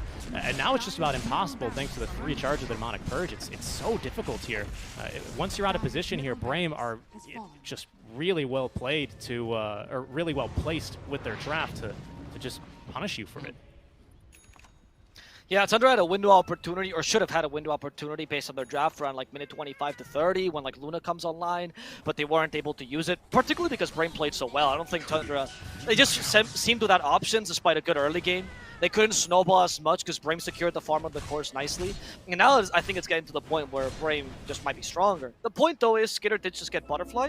So until you get either Bloodthorn or the MKB on Wraith King, which is a possibility, it's going to be difficult to deal with Skitter. So this might be a small power spike you can play around. We'll see. Tundra has to be really clever to take advantage of this. Oh, he's fine. He's got eggs. He's fine. He was farming in a what otherwise is a deadly position, but he's no support ET. That is a core ET, ladies and gentlemen. He's rocking that sun. She's got the eggs. He'll be good oh to my go. god, these illusions. Once again, I just love killing these illusions. Yeah, it's always the Shadow Demon as well. Every single time they see his illusions, they go, it has to be the real one. I'm so certain this time. Well, yeah, you just get, it's one of those heroes. It's like if you see an illusion of an Oracle, like, you know, maybe, or if you see an Oracle, you're not sure if it's real or not, maybe don't, you know, pop your BKB and use Eclipse on it. But hey, if you're a Void Spirit, give him an Astral Step, give him a Dagon. It's going to be a little bit embarrassing. But other than that, it's definitely well worth the risk. The opportunity cost, anyway, I should say. It's also probably making, like, just knowing Stamana, it's probably making him really happy. Like, every time they go on his illusion, he's probably laughing out loud. And he's telling his team, and I bet his team is laughing too. And Tundra might be getting tilted from these things. Like, why? Has he ever used Disruption on anyone else but himself this whole game? Why is it always him? Skitter? Oh, they found Skitter. Force the BKB. That's a win. Yeah. That's a win, though. What is Wish doing there? He's just baiting the RP. This is what I would have done if I was faster. This is what I would have done. I had it. Just so you know, I have RP. I don't know if you have wards here. I'll do it under your outpost just so you can see it. I've got it. Yeah, it's I would say even though it's a 1k net word lead, but it really is, especially with this Aegis in the inventory for focus, it really is just Brame setting the tempo, looking for fights as they will cut this bottom wave now. Mid lane is pushing in, but there's only the ranged barracks, so they're not too interested in finishing off the lane. Instead, they set their sights on, pardon me, the bottom tier 3 tower. Since they're going to the side lanes, it's difficult for Thunder to try to flank them, because flanks can only come from one side, and Brame has decided to expand themselves to that side completely. In fact, they're even trying to stop potential lane cutting here, because they know the Void Spirit's going to try, so Stomanen's there.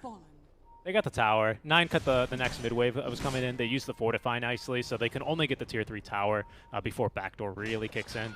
Focus is strong. He's real big. He's about to hit level 25. That's how big he is. And he has Aegis still for just now 20 more seconds. But he's not strong enough yet to go through backdoor. So Tundra just delaying the game a bit further. Still feeling like there's a window of opportunity for them. Maybe it's going to be with the Satanic here for the Luna. Wouldn't mind seeing that item get online. I think Ags on Clockwork is a little bit of a pipe dream for now. But that would do nicely to keep lots of cores locked down, even through BKBs or Magic Immunity. So there's promising things in the pipe here for Tundra. We got to get there. For now, Disruption uses someone that was not Stomanen this time. They're going to be just pushing the range tracks. I mean, there's the annoyance you can do. It's not a Luna, but it will do for a bit. And it also keeps Tundra in their base. It's kind of a win. You just choke the enemy out. I mean, Magnus at this point is reaching Luna's level, so even though you're technically gearing towards 4 Protect 1, you're still keeping the rest of your cores farm.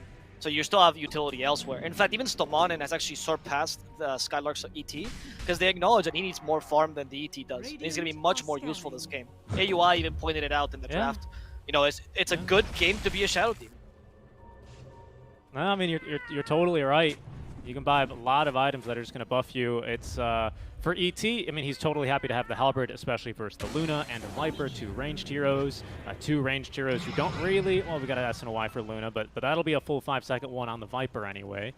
And, you've got then the Aeondis to make sure you can just get your abilities off. That's going to be the all-important factor here. It's going to be a 5v4 fight, though. So Brame, I'm not sure if they're too willing to engage here. Stomanen is now joining them, but was maybe about to be cut off. Thata planting the Observer Ward.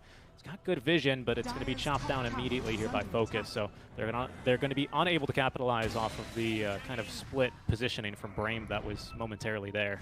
Oh, now there's a DD rune. DD for... If this was EE, he would have waited for the DD for a while. Be like, I have to use it something useful, but Focus just grabs it. I'll find something. I'll make myself useful. Don't worry about it. I don't need the DD. This guy is scary. This guy is real scary now. He's about to hit level 25. He's got MKB, so, the Orchid Point, although it is a Bloodthorn, I will say on the Magnus, it did get upgraded. We've now got a redundant source of accuracy, especially on your main damage dealer, so that's beautiful. That's exactly what we're looking for. Snake King, he's going to be the one to break this smoke. There's going to be the Orchid reveal. My goodness, that damage with the DD rune is a little ridiculous, as he will fall to the Bloodthorn burn. All right. That's it's a smoke tank by the Clockwork, which theoretically is good, because obviously you just lost the support for a smoke. It's not that big a deal. But it does emphasize what's been happening the whole game with Tundra, where it seems like this is all they can afford to do. They can go for either a quick pickoff on heroes that are relevant, or they can go and stop the aggression from Brame, but never actually take the game in their own hands. And I'm wondering when that power spike comes by. Maybe 3-3 at some point is going to become the true carry, which I think he is veering towards. Yeah, Scotty. Yeah, he's like, I'll be the carry, guys. There's the Eye of Scotty I was talking about. I mean, it's a great item to have this game. Luna needs to go for these items that allows her to just kind of, steel herself up and go mano a mano with the enemy cores, because that's how you beat a Luna. You just get on top of her. But this could free up then the Viper to go for the Eye of Scotty, and, we have plenty of slows to go with here. I like this idea, actually. A little bit more expensive than the Ags for sure. But it comes with then plenty more stats. It's going to scale into the late game, whereas the Ags is really only centered around your Viper Strike. So, yeah, I like the idea here for 33. He's going to be a bit of a problem if he's allowed to get this thing online.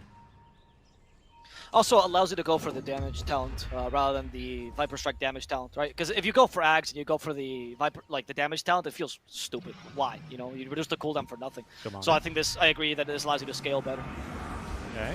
Fata's the one to break this rotation. It's broken, and now Silence. So there's the Pocket Doom, which is not going to allow him to activate that ulti manually or automatically. It's another really good benefit here that I failed to mention about the break here for the Ags on Shadow Demon in conjunction with that Orchid.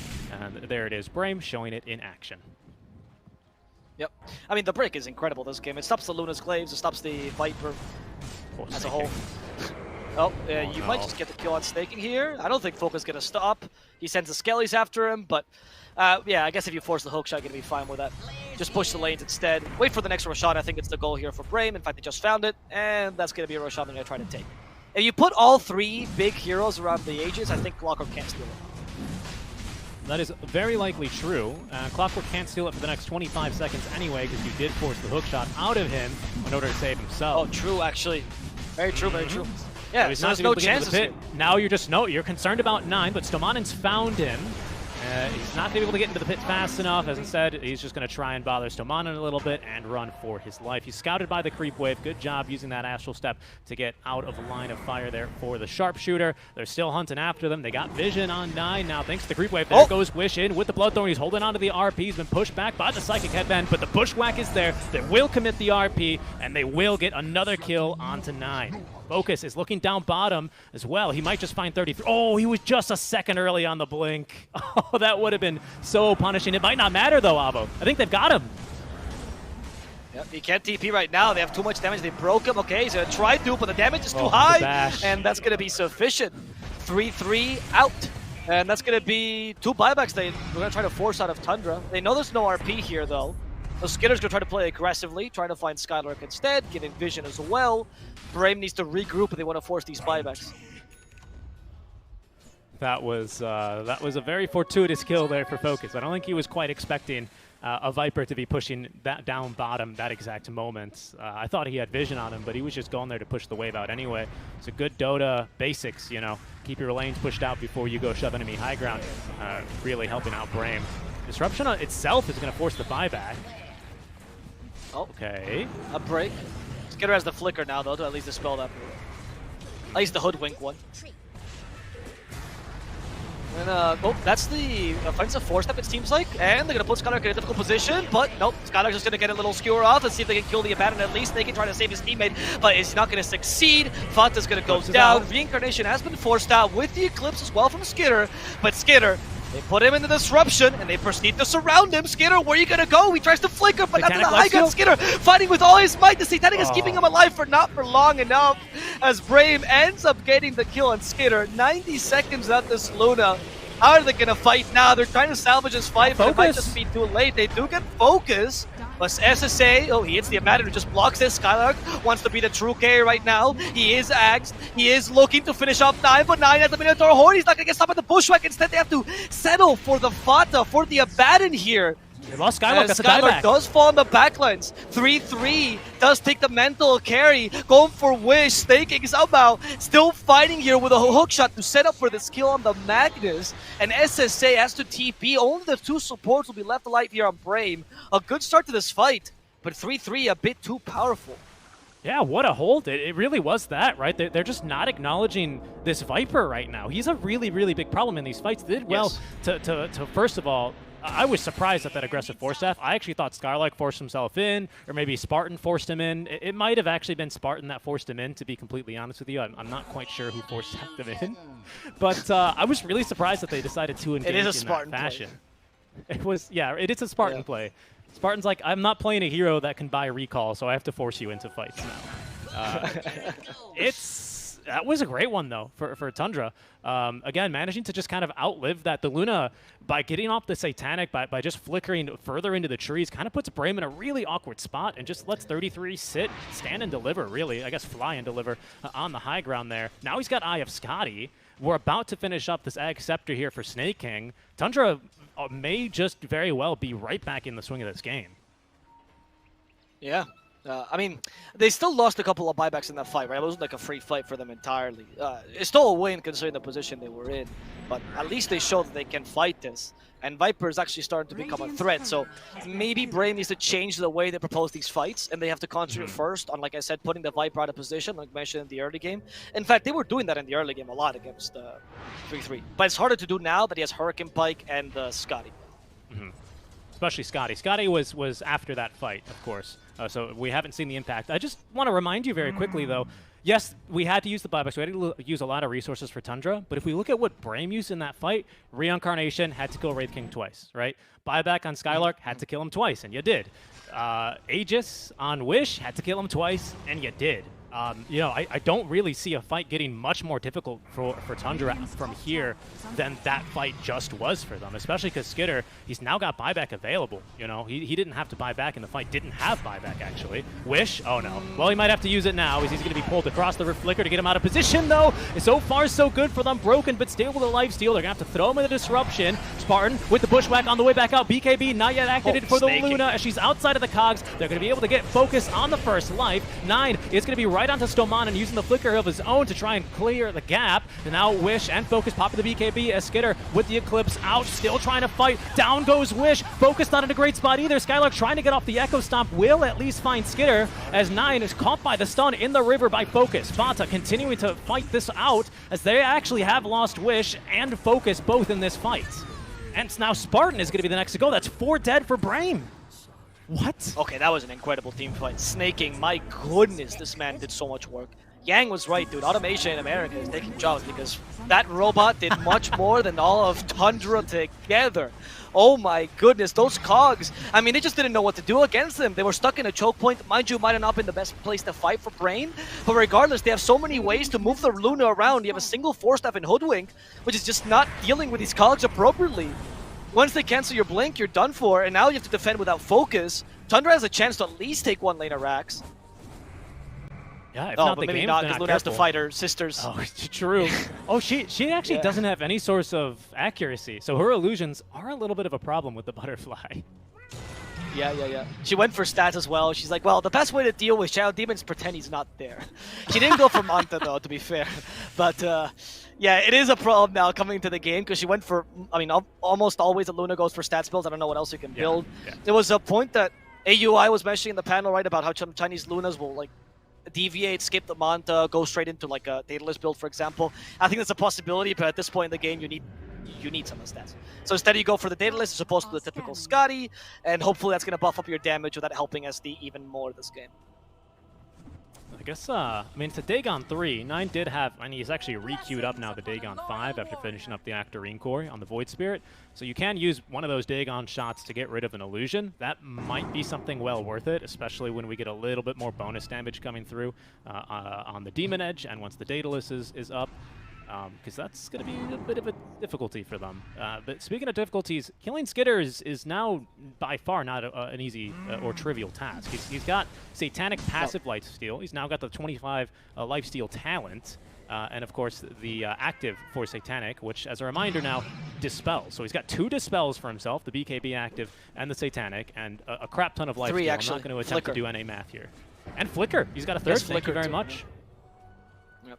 So that's great. You're never going to be able to break him with the Sharpshooter, that's for sure. So, and the slow from the Wraith Fire Blast is pretty much non-existent in this game. I mean, it's looking good for them, but what? Of course. I was going to say, of course, none of these will do a darn thing versus the 3 charges of Demonic Purge, right? It's important to notice, to note that, but the rest of the lockdown that Brame have to try and deal with this Luna, especially when we do have a Force Staff on the side of her team to help her get out of a sticky situation, it might not be enough. A Force Staff and, of course, another hard dispel, right, with the Aphotic Shield. So it's not easy to take down this Luna. She's not only a raid boss, she's a full raid party, right? You've got a bunch of buffers behind her. You got some control. Yep. She's just your DPS. You got, yeah, I mean, it's looking real good for Tundra. Right now, though, what Brave needs to do is honestly buy Force Staffs. Like, if this Clockwork Cogs have been making your game impossible, I think you still only have 1. Just buy more Force Staffs. The whole team, except for Wraith King. You just get a Force Staff at this point. And that way you Force Staff Wraith King, and finally his fat ass can surprise the Cogs. They're going to go for the Luna. They know, it's like, I'm fighting near a choke point, they're going to stop me again, and in fact, they're going to do so. Look at those hook shots. The Cogs, Disruption is in for a bit, but he's already in those Cogs. They break him quickly with the illusion. That's another solution you have. In fact, they're so angry they break all the Cogs. Yeah. Might I as mean, well. at least they're acknowledging their enemy is the Cogs right now, so I think that's fair. Get rid of these darn cogs. I don't want to see them ever again. Just a little bit of saber rattling there, just looking to see if anyone would overcommit with a BKB charge or a big ability, whatever it should be. But good patience all around here. So no one with a sizable advantage after that little skirmish. Both teams acknowledging the fact that Roshan is going to be respawning, well, now. They didn't know it would be now, but they knew the window was now. And in fact, now both teams are going to catch a whiff of them. Third Roche, 51 minutes in here. Time flies when you're casting Dota. We'll see how long this one will go. So we're starting to really get up here with some of the talents and levels. Especially when you're casting Brain, because you usually get an idea of what point the game is at based on the enemy's plays, but when you're casting Brain, it's like it could be any time, really. 60 minutes in, they're playing, I mean, much crazier than most teams would, and Thunder is actually trying to match their tempo as well, playing aggressive, trying to force mistakes out of Brain. They're doing a really good job. Most teams sometimes get like overwhelmed by Brain's style, especially in the mid late game once focus is farmed. And Tundra, not at all, actually. This shows the strength of Fata's captainship, especially now that they're supposed to be losing. Actually, no, they're winning now for sure. Or they should feel like they're winning. They should feel like they're winning, and I think the metrics will tell us, I think, that they're winning as well. What does Dota Plus say? 49, 51%. So even Dota Plus agrees with them here. Oh, wow. Giving them that 1% edge case. Slightly. Oh, look at that. Cogs. And they keep him inside. Focus needs some help. He needs illusions to break these Cogs. He wants to get away from this. The Viper started spitting on him, though, and he can't break the Cogs as yet. Focus is stuck. He's going to lose his first life snaking. He can still keep him in place. There's the Eclipse, but it's not going to hit anyone as Focus does at the BKB. The Earth Splitter's been used, but Focus is dying to the Viper yet again. The spits are too powerful. Focus is going to die. Hookshot number 2. In fact, snaking once more, a secondary Cog, this time for Stomanin, tries to get away thanks to the Force Staff, but it's not going to be sufficient. Sorry, the Flicker actually saved him. Oh, in fact, never mind. He is going to be able to TP out. I underestimated his mobility. Good job. Good job, Stomanin. Flicker, man. All right, well, you got the buyback out from 9. They committed RP for him. You got the buyback out from Wraith King now. Reincarnation ready to go. Third Roche is up, so this is a non-negotiable for both teams, Avo. They're going to go right back to it as Tundra will smoke up. Heading into the triangle of Brain. Brain, though, already prepared for them. Focus into the river he goes. They're going to find Wish for a Skitter with this initial stun. There's going to be a hook shot. They might just be able to get through him. He does not have buyback taken down for 2 minutes now. Focus this time acknowledging the Elephant's room, and it's a Viper, but the Elephant hurts too much. He's been sat on already for his first life. Skylark already disengaging from this fight as Skitter just piling on the damage. There's the Spartan at least buying Focus just a second with the Bushwhack, but it's just that. 1 extra second, Avo. He's still going to go down. And they're chasing after their Squirrel. They want Spartan now. It's open hunting. It's open season. Yeah, Spartan's trying to do his best to, like, you know, force the enemy to lose their time.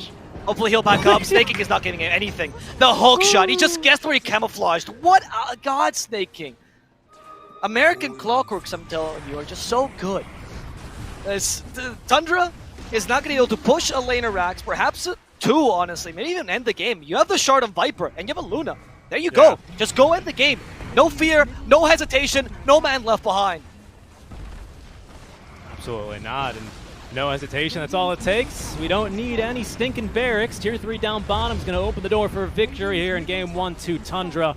Skitter going to be on BKB up. They got the Curse of Avernus applied as well. Skylark trying to get in there to at least delay it a second longer. But Tundra had their eyes set on the throne. They've already taken game number 1 here to open up the series 1-0. Well played here.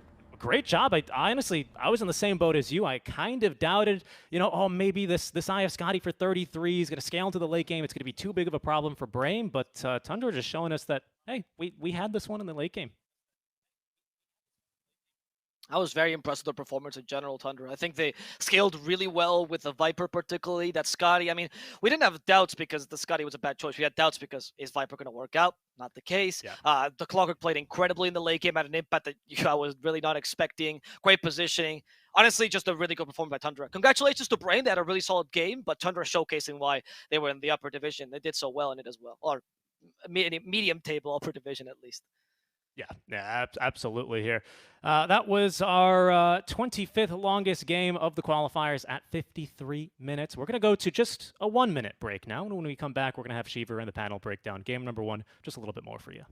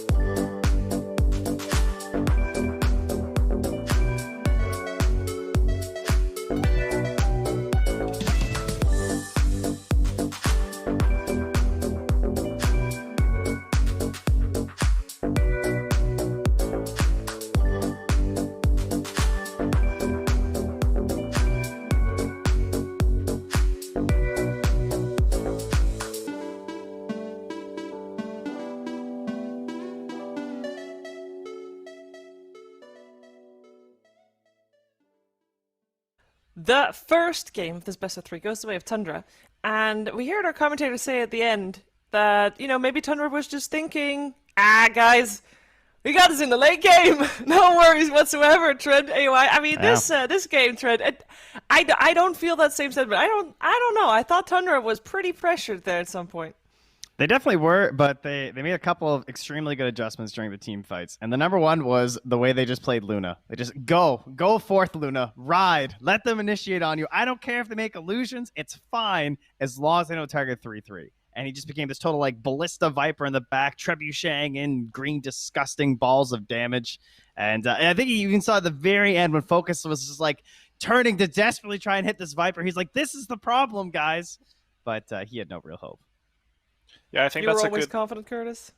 No, So, I thought Tundra lost that game, to be honest, when I was looking. But I want to emphasize, I think the point that Trent made was really good. If you look at the damage that the heroes did, I think like 9 and 3-3 did a lot of damage this game. I mean, Skitter, he still picked up his fair share, but because Skitter was just able to frontline, give that night vision, 9 and Snaking were just able to pick apart the backline. And you know, Snaking, my boy, he was cogging out the carry. He was just doing work on this 4-position clockwork this game. He really was. He was going in. I must bring it back a little bit to the start of the game though, because especially like the first 25 minutes of the game was actually very even, while we saw Focus just edging ahead and ahead and ahead, and we didn't really have a big team fight until that minute 25. A lot of skirmishes, yes, but minute 25 we had that big, long, drawn-out team fight where we really saw the power of the Shadow Team against the Luna, where those illusions did make the team fight go the way of Brame, right? Yeah, it seems to be the theme of today, I guess, through all of the series, as we have these like really extended Roche fights where like no one can quite commit. It feels like we're not drafting like enough Roche damage to fully wipe it down, and then in combination you have double vision heroes between like illusions from the Shadow Demon being spammed in plus flares, so like no one's ever confident just like do Roche. And when the fight got a little bit crazy like that, as you said, it kind of did end up being this Shadow Demon counterpick working out really well.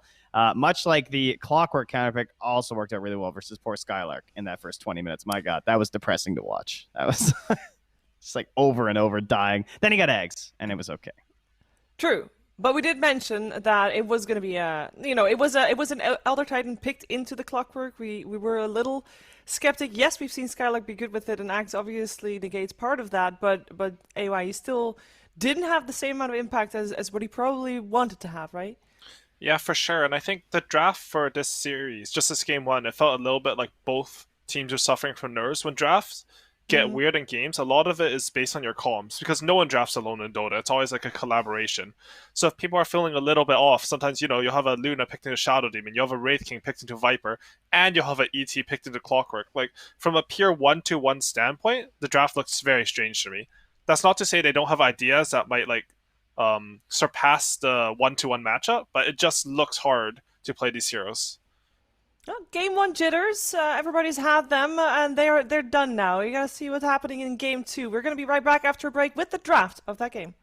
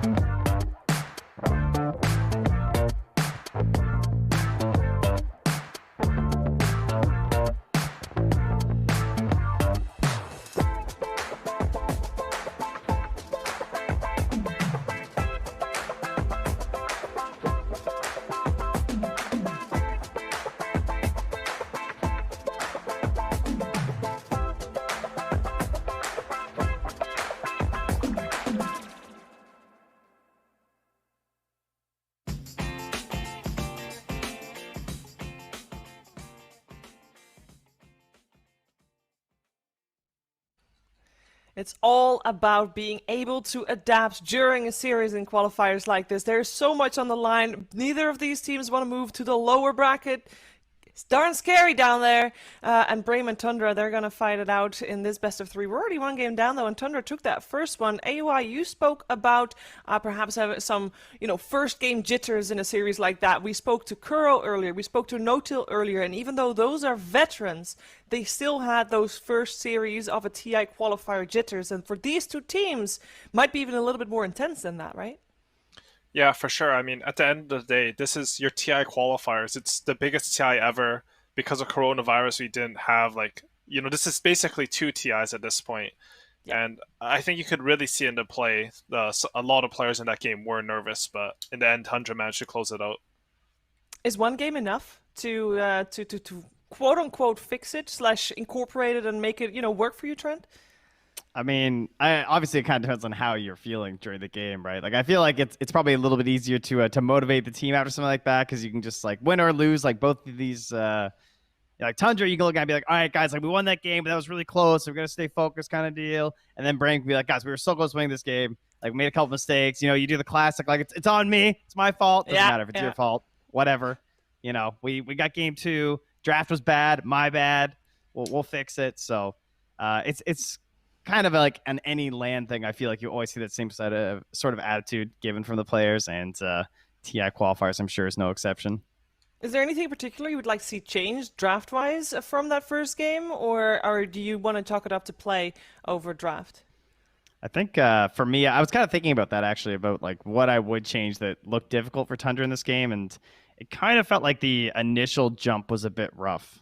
Mag can be okay at that with the horn toss build and everything, but Wish is sort of trying to do a different style where he's trying to get a little bit more farmed, and it didn't feel like they had the best way to set up for this really good follow-up damage they have between the Hoodwink chain stuns as well as the Elder Titan with the big Earth Splitter. I feel like the Earth Splitters weren't able to hit that big impact that you expect, especially when you're dedicating as a core role on the ET. So jump and initiation would be the key to me, I think. Yeah, I agree with that. If you look at their 3-4-5, even just on paper, it's a bit awkward, right? It doesn't mean you can't win a game with that, but it looks like you have to make up for a lot of things if those are your supporting casts. Yeah, we heard you, Trent, talk about how good the Hoodwink is. We didn't really get to see that all that much. He had some good plays, but he wasn't as dominant as what you made it out he could be, potentially. Yeah. It's my I rated that as the second best hero, I was saying, for Western Europe. I put top of my tier list right after Timbersaw, because that hero still rules. But I don't know, to me, Hoodwink is so good because of the ability to flex it between the 5 and the 4. And if you're playing this game where you're behind, I think the hero gives you options because of the pick off potential. So that's why I'm always going to rate it really highly. But it's true, they didn't really get the big catches you'd hope for. Then again, they did punish 9 a lot because of his build, right? With a lack of defensive options there. So Hoodwink's still good for me. I'm down to see it again. Okay, well, we might. We got the Brood and the AA band on the side of Brame, who's dire on this game around, by the way. We got a swapped around. And Radiant then for Tundra, of course, as they ban out Lina and Nyx Assassin. So Brame, if they wanted to, we saw them opening with the Mag Hoodwink. They could do the same thing again, but they still have to be wary of the Viper, because I feel like Viper is still going to be something that Tundra will go for in the first 2 if they have the chance. I mean, they can flex it. It worked out great. They pick it up themselves. Denied. Yeah, Viper's just a terrifying hero for all of the reasons that you said. And we saw last game that even though this Wraith King, he was by far the highest net worth in the game. I don't think he got to right-click heroes at all during the last fight, just between the Clockwork and Viper kiting him. I also want to mention, there has to be, because we don't get to see these teams scrim, or there's a meta that develops. Even though you can't find the best scrims in your region because you don't want to show everything to each other, you will still play the teams. And I mean, Lina is first banned in both games. It's not something we really saw in other regions. The hero was good in the Ana Major and ESL, but not like this. Yeah, and it's banned out by not even by the same team, right? Because Tundra had it banned against them. So yeah, for both teams, it is a high prio hero. We saw it in the previous series when we had the Mag Lina combo. We had the Lina position 4 twice in that series, and I mean it works out. It's a great hero, but I kind of thought that she also had fallen off a little bit. So I'm curious to see it in action once we do get to see it again. As Saxa definitely made it work in the previous series, of course. We got an opening with an Invoker, by the way. The Tundra Invoker coming out. That's a 9 Invoker, right? Or for sure. Do they play it as a support? Maybe, but they shouldn't play that in TI quals. And ooh, this is exactly what you were talking about in game 1. Wish just busts out the Siggy. You know, you see Viper, and the strength of this hero is you can't tell if he's a position 5, you can't tell if he's a position 3. You don't know, and now they have a good match at mid. Wow, I think what's your we pack Siggy, it up. Howie? My Siggy? Visage? What hero do you need to pick where I can be casting and say, oh, it's Howie busted the Visage. Siggy? It's Visage and Naga Siren. All right, cool. Signature hero for people, you know, No, out Siggy. there that we're not, you know, aware of the terminology here used by our top tier analysts. I can't but speak yeah, English. Wish plays, I mean, TA. I make up for sure. words. It was good. That's I what liked we all it. do. It's true. Okay, so opening wise, you gotta prefer Brames purely for the TA then.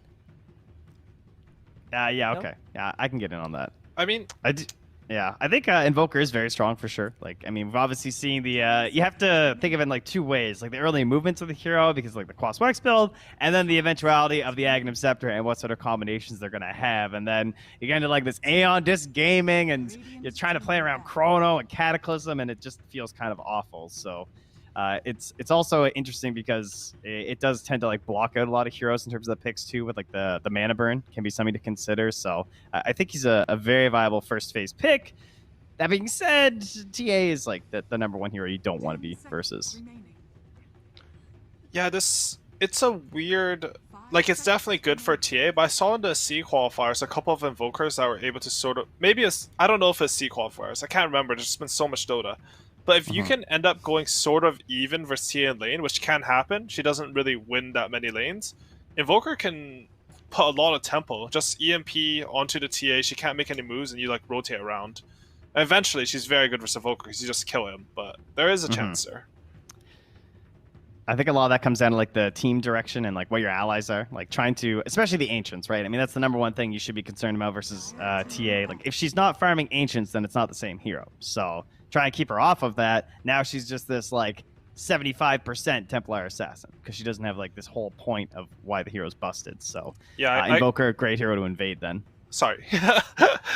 I thought you were done there. It's so hard to panel online. I don't know why. But TA is also a great hero versus Abaddon. I think usually Abaddon, he saves people. He actually doesn't provide that much shield. If you have overwhelming damage like TA provides, oftentimes you could just punch through the shield and miscoil.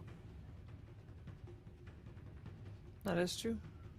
If TA is 75% right now, purely due to the fact that Invoker can invade her jungle and their stacks potentially, what would make TA 100%?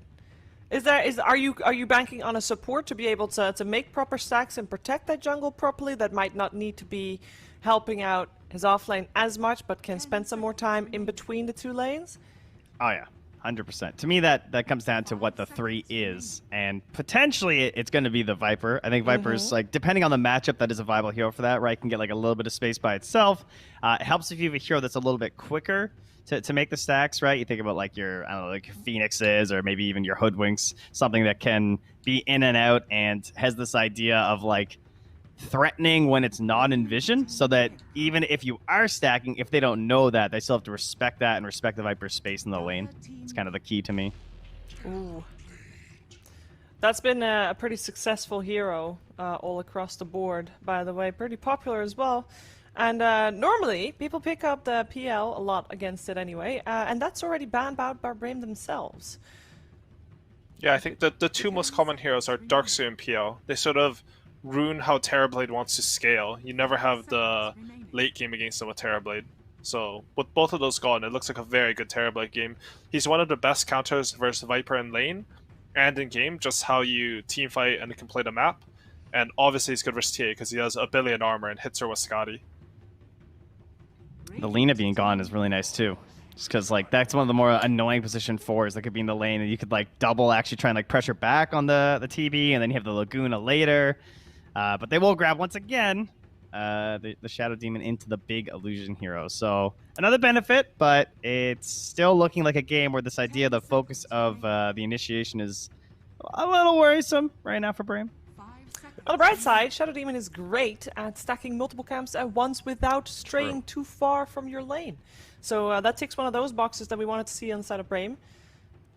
Silver linings, a little bit. What are the ways, other than the Shadow Demon, what other ways are there to deal with the Terrorblade? And I don't mean in a one-to-one matchup, but is there a certain playstyle that you can go for? Like if you play maybe a little faster than the Terrorblade plays, then surely you're going to have a better game as well against him? Terrorblade right now, I think most regions consider him the best carry. And a lot of that is because he's actually really strong in lane now. They made him a lot stronger. They nerfed meta, but they gave him more base stats and made Reflection stronger, etc. And he doesn't play like what normally people would consider like a slow hero. He uses meta to take these early fights. He takes a tower. He contributes a lot to your team, even if he's just changing the map state with illusions. But I think the usual counter to Terrorblade is to make it so he can't right-click in fights. Like, it sounds really dumb, but you play like these Mars, Shadow Demons, what else? Like PL doesn't let him right-click and fight. Darkseer has to run away from the wall. Like, this is why the heroes counter him. Same for Zeus, right? Like, you can't counter Zeus by right-clicking him because he's 1,000 range away. So with that in mind, I would like to see... I mean, maybe I'm overvaluing this 5 Viper, but I would really want Brame to play Viper 5 and pick Tidehunter. Like, Tidehunter's another hero that does not allow Terrorblade to right-click during fights. Yeah. We'll see what they Smash do, though. percentage based. That's nice. It's not a typical Spartan hero, but hey, never say never. Thing is, if you're as crazy as Spartan, I feel like you can play anything, but more importantly, you can sort of gaslight your teammates into thinking you can play anything. And the confidence is the most important part. That's the real power, yeah.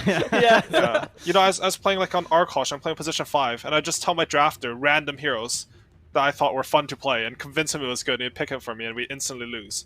But the confidence going in was good, and that's what like you need when you play these qualifiers. You need confidence in your lineup. You need confidence in your players. Brame. I mean, they got the double pick here, so going through all their time. I do like the idea of the Mars too as well. But okay, there's a carry on carry matchup, right? Benefits your TA a little bit, pierces through that armor. Ooh, For sure. Drow outscales Terrorblade. Like, yeah. Eventually you will outscale him. The one thing to worry about though is, like, what's a team fight on Brame right now? If you have Viper 3 position, you have nothing for team fight. So I hope Tundra read it maybe, and they ban out some team fight, or I hope Brame punish them if they don't. Maybe ban Wyvern and one offlaner. Even Wyvern, I think, would be a little bit sketch. I mean, again, I'd rather the 5 Viper, but I feel like if you don't think they're willing to go that road. They ban out offlaners. They ban out the Mars, so they're on the same line of thinking as AY is. That being said, it is also Brame, and they don't need teamfight if they're just constantly running at the enemy and killing them one by one as they come back up. That is true. If you play very well, you don't need team fights. Like, we even see, like, these teams, they're such high level that we see, like, for example, Nigma. Sometimes they play Linus without any stuns, and when they're on form, it looks amazing. Like, oh, I don't need stuns in Dota. And then you play a pub, and you're like, why don't we have any stuns? This is awful. And Nigma's just winning every game with, like, Caudal Oracle supports or something. Oh, it's time we got the Tidehunter ban. From Brame, okay. From Brame themselves, yeah. Because what do we talk a lot about what we need to see from Brame, what we're lacking there in terms of team fight. Elder Titan now also removed another offlaner for Brame, but what does Tundra need in their last pick? What do they need to cover?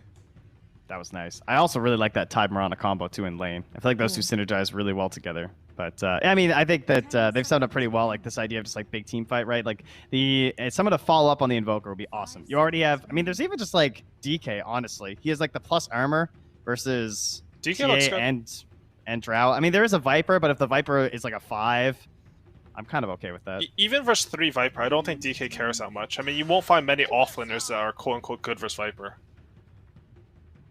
Whoa, Timbersaw was in the pool. Yeah. Yeah. You've been hyping this hero up. Easy win for Brame. Yeah, well, usually I like you don't believe it anymore. Well, he's got some issues this game. I mean, there's like the mana burn is a little bit rough. There's going to be a Mirana, which means there's going to be some sort of a setup stun, which does help with the blow up factor. But Timber is still super broken. He does rely a lot on farm and like those earlier stacks that we've talked about, and he already has a Drow and a TA. And then they get the bat too. Okay, so single target initiation. That's an interesting duo with the Mirana. I feel like Yeah, Brain... everybody needs team fight anyway. Did they not talk about their last pick before they did the bans? Because they banned Tidehunter, they have Drow Ranger and Timbersaw. Like, I'd assume that's supposed to be good versus Tide. This Bat Rider just looks super strong this game. You in agreement, Trent? You believe? Yeah, I'm thinking like, is there any other way to set this up? Not really. This looks really solid. I mean, downside, I guess, is that they didn't get like the super low cooldown jumping hero that you like with the Mirana, but I mean, they're going to be looking to space out the fights anyway because they're playing with Terrorblade, so they're playing off of meta. One thing you mentioned before, like ways to play against Terrorblade as well, is low cooldown, which is great from Brain. They have no cooldowns at all. They're literally just always ready to like play Dota the entire time outside of like Drow BKB. So I do like that aspect. Fun. Yeah, I love fun. that That's aspect. bringing Dota, I think. So. I mean, that sounds like an absolute brawl, and our commentary team would also love to commentate on that. Let's head over to Avo and Seek.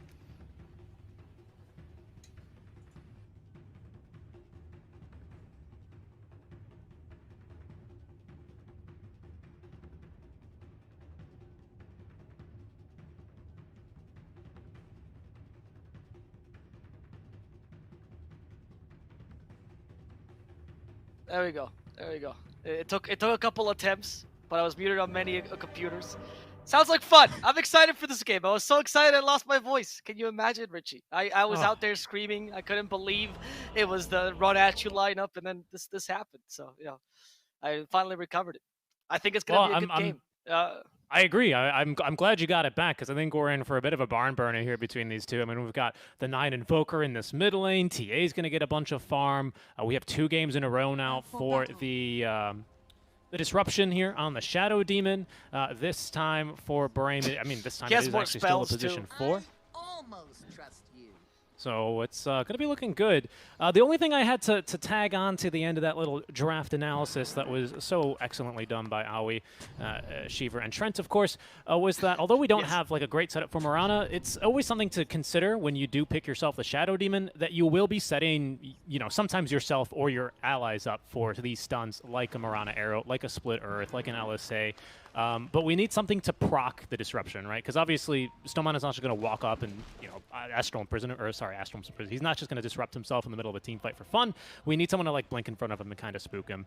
I don't know if we really have those kinds of heroes, though, on Tundra, to kind of, like, proc a response, if that makes sense to you, right? Like, where do you want to disrupt someone? Sure, obviously, if they get hit by a lasso, but other than that, it's like, do you really want to disrupt someone after a tornado? Maybe, but then you just set up for more, Invoker combos.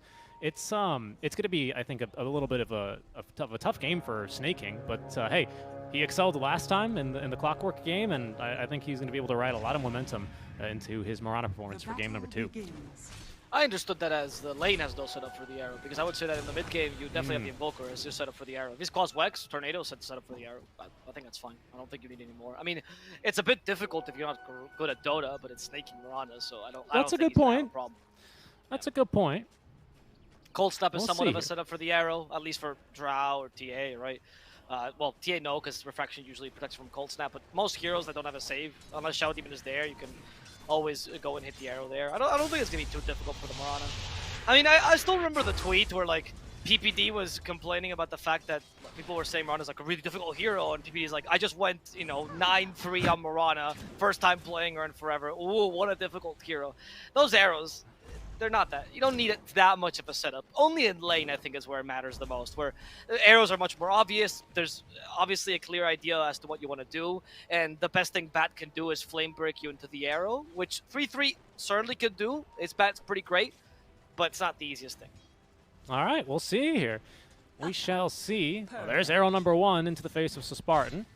As he's already showing off, hey, I don't need no setup. I'll just let Spartan walk into all of my arrows. Down bottom, Fata is going to get disrupted here, but with the Aphotic Shield only, Stoman's not going to be able to bother him too much. But we've at least interrupted the creep pull to make sure that we're going to be able to get full experience for both cores.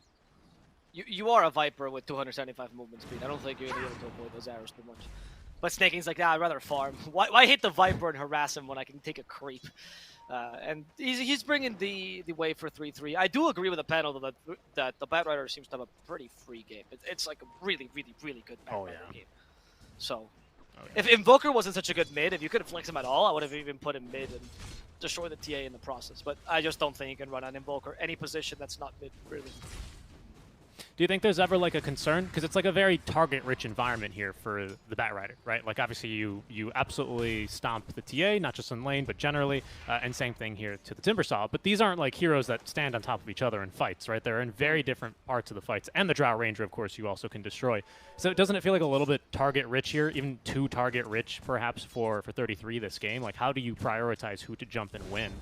I mean, obviously, you don't jump Drow first in the game, right? First, you're going to be looking to shut down a Timber at his peak, but I feel like at some stage, there is some crossover here with the 3 cores we have for Brame where this might be an issue.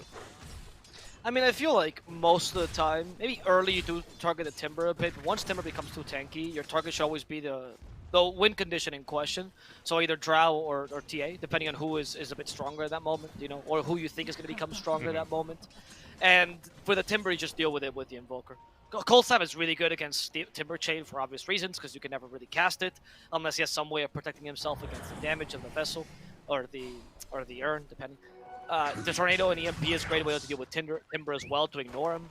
You can even, I don't know, get an arrow against him and ignore him. That way, TB can burst him down. It just really depends. So I do feel like most opportunities going to be either Drow or TA they're going to be killing.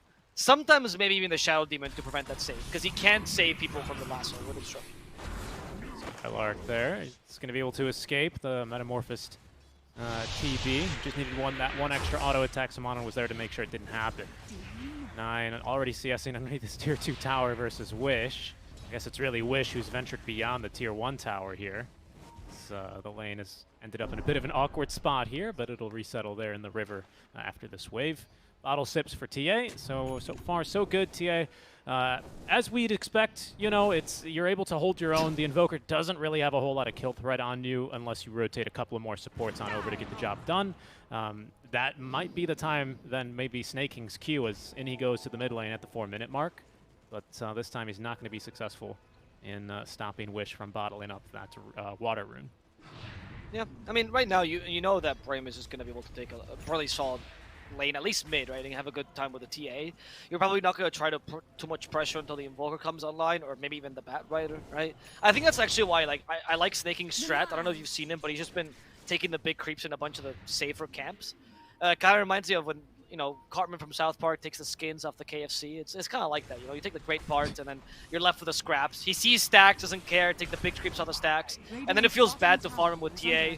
So it's actually a pretty good solution to this. And actually even gets a kill. Snaking, I mean, so clean. Look at this. He even Starstorm, he's going to die. Sloman is not going to save himself no matter what. They even use Reflection to try to get the kill, but Snaking deserved it. 33, he's, I don't know if he deserved that one. Focus sure thought he did for daring to pile up the 6 stacks of the Napalm on him. So it's going to be at least a kill in return. Down bottom, Skylark is going to be fine. He's up to the high ground. Up in the secret shop where he's going to be nice and safe. No, yeah, I mean, you're completely right. You know, to go back to the just removing all the good parts about it, right? It's like licking all the seasoning off of a chip and then putting it back in the bag. Now, what's the point? Thinking, though, they're going to punish him for that. It says, excuse me, that's extremely unsanitary. They have now got the 3 stacks of the Shadow Poison. They're going to need a little bit more, and some fancy footwork here is going to get Snaking out of dodge completely fine. What a god. He calculated specifically, right? So we go exactly on that edge and he could just leap back in. Not even Stomanin could calculate that. What incredible Snake. Just this Mirana. The lane for the Bat is not going as well as he'd love, though, because laning against Drow is not that easy. You can't really counter her. It's really in the mid game when you start becoming successful. So maybe 3-3 won't be able to go for the... I mean, it depends. If they make him some stacks, perhaps he can still deviate into like the Boots of Trial Batrider. Sometimes it feels a bit greedy when you're playing the offlane Batrider to go for that, especially if you have you only have like a single stack here. We'll see. Because sometimes Blink Dagger is just a necessity early to catch the Drow. SSA in trouble, super slow. SSA is dead, like really dead. Oh, he's spinning a fair amount though. Yeah, it's good damage, just making sure he can do at least as much damage before he goes out. D-Ward for D-Ward, so no one's going to have good vision here in this top area. It's kind of funny to see them both contest the cliff spots. A lot of the times I see the Dire team like to put a ward that kind of watches over the tier 1 tower, but no one deciding to go for that one here this time around. Instead wanting to just watch over the stacks. I think that makes a lot of sense. Bat Rider, of course, no matter what his first item is, whether it's the BOTs, whether it's the Blink Dagger, maybe he's going to go a little funky and go for a first item BKB, right?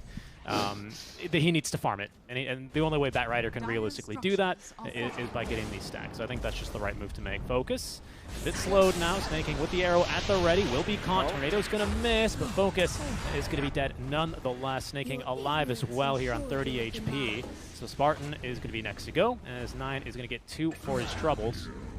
Nice 2 for 1 there, huge. Even getting the earn charges. So in this game, obviously the ideal build. Oh, wish. You're not gonna kill him, are you, Fata? He's waiting for the refraction to drop. Oh, he stole the creep! Fata, you sneaky, sneaky man. First is snaking, stealing creeps, now it's Fata. This whole team is just licking chips left, right, and center. But what I like about Tundra's rotation is that obviously the best build is BOTs every single time. I'm just suggesting Blink if that really, really falls off. But BOTs is almost always ideal, and this game it certainly is. So if Invoker can rotate and secure some of your farm that way, if you can get that help so you can actually free farm, if you can slow down the game or control the tempo through your mid laner rather than through your off laner, then I think you can fulfill that role. And then Terrorblade, the draft also mentioned how he's pretty strong if he gets meta relatively early, can push against a tower. Oh, wow. But he has pretty... In this patch, pretty poor win rate against Drow Ranger, because as the panel said, he does struggle in the late game. She will eventually outscale him, so you have to play a bit more tempo, which is what the Invoker and Bat Rider are for. It's, you know, we casted lower division in Eastern Europe for both seasons. Season number 1, of course, with Bates, we had RDO, and RDO a prolific, you know, Terrorblade picker. I recall a certain team fight exchange. I don't remember who Bait was playing, but basically the poor TB, late game, mind you, just basically got 3-shot by a Drow Ranger. There's just nothing you can do, really, once you get to that point. You got really close to just about equal range. She goes through all of your armor, and it's not a fun time. So that's where 33 comes in, though, right? That's why it's not just a 1v1 game in the late game, despite what your hard carry may say. It's important to have plenty of other answers, right? And you can buy money or you can buy, you know, items and try and itemize your way around it, but this one is pretty, you know, set in stone. Drow Ranger, if you go toe-to-toe with the TB, probably 5 times out of 6, Drow's going to be standing at the end of the day. Yeah, the only answer you really have... Yeah, it was against Hustlers. Fata... Careful, he might just die here with the Shadow Poison. One more stack is what he's looking for. Fata will avoid it, so he's going to be safe. The option you have, of course, we have seen a couple of people. There was actually a massive post about this back when this happened, when we were casting that game, which is you can buy AC as opposed to Butterfly, right, on Terrorblade. Give you that base that armor, because obviously TB only, or Drow's marksmanship only goes to base armor, not through added armor. So that's a solution if you want to just expand your window a bit. But at best, you're only expanding your window opportunity by like 3-4 minutes, maybe 5 at best. But you're not going to be able to beat her in the late game anyway. So it still isn't like the game changer that you're looking for as TV. Yeah, absolutely. Because at the end of the day, like, we still have other issues, right? Plenty of magic damage out from a Viper, even if it is a position 5, right? We're not expecting him to scale as 33 did last game. Plenty of pure damage on the Timbersaw. Sure, we've got a Bat Rider to hopefully at least kind of stifle his game, but he's still going to be a threat, and plenty of damage as well, of course, from Stomanen on the Magic Burst if he can get it stacked up. So it's, you know, there are no real great answers here at the end of the day. For Skitter, there's no one perfect item, so I'm eager to see how they're going to look to try and play around this and address this issue. So far, I mean, a 2K net worth lead. Nothing huge, but it's the start of something good here for Tundra, especially as they were able to ruin a couple of jungle camps for Brame. It's pretty big when that 2K, first of all, is reflected partially in your Murano, somehow has matched the core, like the net worth value of most cores, and also when Timbersaw's looking like a creep. Like, he has 2K net worth. This is not the start you wish for a Timbersaw. And they made a point of this, again, of the panel. I mean, I keep going back to them because I feel like they predicted the whole game, but if Brame actually snowballs and they play this really well, like, it doesn't really matter, they lack stuns to really initiate with, and Timbersaw can just go in with his massive body and tank all the damage and force Brame to win the fight. But if you don't get the early game that you're required, Timbersaw can't do that, and it's easy for Thunder to control the tempo of the game. As we're seeing here, Skylark desperately running away from a Terrorblade and a Bat. Yeah, he's not enjoying life, is he? He's no. A bit in, you know, again, a second game in a row for Skylark where he's, again, struggling out of the laning stage. A smoke play this time from Brame. They're bringing 3 over. It's both supports, of course, as they're going to attempt to try and find a kill. Fata is going to be the first one they find. He's got a Photic shield, though, so he is not going to be too easy to catch. And Moonlight Shadow is going to force Brame back because they don't know what waits behind in the Fog of War. Yeah, I mean, Brame... Your hunting squad is just not that strong, right? What do you set up with? You go like Disruption, Viper sets up Nether Toxin, and you spit on the person until they die. I mean, Timbersaw can maybe put his body, but without even a Hood of Defiance, it doesn't seem too great. You know, I mean, at least he's got Chakram now. He's got Chakram. Yeah, I mean, he deals damage, but he's not going to tank anything, and Mirana has more farm than Drought, dude. This should not be happening. Snaking has been literally stealing creeps all game long, and that's all he's had to do. I mean, of course it's the expense of Fata, who has no farm here. You can't Photic shield yourself on Demonic Purge. He does have the Power Time, though, so he's going to be fine. Yep. And yeah. I mean, are we surprised, though, that Snaking is being this effective in his jungling tactics, right? And his, like, kind of pillaging, we should call it. He is the jungler, right? This is one of the few people in the current patch that plays at this level who will just go into the jungle. I mean, I think he was just looking at last game. He's like, guys, did you see my performance last game? Do I really deserve to be 4? I think I deserve to be bumped up a few positions. Like, I pretty much carried you guys. The team's like, well, I mean, I don't know. Well, so now he's playing Mirana, and he's going to carry the game for us. Let's see Stamana. Arrow. For us being for Skylark. Tundra, by the way. Got him. Yeah, that's already a vessel for 9. Skylark, you can run. Can you hide? Can you heal? He can. He's alive. But my goodness, does he really desperately want this Hood of Defiance up? And that was just that tornado setup we were talking about. 9, he's got Sunstrike. It's a pretty low level. I don't think this is going to... Oh, Soul Ring was used? This would be quite a good guess. No. Okay. He's not going to die to this Sunstrike. I mean, you could try, but at this point, I feel like Brame... Well, I don't know if you can initiate onto 9. Okay, Alright, with the TPs, Demonic Purge first. Yeah, they have a couple people helping him out, though. 9. Tornado, Deafening Blast first. TP, but he's disarmed him. However, Disruption will stop the TP from completing. 9. Tornado to get a bit more space, but he's going to die to Wish's damage. Wish, who's the only, like, truly farmed hero from Brame, and actually has gotten some really decent item progression. He might be the person that Brame can play around in the following minutes. Dire's middle tower is under attack. Dire's structures.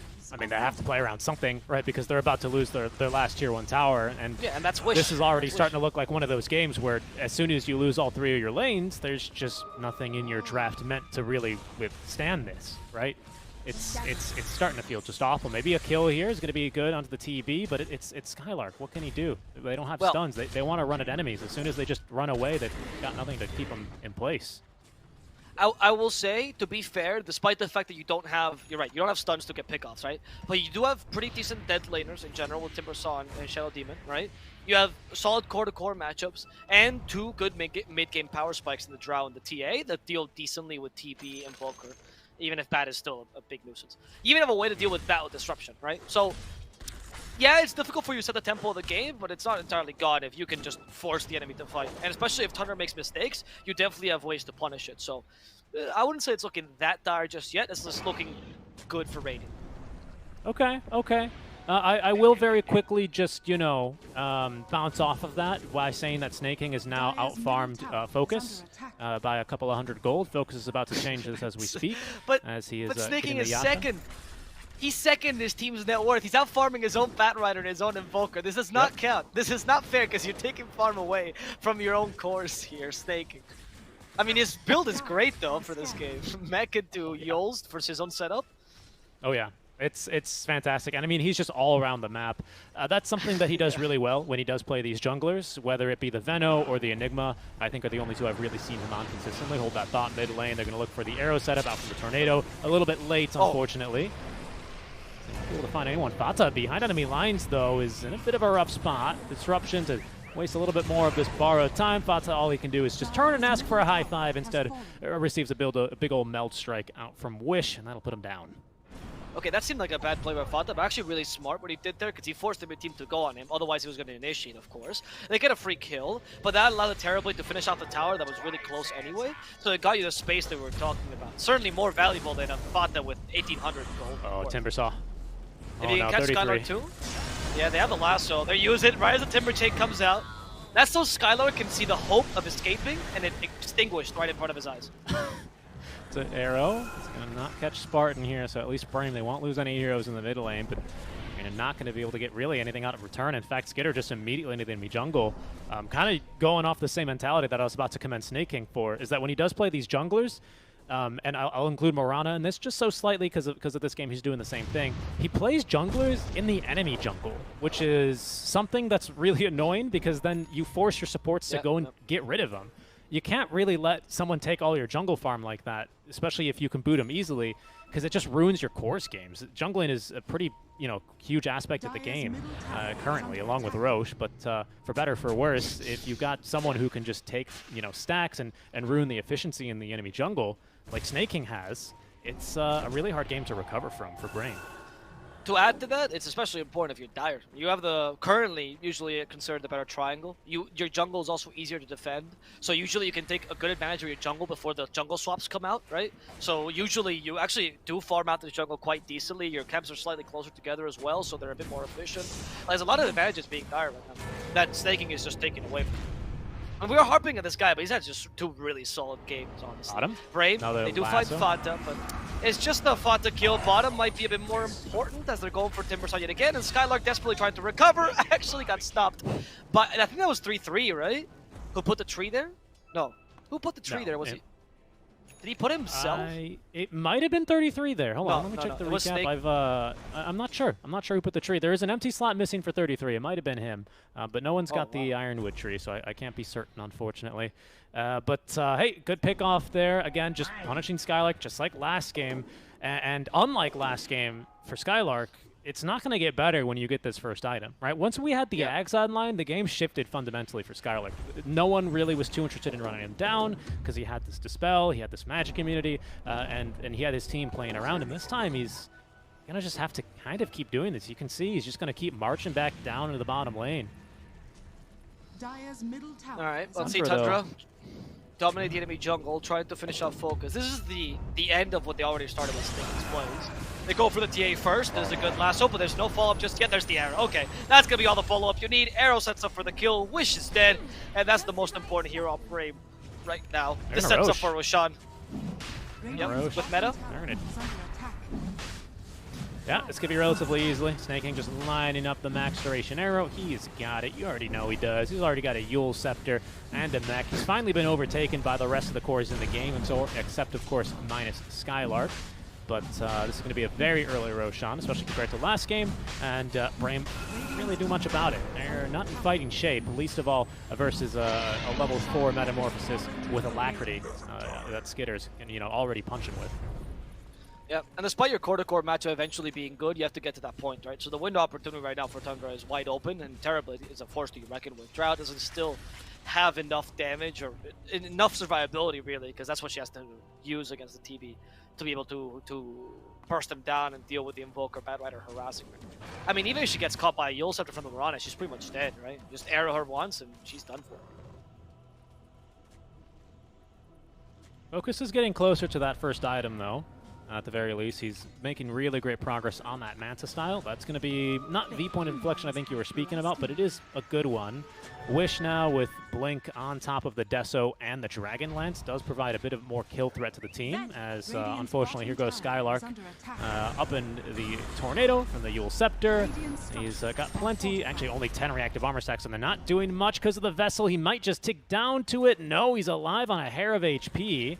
So at least this time he will not go down, but if we look back down bottom, Focus has been just cut off by Skitter, who's going to close the door on him and just run him down, even in melee form. 33 gets the kill, back towards the mid lane, then 9 is left completely alone. 33 is going to join him with the BOTs, but not much he could do by that stage. And actually Wish, jumping forward, might have thought about going for 33, but 33 says, yeah, you sure about that? Might even decide to go back in. Blink Dagger in 3, he's got Lasso.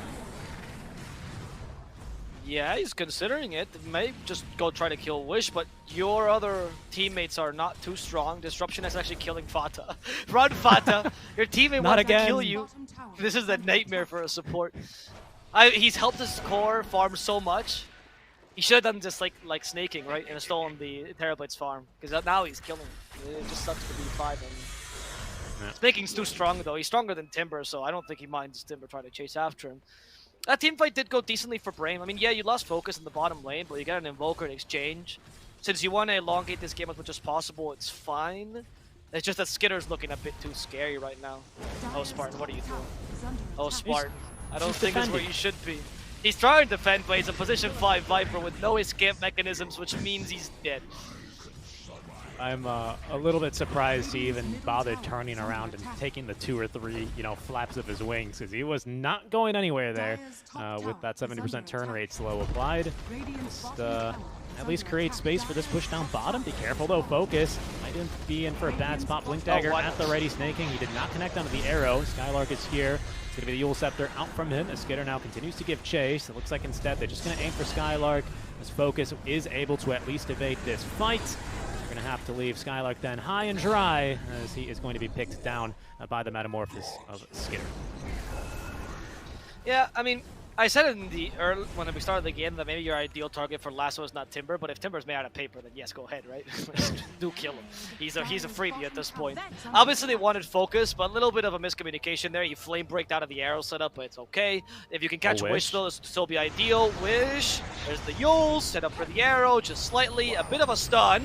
They can slow him down with a Scotty. Now Wish, second charge of Refraction, not gonna help him enough, and that's gonna be Wish dying. Yeah, the game is just really difficult from here. Like, if the game was a little bit more even at this stage and we were looking at a late game fight, maybe that's when you don't want to just lasso the Timbersaw. But the way you want to just play around a TB when he's this big, hold that thought, we might just fight here. Or Spartan is just going to die to the Conjure Images. There's going to be the Reflection, doing a fair amount. He's going to get up to the high ground at least. These are pretty tanky illusions. Oh, no, no! Sunstrike is going to pick him off. Now, Skylark left behind. He's going absolutely nowhere. Gets at least a little Timber Chain off, but he's cut down there by Snaking. It's 3 dead for Brame. It's going to be another Tier 2 tower taken down in favor of Tundra, and they're already TPing the Bat Rider down bottom to get ready for that Tier 2 push bottom. It's really the best way... Oh, go ahead. I was gonna say, I feel bad for Spartan, but watching a Viper struggle this much as a Dota player brings me a certain kind of joy that I can't really explain. I mean, he's just dead every single time. Yeah. And he's playing like Spartan usually plays, where he tries to make plays that are risky and waste the enemy's time. But then he realizes, oh, I'm a slow, lumbering, spinning object. I do nothing. He's using smoke this time. You think it's for the smoke surprise, but it's actually the movement speed beats. He's gonna find someone. He's leading the charge as well in Spartan style. He might just be able to kill the Abaddon. They disrupted Skitter as well. Demonic Purge. Fata will die, and they do accomplish it. Alright. Spartan's happy. He's done it. He killed the opposing 5. Yeah, it's a start. And Invoker right now without a Vessel charge somehow, I'm not really sure how he ended up in this current position, is not really going to be too hard of a counter currently to Skylark. Can't quite solo kill him. He's going to need a +1 in that regard. Working out pretty nicely for them. Yeah, I think there's a lot of catharsis in this game. I think a lot of us have got some pretty bad Timber, problems or games as well. This is another one where, unfortunately for Skylark, he is taking quite the beating as in goes Snaking. Just farming. Look how casually he's farming the waves here. Yeah, they're going to try and maybe kill him. Snaking is completely alone. Skylark was checking the high ground. Like, what is this, Spartan? Well, this guy's all alone? Are you kidding me? And yeah, he's just going to TP away. To be fair to Skylark, I think there's sometimes the product of how Brame plays. Because Brame plays with relatively greedy mid and carry, where they're both kind of usually fulfill either a dual core or at least a semi-win condition. Wait, I'll table that point in a second because DA is in trouble. Wish is going to die to the Scotty. Yeah, so because they usually are quite greedy, Skylark, whenever he's left in a position where he doesn't win his lane, he tends to struggle to get back online because he can't ever steal farm from his other 2 cores, right? Whereas you see Tundra, for a while, they let Snaking be the core, while Batrider kind of played aggressively, right? I don't think Skylark had that option. And again, there's more a philosophy than a criticism. It depends how you think about Dota. Oh, but yeah, Skylark is struggling. He's good. I mean, just to continue your point, stops the Timber Chain. Look where he's taking farm. I think he's dead. It's incredible. That's because he has to, right? Take what else can he do? Yeah. So that's my point. I feel like you can pinpoint the blame on Skylark, but it's a team effort to a degree. Oh, look at that. Tundra actually averaged the fewest tower kills in 20 minutes. Tundra is much more of a 4-1 kind of kill-oriented lineup, whereas Brame is the I'm gonna fight you to the death every single time lineup. And I think it shows. So when Skylark struggles in the early game, he struggles mostly the whole game. They're not a team that recovers by playing safe. They're a team that recovers by fighting more. In true SCA style, I would say.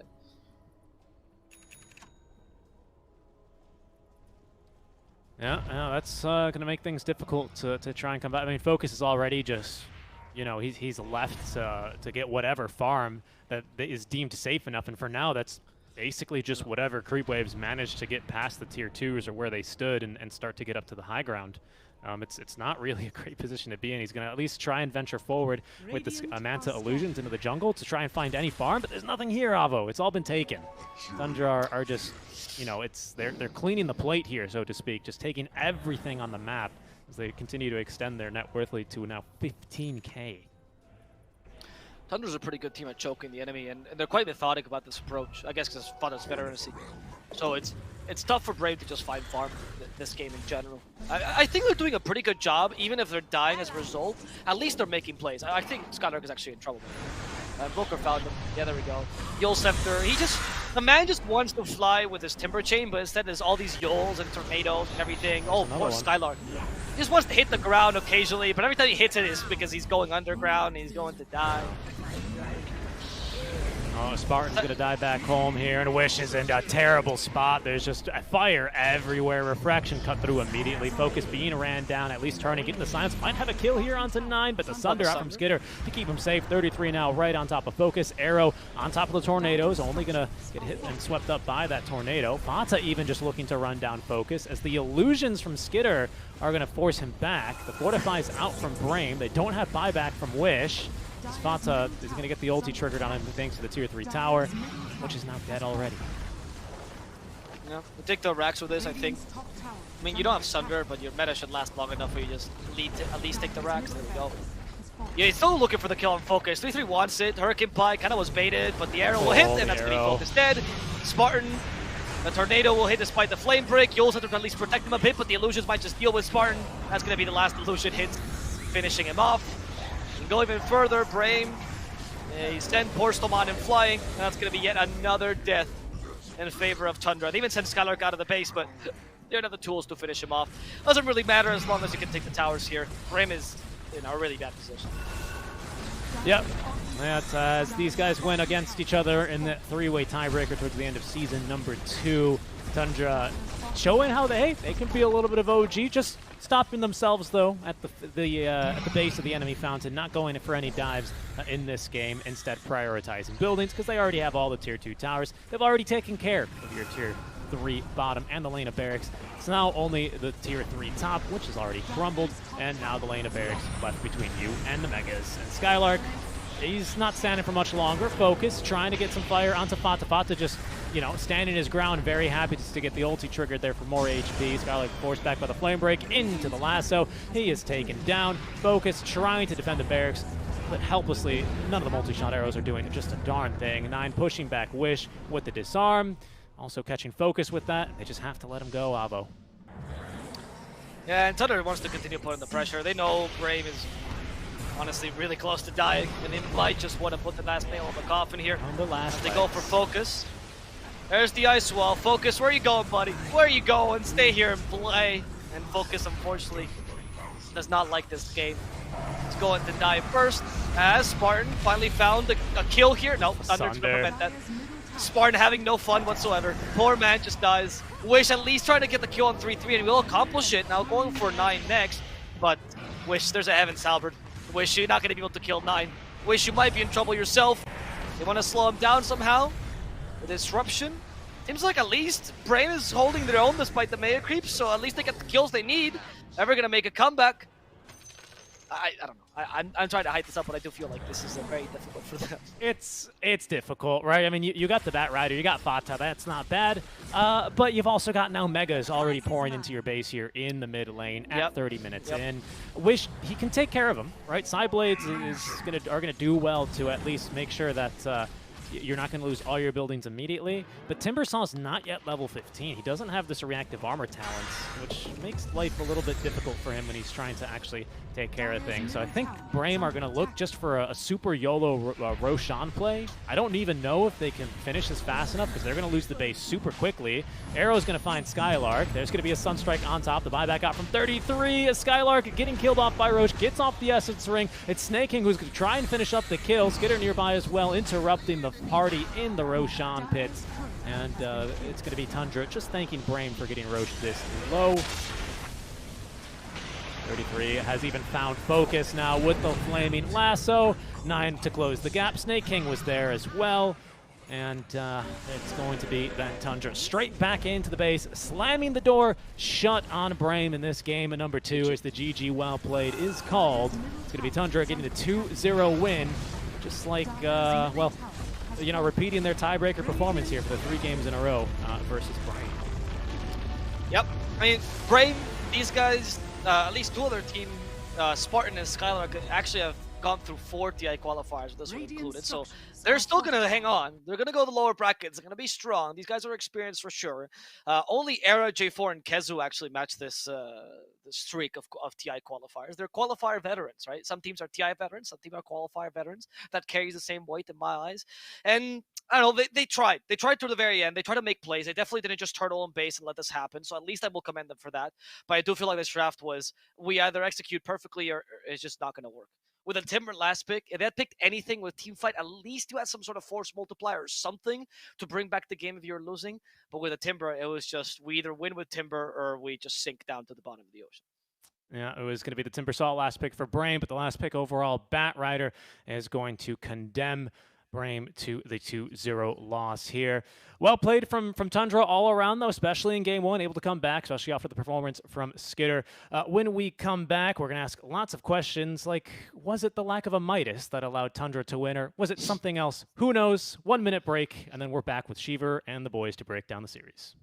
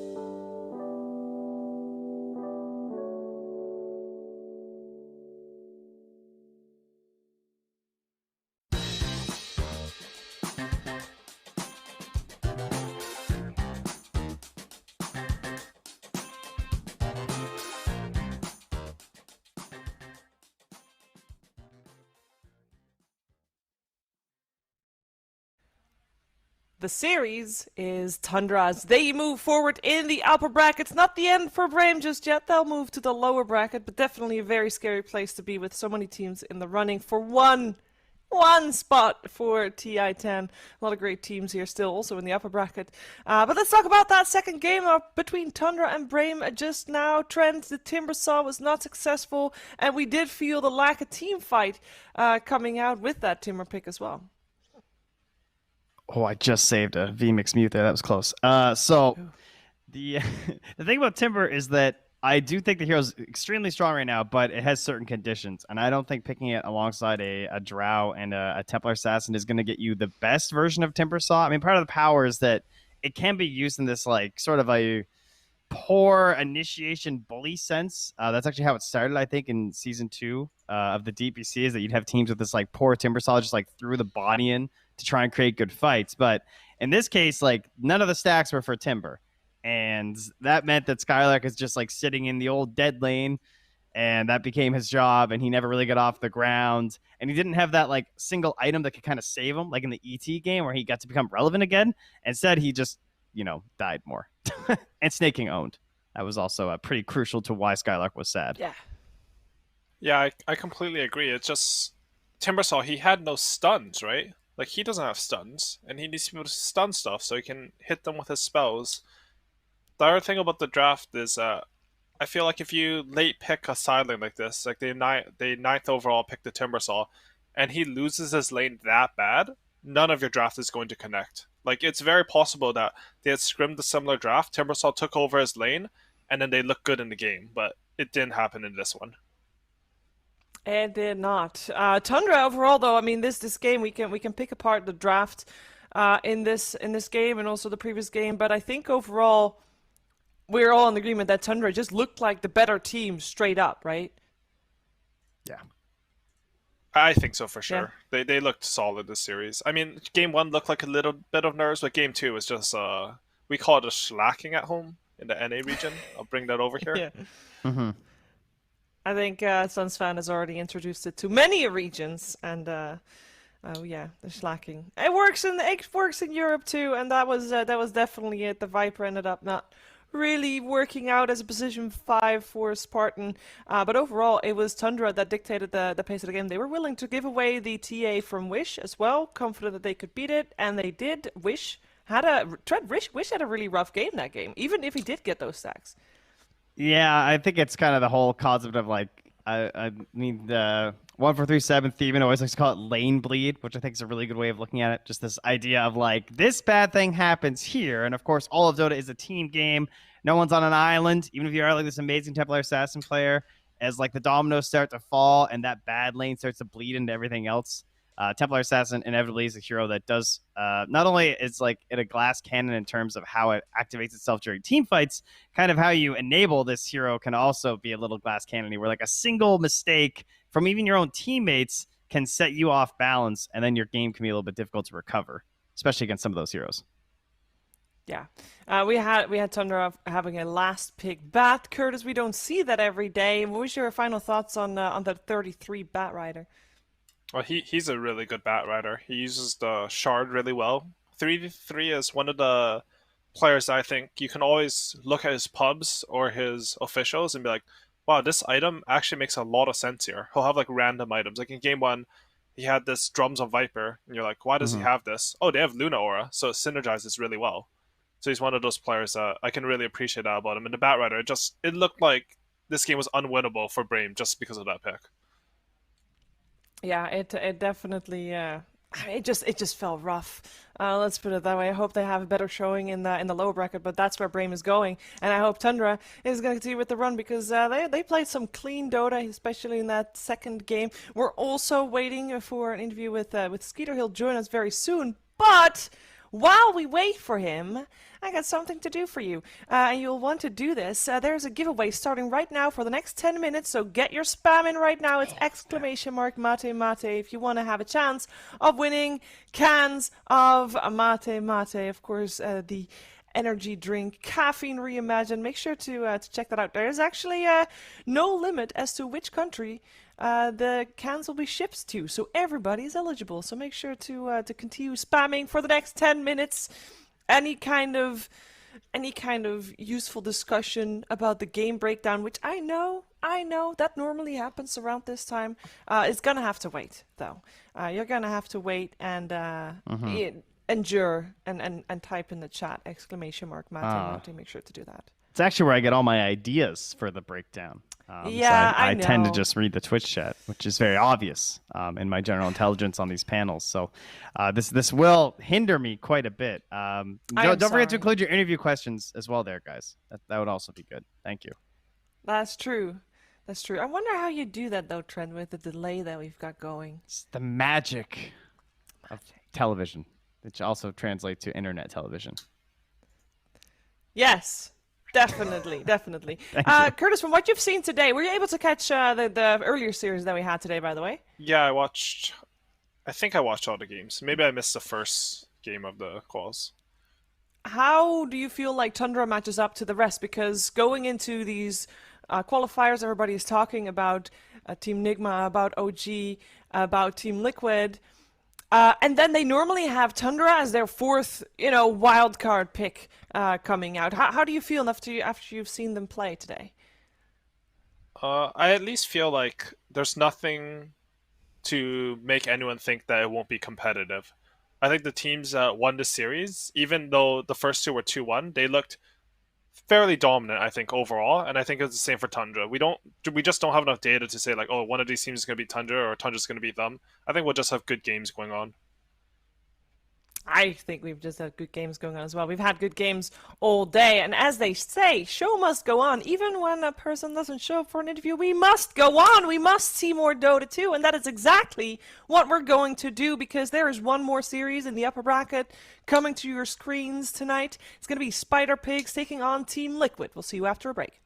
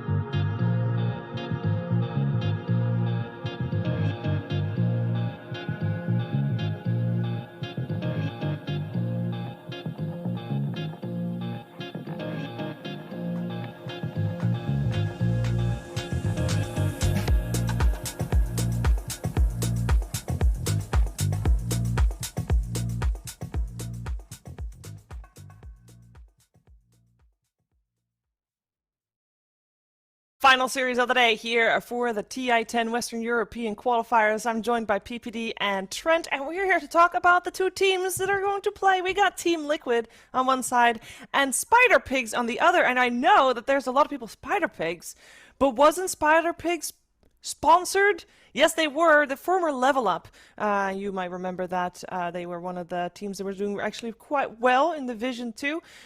They are unfortunately no longer sponsored, and with that also had a little bit of a roster change.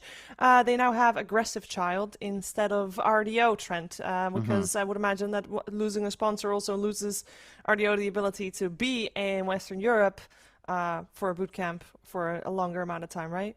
Yeah, that's pretty much what ended up being the cause from. I mean, there's various posts about it and everything like that, but in the end, that's basically what happened. No bad blood or anything between RDO and the team. So kind of a tough situation for Aggressive Child to come into. But I don't know. I always feel like the carry is one of the perhaps easier roles, at least in the current meta, for that to happen, where maybe you can mesh a little bit better because you have sort of a defined thing that you always have to do as a carry. Like, sure, you can show up for certain moments and stuff for the first 20 minutes, but overall, I feel like they mix in a little bit better than the other roles. Yeah, would you agree with that, Peter? Yeah, to some degree. It just depends. Like, if your carry player is bad, like, games are going to be hard to win. But most carry play, like, fair. I mean, most people are pretty good, and if you give somebody like free farm and stuff, like, he should be able to carry ideally. But I mean, you can't just replace like a bad carry player. You can't bring a bad carry player and expect to have similar results.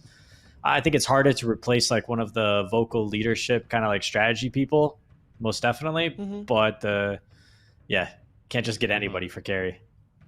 That's true. And RDO was one of the standout players for the team, so we'll see how Aggressive Child is doing. Do want to point out that this Aggressive Child, 18 years old, only started playing actual competitive Dota, at least in teams that have a name to them, in January 2020. So he's very fresh, only been in a couple of teams, and I'm looking forward to seeing him play, seeing if he is a good carry player or a bad carry player. We're in the draft already. Opposite Spider Pigs, Team Liquid, and they're one of the favorites. However, they have mixed results.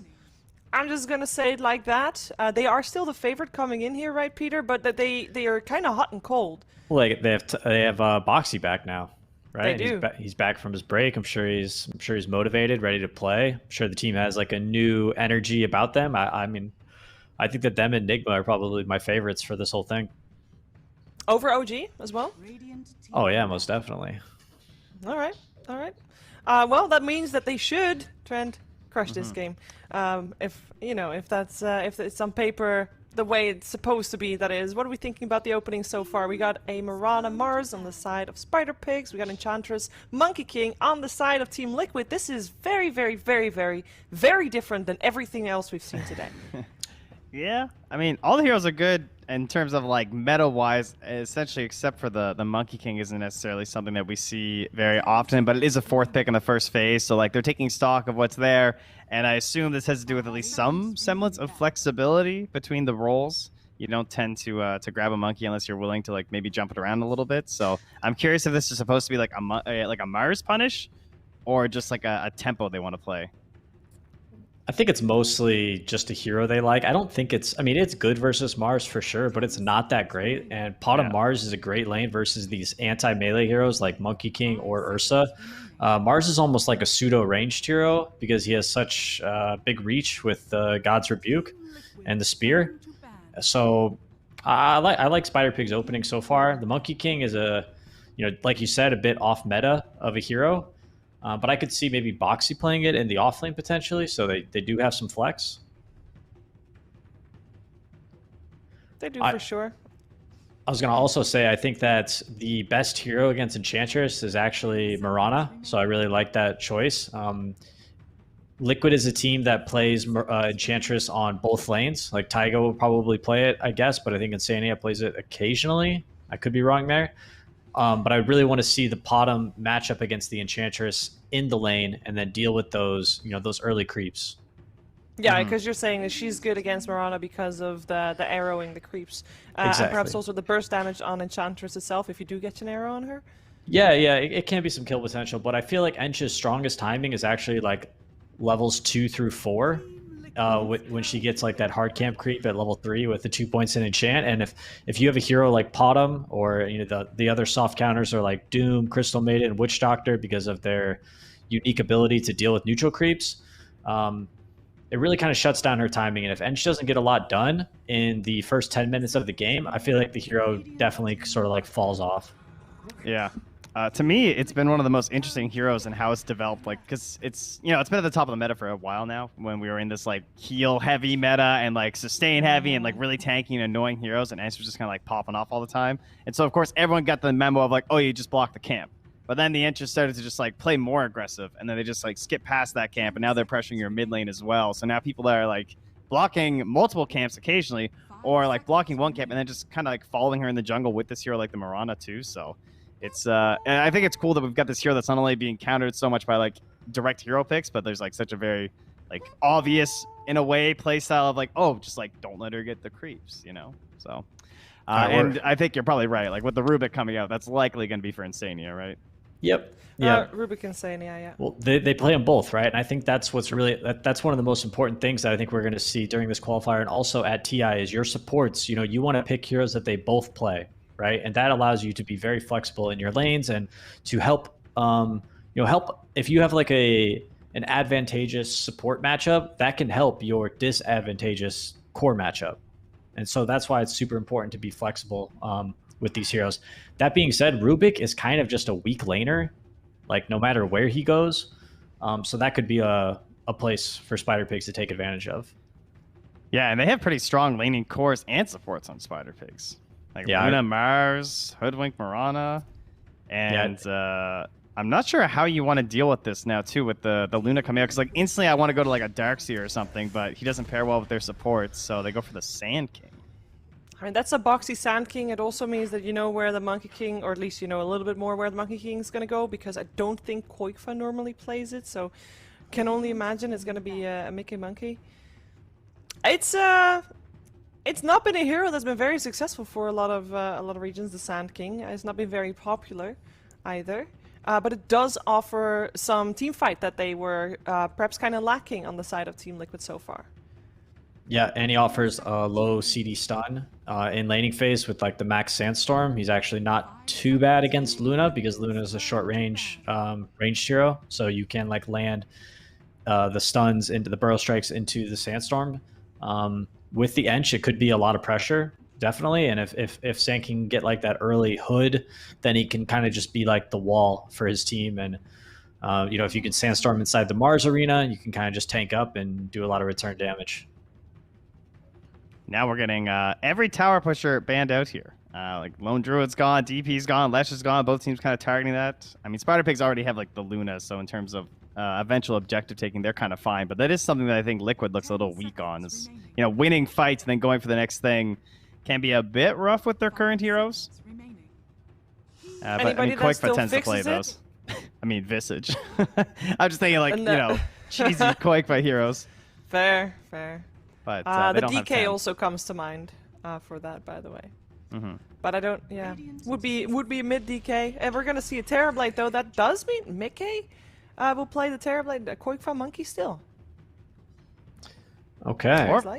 Or Sand King too. I think. I mean, I know you said like we don't really see him play it, but I do think that like there is still some merit depending. I guess with the never mind. They need the Sand King versus the Luna, so it will be Monkey mid. Now the question is, can they actually punish that with what's left in the pool? I think you can put the Mars mid and pick a new offlaner versus Terrorblade. I'm just trying to think what that offlaner might be. Tide? There's no... Yeah, Tide could work. There's no Batrider. No... Darkseer is tough without a melee 4. There's still Timber too, right? Is there Timber? Yeah, there is. Okay, there is. They should pick Timber then, for sure. Timber is very, very good against Terrorblade, I think, at almost all stages of the game. Tons of pure damage to deal with Terrorblade, who has tons and tons of armor.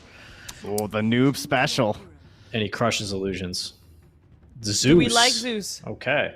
Dude, I mean, yeah, I love Zeus. He is susceptible to getting roamed on by this Enchantress, but if he gets through the first 10 minutes of the game relatively unscathed, he crushes Terrorblade.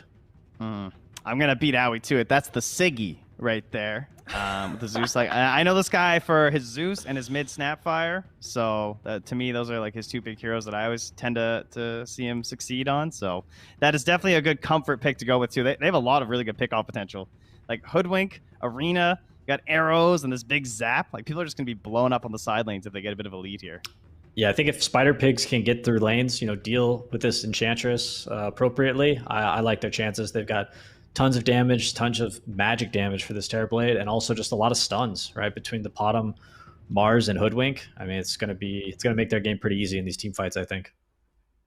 Yeah, the Spider Pig seems to have drafted themselves definitely a solid lineup. We'll find out how well they can execute it against Team Liquid on the other side. It is time for the first game of this best of 3 series together with Lyrical and AUI. Thank you so much, Sheaves, in the panel. And yeah, we got ourselves another series ready to go. 4 in a day. It's what you love to see. A lot of Dota, Owie. How you feeling? You ready? Spider Pigs. I'm ready. Liquid. It's all happening. I'm excited to see the first 2 Monkey King. I haven't seen this hero like 1 game in my pubs, and here it is, first 2 in the TI qualifiers. Isn't that weird the way that works? Like certain teams just have like such an affinity with particular heroes. It's not one that I would necessarily think like a ton with Liquid, but it does kind of fit their style, right? Of like trying to get in there, mess around, make some stuff happen. It's kind of cool. I like the look of it. Yeah, and it does have some synergy. I think a lot of it has to be with the Enchantress, because if you're roaming on Enchantress from a 4 position, you sort of want a casual stun mid. And honestly, there aren't many of those in the mid pool anymore. Like, even Ember, Storm, Void Spirit, they're not that easy early on. Whereas, you just have the Monkey King stun, you get a Centaur or Ursa, you clap them, and I can see them pressuring the Zeus very hard this game. Yeah, I mean, that can be devastating. Just like that early rotation from the Enchantress, almost any creep that you can get against Zeus, like what the hell is he going to do? So probably going to be up to a lot of those supports to make those rotations. Now, don't worry, everybody. As is the case with Dota, more often than not, we got to pause to start this game.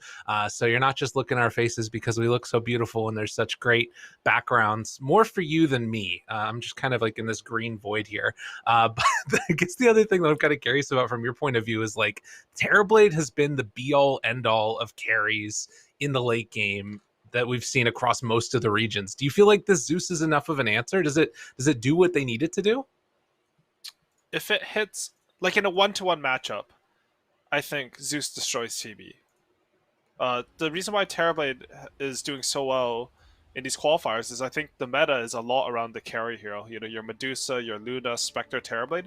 Terrorblade has good carry matches versus I think pretty much every carry hero in the game. Just, his high stat gain, Reflection, Sunder, they're all anti-carry tools.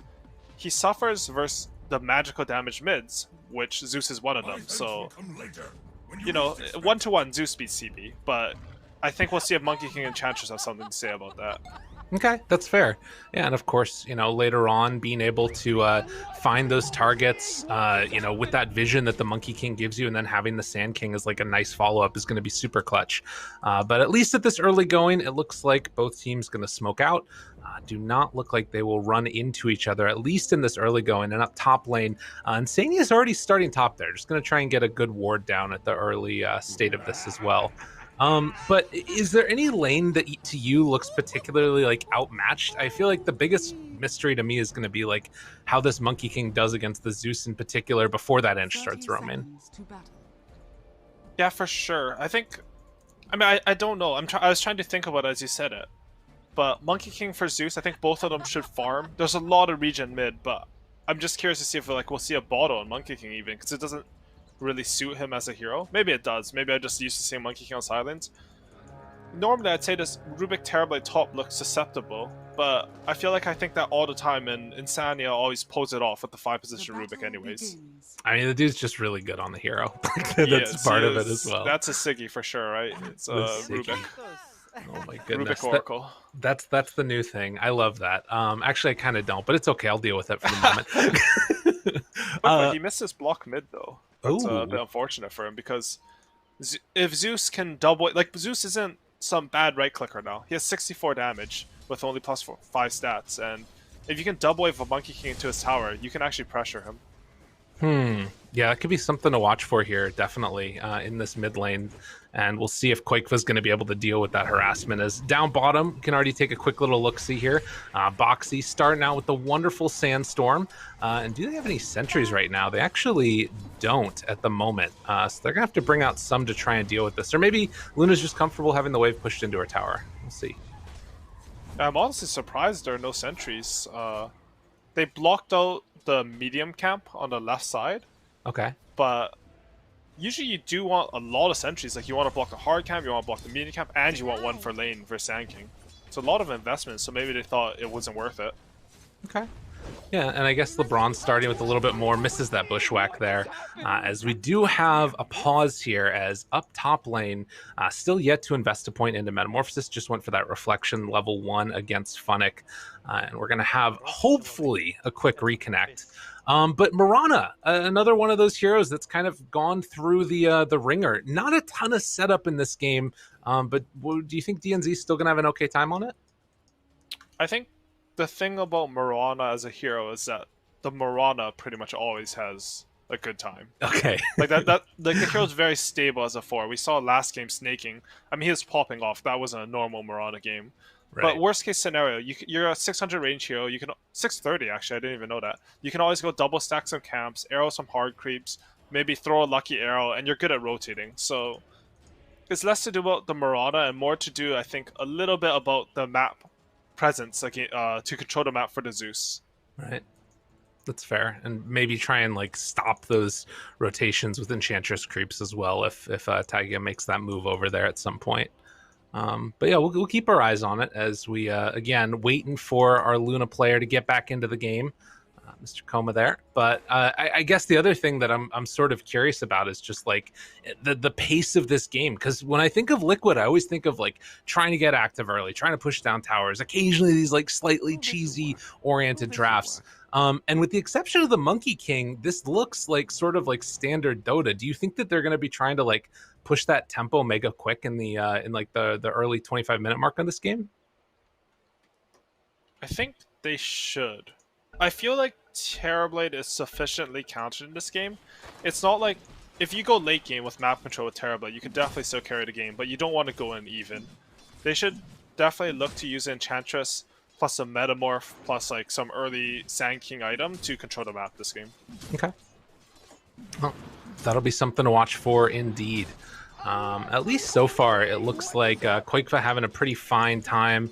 It doesn't look like he's going to get hit with the double wave either underneath that tower as it is pushing back, but should be able to clean that one up as well. So things looking fairly okay at the moment for the Spider Pigs. Do you kind of agree with the idea that this is like a pretty significant lead, or rather a sort of an advantage that's going in? Oh, wait a minute.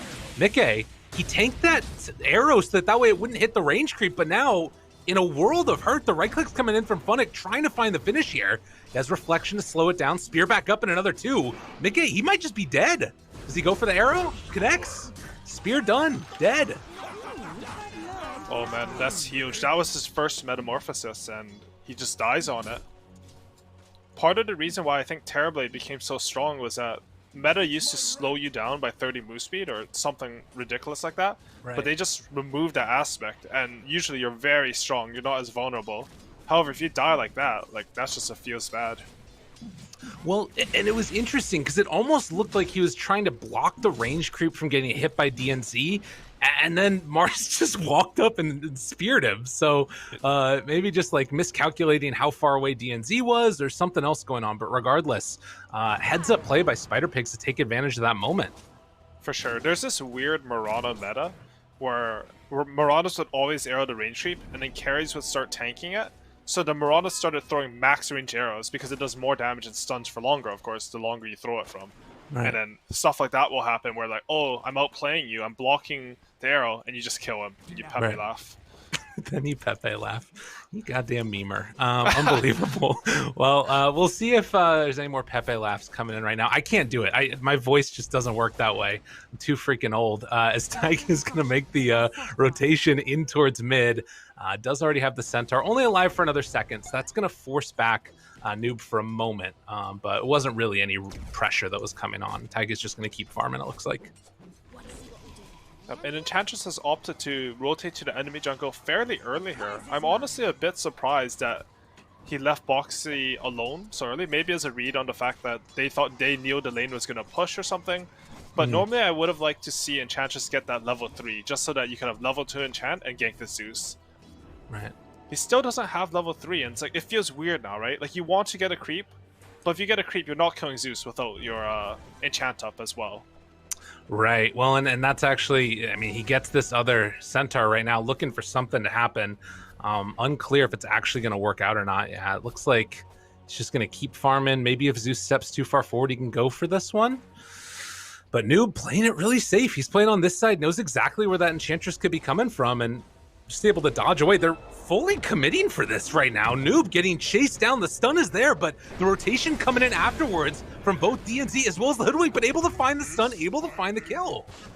So they might get a return kill here onto Taiga, but losing the Zeus, showing the power of this mid-monkey. Yeah, that's huge. And not only was the Zeus killed, TPs are really expensive now. Both your supports use their TP. It's a long cooldown and it's 100 gold. Right. So they spent 200 gold basically to kill this Enchantress. And I don't think she really cares. You know, you get that TP when you come back, you get the mid kill, and that's a crazy gank. You know, Noob predicted it. He was in the right position, and they just dove him anyways. Yeah, that's crazy. In a way, I mean, you talking about the TP cost, it's almost better. The Enchantress size, it's like a 300 gold swing or something with the 2 TPs being used. For sure. Kind of interesting. Well, nonetheless, moving in again with another creep. Are they just going to try and go at him again? I feel like it's a little bit harder without that like lockdown from a Centaur or a net or something. Enchantress does have the level 3 now, so basically as long as you wait for your enchant to be off cooldown, I think Zeus just dies. Koikfa went for a 1-3-2 build, which means that if he gets the Tree Dance into Primal Spring off, he does a lot of damage and a lot of slow.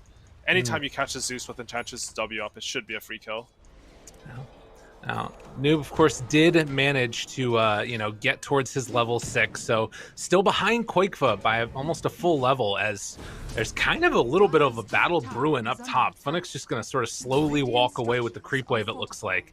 But yeah, weird stuff going on in all the lanes, at least for right now. Things looking pretty good, like Terrablade's even with the Luna. Ench is definitely the big breadwinner out of those supports, though, being right now almost as farmed as the Sand King. For sure. Bottom. And looking, this rotation coming in from Koikfa, the double kill! Just throws out the Boundless Strike and eliminates them both. What a DD. Great rotation from Liquid and showing that why this hero maybe has some of this extra value and could be something other teams need to look at. For sure, and I mentioned the bot, like I wasn't sure if he'll buy bottle, but I don't know what I was thinking because Koikfa is clearly showing that runes are good on this hero. If you think about it, like he uses haste rune well, he uses DD rune well, that's all you really need. Right. And man, Primal String does 350 damage. He hit that and the Luna just evaporated to this one spell from him. Yeah, I mean, it was already a little bit low on the Luna, but nonetheless, like being able to be there, it's very nice. And of course, that 80% Primal Swing slow as well, not bad. And come on, I mean, this Luna is just level 5 right now, 3 points up in the Lunar Blessing. There's like no chance that she can try and punish this Monkey King at all. Smoke onto the Terrorblade. Looking for him. This would be a big one.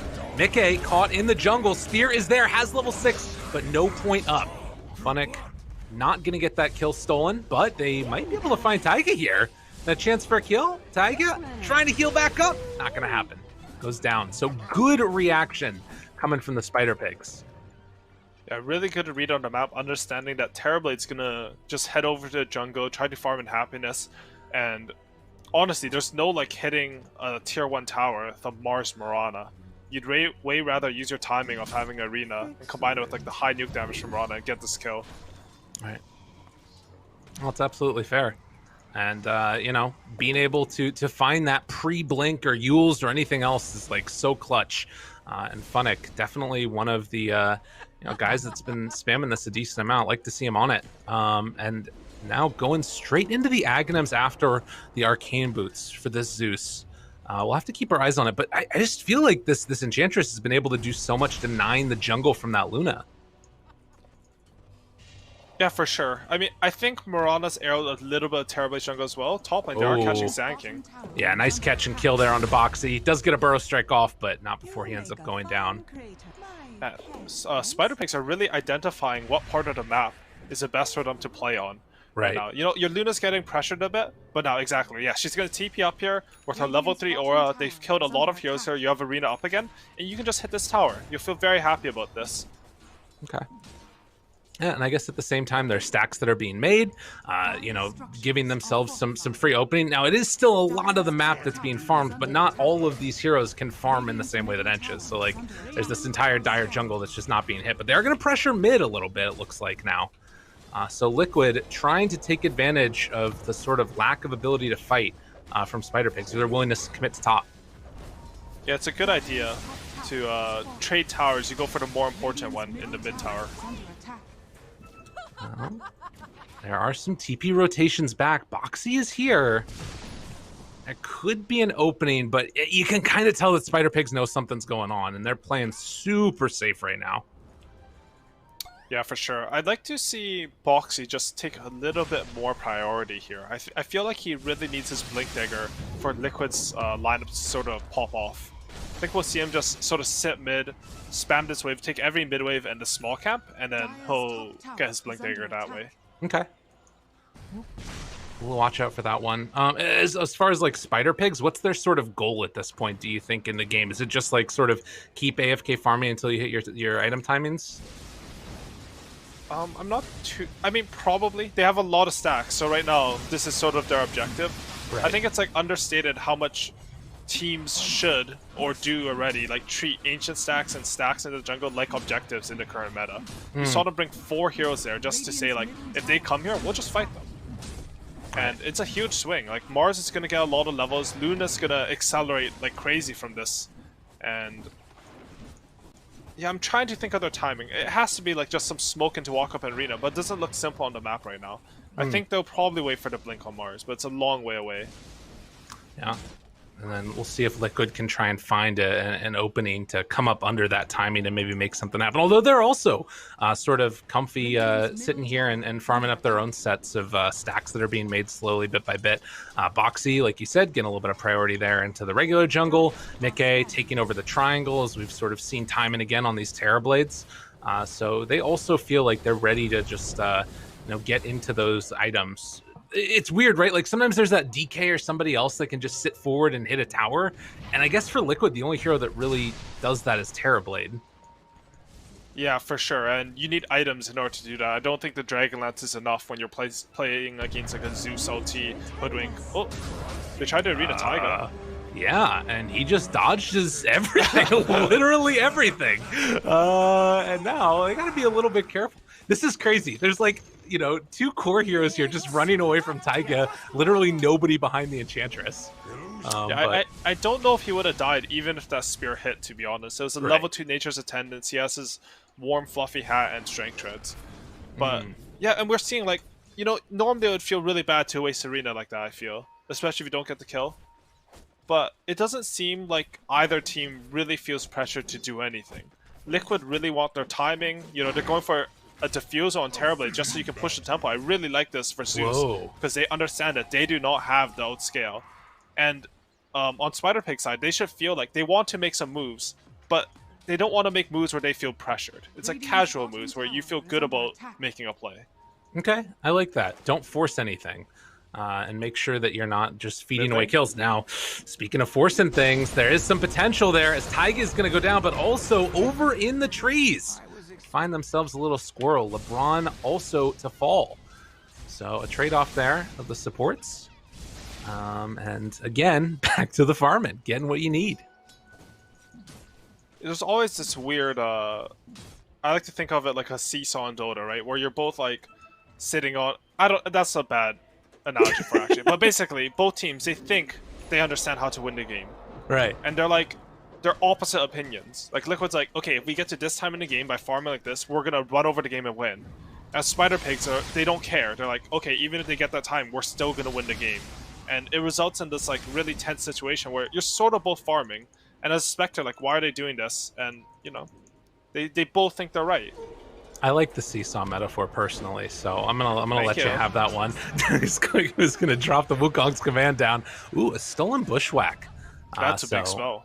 Don't get that ulti from Monkey King for another 2 minutes, but maybe they can do something with that bushwhack. It's also like this sort of slow, steady chip damage that you're seeing on the mid tower constantly from the. Here we go from Liquid. Boxy has his Blink Dagger. This is the timing they were waiting for. They want to take a fight with this. Boxy thinking about going now, readying up the epicenter as they have a jump potential there. If they spot it out, Noob, they got to be really careful. They spot him though. The jump forward. He's now a little bit out of position. There's the burrow strike through, trying to find the finish, and they will get it.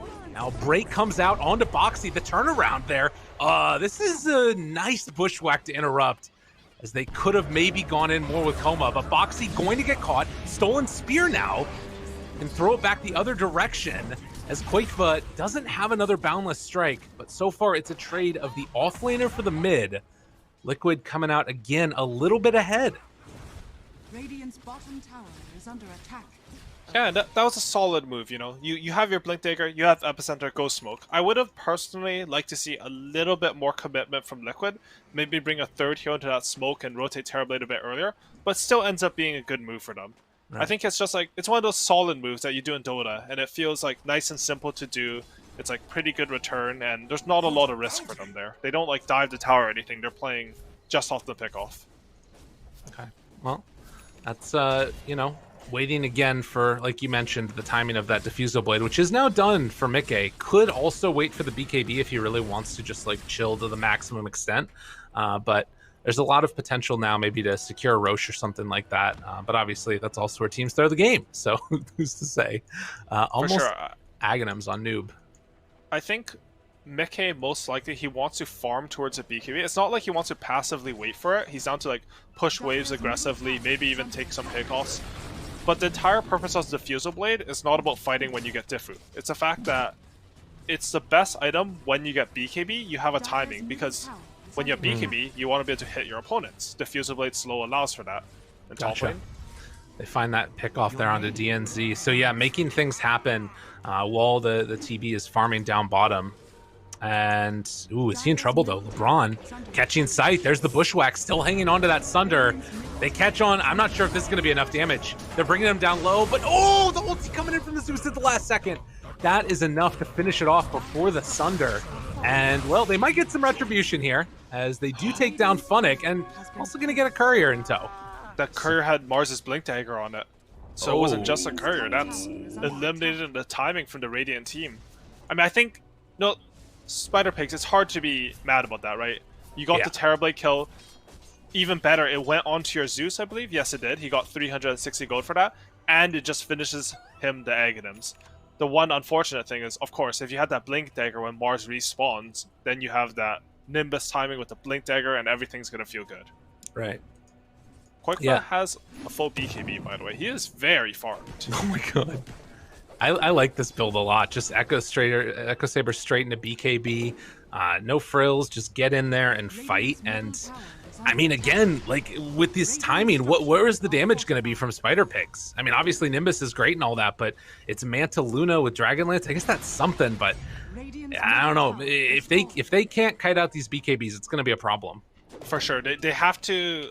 In my head, if I was playing this game, I would say, guys, we need to trade Arena for BKBs. And what that means is, like, we're going to aggressively jump with the Arena, throw our spells at range, and not commit. And if they BKB, we just reset the fight, and we take it again. And I am happy trading my entire ultimate just for the BKB charge. They do have a Veil on Hoodwink on LeBron Dota. So if Zeus can stand in the back and cast any spells with a Veil of Discord on your opponent, they will just melt to him. Right. It's all about, can they kill Zeus in the BKB plus Blink duration?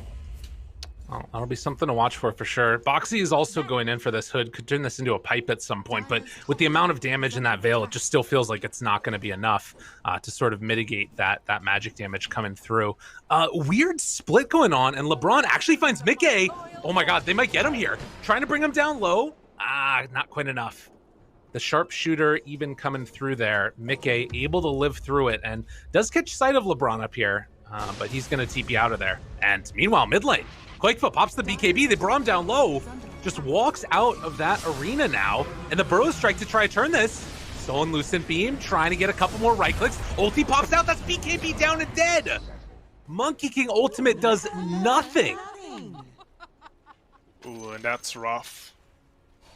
I mean, a few things happened there, but I think what they did there was they did trade the arena for 1 BKB. I mean, it wasn't how I said it. It's a completely different scenario, so I'm not trying to take credit for that.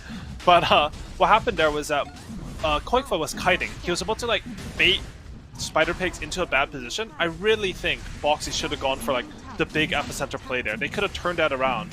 But they get a little bit impatient, thinking they can burst Luna right away. But, you know, a big stick on Manta, the clips turn around, and now that's 2 huge kills onto the Liquid Heroes and Roshan. This game's looking quite good for Spider Pigs, I'd say.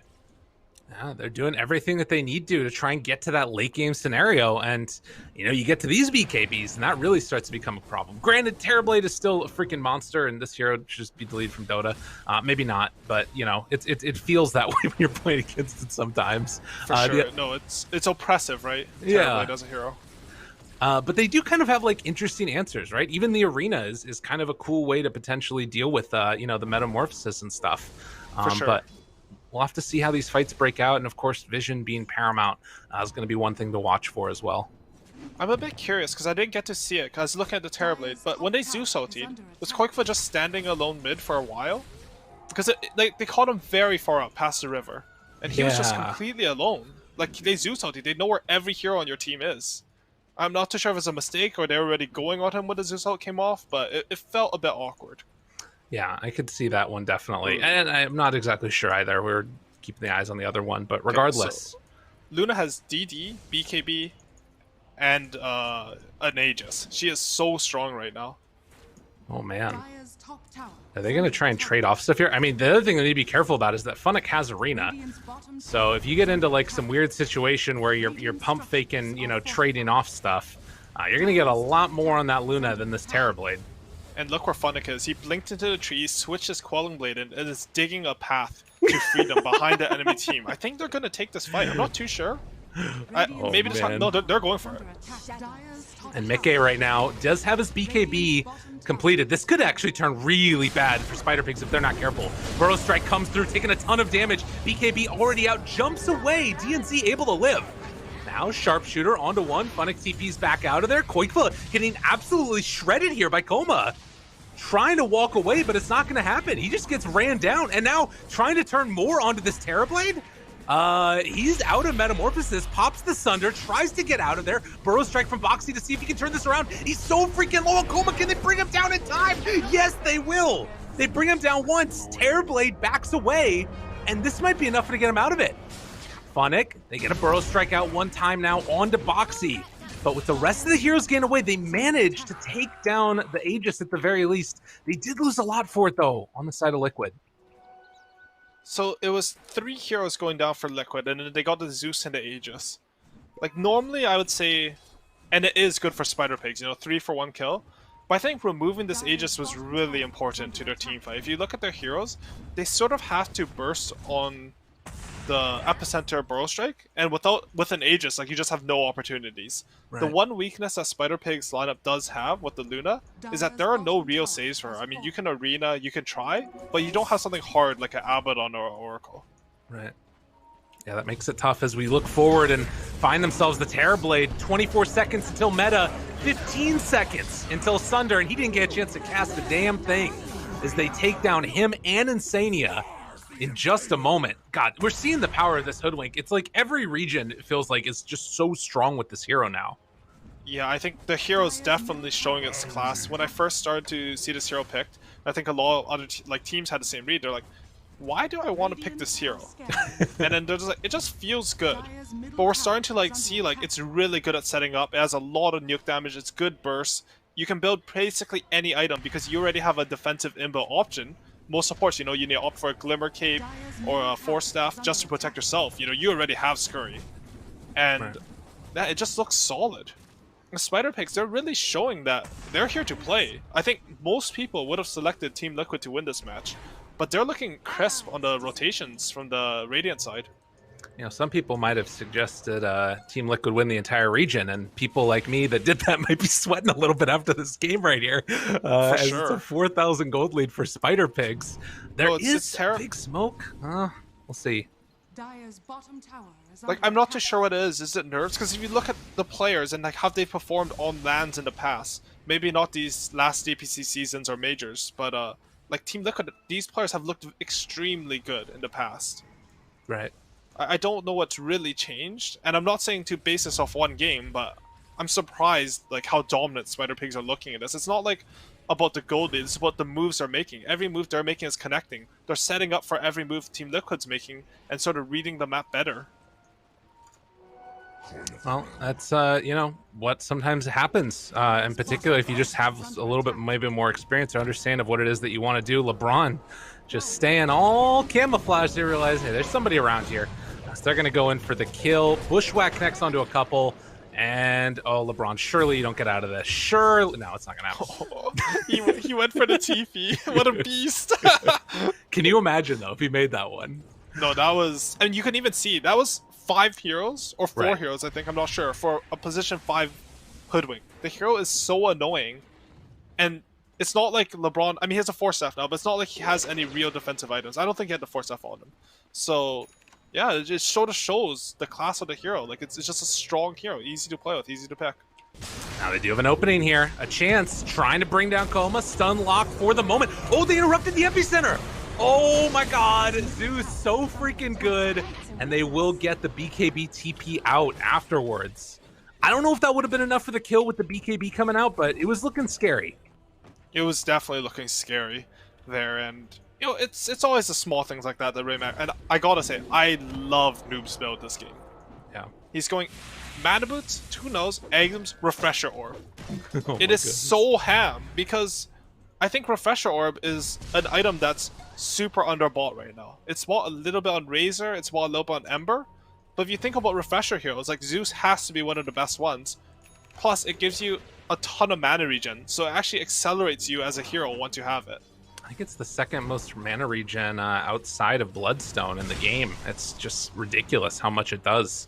And then afterwards, going back for Kaya, why not? It's everything you can want right now on this hero. A 5,000 gold lead, like that in combination with the Veil and everything else that they've got working. And now, like, Koma has some serious damage on this Luna. Level 19, about to hit 20.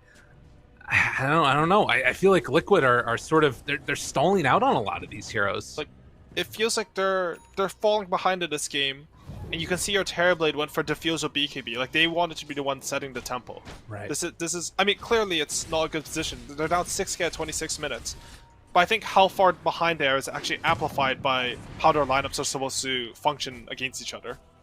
Quickfa just getting pummeled a little bit there in the mid lane. Everywhere that they go right now on Spider Pigs, they're in a position to force Liquid out of it. Now, Sanjin Yasha, we've seen Terrorblades come back from really bad situations before. Like, what's sort of that dream fight look like right now for Liquid if they were to try and take it? It has to be they jump to Zeus, right? If they get to jump on Zeus, anything is possible. Zeus still does the majority of damage from Spider Pigs, but they're set up mid here. Now looking for it, big jump forward, able to catch it, they missed it! BKB comes out with the Thunder turnaround. Meta afterwards, they're still inside that arena, keeping them survivable. Can they chase down and find any more BKBs? Wearing down low, Burrow strike forward, finds that Mirana. They haven't gotten the Zeus yet. Luna backs out afterwards. Zeus isn't even in this fight, but he's walking over there closer and closer. And Liquid with no BKB left on Mickey. They have to be careful about how they take this. Quickfoot drops down super low, but not dead yet. Alive on 150 HP, Burrow Strike, not going to connect. Good jump away. So in all of that chaos, nobody dies. Just a classic refresher usage. No one's dying. Everyone takes 1 billion damage. Zeus actually, he was pushing top. He TP'd home to get a refresher there. And I think Terrorblade would have died, but I don't think Funnick knew the mechanics behind Bushwhack. He used his God's Rebuke, and it broke the stun on Terrorblade. Terrorblade was 100% dead there. So maybe a little bit of lack of knowledge, miscommunication or something, but that's a big turnaround, because honestly, dodging the Refresher Zeus timing this game is huge, because I don't think Liquid could, if they lost a fight there, I don't think they can win this game. Yeah, it's rough. You got to be careful about those trees. Which ones you break and when you break them. Funnick able to find one now. Trying to bring down this Enchantress. Didn't stand a chance. Now, Mickey does have Metamorphosis back up in a minute. What can they do in that timing now on the side of Spider Pigs? They're going for the fight here. Epi? They back away? Okay. And it looks like that's going to be the end of it, at least for now. But they do have control over that outpost, and, you know, Rosh is kind of, it's available.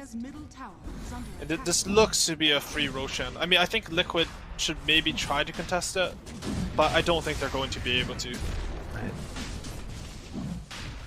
Just a little bit too scary. And, I mean, how many times have we seen these Lunas just get this Aegis around Butterfly and, you know, whatever next item she wants as well afterwards, and just become this, like, unstoppable monster. They got the Shard, they got the Aegis, everything.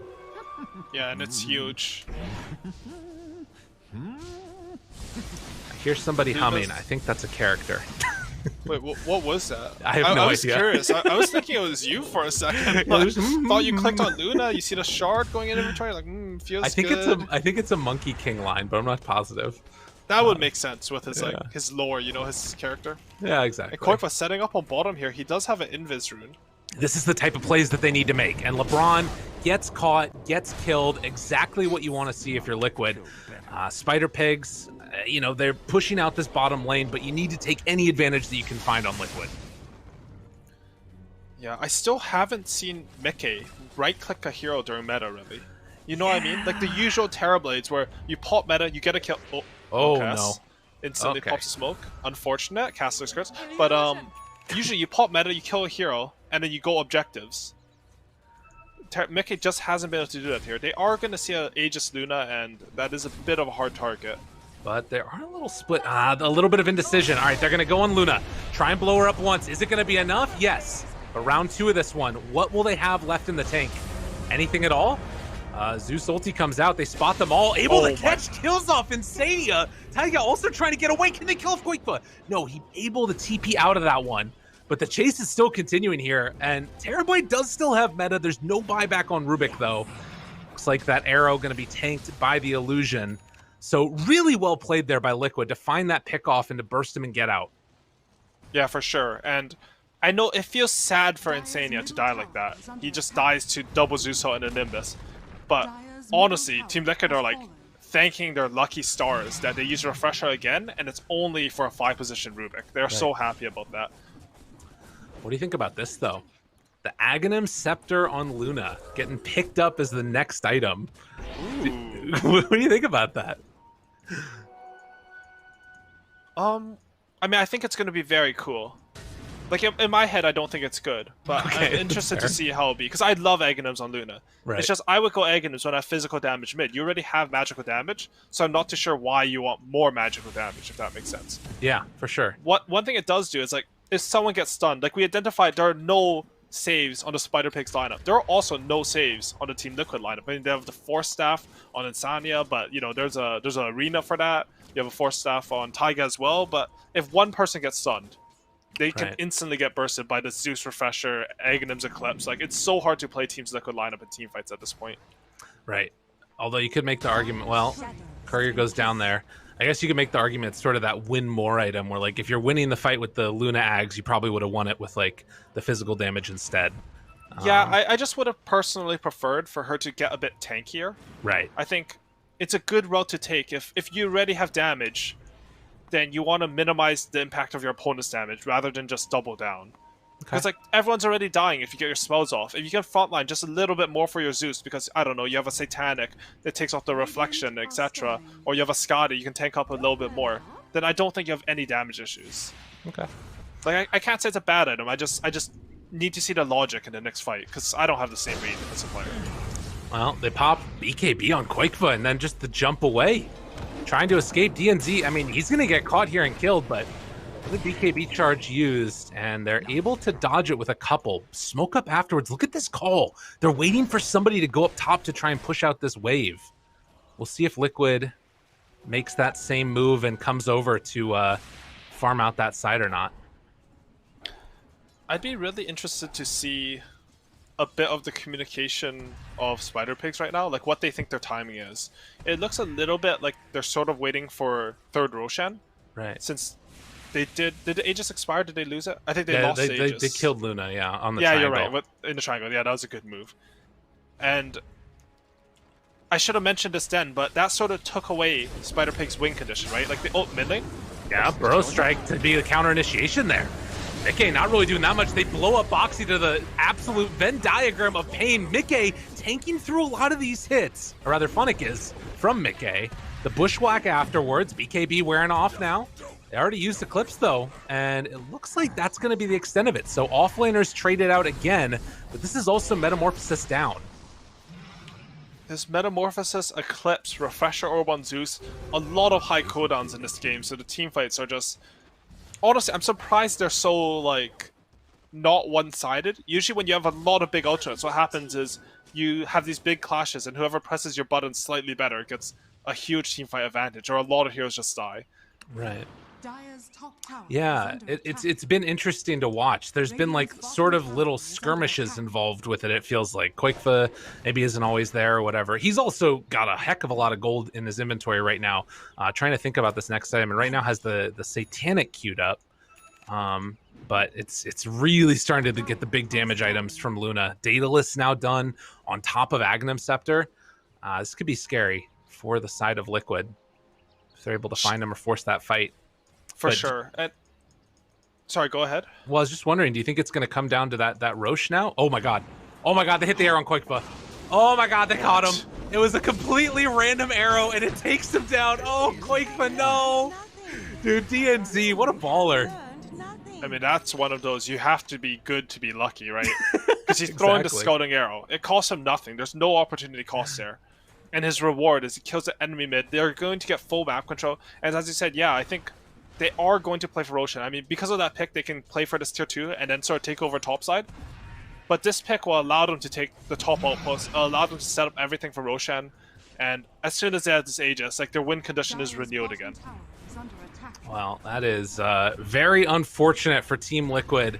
But, you know, Mirana proven to be a little bit of skill, a little bit of luck there, making it work for him. And at the moment, Liquid just trying to maintain a little bit of control over this jungle before it's going to be brutally seized from. And actually, yeah, Spider Pigs, they're going to pressure up top and say, come deal with us. LeBron, he's up on the high ground. They found the backline. Boxy has to burrow strike out. They don't have to be scared of anything now. That was a canceled TP as well on the Enchantress. Sharpshooter goes out, is able to connect, and actually showing a lot of damage out there. The spear afterwards not going to connect.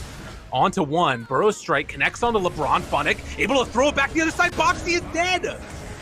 They're taking so much damage right now. And Liquid and Taiga also caught. He is going to fall here in just a moment if they can bring him down. Spear up onto that high ground.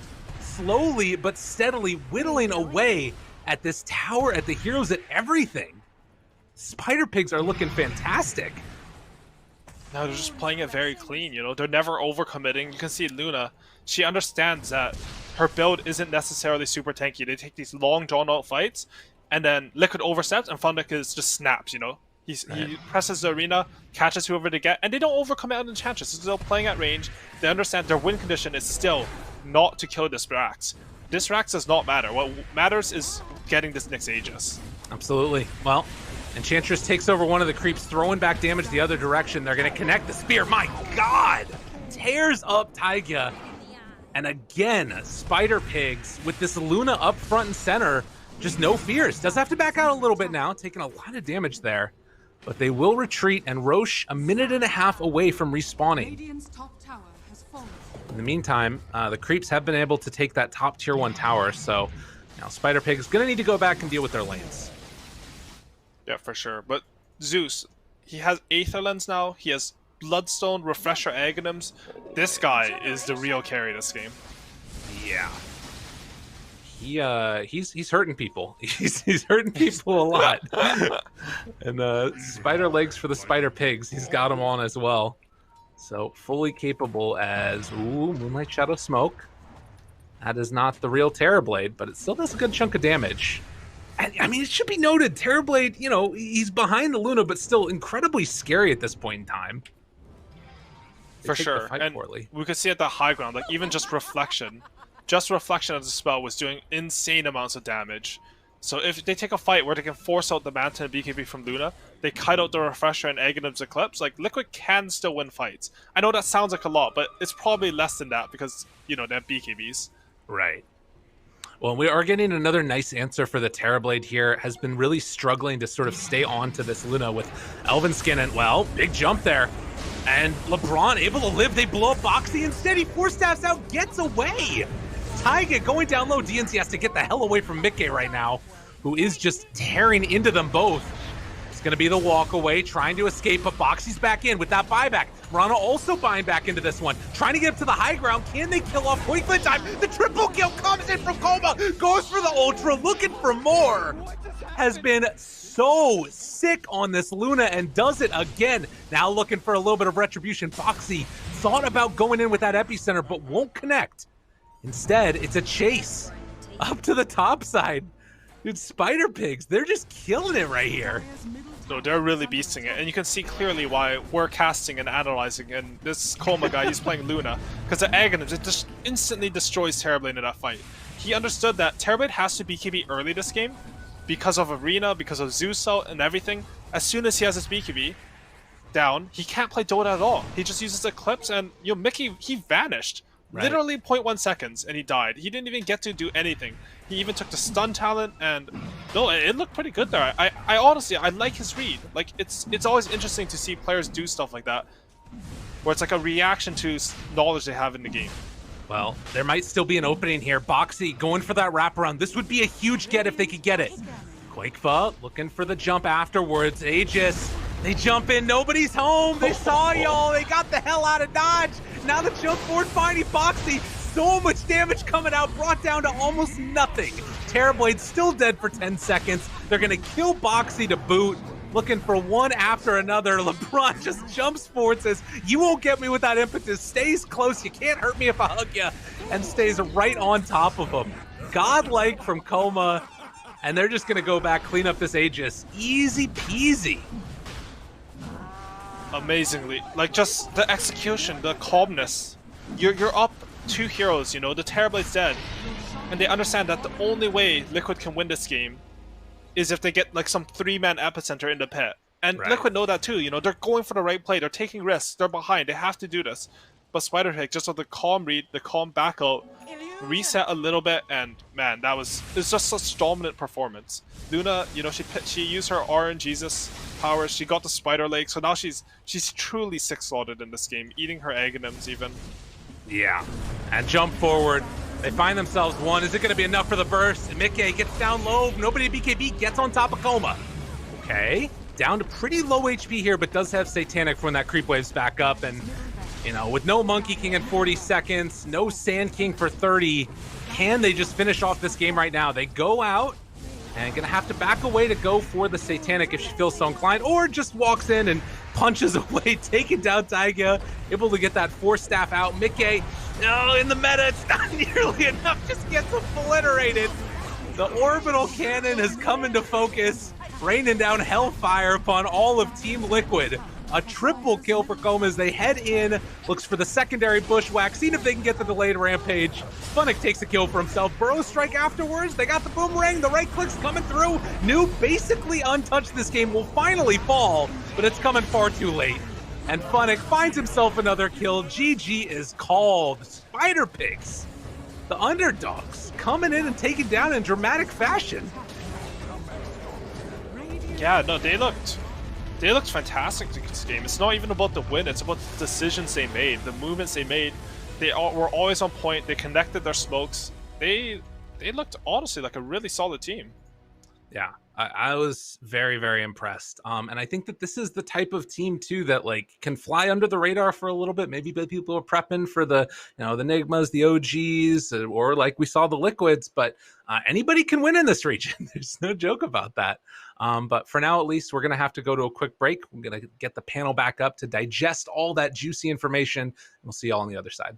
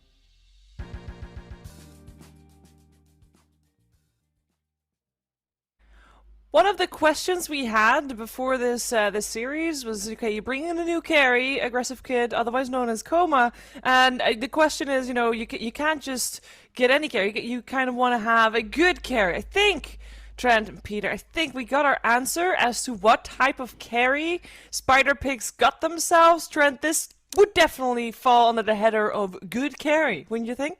Yeah, it gets to be good carry. That's where you go to wind up, right? Stamp of approval. Yes, one game determines the entire career. Oh! How are you going to downplay our boy? Hit the Ancients for like 20 minutes, and then it's like, oh yeah, my team's winning. Perfect. Like, I'm 6-slotted. Let's go. He hit the Ancients really well. Yeah, he did. No, he played well. And Ali was talking about the Ags purchase. I thought it was really good. I think it's really, really nice against Terrorblade. They just had so much magic damage. His game was just impossible. I was a little worried for them. The Enchantress was getting a little out of control in the laning phase. They didn't match up the Mirana like I expected. But they weathered the storm, and with their big team fight ults, they got back into the game. Yeah, even if they didn't take the win, I better understood this opener of the Monkey King and the Ench, because you could see how like Taiga rotated a little bit earlier than your Ench tends to, but because of the jump of the Monkey King, I mean, obviously it helped that Zeus is very immobile in the mid lane, but they were still able to like dive really deep into the initiations, even when it was just like a level 2 Ench with like only a Centaur. So can't say I'm like fully sold on the Monkey King, but I think I understood the logic of it a little bit better. Yeah, at the start of the game, it did look like Team Liquid was making a lot of moves and getting ahead, but they actually, like in terms of score, they weren't. It just looked like they were setting a tempo but weren't able to keep up the farm. Is that a fair assessment, Peter? Wait, sorry, you're saying they couldn't keep up in farm, Team Liquid? Yeah, because it felt like they were making the moves and were getting kills here and there, and then they were just not getting ahead. They were doing pretty well for a while, but yeah, it's hard to get ahead until you take towers. And with the Monkey King mid and the Terrorblade not really being very active because there was so much magic damage, they didn't really have somebody to go hit those buildings besides Enchantress, and it's just too hard to pressure tier 2. So I kind of have this theory where you can't really get ahead in the game until you take a tier 2, and I think that's kind of what we saw. Is like, they're like level 12 with level 2 ults by the time you take a tier 2, and the game is just too hard at that point. Yeah, and we talked about the Siggies in this game, Trent. We talked about the Rubik for Zania, the Enchantress for Taiga, Boxy, Sand King. But I mean, it was a rough game. But one Siggy we also mentioned was Noob's Zeus. He definitely made that hero his own once again. Yeah, it's like, ever since Terrorblade's been huge, like our old classic on the panels is always like, oh, there's a Terrorblade, so instantly you go to like Tinker and Zeus. And Zeus he's gaining a little bit of steam, but it's nice when you see someone who's like obviously picking it for more than, I don't just counterpick this when I see a Terrorblade. Like this guy obviously like plays some Zeus and stuff, and it just synergized really well with the rest of the lineup too. And part of that I think was also Funnick. I thought Funnick like popped off this game and played very impressively. Like, he wasn't like the best setup out of his whole team, and I thought he really slayed it. Luna and Zeus, their job is to farm and get items, right? Their spells, and they kind of just do damage, right? They can just damage machines. I think it was the other three that really impressed me this game. The Hoodwink, the Mirana, and the Mars, they're all like very high skill, high finesse heroes. They played really well, like amazing setups and initiations. Like the casters were like, oh my God, look at this amazing play from, all of these guys at certain points in the game. Whereas for Team Liquid, it's just like, I don't know, there just wasn't any gas in the tank. It was just, I don't know, sitting back and waiting for nothing. Yeah, and some amazing arrows from DNZ indeed. That blind arrow onto Koifa in the trees, that was top notch. Also, we did see also a symphony of failed stuns. I mean, when you have a lot of skill shots, it's gonna happen. But when all of them hit, that's just a dead hero. The very, very powerful trio indeed. And Spider Pigs definitely showing up here in the first game of this best of 3 series. We're gonna find out if they can 2-0 Team Liquid, or if Team Liquid will strike back and force out that third game. We're gonna find out after the break.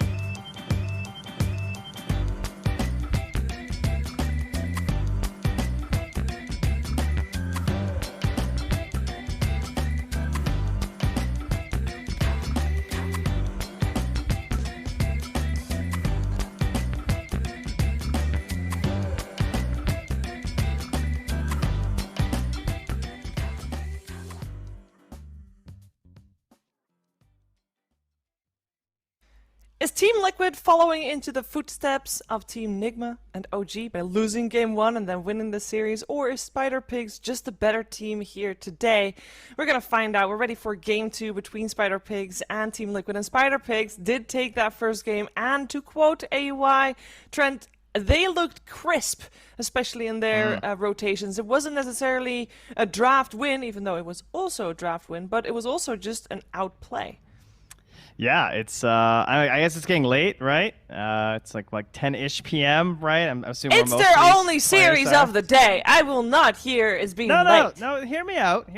Okay. So, some teams complain about, the morning game, right? So now they've been brought in. We're now reaching gamer hours, okay? We're hitting 10 p.m. So this is where theoretically the ultimate play should be coming out. I think Spider Pigs are already so warmed up that they should only be getting better from here. So to me, I feel like Liquid's on a real uphill battle. Well, and Peter, we're going to see another Mars coming out from Spider Pigs. I know you were very happy with Funny's Mars previous game. Happy to see it again. Yeah, for sure. He dominated on this hero. I always think Funnick is he's such a hero specialist, where he just has these couple of heroes that he just dominates on. It was the Wisp, it was the Clinks. I don't exactly know if Mars is that signature hero, but in the last game he played phenomenally. I've been practicing my Mars lately. It's not an easy hero to play, that's for sure. Doesn't make the Miss Spears as funny as before. Yeah. We got a very different opening from Team Liquid with the Snapfire Slardar coming out. Spider Pigs is going back to the Luna, so they do want to have that one for Coma again. So picking up 2 of their cores very early on, sometimes being frowned upon, but perhaps previous games' performance warrants that trend? Yeah, I mean, I'm kind of okay with Spider Pigs doing this. I'm not sure what Liquid's up to with this Snapfire Slardar. This is like the... they came in. This must be just their other idea they were thinking today. I guess this is their approach to Mars when they see it picked up. It's some interesting minus armor synergy. I'm very curious where this draft winds up, if a PA is coming out or something. Yeah, I definitely think you're going down the right route with that melee physical damage hero to really crush Mars. I think last game we saw the Terrorblade really struggled against the Mars. The arena was just, he was either in the arena or couldn't get through the arena. It's really hard to connect as a ranged hero versus Mars, and Mars is a really, he's being first picked, right? It's a great hero. Liquid's picks, you're right, though. They're very, signature, and they're almost before the last... It was the qualifiers to the major. This is when, this Snapfire was really popular. But the heroes kind of fallen out of favor a lot, mostly because people have been countering the... What's the little Shredder build with Blightstone? Because they just buy, the Ring of Protection themselves to counter it. And without that, the hero isn't as strong. But yeah, they play it on both lanes as well. But Taiga plays an especially good Snapfire. Does that mean they might want to double down on more minus armor? We already have the TA removed. Are there any other minus armor heroes or that you wanna see on the side of Liquid, or is this enough if they would be going for a minus armor strat trend? I think for now you're fine. I mean, you can just kind of wait out the rest of the draft, right? Maybe pick up an Insania hero here potentially, and kind of get a better read on what the Spider Pigs are up to. And they will, instead of going for minus armor, they're going to spread the damage. Oh, that's always a great drafting concept, right? So now we get some magic, some physical, and the real one touch of death, hopefully onto a Luna off a single stun.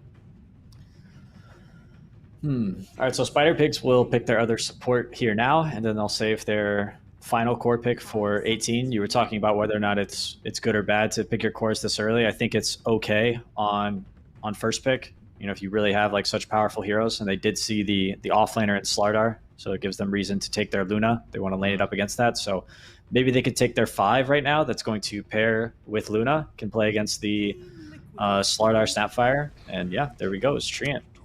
Treant can... We'll see how it goes. I feel like Treant can struggle versus Slardar, because Slardar is such an anti-melee hero. But if he doesn't necessarily get bursted by the Slardar Snap, he might be okay. I feel like you'd want an Undying or something too, but then you have the Snap. So that is an interesting concept to go for. Just it's almost like a replacement. Also, Trees is becoming more and more popular, and does have this amazing team fight too that provides very good counter initiation. LeBron loves this hero. He's always been a Treant player, so not surprised to see him pick it up here. The Treant loves to play with a ranged carry in lane. It's kind of where he excels the most, so it makes sense with like a Luna or Drow, especially, or Dusa. LeBron loves the Treant. Quakefell loves the Lone Druid, and so Liquid loves the Lone Druid. Generally, in the past, it was always like, okay, nobody picks Lone Druid apart from Quakefell. When Quakefell picks it, it wins the game. But it hasn't been that dominant of a pick for Team Liquid in their most recent series, I feel, Trent. Are you happy to see it over here? It's just a bit of a mysterious hero. I think I saw a couple players practicing in pubs leading up in towards the qualifiers. Like I saw Matu was playing a little bit too. Obviously, I think everyone's trying to like get the footing back under the hero. So I'm looking to be impressed. To me, he's like a little bit risky, but I mean he's a specialist. He does provide this nice aspect of like secondary tower push, as Peter was kind of alluding to before, where if you just get to that first hump, like you win one fight, LD can take stuff for you too. So also very difficult to gank in the earlier parts of the game too, because of the ability to like fear them away and stuff too. Yeah, it's going to be like their blind sort of core pick that they just, there's like, Quickfoot, you just do your Quickfoot things on Lone Druid, and then we'll save this last pick for Mickey. He'll be our win condition, make space. And he does a pretty good job on that with Lone Druid. I also think it's quite good against Luna and Mars, just being able to fear people out of the arena, and can also just pop the ult if he ever gets caught in the arena, becoming incredibly tanky. Oh, they take care of the arena pairings of the Dark Willow and the Phoenix. They've left in the Phantom Assassin, but I mean, there's some issues for a PA, like jumping into tree ulti, the disarm from the Pango, some pretty annoying stuff. But it should be a melee hero, one would think. That's kind of cool. Get the Will-O-Wisp maybe later. I wouldn't mind Lifestealer. I feel like that could work pretty well here, or even Juggernaut could be fine. I know Mickey likes both those heroes. I think the Lifestealer pairs a little bit better with the AA and lane. There's also Faceless Void. In a vacuum, it looks kind of good, like with their own pairings, but there's also some really annoying stuff on the side of Spider Pigs to deal with it, unfortunately. It's not too bad. They have the Snapfire and the AA to kind of follow up, but the problem is their cores don't really follow up into the Chronosphere. They have the Amp for like some extra void damage, but there's going to be a Root, there's going to be a Disarm, there's going to be a Spear flying at him, there's going to be the Blinding Light. When he pops that Chrono, I think it's going to be tough.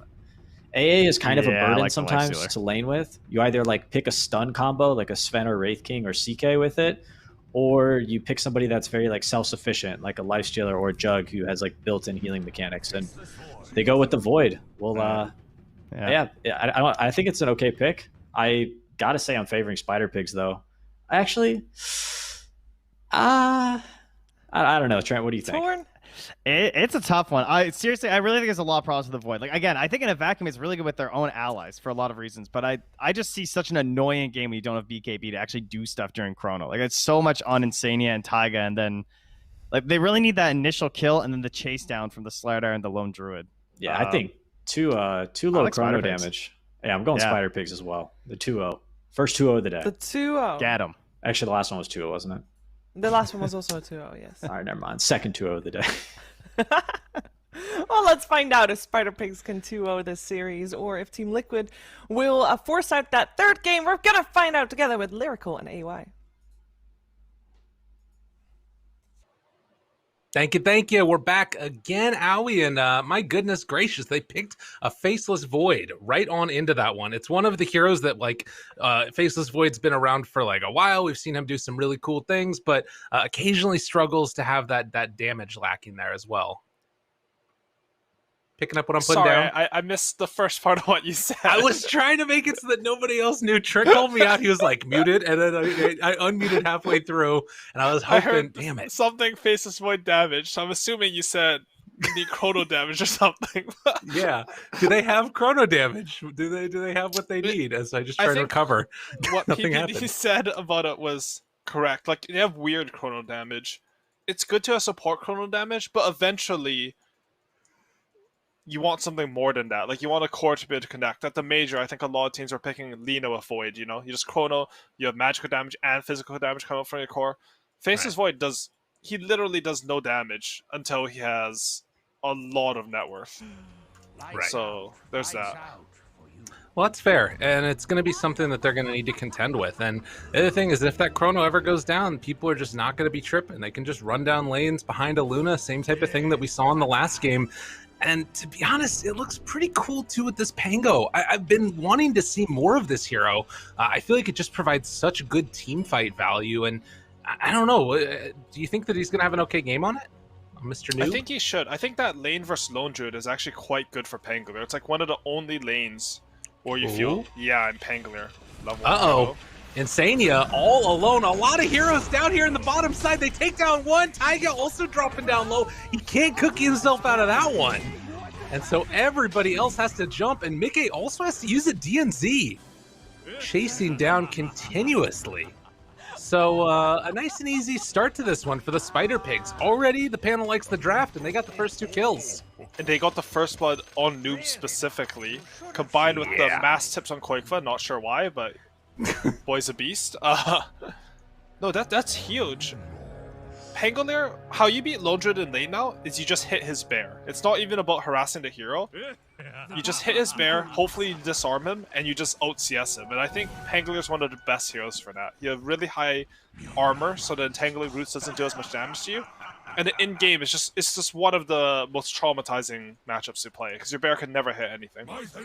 Yeah, and there are some cool things that I've seen, you know, when Gunnar was playing it for a little while, he was doing some stuff where he would, like, fear his opponents to secure both water runes, which is kind of nifty and stuff, but we'll see if that ends up working out, or if Noob can have a little bit faster fingers or what have you in that mid lane.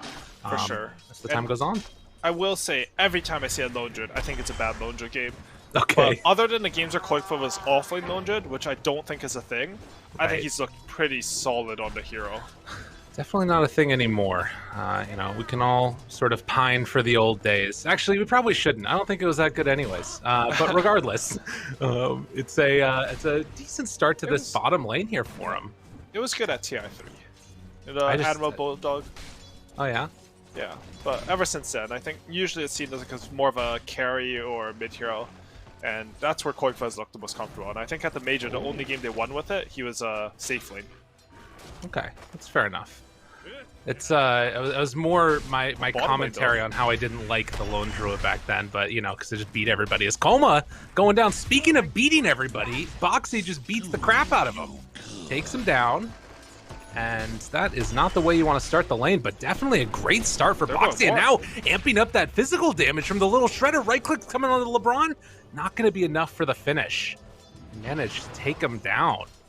I will say, during the DPC, I think Snapfire and Enchantress were very common bans versus Team Liquid.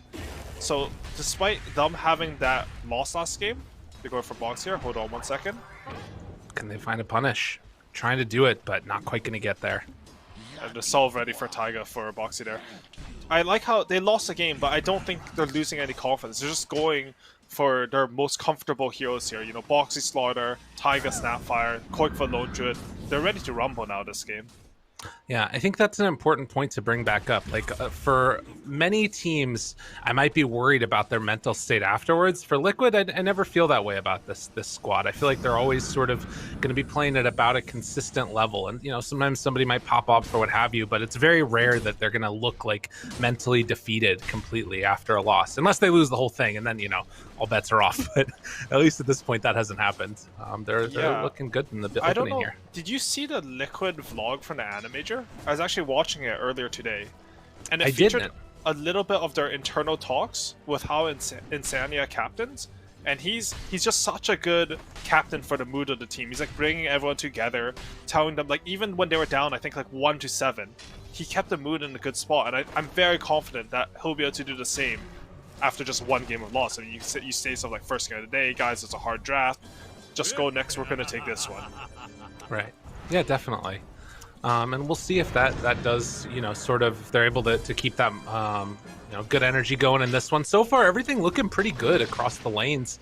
You can tell Luna having a much worse time than last time. 19-4 on the Faceless Void CS. So he's also about a wave ahead right now and able to put a little bit of pressure onto Funnick even behind the tower. Although that one hurts and didn't have Time Walk off either. So Mickey jumps away afterwards, but it's brought down to about half HP.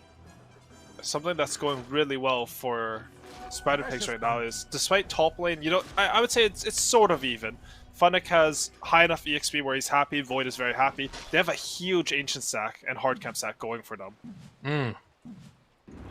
Yeah, that is rather large for Luna. Oh, down bottom, LeBron in trouble, ends up falling. So just the combination there again with the 2 points and Little Shredder, and now using the cookie afterwards. Boxy will have another round of the stuns out. Will be enough for the kill though. Needs a couple more hits, but it won't be there in time. So they do manage to get away without Luna. Yeah, and PPD brought up a good point, how, you know, Little Shredder, it got nerfed. People started buying Royal Protection against Luna. I think LeBron actually picks one up right after dying there. He might have had it before as well. I didn't quite check.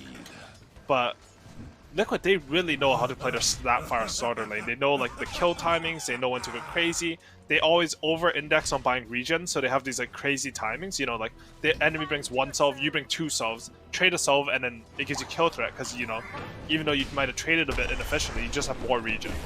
Right, and just getting all of this damage in there with the bash. LeBron, definitely a rough one to deal with as this treant. But yeah, the first time in the TI-10 qualifier drafts, and just 9 heroes unpicked or unbanned. That's pretty good. There aren't even that many games in TI qualifiers, to be honest. Right? Like, it's just double elimination brackets. I mean, it is 6 regions, but you know, I would actually like to see Noob use his first Pangolier ulti to clear this 5 stack of hard caps. I think it would like make his game go crazy. He's going for the Thompson build, the fast Echo Saber. It would give him like Echo Saber plus boots, and he would just, the tempo would be out of control this game. I don't think he's gonna do it because I'm stupid and I think about Dota in a weird way. Okay. But I would like to see that. All right, sounds good. Can you run us through again, just like, oh, wait a minute, down bottom, yet again, more action onto this Luna. Coma dropping down low, no fairy fires, no nothing. Ends up dying there. So this Liquid lane is just so oppressive out of this early going. And, well, you can see Quakeface spotting out that all these stacks are here. That's going to take a while. Wins. I'm pretty sure that stacks beats the bear. Sorry, you're asking a question though earlier. Yeah, so talk to us a little bit about what's so good about this Pango Echo Saber thing for everybody that hasn't been watching Thompson's insane games. Okay, so Noob is making this rotation. We'll see how this goes because he really needs to salvage bottom lane first. Hoping to make something happen there. The stun is out. The Little Shredder, they don't get the procs. The roll comes through afterwards, trying to find Boxy, and they will bring him down. But it comes at the cost of another Luna death. 0-3-3 right now on this hero. And without a TP scroll. That's a big deal because you're a level 4 Luna with 202. It's not like she can retreat to the jungle and catch up. No. She's committed to going to a lane right now. God, that's rough. The Echo Saber, it gives you 15 strength. Like, it's one way to think about items in Dota is that recipes are very expensive generally. Like, they don't give you anything extra.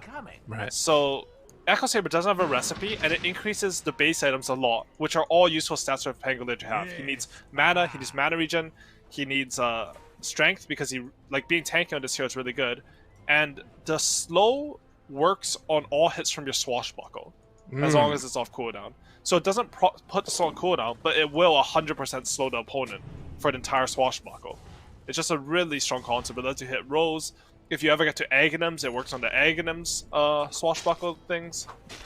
Nice. Well, that's going to be really good, definitely, and allowing to keep people just like in the area, comboing together, obviously, with like the tree ulti eventually, and you know, Luna just wants people to hold and be held in place so she can punch them. The unfortunate part right now for Spider-Pigs is that this Luna is broke as a joke. It is not going so good for her, and for Liquid, that is definitely music to their ears. For sure. I mean, this Luna, she's hitting a small camp without glaives near mid. Like, how often do you see that happening? It's not like she has better choices because look at bottom. Like, Treant can't even stand there. Slaughter has level 6. They just amp up whoever comes here. Quick was rotated over. Like, this tower is looking very dead right now. No, sometimes minus armor drafts, they work really, really well. You pair that together with strong laning heroes, things are gonna definitely hold together. Now, it is still the Pango that's kind of the one that's holding a bit of this together, and he has another role kind of eyeing up this top tower if anybody does defend it. Already Mickey is here. We'll see if they do try and bring more heroes on the side of Liquid to defend this, or if we're just going to see a free tower get taken. I think because of how fast they took bottom tower on Team Liquid, I think they're going to look to use the Chronosphere here. They're going to TP a lot of heroes and take this fight. A minute away from the tome, and Ancient Apparition doesn't quite have level 6 yet. Trying to soak up that experience in the mid lane. Taiga also very close to level 6. This would be huge if they could get it, but they're just a couple seconds away, and Mickey does a really good job of dodging away from the action. TP's coming in now. Snapfire has level 6, looking for that chase down, but they won't be able to get it. So Spider Pigs, good recognition of the inherent danger, and they'll be able to dodge that one. I'm honestly a bit surprised they didn't commit the Chrono there. They did have the Snapfire ulti, but I think it's a little bit because of how dominant Slaughter is in bottom. Like, I think there's some sort of communication going on there where, like, we can make this play, and Box is like, guys, I'm free farming. I'm going to destroy this game. I'm 3-1 right now, and I'm going to have, like, a 10.5-minute Blink Dagger treads on Slaughter.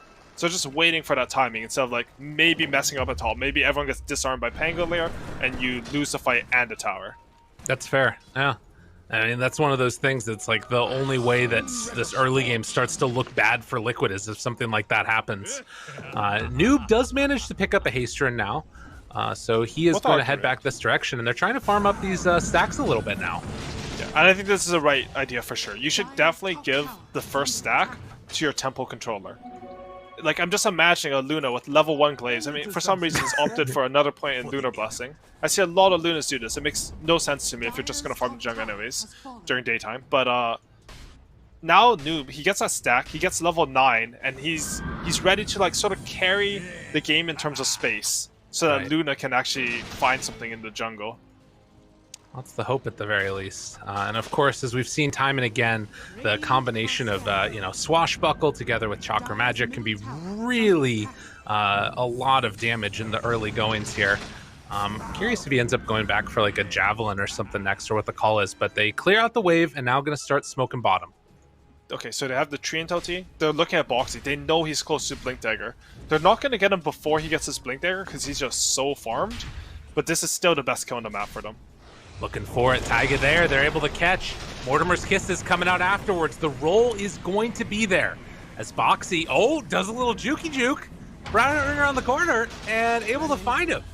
So they get Taiga, but won't catch onto Boxy. He is sticking around since he doesn't have a TP. And that's a little awkward, but it looks like he should be able to get his blink and then get out. They don't realize he's in the area still. I didn't even realize this, but Noob sort of showed us a really good use for Echo Saber there, where if you sort of queue in and double hit someone with the Echo Saber and then roll on them, your Echo Saber comes off cooldown while you're in the roll as well. So effectively gives you like 2 extra hits on the gank. I mean, that time he only did it after the roll, but man, he did a lot of damage to Taiga. Like, he clipped on the roll, came out and just double hit him in Swashbuckle, and Taiga just died. It's not like Noob has like a Javelin or Maelstrom procs either. He just killed him. Right. It's just making that combination work there to the maximum effectiveness and efficiency. Very cool for the side of Spider Pigs. Now, Team Liquid, they've still got this incredibly farmed Boxy playing right now on the Slaughter, has Blink Dagger done, and they're smoking up, looking for a kill. And DNZ, that's going to be the one that they get. As the bash comes through, right click is there. They get the kill, looking towards mid now. So Liquid, it feels like this is just sort of like hitting this exact timing that they were hoping to get. And Liquid, are they trying to steal these Ancients? Do they have damage here? They're getting some of them with the Maelstrom. Okay, that's pretty good if they can take all of those, but it's taking a while. They're taking a lot of damage here too. I mean, the thing is, Spider Pigs aren't aware because who the hell would try to steal your 5 Ancient stack with Faceless Void, Slaughter, Ancient Apparition? But no. They do it. That is huge. So they like pressure the tower, and right now Spider Pigs feel good because they're like, well, they didn't get that, but now they're going to look back and see that the little honeypot's gone. And Mickey, does he get caught? Dual Scepter, this would be a big kill if they could get a return. There's going to be the connection on Mickey, trying to bring him down low and dead. They do end up using everything, literally everything for that kill. And Liquid get a mid tower, but I think they're happy for that. You know, some compensation for losing your Ancient stack. I still can't believe they could take the Faceless Void Slaughter with Ancient Apparition, Ice Vortex providing Maelstrom damage. Yeah. That's crazy. Hey man, you gotta do what works. And they're making it work. I mean, it's a risk, right? Like, if you get scouted there, I think you might just lose the game there. Because you lower the entire Ancient stack for your opponent, you bring them to an objective, like their own Ancient stack, they kill you and they kill the lower stack. But they sneak it, they take a risk because they're a little bit behind and it really paid off for them there. Well now, Mortimer's Kiss is going to be off the mark, but they jump forward and able to catch and kill Funnick. This is a DD rune now as well, so going right on into Roche. The call is there. They got a lot of Midas armor. Literally every ultimate was expended on Mickey that last triangle fight, so this is what they do with fast. Pango ulti. Back up in 6, but it's not going to be soon enough. Throws out the Nature's Grasp, but Mickey will get the Aegis. It was just a couple of seconds away was all they needed. Just Medallion plus Little Shredder on Taiga plus the Amplify damage and the Desolator on Lone Druid. That thing just melted. I don't think Spider Pigs, like, they had Pango roll in like 3 seconds. Or maybe it was already up. But they had their spells come out soon. They're probably like, okay, you know, it's 13 minutes in a game. I feel like, you know, 30 seconds is reasonable for Roshan. Right. And it literally died in 10 seconds. And oh, okay, this is sort of awkward. Now we're all just standing here. Yeah. But really good chain of events from Liquid there. Definitely. They're identifying what they need to do to accomplish now, and it's just sort of like that move down the line, take that next objective style that we're seeing from them as they're going to head down this bottom lane. Quakefa already draws the line. They're going to take that tier 2 tower there and then have access to the outpost. But what can Spider Pigs do? I mean, I guess that they're just looking to try and sort of get a trade almost. For sure. You are against a Desolator on Lone Druid and Snapfire Little Shredder. But, you know, there's a reason why Liquid, they run the Lone Druid the most successfully. I think. Oh. Smoke up. Smoke's going to break. Funnick, they miss it. The arena's down. Jump forward. Chrono there, connecting onto 2. Is it going to be enough, though? Tango roll runs through, kills off Boxy. Funnick is also going to fall, but now Mickey in a little bit of trouble, actually. Can they bring him down in time? That roll was perfect. But Coma taking a lot of damage from the bear, trying to body block it. Actually, they make it work. Mickey looking for some more chase down, but DNZ just a little bit too quick. So it ends up being 2 for 1 in the Aegis as the disarm will come out, and Mickey looks like he can chase down DNZ and get that eventual finish. So that one, a little cherry on top for Liquid, as they did use the Aegis in that last fight, but managed to make it work. We did see a little bit of the problems that PPD was mentioning during the panel, right? They had like 2 seconds left on the Mortimer's Kisses, but honestly, overall, just a great chronosphere coming out from Mickey. Boxy goes for the big plays. He jumps into fog. When the smoke pops, it misses. You know, it happens. It's unfortunate. But Mickey, with a perfect chrono, catching 2 on the edge, really carries that team fight for his team. Looking for Insania there. They're running in division. This is Liquid's area. Y'all got to be careful. Mickey thinking about jumping, doesn't quite connect. Boxy has another opening here now. There's the 4-step forward. Quakefa's bear. Is it going to drop? Can they get it in time? They do get it. Funnick in the middle of all of them. It didn't have arena, didn't have anything, but the Pango roll might be enough. Quick bait, but not going to be enough to get away from that Illuminate. Jump forward, crush afterwards, trying to find this finish now onto LeBron. He goes down as well. So the trade-off there is the Snapfire going down for the Mars tree, but they keep their tower alive. They keep their tower alive, and Coma is very fast to just sort of dip out of there. He instantly runs to mid, gets some pressure on that, and some much-needed recovery for him. Boxy is going to find a free caught on bottom lane. But, yeah. I mean, overall, not like amazing for either team, I think. Right. And I guess the big thing is, like, obviously Liquid is incredibly strong right now. Is there any worry that as this Luna starts to get more farmed, as she gets more items, that there's some potential for an out carry there? Or do you think Liquid have the tools to remain pretty relevant, you know, going into the mid to late game even? So normally I would say, yes, Luna can get really tanky, she can get to her Butterfly Satanic Scotty type items, and she can sort of tank through this minus armor frontline for her team, but you can't do that against Ancient Apparition. Right. So I think Liquid, while they want to play high tempo, they're bottom lane, just free is free. Yeah. While you want to play high tempo, I don't think they're under any pressure, which is the best way to feel, you know? You're like, oh, we can make all these moves, and we have the late game. This feels really nice. That's fair. Oh, and with that said, like, I think Spider Pigs, our lineup can always clutch stuff. Anytime you have a Pangolier with a Kodo, you can always do these incredibly clutch, like, rows and just perma-stun someone. What is happening? Dude, there's some, like, Matrix stuff going on right there, dodging each other. But they managed to not get caught anybody on Spider Pigs. Mickey was really looking to get aggressive there. In the meantime, Funnick also cutting the wave up top, and again, this pressure is going to be mounted down bottom. They do have a creep wave coming in now, so Quakeville will have somebody else to hit away at that tower besides just his poor old bear. And simultaneously, Spider Pigs trying to find some farm on the map where they can. I've been impressed with their ability to not just like drop completely off the face of the earth in terms of the net worth for all their cores. And we'll see if Liquid can finally put the screws to him here, as whenever I see these tier 2 towers go down with the lone druid in the game, it feels like high ground's next. Yeah, and I think they'll probably go for second Roshan. I mean, they killed the first Roshan so early. That shard's going to have a huge impact. I will say, I liked what you said about Spider Pigs. It seems like even though they're losing some objectives, they've been sort of weaker getting picked off. They've always managed to get some sort of compensation for the plays. Like, Luna got a lot of farm there, and here we have a smoke on smoke. Breaks immediately, jump forward, finds the Pango. That's a big kill if they can get it. Blinding light pushback, but still in trouble. Goes for the roll afterwards. Can he get it off? He will. Okay, so 2 dead very quickly, and Quake's bear also gonna fall. Huge victory there for the Spider Pigs as the Pango didn't get bursted. Yeah, played by DNZ. Treant Armor plus Echo Saber. This boy has 1900 HP, and the Pupil's Gift. He's so tanky with the Treant Armor, and like any hero, I think should be dead there. You have like the Snapfire Medallion with the little Shredder, some sort of like Bash, Slither, and Crush Amp. Right. And honestly, he wasn't that close to dying. Like, he still had a good 500 HP left. And they just managed to turn it around. No, Spider Pigs, despite Liquid with all this aggression, despite all the towers going down, they're slowly like choosing their fights, like keeping control of areas of their map while still giving up like whatever they don't own, and they're just playing solid this game. Yeah.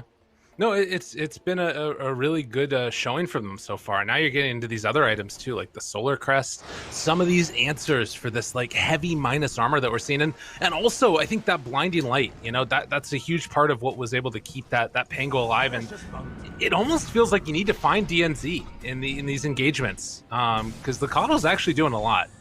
For sure, and especially as he gets towards his Aghanim Scepter, that's going to be huge, because I believe Lone Druid Bear doesn't actually damage the... Is it called an Ignis Fatus? I don't know what it's called. Ignis Fatus, yeah. It is Ignis Fatus, okay. So the Lone Druid Bear, like, creep heroes don't do damage to it. So you hit it with the Lone Druid Bear and it does nothing. I could be wrong on that, but I believe that happened to me last time I played Lone Druid versus Kodo. I was very mad, so I remember it, but I don't know if it's still true. Okay. Well, I'm sure that if it's something that made you mad, it's still in Dota. Yeah, they're taking it. Still less than 1,000 gold separating these two teams. For how well Liquid have played, for the map control they've been able to gain, you would imagine that it might be a little bit higher, but Spider Pig's definitely still staying in this one, as they are holding on to their outpost on the Radiant, getting closer to BKBs pretty soon, and Aghanims is the next queued up item for Pango. And oh, he took the right talent on 15. Ooh. So with the Aghanims, he's just gonna do a lot of damage. We're gonna see the Echo Saber come into play. After his Aghanims, I think he has a blink queued up, but I would like to see him get the shard, because the 2.5 second cooldown actually works during your shard, and you can get 2 shield crashes off, which perma slows because of your Echo Saber. There's some insane synergy. Roshan literally died in 5 seconds. Yeah, literally 5 seconds, guys. There was a Roche there. Unfortunately for Spider Pigs, they didn't see it in time. I don't think that even if all of them TP'd as soon as Roche was up, like if they had a TA trap or something in there, they would have been able to contest it in time. But the second Aegis. 15 minus armor. I'm trying to see. Oh, he had an AC for that too, that's why. It says 26. Let's Snapfire. Yeah. Yeah, it's no joke.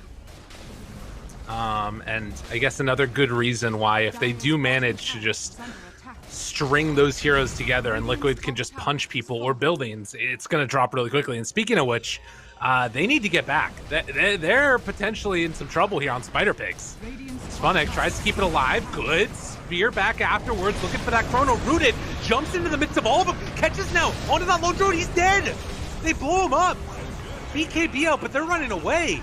Oh my god, and they blew up Boxy as well. One by one, Liquid just get absolutely obliterated, and they've got their eyes now on Taiga as well. Trying to escape from this, gets the blink out, jumping forward, trying to break it in, get him. They find themselves 3 kills, and I mean, Liquid just didn't know what hit them. Man, they did so much damage so fast to Koikfa Londra. I will say, a rare misstep from Koikfa's Lone Druid, because he was just up so far, and Funnick, I mean, the panel talked about how good of a Mars he played in the last game. He's really showing the same thing in this game. I mean, it's been more quiet. He hasn't really gone for the same types of picks because he understood that wasn't how they got map control or win condition. But every time he has to clutch something, he gets the spear back into arena. Beautiful base defense for his team. Definitely. Funnick, absolute god in this series and in this game, making it work. And some questions to be raised. Like, Mickey, no Chronosphere used. I mean, granted, by the time it was happening, it would have been like, you know, maybe even more of his heroes than that opponent heroes in it. But nonetheless, a hell of a Pango Aghanims reveal, if nothing else. For sure. And Mickey, he BKB'd there, and he hit the Pangolier. And he actually bashed Pango twice. Okay. Don't take our outpost. Okay, Get they're out just of here. messing. They're just messing with him. he might use him too, just for, you know, show him what's up. He didn't go for it. Giggles. But he actually bashed the Pangolier during roll twice on top of his Lone Druid. I just found it really funny. Yeah. Because he couldn't get anything off. There's just a roll constantly on top of him. That is that's the anti-synergy right there. It's worse than a Chronosphere in a way.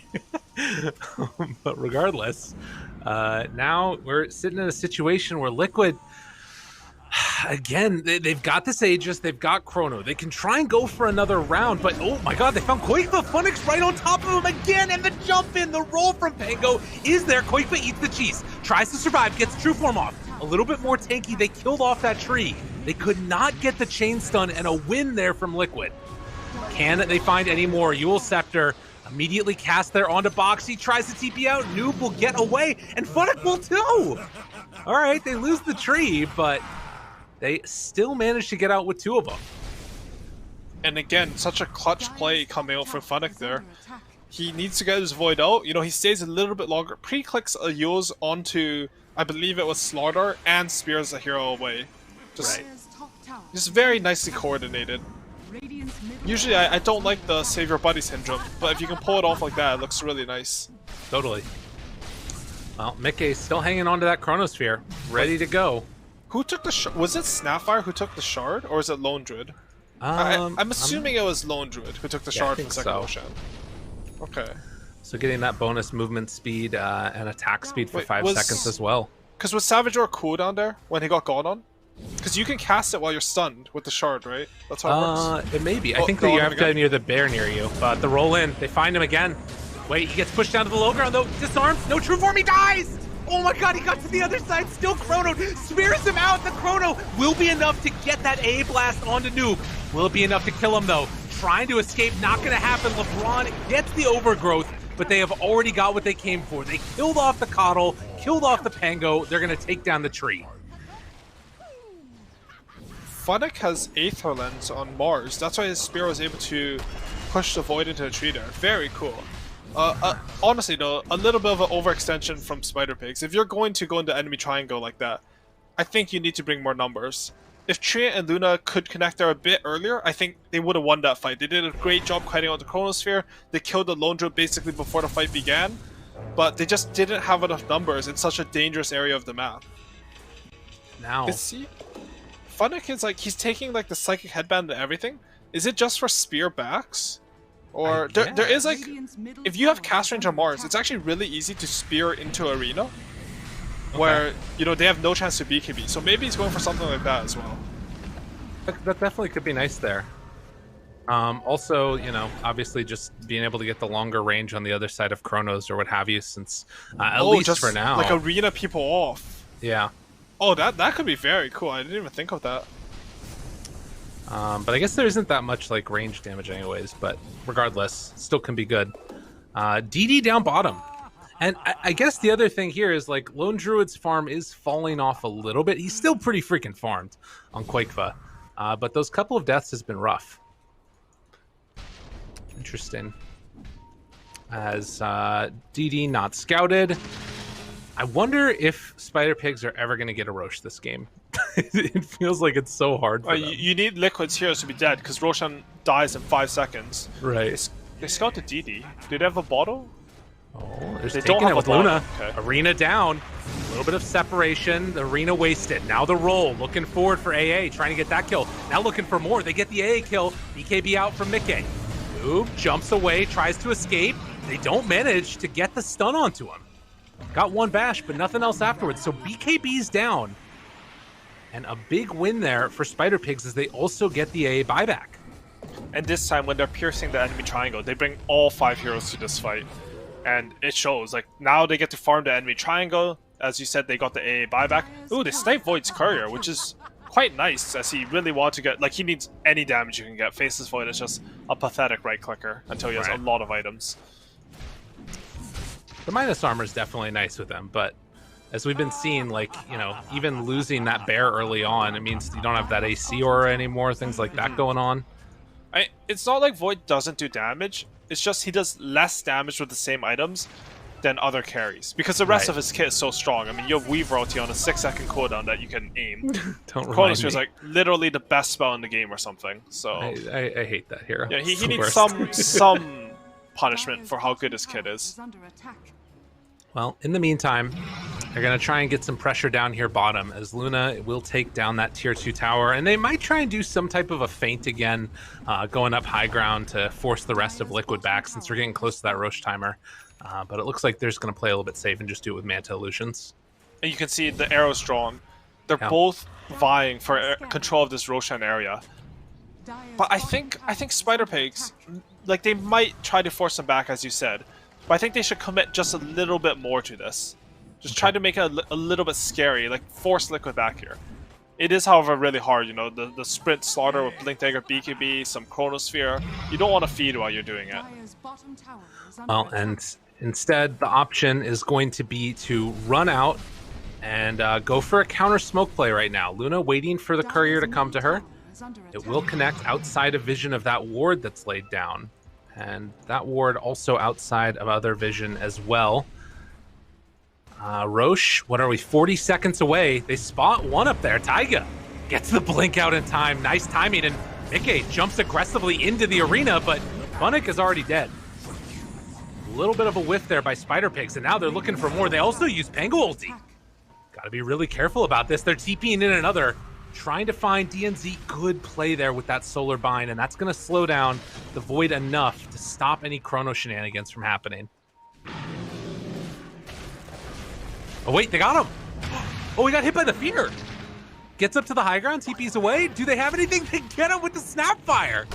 Able to stun, able to kill. Oh, no, and 80 seconds on the sideline. They catch the noob. Yeah, that was a really good fear from Quakewood there at the end. And Roshan's up. I'm going to count how long it takes this Roshan to die once everyone's there. So I'm really interested. They're probably going to start it early if we're going to be honest. This doesn't count. Like, No. they don't have anything there yet. I mean, it's still going pretty fast, to be honest. This is pretty fast. Yeah, and it's gone so quickly. God, it's just so insane, right? Like, I guess that this is part of it is just like, you know, them being able to win the fights and maintain map control, which is part of the reason that that works. But nonetheless, when you can take objectives that quickly. If everyone was there, it would take 3 seconds to die.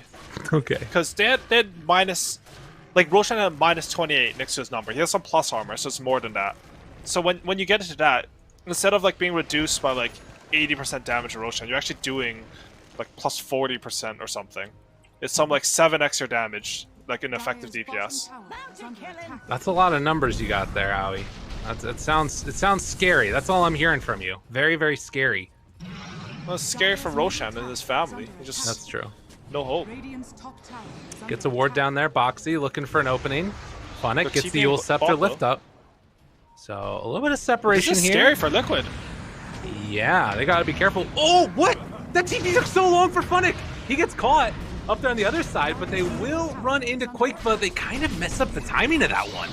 But nonetheless, Cheese popped afterwards. Quakefa Bear hitting away on to that Pango. Ice Blast a little bit early. They let go of it.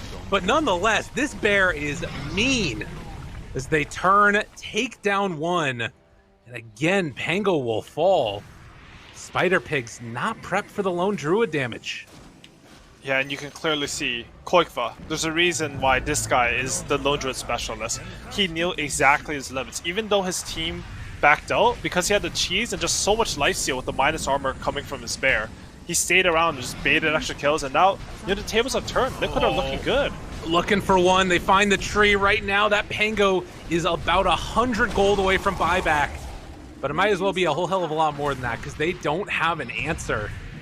Now, the Luna Shard is really good for delaying this one out, but I mean, they're up on your high ground now. Jump forward, Chrono. It's going to connect onto one. You'll Scepter lift up afterwards. Can they bring down Coma? The Blinding Light doing some work, but it's not nearly enough as they take down that Luna. Now trying to find anything else afterwards. The buyback comes from the Luna. We're about 10 seconds away at this point from the Pango. If they can keep the fight going on Spider Pigs, they might be able to get something here. But Liquid, they're too strong. Mickey just turns around fight. This man still has an Aegis. And jumps forward, trying to find some more of this fight. And he jumps out afterwards, the Shard. Very well played. Jump in, jump out, easy as pie. Yeah, Mickey he's beasting at this point. I mean, he's reached that point where Void does a lot of damage. And now he's just that hero that has a 5-second AoE stun that kills anyone in Chrono. Yeah, that's pretty wild. You know, like, the Mars build is cool, but I think Mickey killed him in 2 hits. Ooh, a chance here. Rolling in, a lot of damage out. Quakefa in some trouble, doesn't have a resummon, he's dead. Now looking for more, they stuck around too long on Liquid. Everybody's dying. Mickey doesn't have any more mana. He's popping mangoes into his inventory to try and get away. Still does have that Aegis, but can they chase him down? It doesn't look like it. They're gonna go instead right down the mid lane. Ooh, and a little bit of a lapse of focus from Liquid there. They had the Aegis, but they positioned their heroes that, again, a little bit vulnerable. The same as the first time they went high ground top. Spider Pigs, they just identify which kills they need to get first. We sort of see there why Pangolier is so highly valued against Lone Druid, because if you disable his Bear, unlike the last fight in the Radiant Triangle, like, he can't lifesteal. He's getting disarmed, he's getting stunned by the roll, and Koifa, he looked like paper in that fight, and they just take the fight. Yeah. Man, I just said Liquid was looking good in this game. Instantly lose a fight. Welcome to the caster curse life. Wait, so Funix build, he's going Blink yields Aether Lens into Wind Waker. Yeah, I don't know what's going on with a Psychic Funix. Headband. They need save, I guess, right? Yeah, I mean, this is a good Wind Waker item. I'm just a bit confused. I was thinking, like, Void hit him twice last fight and he just died. Right. Maybe he was amped, I'm not sure, but these aren't the typical items you'd see on Mars versus Slaughter, right? Like, you'd expect your Lotus Orbs, your BKBs, something so you can sort of frontline. But last game, I think Spider Pigs, they had some cool ideas. You know, the items on Luna, just how they played the tempo and made the rotation. So I'm curious to see, like, how the idea plays out, because I haven't seen anything compelling from it yet. Okay, well, it's fair. You know, one thing that we did see to great effect in one of the previous series was this Luna Flicker, and they got it. That's a pretty good item, Howie. I don't know how you feel about it right now, but it feels like one of the more broken ones. I'm going to say it's the best tier 4 item, and it's not even close. Okay. I mean, basically, Cool. what this Luna Flicker means is that Slaughter needs 25. Yeah. And even when you're 25, it's still annoying. Like, it's so hard to hit all your spells. You're just going to dispel Time Dilation, the Slaughter Amp, and it's just a move speed item. If you don't get Spider Legs, you can have Flicker without boots, and you'll feel fine in the game. We'll have to see. Aghanim's done now for Mickey. Also has that Refresher Shard still in tow. Ready for double rounds of ultis if he needs it. Less than 1,000 gold separating these two teams as we're 38 minutes into the game. And Mickey, Invis, does he see a target he likes? There's no wards up here. There's one sentry ward there. They placed down another one now as well. And that signals to them, you know, if they come up here, and yeah, Mickey, his Invis is going to wear off now as well. Boxy walks forward. They get some vision, jump forward, looking for a target. Not able to find it. No easy chrono. Middle tower is under attack. Do we have a second round? It doesn't look like it, but they're all underneath some vision. I mean, I guess that's the thing that's weird about this, is even with Spider Pigs like having full vision of them, it doesn't feel like they can fight.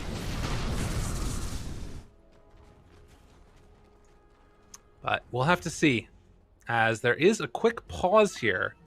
Hopefully we'll get back into the game in just a moment, as we're waiting for the next round. I will say, I like what both teams' offlaners are doing. Both times they breached high ground. It didn't work either time, by the way.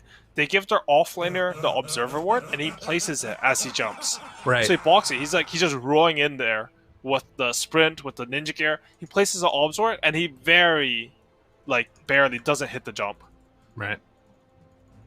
You can also see, immediately after seeing the flicker, Boxy has queued up the Tome of Knowledge.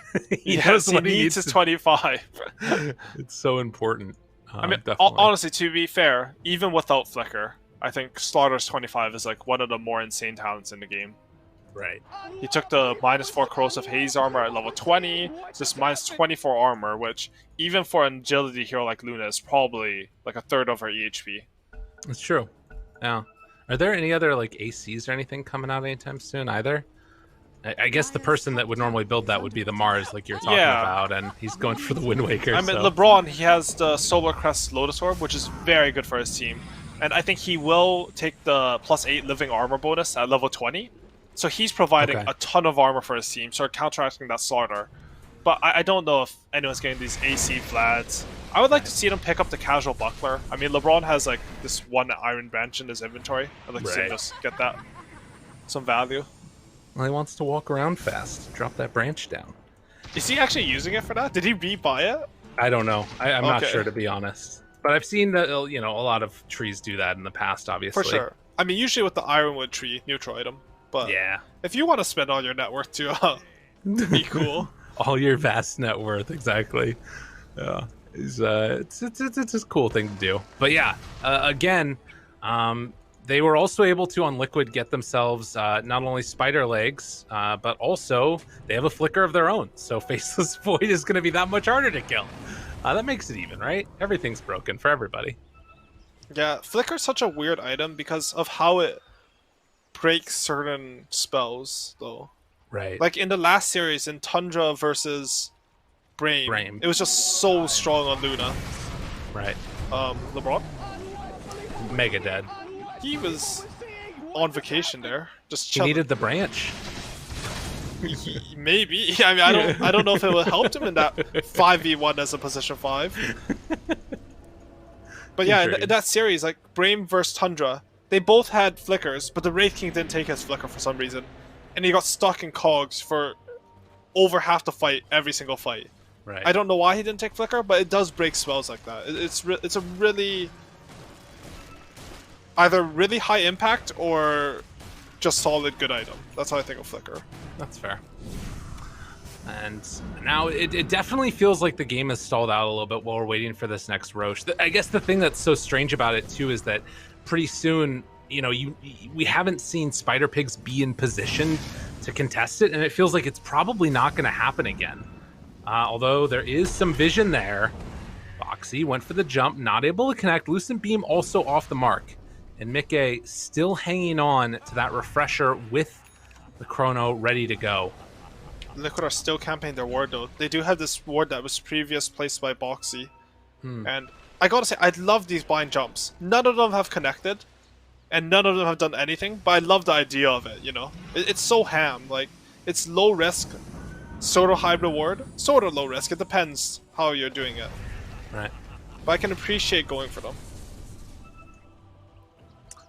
3,000 gold lead. It's slowly but steadily going up. And like you said, camping that ward. And I think it's sort of some credit to Spider Pigs here as well, that like they're not sort of overplaying their hand and trying to come and contest that ward as much. That being said, if we saw a blind jump right now from Boxy, that would be huge. The illusion gonna go out. And a lot of Spider Pigs are reading bottom lane, right? There are 8 range creeps who are about to hit the tier 3. Ooh. So if they just wait and nothing happens, they have the map advantage. Mickey. Oh, looking for it. Yule Scepter lift up. Now rolling in. BKB is out from Bear. Noma tries to back away, in trouble, gonna get caught. Aeon Disc comes out though in time, able to survive through it. Second round though, the Chrono is gonna be up, tries to flicker away, not gonna happen. Dead for 2 minutes, no buyback. They buy back on the Coddle, but the Ignis Fatuus is down, and Roshan about to be back up. All right, Luna just got buyback back up again. Yeah, Mickey did pop the Refresher Shard, so he has another Chronosphere. He doesn't have the BKB quite yet, but they're still really strong on the map here. Oh, this is a tense moment. If they don't get much out of that Chrono, there's the Yule Scepter lift up. Funnick throws that out. Another BKB down. Now Luna still has that buyback available, and Roche is back up. But want to play our minigame this game? It's how long will Roshan take to die? Exactly. The answer is very, very short. That's gone. All right, they need to nerf that. That is too fast. It's really crazy. Dude, how much damage it does is just wild. There's just no time to contest There's a cheese in the pit.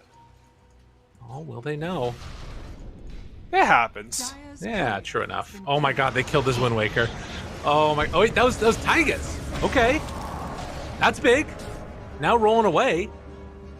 I thought that was Funix. He hasn't finished his yet. No, Funnick is he's a very, very sad support hero at this point. I don't think his build, we're gonna see what his idea was not working out. Oh, Boxy found him.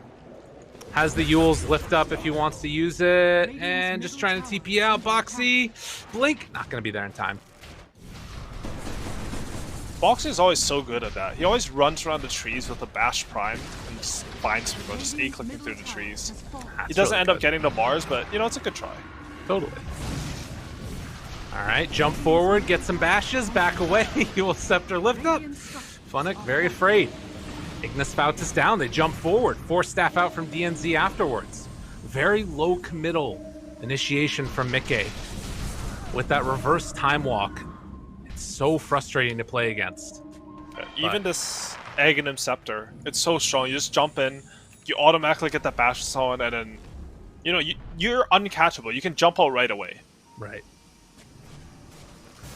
They still have yet to claim that second set of racks yet. On the side of Team Liquid, but it is looking more and more like an inevitability as there's only 3 minutes left on this Aegis. Looks for that spear back, not going to catch him. Flicker afterwards, tries to back away. That's the Minotaur horn being used as Quakefoot hitting away at these buildings. They can just try and go for the blinding light pushback, but it is not feeling like it's enough. Taggett jumps forward, tries to bring down that armor, and they are going to right-click down the bear, do a nice chunk of damage to him. Flicker afterwards, looking forward, there's a catch now onto that AA. They pop the Eclipse afterwards, people are getting shredded. They take down 2, 3 afterwards. But afterwards the Chrono comes out, there's the Aeon Disc keeping alive. This Coma Luna, is it gonna be enough? Afterwards tries and flicker, tries and run. And actually is gonna be able to escape for the moment. Mickey, he jumps in, flicker out afterwards, turns now, LeBron punching, the spear's gonna connect, good chunk of damage out, AA blast onto the backline, he flickers away! Coma gets out by the skin of his teeth. And now Yule Scepter lift up. Funnick doesn't have another spear though. Can't quite connect. The slowdown, the disarms there. Funnick spears back, long range. Is it gonna be enough for the kill though? Coma right on top of him. Flicker for the chase, force step afterwards. Mickey, he doesn't have the flicker. He has the Paladin sword instead. There's 3 heroes dead with no buyback now. As they look for more, Boxy also gonna go down. They take down 4. Spider Pigs, there's an opening here. But at the same time, Quakefoot, he has an Aghanim Scepter. His bear took mid-racks. Oh, and just gonna TP out. Oh, but the Lucid Beam to break it. This bear is going down, so no bear, no Quakefoot for 50 seconds. And even when he's back up, Spirit Bear's dead for a little bit. What can they get out of this? Ooh, yeah, and really good Aeon disc purchased by Luna there. Really see that combined with this really balanced neutral item was able to keep Luna alive during that fight, and dude, he such a good turnaround. He bought Rapier? They're going for it. I think the Spider Pigs are trying to end this. You've got, oh god, they're so close net Do they know about the Refresher Shard on Mickey though? Oh because man, that could be big. He has no Aeon Disc right now. He just got it back up in 10 seconds. Oh, okay. What can they do? This is really scary. Mickey, he hasn't popped that Refresher Shard yet. And the Lone Druid's still 4 seconds away. They're hitting away. Bashes are there. Another round of flicker. The rest of the team's behind him now. Creeps are going to start going in, but they're going for the tier 4 towers. Como wants to end this right now. And this proc, they still have the Chronosphere afterwards. Needs to run, needs to get out of there, tries to jump away. Will they be able to keep him alive? The arena's down. He's not dying. Oh, the overgrowth, but they take him down in the end. That is going to be Rapier on the deck. Faceless Void picks it up. They buy back on the Luna. Needs to get back in for this fight. But this Faceless Void's going to do so much damage. They're trying to disarm him, trying to sleep him, trying to do anything to stop this from going their way. And Mickey TPing away now, going in, and they're just going to retreat back. What a weird situation. Yeah, he just wanted to keep the Rapier. This is like the most Liquid game I've ever seen. Just classic Liquid. There's high grounds, Rapiers. The team that's hitting high ground always loses a fight. It goes to some insane battle. And you can see the problem with Luna going Aeon Disc Rapier there and trying to siege high ground. Because Faceless Void popped the Aeon Disc for free. He just kept time walking in until the Aeon Disc procced. As soon as Aeon Disc is gone, Luna's not, like, she has nothing. He just chronos. I don't know if LeBron's ulti missed or Mickey was just very fast. Oh, they got him. They caught him. Tries to bring him down now, staying right in place, jumps back over, the Yule Scepter lift up afterwards. Can they bring him down? Where's the BKB? Doesn't have it yet. Pops it now, jumps away, but they've already taken down Sania. Creeps heading into the base, down bottom. They're going to lose a Rax on Spider Pigzs if they're not careful. And the bear is there. He's going to fear away the Trina as well. Oh, they caught him there. And not going to fully commit to his E-Blade out from TNT. The bash! Oh my god, the bash came in. Quick, but trying to TP out. Can they get the bash again? No. Won't happen.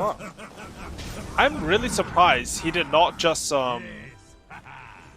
like BKB and kill that Rax. Yeah. I guess he doesn't. I mean, Koikva would know better than anyone else in the world. But like from my understanding, like I would think, like there's no way that Radiant can break your high ground.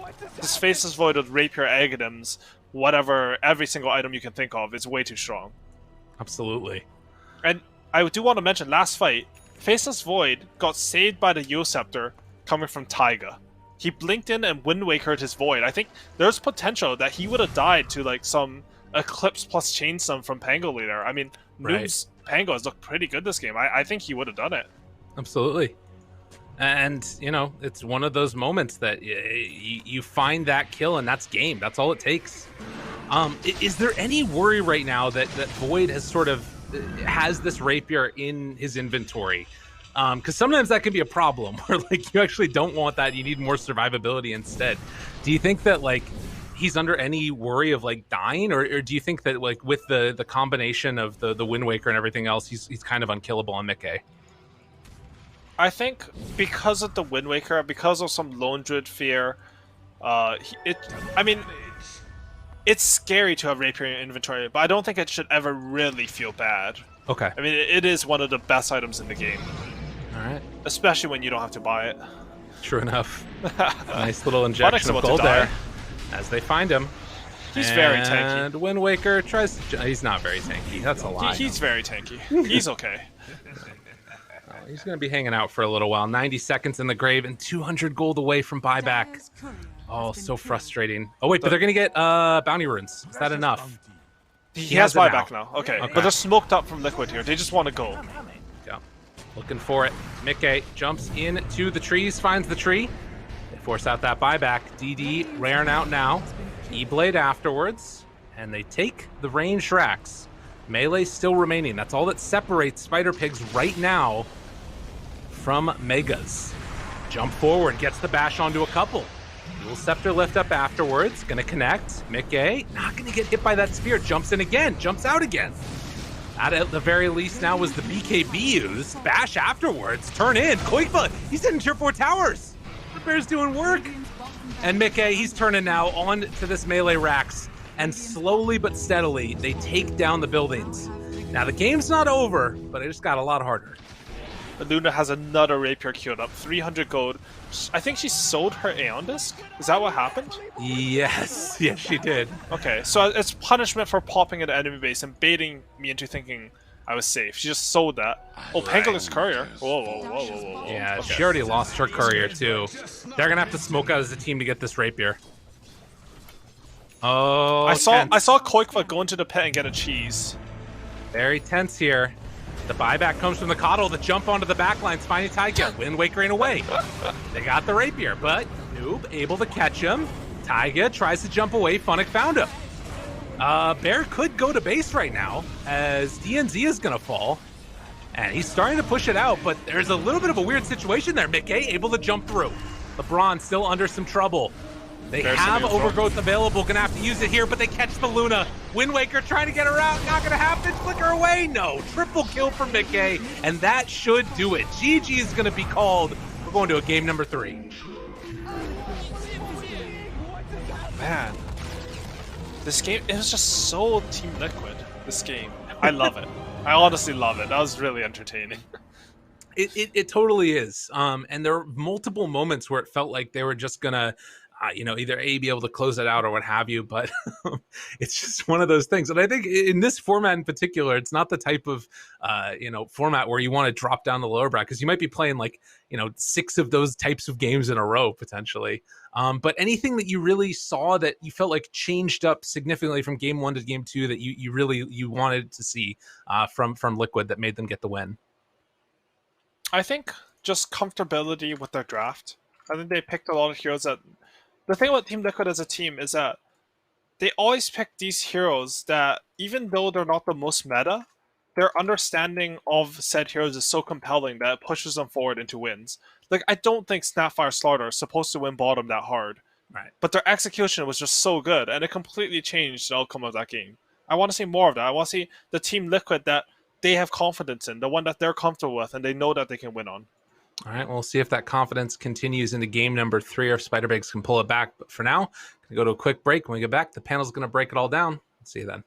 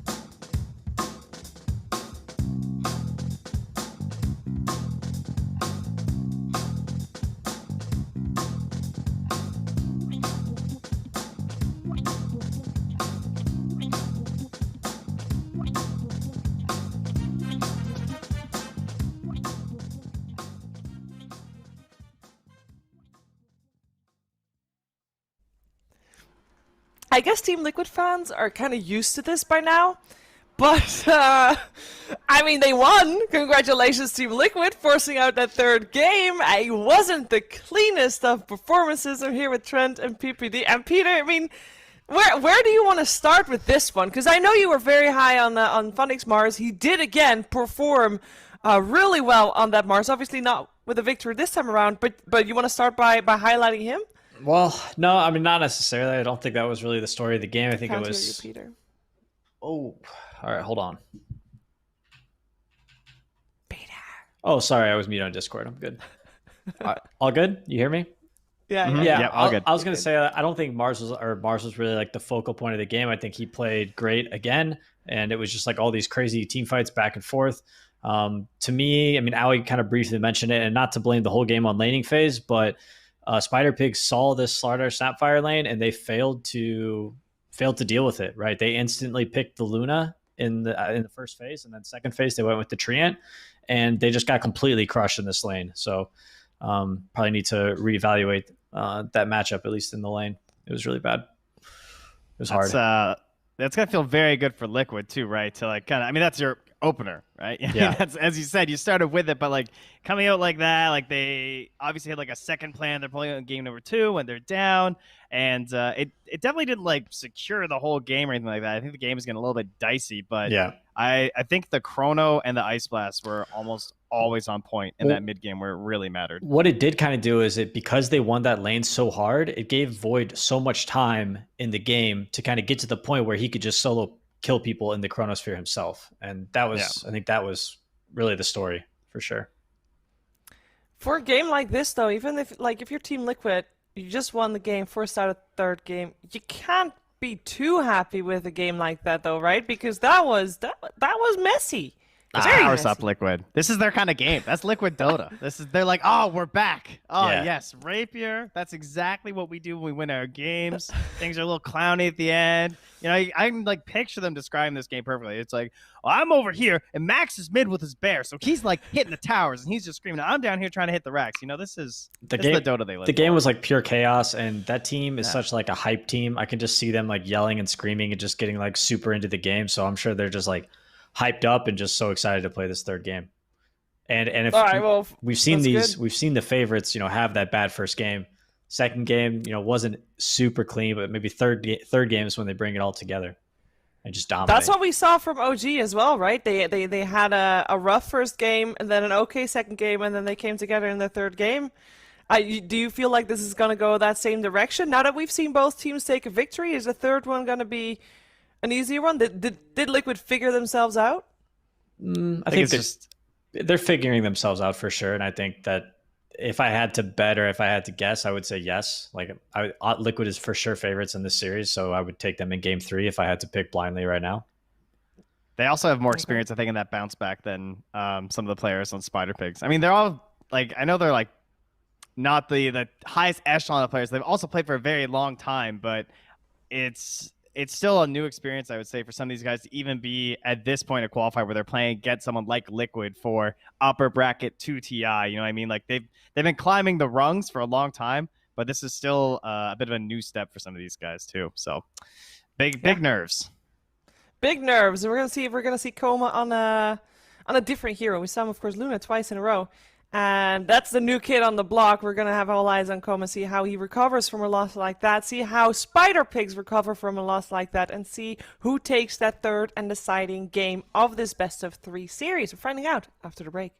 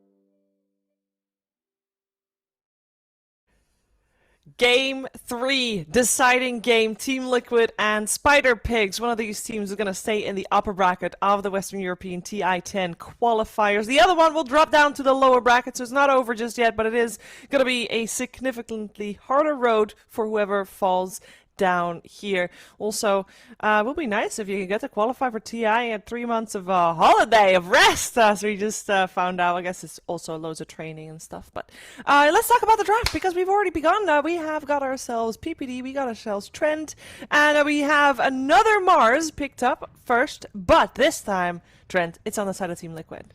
Oh, I hadn't checked out the names. I'm a little disappointed. What do you kind of been killing it. They stole the Mars. What's the response? Slardar. Well, they can't pick Luna anymore. Slardar Snapfire. Yes, exactly. Yep, you know.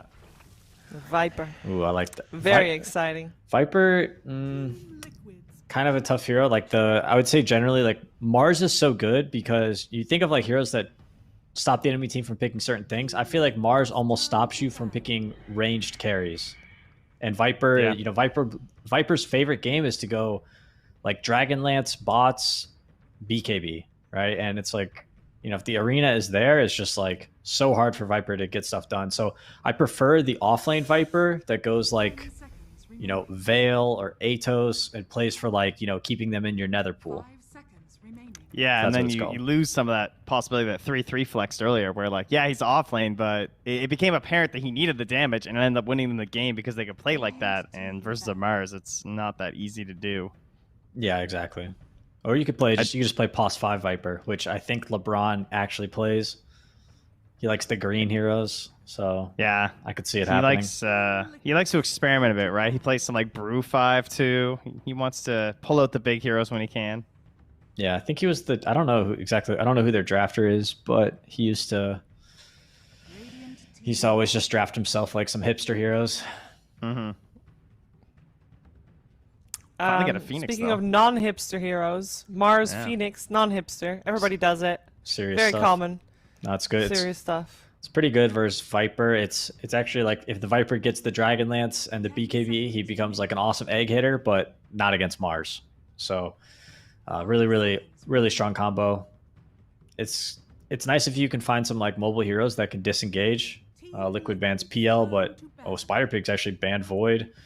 But heroes like that can just jump out of the arena and just run away from egg, because killing egg when there's an arena up is kind of it's very hard.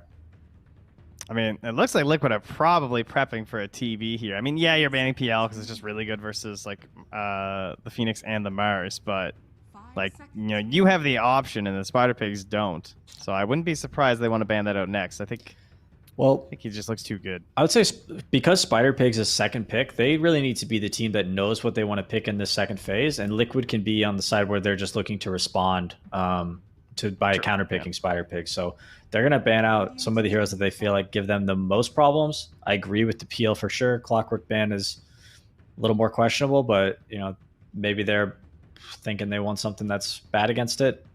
I don't know. And Nyx makes some sense to me as well. It's looking like a possible Jug game here at this point. Mm-hmm. You know, Mars, Phoenix. I mean, he's a little bit at the moment, but I think Jug is. I feel like Jug is just a terrible hero. I feel like he needs a Battle Fury in order to be an Ancient Clear, or a Magnus. Yeah, or a Magnus. But a carry is somebody that kills Ancients, right? Think like we saw at the major teams that they wouldn't even run a carry, but they would have a Lina mid or a Invoker mid or a TA mid, and this hero became the Ancient Clear, and therefore he was the actual carry. The carry, the one position, was more of a, hey, go win your lane and, you know, team fight with us, and that makes a lot of sense. But when you're playing a carry that doesn't clear Ancients, like a Slark, for example, you have to constantly be fighting, and it makes you like, I think Juggernaut is in that same category. It's like you need to win your lane and constantly fight in order You're to like essentially giving yourself more conditions than an ancient hero. So it's just exactly like imagine just playing bad Luna right now and just chilling up and hitting the Ancients. You know, that's You did it really well. yeah, that's the dream as a carry. It's true. It is, of course, the newest person of the 10 players that we got here on the board. Gonna be curious to see what Koma's gonna play. Juggernaut might be a comfort hero. It depends on what he is comfortable with, right? He was obviously comfortable on the Luna, comfortable enough for them to pick it first phase in that second game. So it really depends on what he feels comfortable with in a matchup like this. Yeah, they'll probably like one of those egg hitters. Oh, they go line instead. Ooh. Disable. It's good. Counterpick, yeah. Covers you against like maybe some Phoenix plays, and then we still have, like the pucks and all the spirits are still in too. And we know Liquid likes to go to those when they're on the ropes. Yeah, are both of you surprised that we haven't really seen Leshrac today? Because we saw Leshrac so often in the SEA qualifiers, and I thought that was going to be, especially when you're, you're watching Team Liquid, I thought we were going to see Leshrac coming out. Well, they don't have Sumail anymore. It's true. That's the only Leshrac we saw today, I think. Yeah, it's a good hero, but you definitely need a lot of games on the hero. So I guess these guys just haven't been practicing that hero as much as others.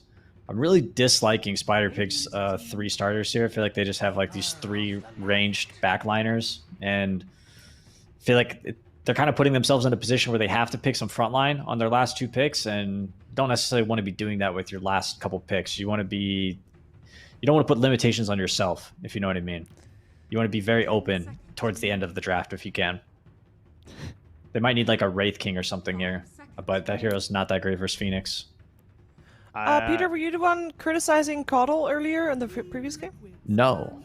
I was just about to say, Peter, they're gonna pick Jug, dude. They picked Coddle. They have no choice. I can guarantee Juggernaut's coming out once that Coddle's there. We'll see how this hero does. I'm not saying it's good. No, I agree. They were in a tough spot. They're trapped. For sure.